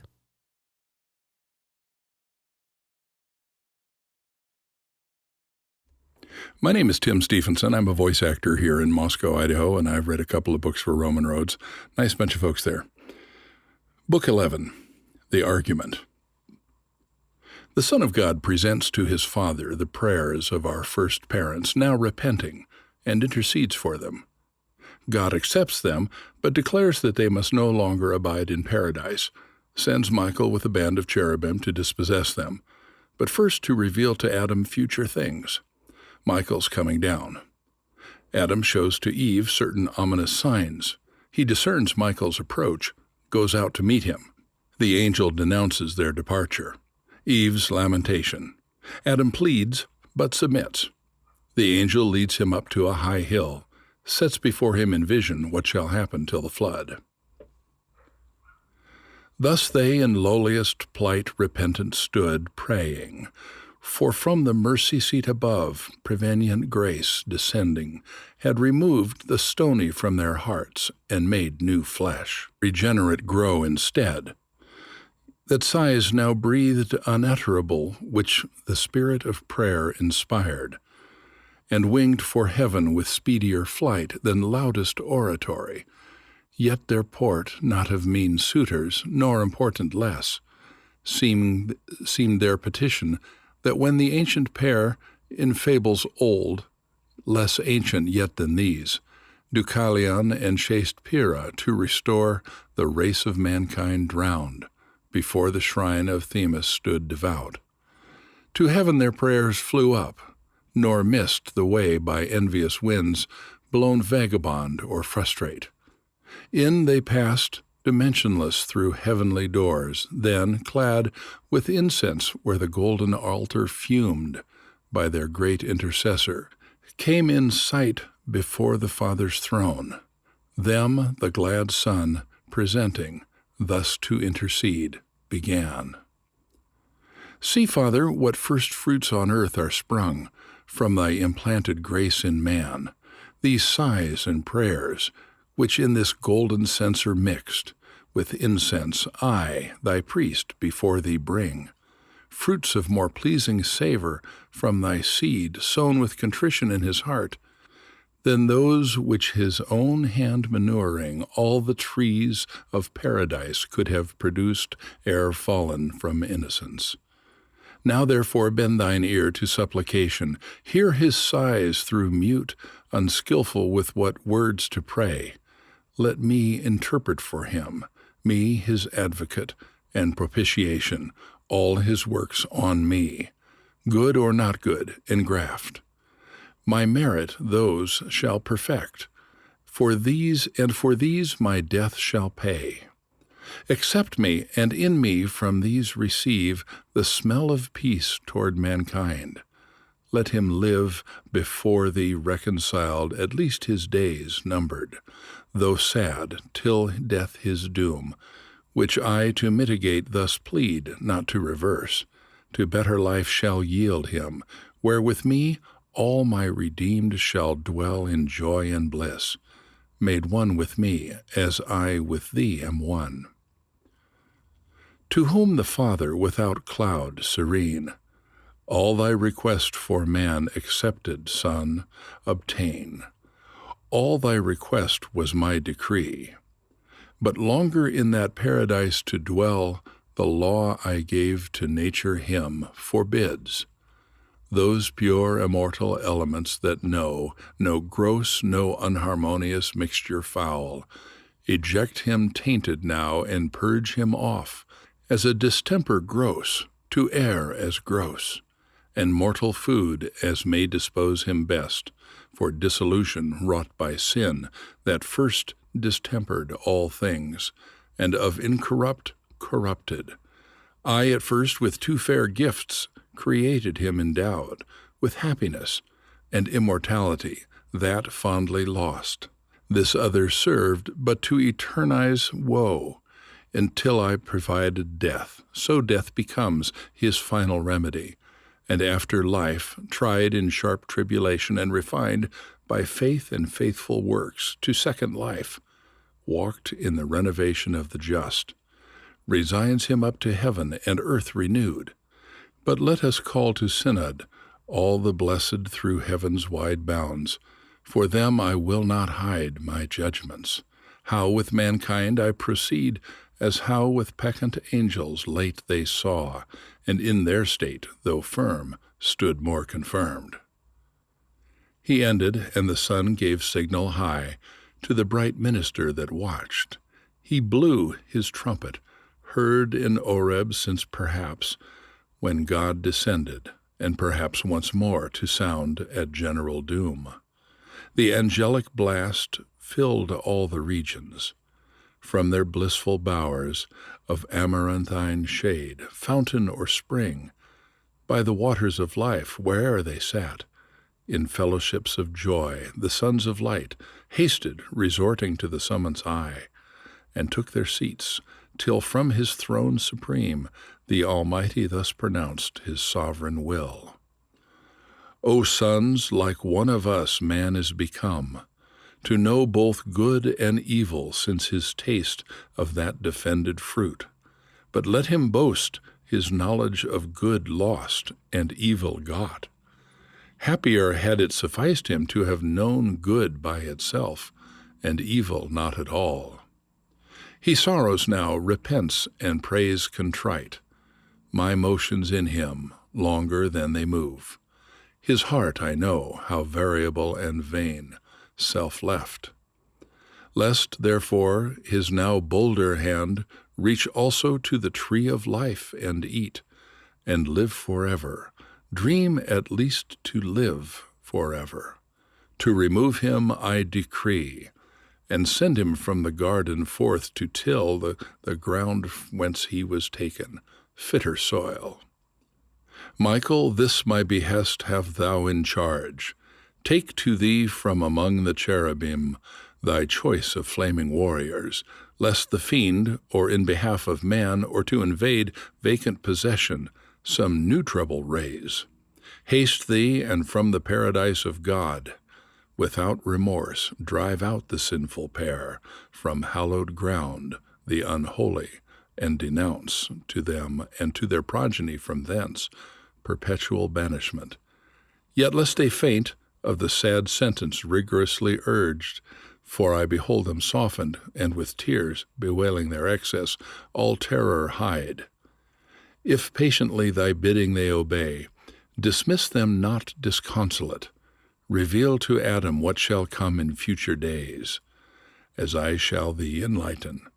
Intermix my covenant in the woman's seed renewed. So send them forth, though sorrowing, yet in peace. And on the east side of the garden place, where entrance up from Eden easiest climbs, cherubic watch, and of a sword the flame wide waving, all approach far off to fright, and guard all passage to the tree of life, lest paradise a receptacle prove to spirits foul, and all my trees their prey, with whose stolen fruit man once more to delude. He ceased, and the angelic power prepared for swift descent, with him the cohort bright of watchful cherubim. 4 faces each, had like a double Janus, all their shape, spangled with eyes more numerous than those of Argus, and more wakeful than to drowse. Charmed with Arcadian pipe, the pastoral reed of Hermes, or his opiate rod. Meanwhile, to resolute the world with sacred light, Leucothea walked, and with fresh dews embalmed the earth, when Adam and his first matron, Eve, had ended now their orisons and found strength added from above, new hope to spring out of despair, joy, but with fear yet linked, which thus to Eve his welcome words renewed. Eve, easily may faith admit that all the good which we enjoy from heaven descends, but that from us aught should ascend to heaven, so prevalent as to concern the mind of God high blessed, or to incline his will, hard to believe may seem, yet this will prayer, or one short sigh of human breath, upborne even to the seat of God.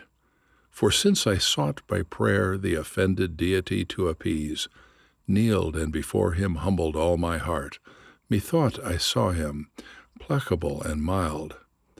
Bending his ear, persuasion in me grew, that I heard with favor, peace returned home to my breast, and to my memory his promise that thy seed shall bruise our foe, which, then not minded, in dismay, yet now assures me that the bitterness of death is past, and we shall live. Whence hail to thee, Eve rightly called, mother of all mankind, mother of all things living, since by thee man is to live, and all things live for man. To whom thus Eve with sad demeanor meek, ill worthy I such title should belong to me transgressor, who for thee ordained a help became thy snare. To me reproach rather belongs, distrust and all dispraise. But infinite in pardon was my judge, that I who first brought death on all, am graced the source of life, next favorable thou, who highly thus to entitle me vouchsafed, far other name deserving. But the field to labor calls us now with sweat imposed, though after sleepless night, foresee the morn, all unconcerned with our unrest, begins, her rosy progress smiling. Let us forth, I never from thy side henceforth to stray, where our day's work lies, though now enjoined, laborious till day droop. While here we dwell, what can toilsome in these pleasant walks? Here let us live, though in fallen state content. So spake, so wished, much humbled Eve, but fate subscribed not. Nature first gave signs, impressed on bird, beast, air. Air suddenly eclipsed, after a short blush of morn, nigh in her sight. The bird of Jove stooped from his airy tower. 2 birds of gayest plume before him drove, Down from a hill the beast that reigns in woods, first hunter, then pursued a gentle brace, goodliest of all the forest, heart and hind. Direct to the eastern gate was bent their flight. Adam observed, and with his eye the chase, pursuing, not unmoved, to Eve thus spake. O Eve, some further change awaits us nigh, which heaven by these mute signs in nature shows, forerunners of his purpose, or to warn us haply to secure of our discharge from penalty, because from death released some days. How long and what till then our life, who knows? Or more than this, that we are dust, and thither must return and be no more. Why else this double object in our sight, of flight pursued in the air and o'er the ground, one way the selfsame hour? Why in the east darkness ere day's mid-course and morning light, more orient in yon western cloud that draws over the blue firmament a radiant white, and slow descends with something heavenly fraught? He erred not, for by this the heavenly bands, down from a sky of jasper, lighted now, in paradise and on a hill made halt. A glorious apparition, had not doubt, and carnal fear that day dimmed Adam's eye.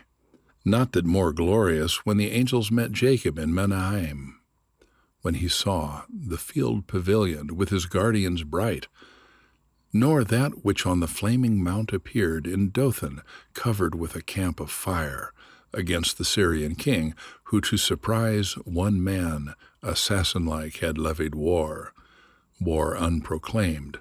The princely hierarch in their bright stand there left his powers to seize possession of the garden.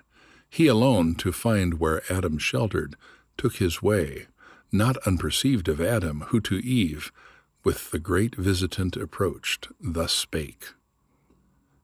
Eve, now expect great tidings, which perhaps of us will soon determine or impose new laws to be observed.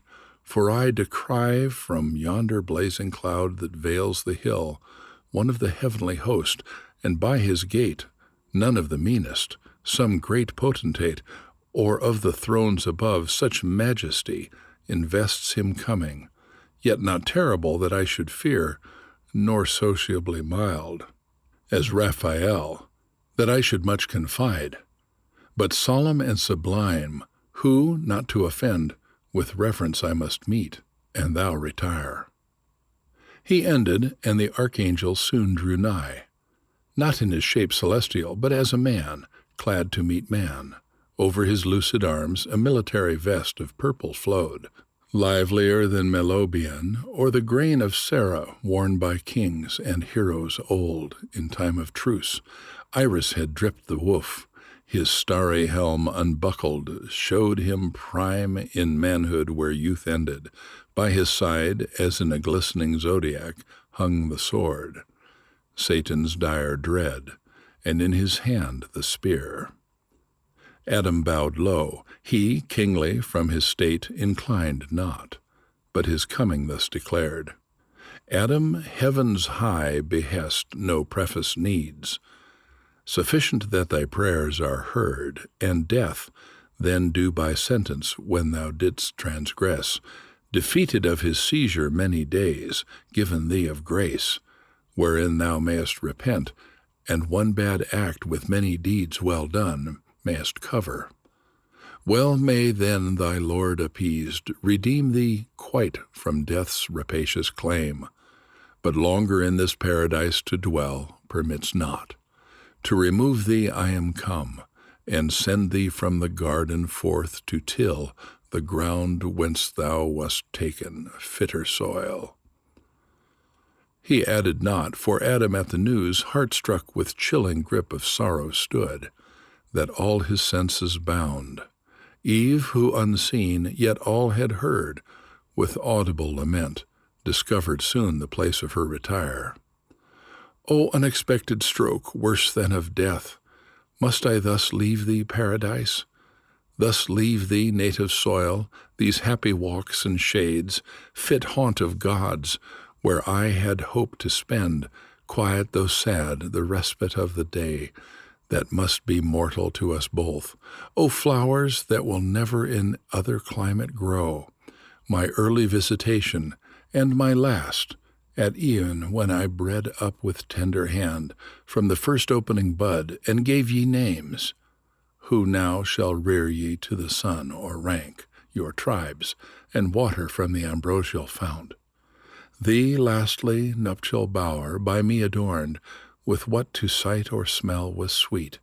From thee how shall I part, and whither wander down into a lower world, to this obscure and wild? How shall we breathe in other air, less pure, accustomed to immortal fruits?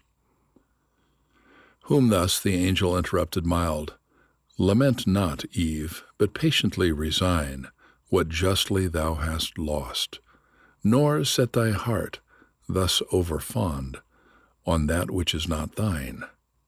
Thy going is not lonely, with thee goes thy husband, him to follow thou art bound. Where he abides, think there thy native soil. Adam, by this, from the cold, sudden damp, recovering and his scattered spirits returned, to Michael thus his humble words addressed.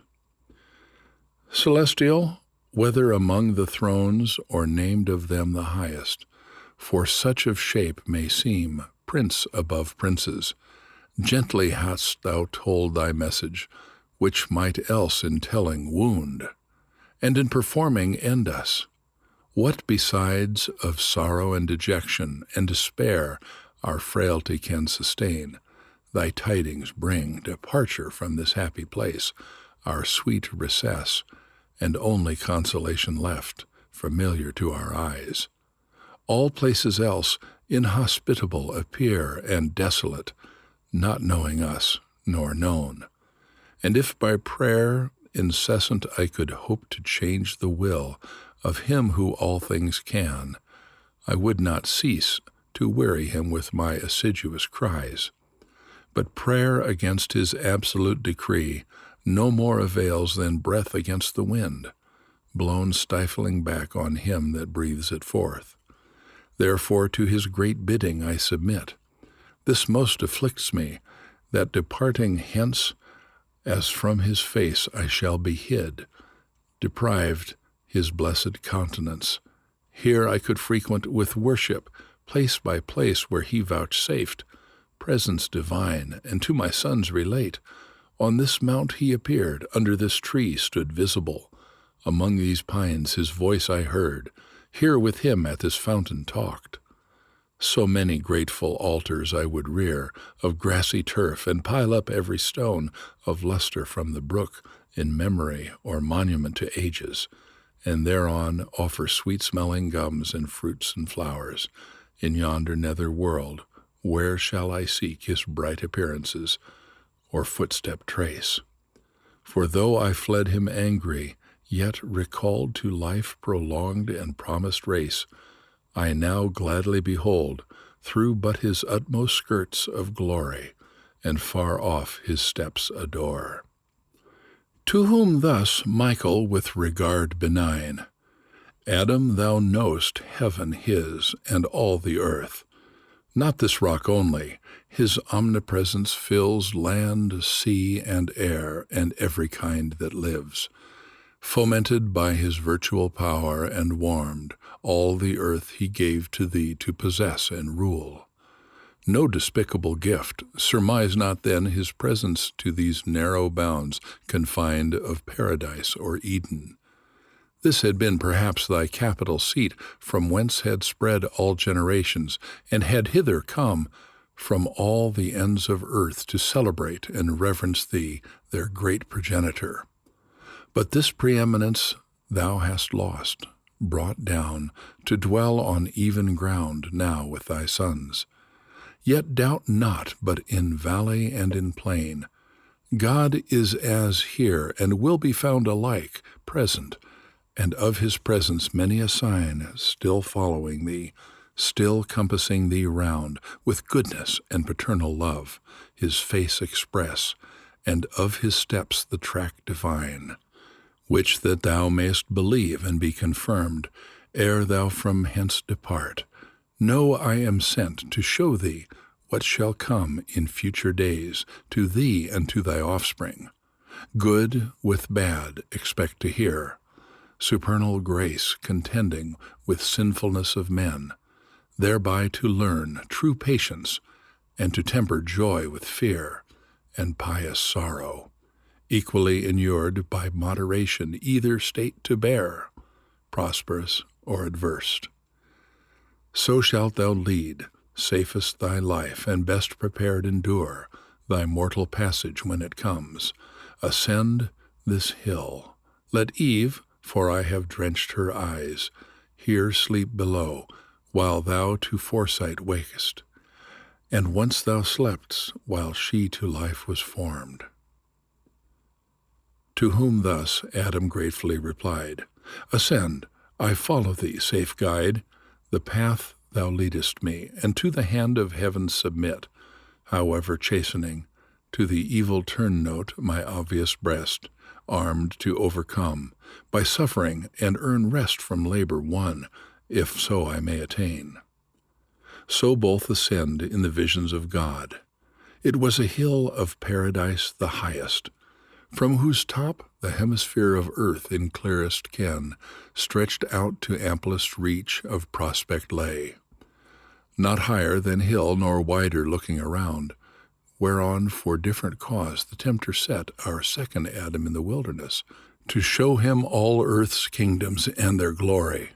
His eye might there command wherever stood, city of old or modern fame, the seat of mightiest empire, from the destined walls of Kambalu, seat of Cathayan Khan, and Samarkand by Oxus, Tamir's throne, to Pekin of Sinayan kings, and thence to Agra and Lahore of great Mughal, down to the golden Chersonses, where the Persian in Ekbatan sat, or since Hispapan, or where the Russian Tsar in Moscow, or the Sultan in Byzance, Turkestan born, could not his eye, nor ken the empire of Negus to his utmost port, Erkoko, and the less maritime kings Mombasa and Kiloa and Melind, and Sofala, thought of fear, to the realm of Congo and Angola farthest south, or thence from Niger flood to Atlas Mount, the kingdoms of Almansor, Fez and Sus, Morocco and Algiers, and Tremesen. On Europe thence, and where Rome was to sway the world. In spirit, perhaps he also saw rich Mexico, the seat of Montezuma, and Cuzco in Peru, the richer seat of Atabalapa, and yet unspoiled Guyana, whose great city Garion's son call El Dorado. But to nobler sights Michael from Adam's eyes the film removed, which that false fruit had promised clearer sight, had bred, then purged, with euphrasy and rue. The visual nerve, for he had much to see, and from the well of life 3 drops instilled. So deep the power of these ingredients pierced, even to the inmost seat of mental sight, that Adam, now enforced to close his eyes, sunk down, and all his spirits became entranced. But him the gentle angel by the hand soon raised, and his attention thus recalled. Adam, now ope thine eyes, and first behold the effects which thy original crime hath wrought, in some to spring from thee, who never touched the accepted tree, nor with the snake conspired, nor sinned thy sin, yet from that sin derive corruption to bring forth more violent deeds. His eyes opened and beheld a field, part arable and tilth, whereupon were sheaves new reaped, the other part sheep walks and folds. In the midst an altar, the landmark, stood, rustic of grassy sward.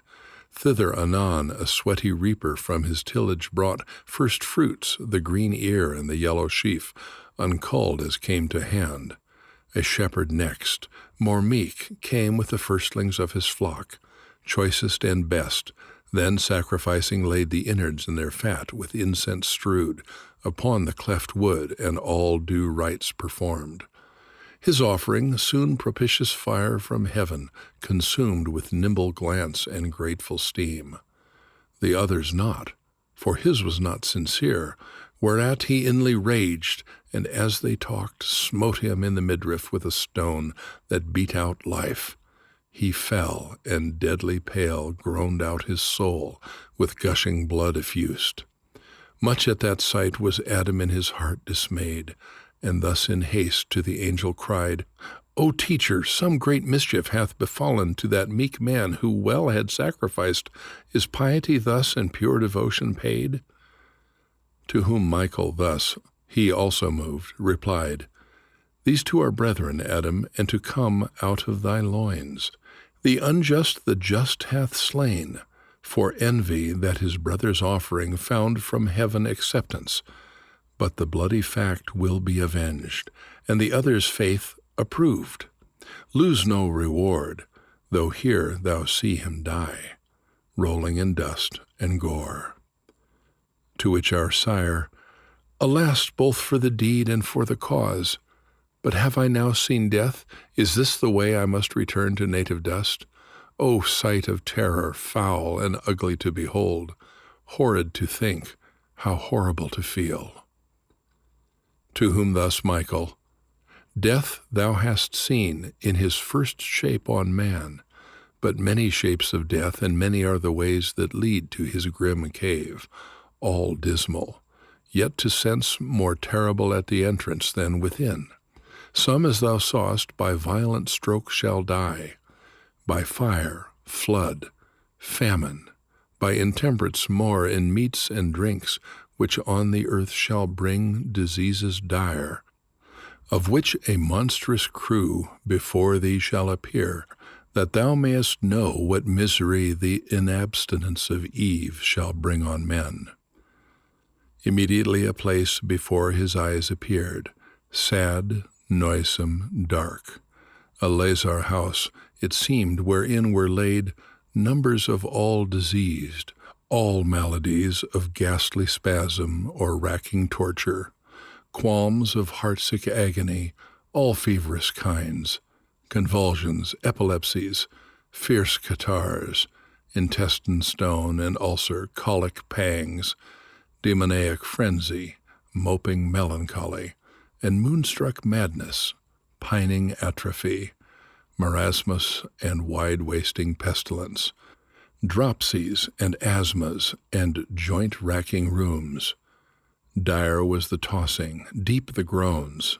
Despair tended the sick busiest from couch to couch, and over them triumphant death his dart shook, but delayed to strike, though oft invoked with vows as their chief good and final hope. Sight so deform, what heart of rock could long, dry-eyed, behold? Adam could not, but wept, though not of woman born. Compassion quelled his best of man, and gave him up to tears a space, till firmer thoughts restrained excess, and scarce recovering words his plight renewed. O miserable mankind, to what fall degraded, to what wretched state reserved? Better end here unborn. Why is life given to be thus wrested from us? Rather, why obtruded on us thus? Who, if we knew what we receive, would either not accept life offered, or soon beg to lay it down, glad to be so dismissed in peace? Can thus the image of God in man, created once so goodly and erect, though faulty since, to such unsightly sufferings be debased under inhuman pains? Why should not man, retaining still divine similitude, in part from such deformities be free, and for his Maker's image sake exempt? Their Maker's image, answered Michael, then forsook them when themselves they vilified to serve ungoverned appetite, and took his image whom they served, a brutish vice, inductive mainly to the sin of Eve. Therefore, so abject is their punishment, disfiguring not God's likeness, but their own, or if his likeness by themselves defaced, while they pervert pure nature's healthful rules to loathsome sickness worthily, since they God's image did not reverence in themselves. I yield just, said Adams, and submit. But is there yet no other way besides these painful passages how we may come to death and mix with our connatural dust? There is, said Michael, if thou well observe, the rule of not too much, by temperance taught, in what thou eat'st and drink'st, seeking from thence due nourishment, not gluttonous delight. Till many years over thy head return, so mayest thou live, till, like ripe fruit, thou dost drop into thy mother's lap, or be with ease gathered, not harshly plucked, for death mature. This is old age, but then thou must outlive thy youth, thy strength, thy beauty, which will change to withered, weak, and gray. Thy senses then obtuse, all taste of pleasure must forego to what thou hast, and for the air of youth, hopeful and cheerful, in thy blood will reign a melancholy damp of cold and dry, to weigh thy spirits down and last consume the balm of life. To whom our ancestor, henceforth I fly not death, nor would prolong life much, bent rather how I may be quit, fairest and easiest of this cumbrous charge, which I must keep till my appointed day of rendering up, and patiently attend my dissolution. Michael replied, Nor love thy life, nor hate, but what thou livest, live well, how long or short permit to heaven, and now prepare thee for another sight. He looked and saw a spacious plain, whereon were tents of various hue. By some were herds of cattle grazing, others whence the sound of instruments that made melodious chime was heard of harp and organ, and who moved their stops and chords was seen, his volant touch, instinct through the all proportions low and high, fled and pursued traverse the resonant fugue. In other parts stood one who, at the forge laboring, 2 massy clods of iron and brass had melted, whether found where casual fire had wasted woods on mountain or in vale down to the veins of earth, thence gliding hot to some cave's mouth, or whether washed by stream from underground.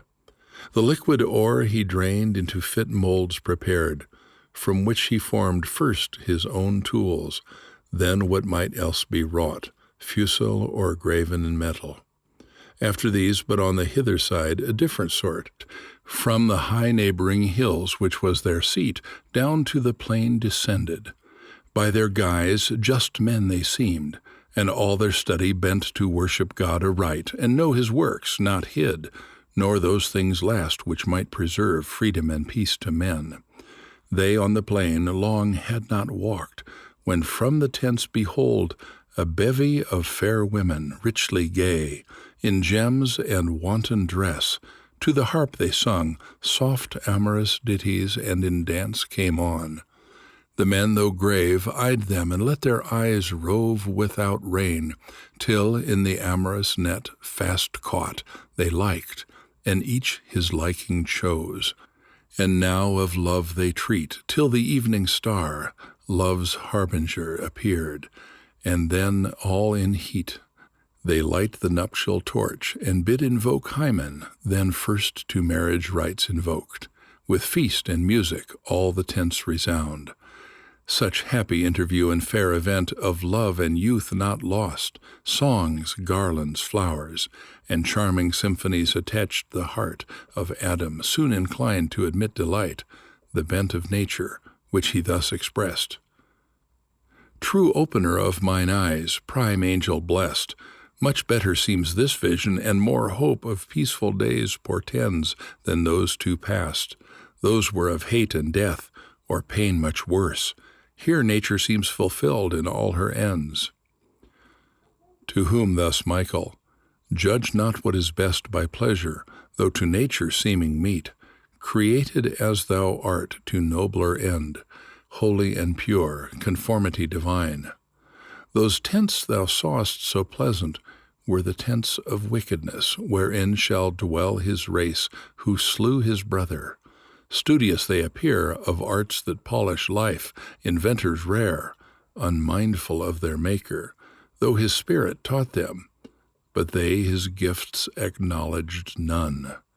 Yet they a beauteous offspring shall beget, for that fair female troop thou sawest that seemed of goddesses, so blithe, so smooth, so gay, yet empty of all good wherein consists woman's domestic honor and chief praise, bred only and completed to the taste of lustful appetence, to sing, to dance, to dress and troll the tongue and roll the eye, to these that sober race of men whose lives religious titled them the sons of God, shall yield up all their virtue, all their fame, ignobly to the trains and to the smiles of these fair atheists, and now swim in joy, ere long to swim at large, and laugh, for which the world ere long a world of tears must weep. To whom thus Adam of short joy bereft, O pity and shame that they who live so well, entered so fair, should turn aside to tread paths indirect, or in the midway faint. But still I see the tenor of man's woe holds on the same, from woman to begin. From man's effeminate slackness it begins, said the angel, who should better hold his place by wisdom and superior gifts received. But now prepare thee for another scene. He looked and saw wide territory spread before him, towns and rural works between, cities of men with lofty gates and towers, concourse in arms, fierce faces threatening war, giants of mighty bone and bold emprise, part wield their arms, part curb the foaming steed, single or in array of battle ranged, both horse and foot, nor idly mustering stood. One way a band select from forage drives a herd of beeves, fair oxen and fair kine, from a fat meadow ground, or fleecy flock, ewes and their bleating lambs over the plain. Their booty scarce with life the shepherds fly, but call in aid which makes a bloody fray. With cruel tournament the squadrons join, where cattle pastured late, now scatters lies, with carcasses and arms the exsanguined field, deserted. Others to a city strong lay siege, encamped by battery, scale, and mine assaulting. Others from the wall defend with dart and javelin, stones and sulphurous fire. On each hand slaughter and gigantic deeds, in other part the scepter's heralds call to council in the city gates. Anon gray-haired men and grave, with warriors mixed, assemble, and harangues are heard, but soon in factious opposition, till at last of middle age one rising, eminent in wise deport, spake much of right and wrong, of justice, religion, truth, and peace, and judgment from above. Him old and young exploded, and had seized with violent hands, had not a cloud descending snatched him thence, unseen amid the throng. So violence proceeded, and oppression, and sword law through all the plain, and refuge none was found. Adam was all in tears, and to his guide, lamenting, turned full sad. And what are these? Death's ministers, not men, who thus deal death inhumanly to men, and multiply 10,000-fold the sin of him who slew his brother. For of whom such massacre make they but of their brethren, men of men? And who was that just man, whom had not heaven rescued, had in his righteousness been lost? To whom thus Michael, these are the product of those ill-mated marriages thou sawest, where good with bad were matched, who of themselves abhor to join, and by imprudence mixed, produce prodigious births of body or mind.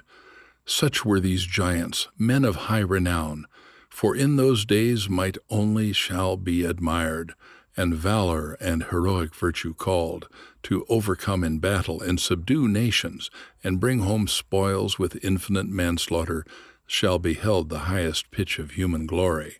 and for glory done of triumph to be styled, great conquerors, patrons of mankind, gods, and sons of gods, destroyers rightly are called, and plagues of men. Thus fame shall be achieved, renown on earth, and what most merits fame in silence hid.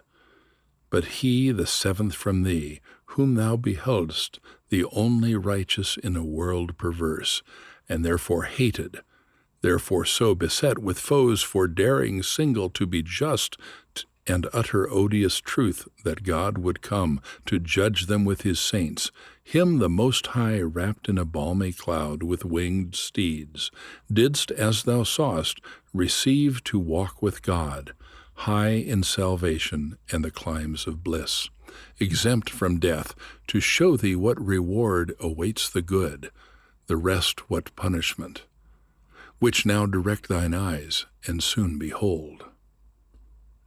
He looked and saw the face of things quite changed. The brazen throat of war had ceased to roar. All now was turned to jollity and game, to luxury and riot, feast and dance, marrying or prostituting as befell rape or adultery, where passing fair allured them, thence from cups to civil broils. At length a reverend sire among them came, and of their doings great dislike declared, and testified against their ways. He oft frequented their assemblies whereso met, triumphs or festivals, and to them preached conversion and repentance, as to souls in prison under judgments imminent. But all in vain, which when he saw he ceased contending, and removed his tents far off. Then from the mountain hewing timber tall, began to build a vessel of huge bulk, measured by cubit, length and breadth and height, smeared round with pitch, and in the side a door contrived, and of provisions laid in large for man and beast, when lo, a wonder strange! Of every beast and bird and insect small came sevens in pairs, and entered in as taught their order, last the sire and his 3 sons with their 4 wives, and God made fast the door. Meanwhile the south wind rose, and with black wings wide hovering, all the clouds together drove from under heaven, the hills to their supply, vapor, and exhalation dusk and moist, set up amain, and now the thickened sky like a dark ceiling stood. Down rushed the rain, impetuous, and continued till the earth no more was seen. The floating vessel swum uplifted, and secure with beaked prow rode tilting o'er the waves, all dwellings else flood overwhelmed, and them with all their pomp deep under water rolled. Sea covered sea, sea without shore, and in their palaces where luxury late reigned, sea monsters whelped and stabled. Of mankind so numerous late, all left in one small bottom swum embarked. How didst thou grieve them, Adam, to behold the end of all thy offspring, and so sad? Depopulation. Thee another flood of tears and sorrow, a flood thee also drowned, and sunk thee as thy sons, till gently reared by the angel on thy feet thou stoodst at last. Though comfortless as when a father mourns his children, all in view destroyed at once, and scarce to the angel uttered thus thy plate, O visions ill foreseen! Better had I lived ignorant of future, so had borne my part of evil only, each day's lot enough to bear, those now that were dispensed, the burden of many ages on me light at once, by my foreknowledge gaining birth, abortive to torment me ere their being, with thought that they must be. Let no man seek henceforth to be foretold what shall befall him or his children. Evil he may be sure, which neither his foreknowing can prevent, and he the future evil shall no less in apprehension than in substance feel grievous to bear. But that care now is past. Man is not whom to warn. Those few escaped famine and anguish will at last consume, wandering that watery desert. I had hope when violence was ceased, and war on earth, all would have then gone well. Peace would have crowned with length of happy days the race of man. But I was far deceived, for now I see peace to corrupt no less than war to waste. How comes it thus? Unfold, celestial guide, and whether here the race of man will end. To whom thus Michael, those whom last thou sawest in triumph and luxurious wealth, are they first seen in acts of prowess eminent, and great exploits, but of true virtue void, who, having spilt much blood and done much waste, subduing nations, and achieving thereby fame in the world, high titles and rich prey, shall change their course to pleasure, ease, and sloth, surfeit and lust, till wantonness and pride raise out of friendship hostile deeds in peace. The conquered also and enslaved by war shall with their freedom lost all virtue lose, and fear of God, from whom their piety feigned, in sharp contest of battle found no aid against invaders. Therefore, cooled in zeal, thenceforth shall practice how to live secure, worldly or dissolute, on what their lords shall leave them to enjoy. For the earth shall bear more than enough that temperance may be tried. So all shall turn degenerate, all depraved, justice and temperance, truth and faith forgot. One man except, the only son of light in a dark age, against example good, against allurement, custom, and a world offended, fearless of reproach and scorn or violence. He of their wicked ways shall them admonish, and before them set the paths of righteousness, how much more safe and full of peace, denouncing wrath to come on their impenitence, and shall return of them derided, but of God observed the one just man alive. By his command shall build a wondrous ark, as thou beheldst, to save himself and household from amidst a world devote to universal wrack. No sooner he with them of man and beast select for life, shall in the ark be lodged and sheltered round, but all the cataracts of heaven set open on the earth shall pour rain day and night. All fountains of the deep broke up shall heave the ocean to usurp beyond all bounds till inundation rise above the highest hills.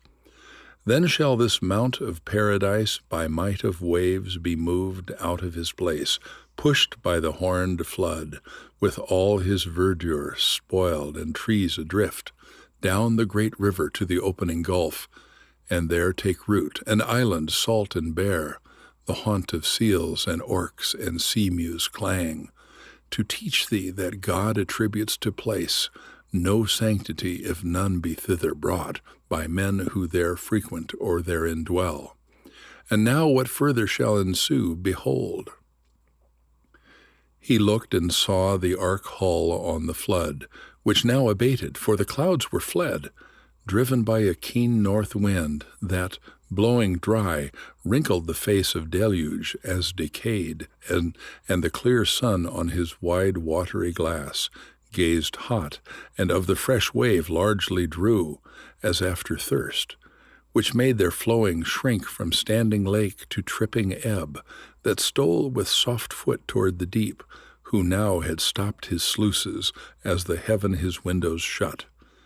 The ark no more now floats, but seems on ground fast on the top of some high mountain fixed, and now the tops of hills as rocks appear. With clamor thence the rapid currents drive toward the retreating sea their furious tide. Forthwith from out the ark a raven flies, and after him the surer messenger, a dove sent forth once and again to spy green tree or ground whereon his foot may light.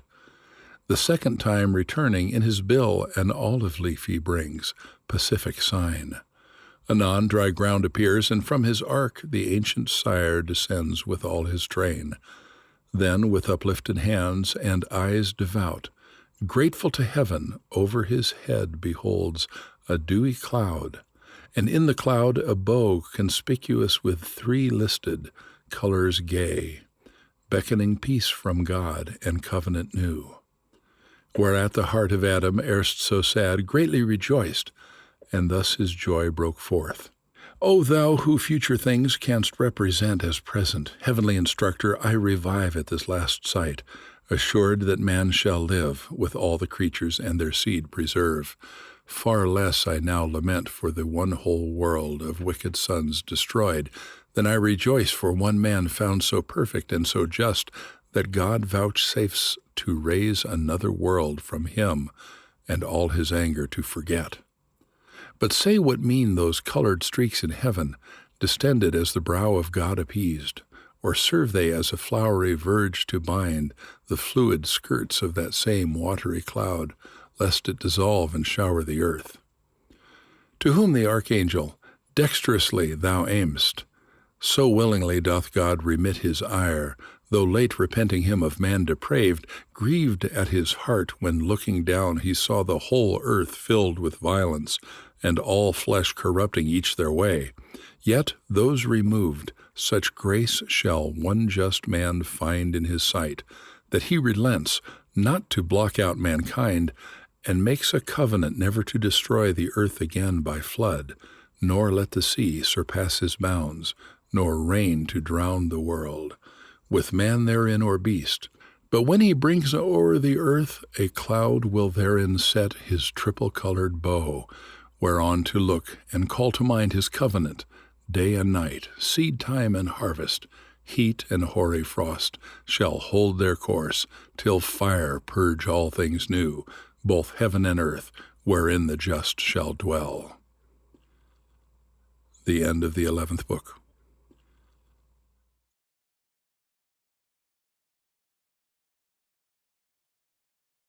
I'm Wes Callihan, owner and teacher in Schola Classical Tutorials in Hill Abbey and the main lecturer in the Old Western Culture video series produced by Roman Roads Press. I'll be reading Book 12 of John Milton's Paradise Lost. The Argument. The angel Michael continues from the flood to relate what shall succeed. Then, in the mention of Abraham, comes by degrees to explain who that seed of the woman shall be, which was promised Adam and Eve in the fall, his incarnation, death, resurrection, and ascension, the state of the church till his second coming. Adam, greatly satisfied and recomforted by these relations and promises, descends the hill with Michael, wakens Eve, who all this while had slept, but with gentle dreams composed to quietness of mind and submission. Michael, in either hand, leads them out of paradise, the fiery sword waving behind them, and the cherubim taking their stations to guard the place.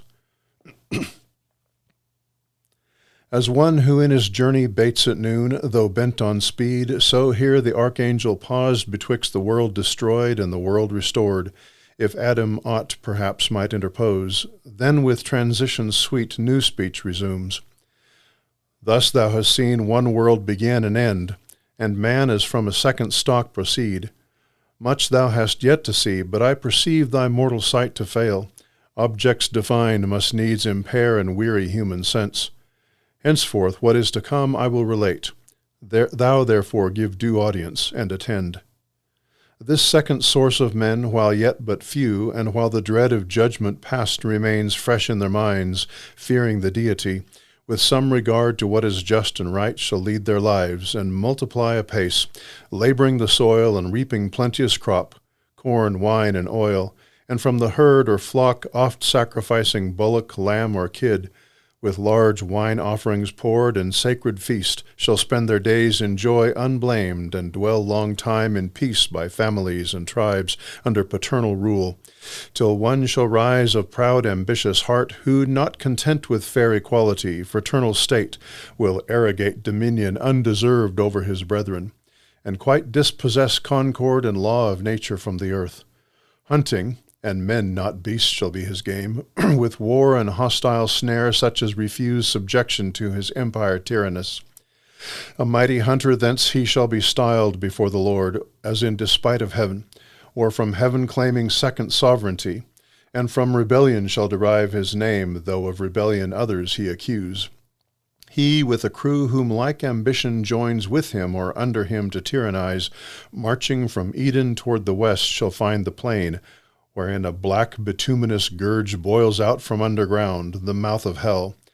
Of brick, and of that stuff they cast to build a city and tower, whose top may reach to heaven, and get themselves a name, lest far dispersed in foreign lands their memory be lost, regardless whether good or evil fame.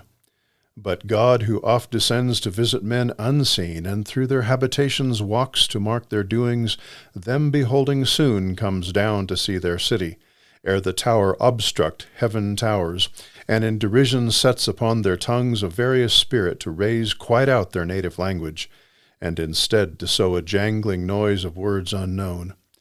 Forthwith a hideous gabble rises loud among the builders, each to other calls not understood, till hoarse and all in rage as mocked they storm. Great laughter was in heaven, and looking down to see the hubbub strange and hear the din. Thus was the building left ridiculous, and the work confusion named. Whereto thus Adam fatherly displeased, O execrable son, so to aspire above his brethren, to himself assuming authority usurped from God not given. He gave us only over beast, fish, fowl, dominion absolute. That right we hold by his donation.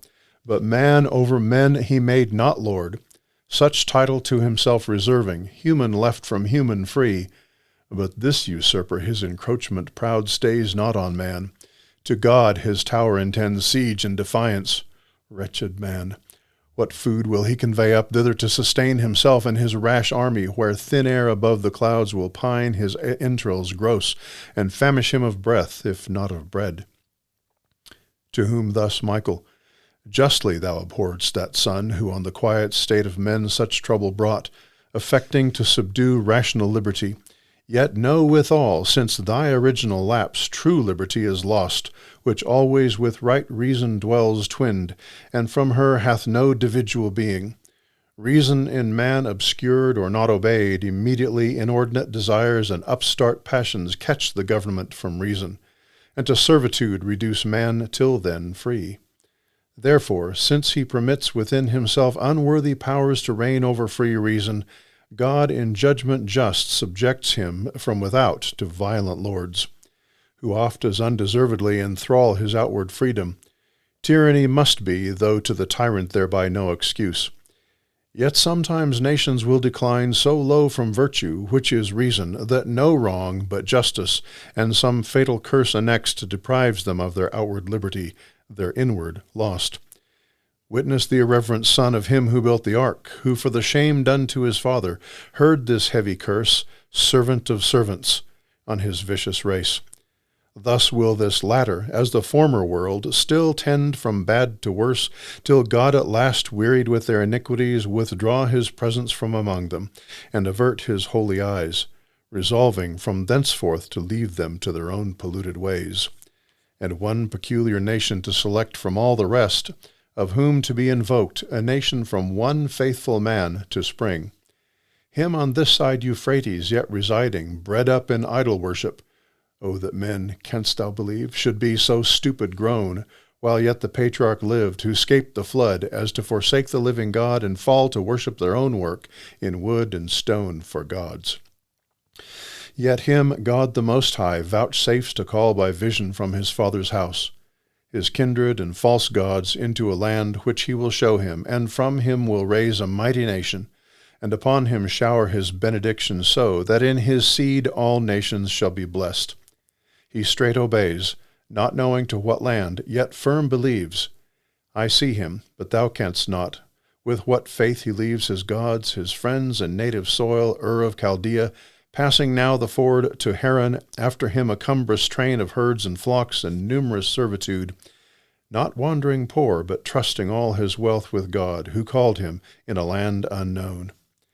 Canaan he now attains. I see his tents pitched about Shechem, and the neighboring plain of Morek. There by promise he receives gift to his progeny of all that land. From Hamath northward to the desert south, things by their names I call, though yet unnamed.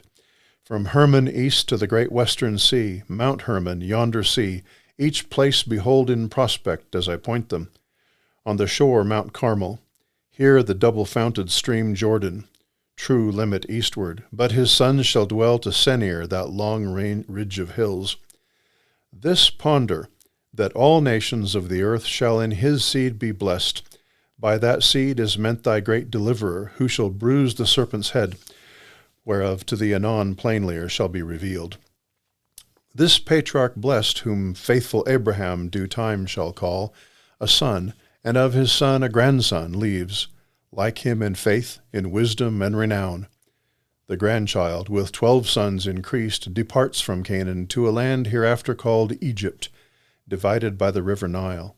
See where it flows, disgorging at 7 mouths into the sea.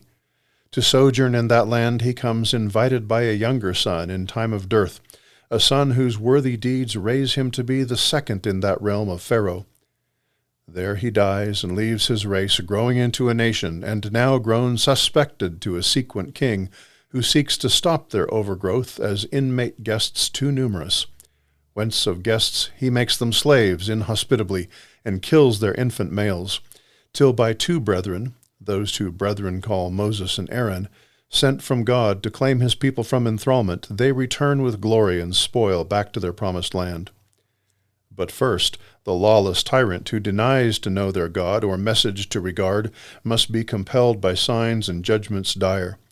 To blood unshed the rivers must be turned. Frogs, lice, and flies must all his palace fill with loathed intrusion, and fill all the land. His cattle must of rot and murrain die. Botches and blains must all his flesh emboss, and all his people. Thunder mixed with hail, hail mixed with fire must rend the Egyptian sky and wheel on the earth, devouring where it rolls. What it devours not, herb or fruit or grain, a darksome cloud of locusts swarming down must eat, and on the ground leave nothing green. Darkness must overshadow all his bounds, palpable darkness, and blot out 3 days, last with 1 midnight stroke all the firstborn of Egypt must die. Then thus with 10 wounds the river dragon tamed at length submits to let his sojourners depart, and oft humbles his stubborn heart, but still as ice, more hardened after thaw, till in his rage pursuing whom he late dismissed, the sea swallows him with his host, but lets pass as on dry land between 2 crystal walls, awed by the rod of Moses so to stand divided till his rescued gain their shore. Such wondrous power God to his saint will lend, though present in his angel, who shall go before them in a cloud and pillar of fire. By day a cloud, by night a pillar of fire, to guide them in their journey, and remove behind them, while the obdurate king pursues. All night he will pursue, but his approach darkness defends between till morning watch. Then through the fiery pillar and the cloud, God looking forth will trouble all his host and craze their chariot wheels, when by command Moses once more his potent rod extends over the sea. The sea his rod obeys. On their embattled ranks the waves return and overwhelm their war.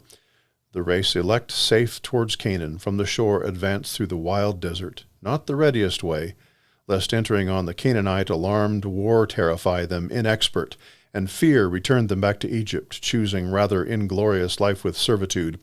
For life to noble and ignoble is more sweet, untrained in arms, where rashness leads not on.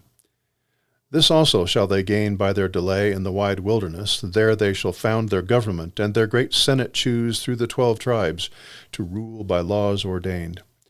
God from the mount of Sinai, whose grey top shall tremble, he descending, will himself in thunder, lightning, and loud trumpet sound ordain them laws, parts such as appertain to civil justice, part religious rites of sacrifice, informing them by types and shadows of that destined seed to bruise the serpent, by what means he shall achieve mankind's deliverance. But the voice of God to mortal ear is dreadful. They beseech that Moses might report to them his will, and terror cease. He grants what they besought, instructed that to God is no access without mediator, whose high office now Moses in figure bears, to introduce one greater, of whose day he shall foretell, and all the prophets in their age the times of great Messiah shall sing. Thus laws and rights established, such delight hath God in men obedient to his will, that he vouchsafes among them to set up his tabernacle, the Holy One with mortal men to dwell. By his prescript a sanctuary is framed of cedar, overlaid with gold, therein an ark, and in the ark his testimony, the records of his covenant. Over these a mercy seat of gold between the wings of 2 bright cherubim. Before him burn 7 lamps as in a zodiac representing the heavenly fires. Over the tent a cloud shall rest by day, a fiery gleam by night, save when they journey. And at length they come, conducted by his angel, to the land promised to Abraham and his seed. The rest were long to tell, how many battles fought, how many kings destroyed and kingdoms won, or how the sun shall in mid-heaven stand still a day entire, and night's due course adjourn, man's voice commanding. Sun in Gibeon stand, and thou moon in the vale of Ajalon, till Israel overcome. So called the third from Abraham, son of Isaac, and from him his whole descent, who thus shall Canaan win. Here Adam interposed, O sent from heaven, enlightener of my darkness, gracious things thou hast revealed, those chiefly which concern just Abraham and his seed. Now first I find mine eyes true opening, and my heart much eased, erewhile perplexed with thoughts what would become of me and all mankind. But now I see his day, in whom all nations shall be blessed, favor unmerited by me, who sought forbidden knowledge by forbidden means. This yet I apprehend not, why to those among whom God will deign to dwell on earth so many and so various laws are given. So many laws argue so many sins among them. How can God with such reside? To whom thus Michael, Doubt not but that sin will reign among them as of thee begot, and therefore was law given them to evince their natural pravity by stirring up sin against law to fight, that when they see law can discover sin but not remove, save by those shadowy expiations weak, the blood of bulls and goats, they may conclude some blood more precious must be paid for man, just for unjust, that in such righteousness to them by faith imputed they may find justification towards God and peace of conscience, which the law by ceremonies cannot appease, nor man the moral part perform, and not performing cannot live. So law appears imperfect, and but given with purpose to resign them in full time up to a better covenant, disciplined from shadowy types to truth, from flesh to spirit, from imposition of strict laws to free acceptance of large grace, from servile fear to filial, works of law to works of faith. And therefore shall not Moses, though of God highly beloved, being but the minister of law, his people into Canaan lead, but Joshua, whom the Gentiles Jesus call, his name and office bearing, who shall quell the adversary serpent and bring back through the world's wilderness long-wandered man safe to eternal paradise of rest. Meanwhile they in their earthly Canaan placed long time shall dwell and prosper, but when sins national interrupt their public peace, provoking God to raise them enemies, from whom as oft he saves them penitent by judges first, then under kings, of whom the second, both for piety renowned and puissant deeds, a promise shall receive irrevocable, that his regal throne forever shall endure. The like shall sing all prophecy, that of the royal stock of David, so I name this king, shall rise a son, the woman's seed to thee foretold to Abraham, as in whom shall trust all nations, and to kings foretold, of kings the last, for of his reign shall be no end. But first a long succession must ensue, and his next son for wealth and wisdom famed, the clouded ark of God till then intense wandering, shall in a glorious temple enshrine. Such follow him as shall be registered part good, part bad, of bad the longer scroll, whose foul idolatries and other faults heaped to the popular sum will so incense God as to leave them and expose their land, their city, his temple, and his holy ark with all his sacred things, a scorn and prey to that proud city, whose high walls thou sawest left in confusion, Babylon thence called. There in captivity he lets them dwell the space of 70 years, then brings them back, remembering mercy, and his covenant sworn to David, stablished as the days of heaven.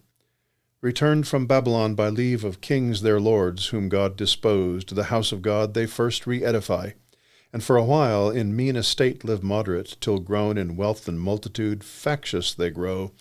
But first among the priests dissension springs, men who attend the altar, and should most endeavor peace. Their strife pollution brings upon the temple itself. At last they seize the scepter and regard not David's sons, then lose it to a stranger. that the true anointed King Messiah might be born bard of his right. Yet at his birth a star unseen before in heaven proclaims him come, and guides the eastern sages, who inquire his place, to offer incense, myrrh, and gold. His place of birth a solemn angel tells to simple shepherds, keeping watch by night. They gladly thither haste, and by a choir of squadroned angels hear his carol sung. A virgin is his mother, but his sire the power of the Most High. He shall ascend to the throne hereditary, and bound his reign with earth's wide bounds, his glory with the heavens. He ceased, discerning Adam with such joy surcharged, as had like grief been dewed in tears, without the vent of words. With these he breathed, O prophet of glad tidings, finisher of utmost hope, now clear I understand what oft my steadiest thoughts have searched in vain, why our great expectation should be called the seed of woman. Virgin Mother, hail, high in the love of heaven, yet from my loins thou shalt proceed, and from thy womb the Son of God Most High. So God with man unites. Needs must the serpent now his capital bruise expect with mortal pain. Say where and when their fight, what stroke shall bruise the victor's heel? To whom thus Michael, dream not of their fight as of a duel, or the local wounds of head or heel. Not therefore joins the Son manhood to Godhead, with more strength to foil thy enemy, nor so is overcome Satan, whose fall from heaven, a deadlier bruise, disabled not to give thee thy death's wound.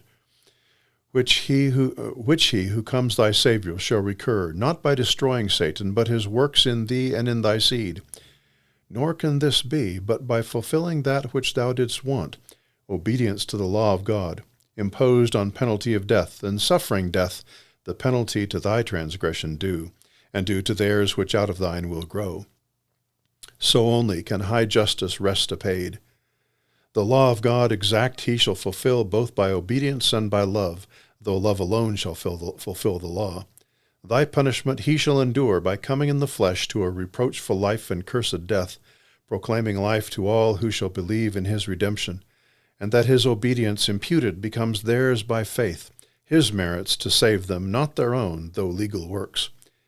For this he shall live hated, be blasphemed, seized on by force, judged into death, condemned of shameful and accursed, nailed to the cross by his own nation, slain for bringing life. But to the cross he nails thy enemies, the law that is against thee, and the sins of all mankind, with him there crucified, never to hurt them more who rightly trust in this his satisfaction. So he dies, but soon revives. Death over him no power shall long usurp. Ere the third dawning light return, the stars of morn shall see him rise out of his grave, fresh as the dawning light. Thy ransom paid, which man from death redeems, his death for man, as many as offered life neglect not, and the benefit embrace by faith, not void of works. This godlike act annuls thy doom, the death which thou shouldst have died, in sin forever lost from life. This act shall bruise the head of Satan, crush his strength, defeating sin and death, his two main arms, and fix far deeper in his head their stings than temporal death shall bruise the victor's heel. Or theirs whom he redeems, a death like sleep, a gentle wafting to immortal life. Nor after resurrection shall he stay longer on earth than certain times to appear to his disciples, men who in his life still followed him. To them shall leave in charge to teach all nations what of him they learned, and his salvation, them who shall believe, baptizing in the profluent stream, the sign of washing them from guilt of sin to life pure, and in mind prepared, if so befall, for death like that which the Redeemer died. All nations they shall teach, for from that day not only to the sons of Abraham's loins salvation shall be preached, but to the sons of Abraham's faith wherever through the world. So in his seed all nations shall be blessed. Then to the heaven of heavens he shall ascend with victory, triumphing through the air over his foes and thine. There shall surprise the serpent, prince of air, and drag in chains through all his realm, and there confounded leave. Then enter into glory, and resume his seat at God's right hand, exalted high above all names in heaven. And thence shall come, when this world's dissolution shall be ripe, with glory and power to judge both quick and dead, to judge the unfaithful dead, but to reward his faithful, and receive them into bliss, whether in heaven or earth, for then the earth shall all be paradise, far happier place than this of Eden, and far happier days.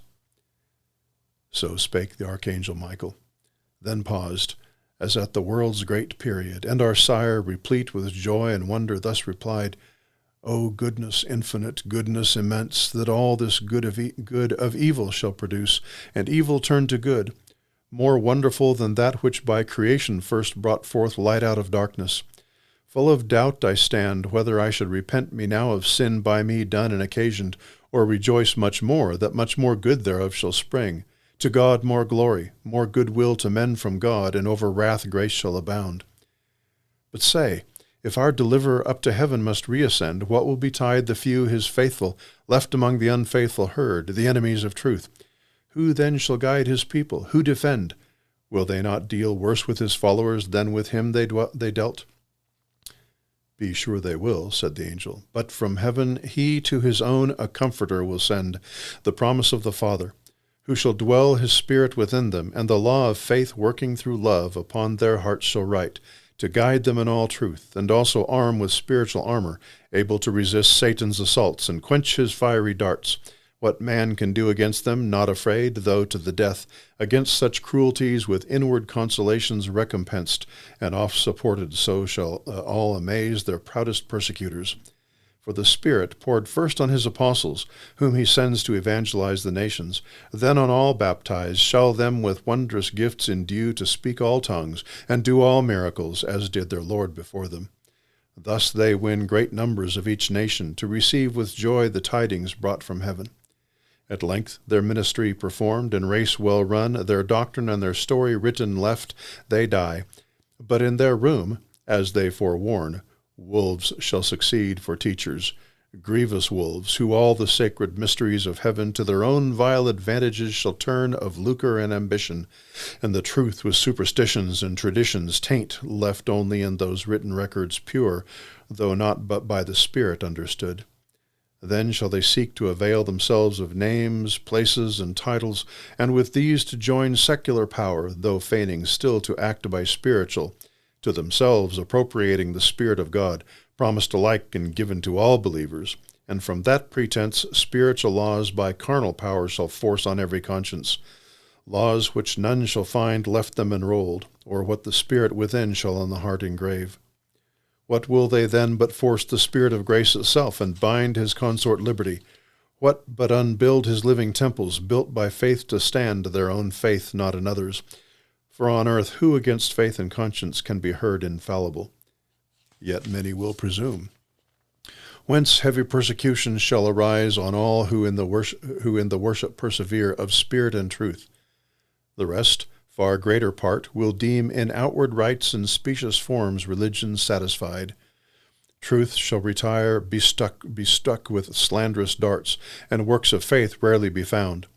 So shall the world go on, to good malignant, to bad men benign, under her own weight groaning, till the day appear of respiration to the just, and vengeance to the wicked, at return of him so lately promised to thy aid, the woman's seed, obscurely then foretold. Now amplier known thy Saviour and thy Lord, last in the clouds from heaven to be revealed in glory of the Father, to dissolve Satan with his perverted world, then raise from the conflagrant mass purged and refined new heavens, new earth, ages of endless date founded in righteousness and peace and love, to bring forth fruits, joy, and eternal bliss. He ended, and thus Adam last replied, How soon hath thy prediction, seer blessed, measured this transient world, the race of time, till time stand fixed. Beyond is all abyss, eternity, whose end no eye can reach. Greatly instructed I shall hence depart, greatly in peace of thought, and have my fill of knowledge, what this vessel can contain, beyond which was my folly to aspire. Henceforth I learn that to obey is best, and love with fear the only God, to walk as in his presence, ever to observe his providence, and on him sole depend, merciful over all his works, with good still overcoming evil, and by small accomplishing great things, by things deemed weak subverting worldly strong, and worldly wise by simply meek. That suffering for truth's sake is fortitude to highest victory, and to the faithful death the gate of life. Taught this by his example, whom I now acknowledge my Redeemer, ever blessed. To whom thus also the angel last replied, This having learnt, thou hast attained the sum of wisdom. Hope no higher, though all the stars thou knowest by name, and all the ethereal powers, all secrets of the deep, all nature's works or works of God in heaven, air, earth, or sea, and all the riches of this world enjoyedst, and all the rule one empire. Only add deeds to thy knowledge answerable. Add faith, add virtue, patience, temperance, add love, by name to come called charity, the soul of all the rest. Then wilt thou not be loath to leave this paradise, but shall possess a paradise within thee, happier far. Let us descend now, therefore, from this top of speculation, for the hour precise exacts our parting hence, and see the guards by me encamped on yonder hill. Expect their motion, at whose front a flaming sword, in signal of remove, waves fiercely round. We may no longer stay. Go, waken Eve. Her also I with gentle dreams have calmed, portending good, and all her spirits composed to meek submission. Thou at season fit, let her with thee partake what thou hast heard, chiefly what may concern her faith to know, the great deliverance by her seed to come, for by the woman's seed, on all mankind, that she may live, which will be many days, both in one faith, unanimous though sad, with cause for evils past, yet much more cheered with meditation on the happy end. He ended, and they both descended, Adam to the bower where Eve lay sleeping ran before, but found her waked, and thus with words not sad she him received. Whence thou return'st, and whither went'st, I know, for God is also in sleep, and dreams advise, with which he hath sent propitious some great good presaging, since with sorrow and heart's distress wearied I fell asleep. But now lead on. In me is no delay. With thee to go is to stay here. Without thee here to stay is to go hence unwilling. Thou to me art all things under heaven, all places thou, who for my wilful crime art banished hence. This further consolation yet secure I carry hence, though all by me is lost, such favor I unworthy am vouchsafed, by me the promised seed shall all restore. So spake our mother Eve, and Adam heard well pleased, but answered not, for now too nigh the archangel stood, and from the other hill to their fixed station all in bright array the cherubim descended. On the ground gliding Meteorus, as evening mist risen from a river o'er the marish glides, and gathers ground fast at the laborer's heel homeward returning. High in front advanced the brandished sword of God, before them blazed fierce as a comet, which with torrid heat and vapor as the Libyan air adust began to parch that temperate climate. Whereat in either hand the hastening angel caught our lingering parents, and to the eastern gate led them direct, and down the cliff as fast to the subjected plain, then disappeared. They, looking back, all the eastern side beheld of paradise, so late their happy seat, waved over by that flaming brand, the gate with dreadful faces thronged and fiery arms. Some natural tears they dropped, but wiped them soon. The world was all before them, where to choose their place of rest, and Providence their guide. They, hand in hand, with wandering steps and slow, through Eden took their solitary way. The end. Thank you for listening.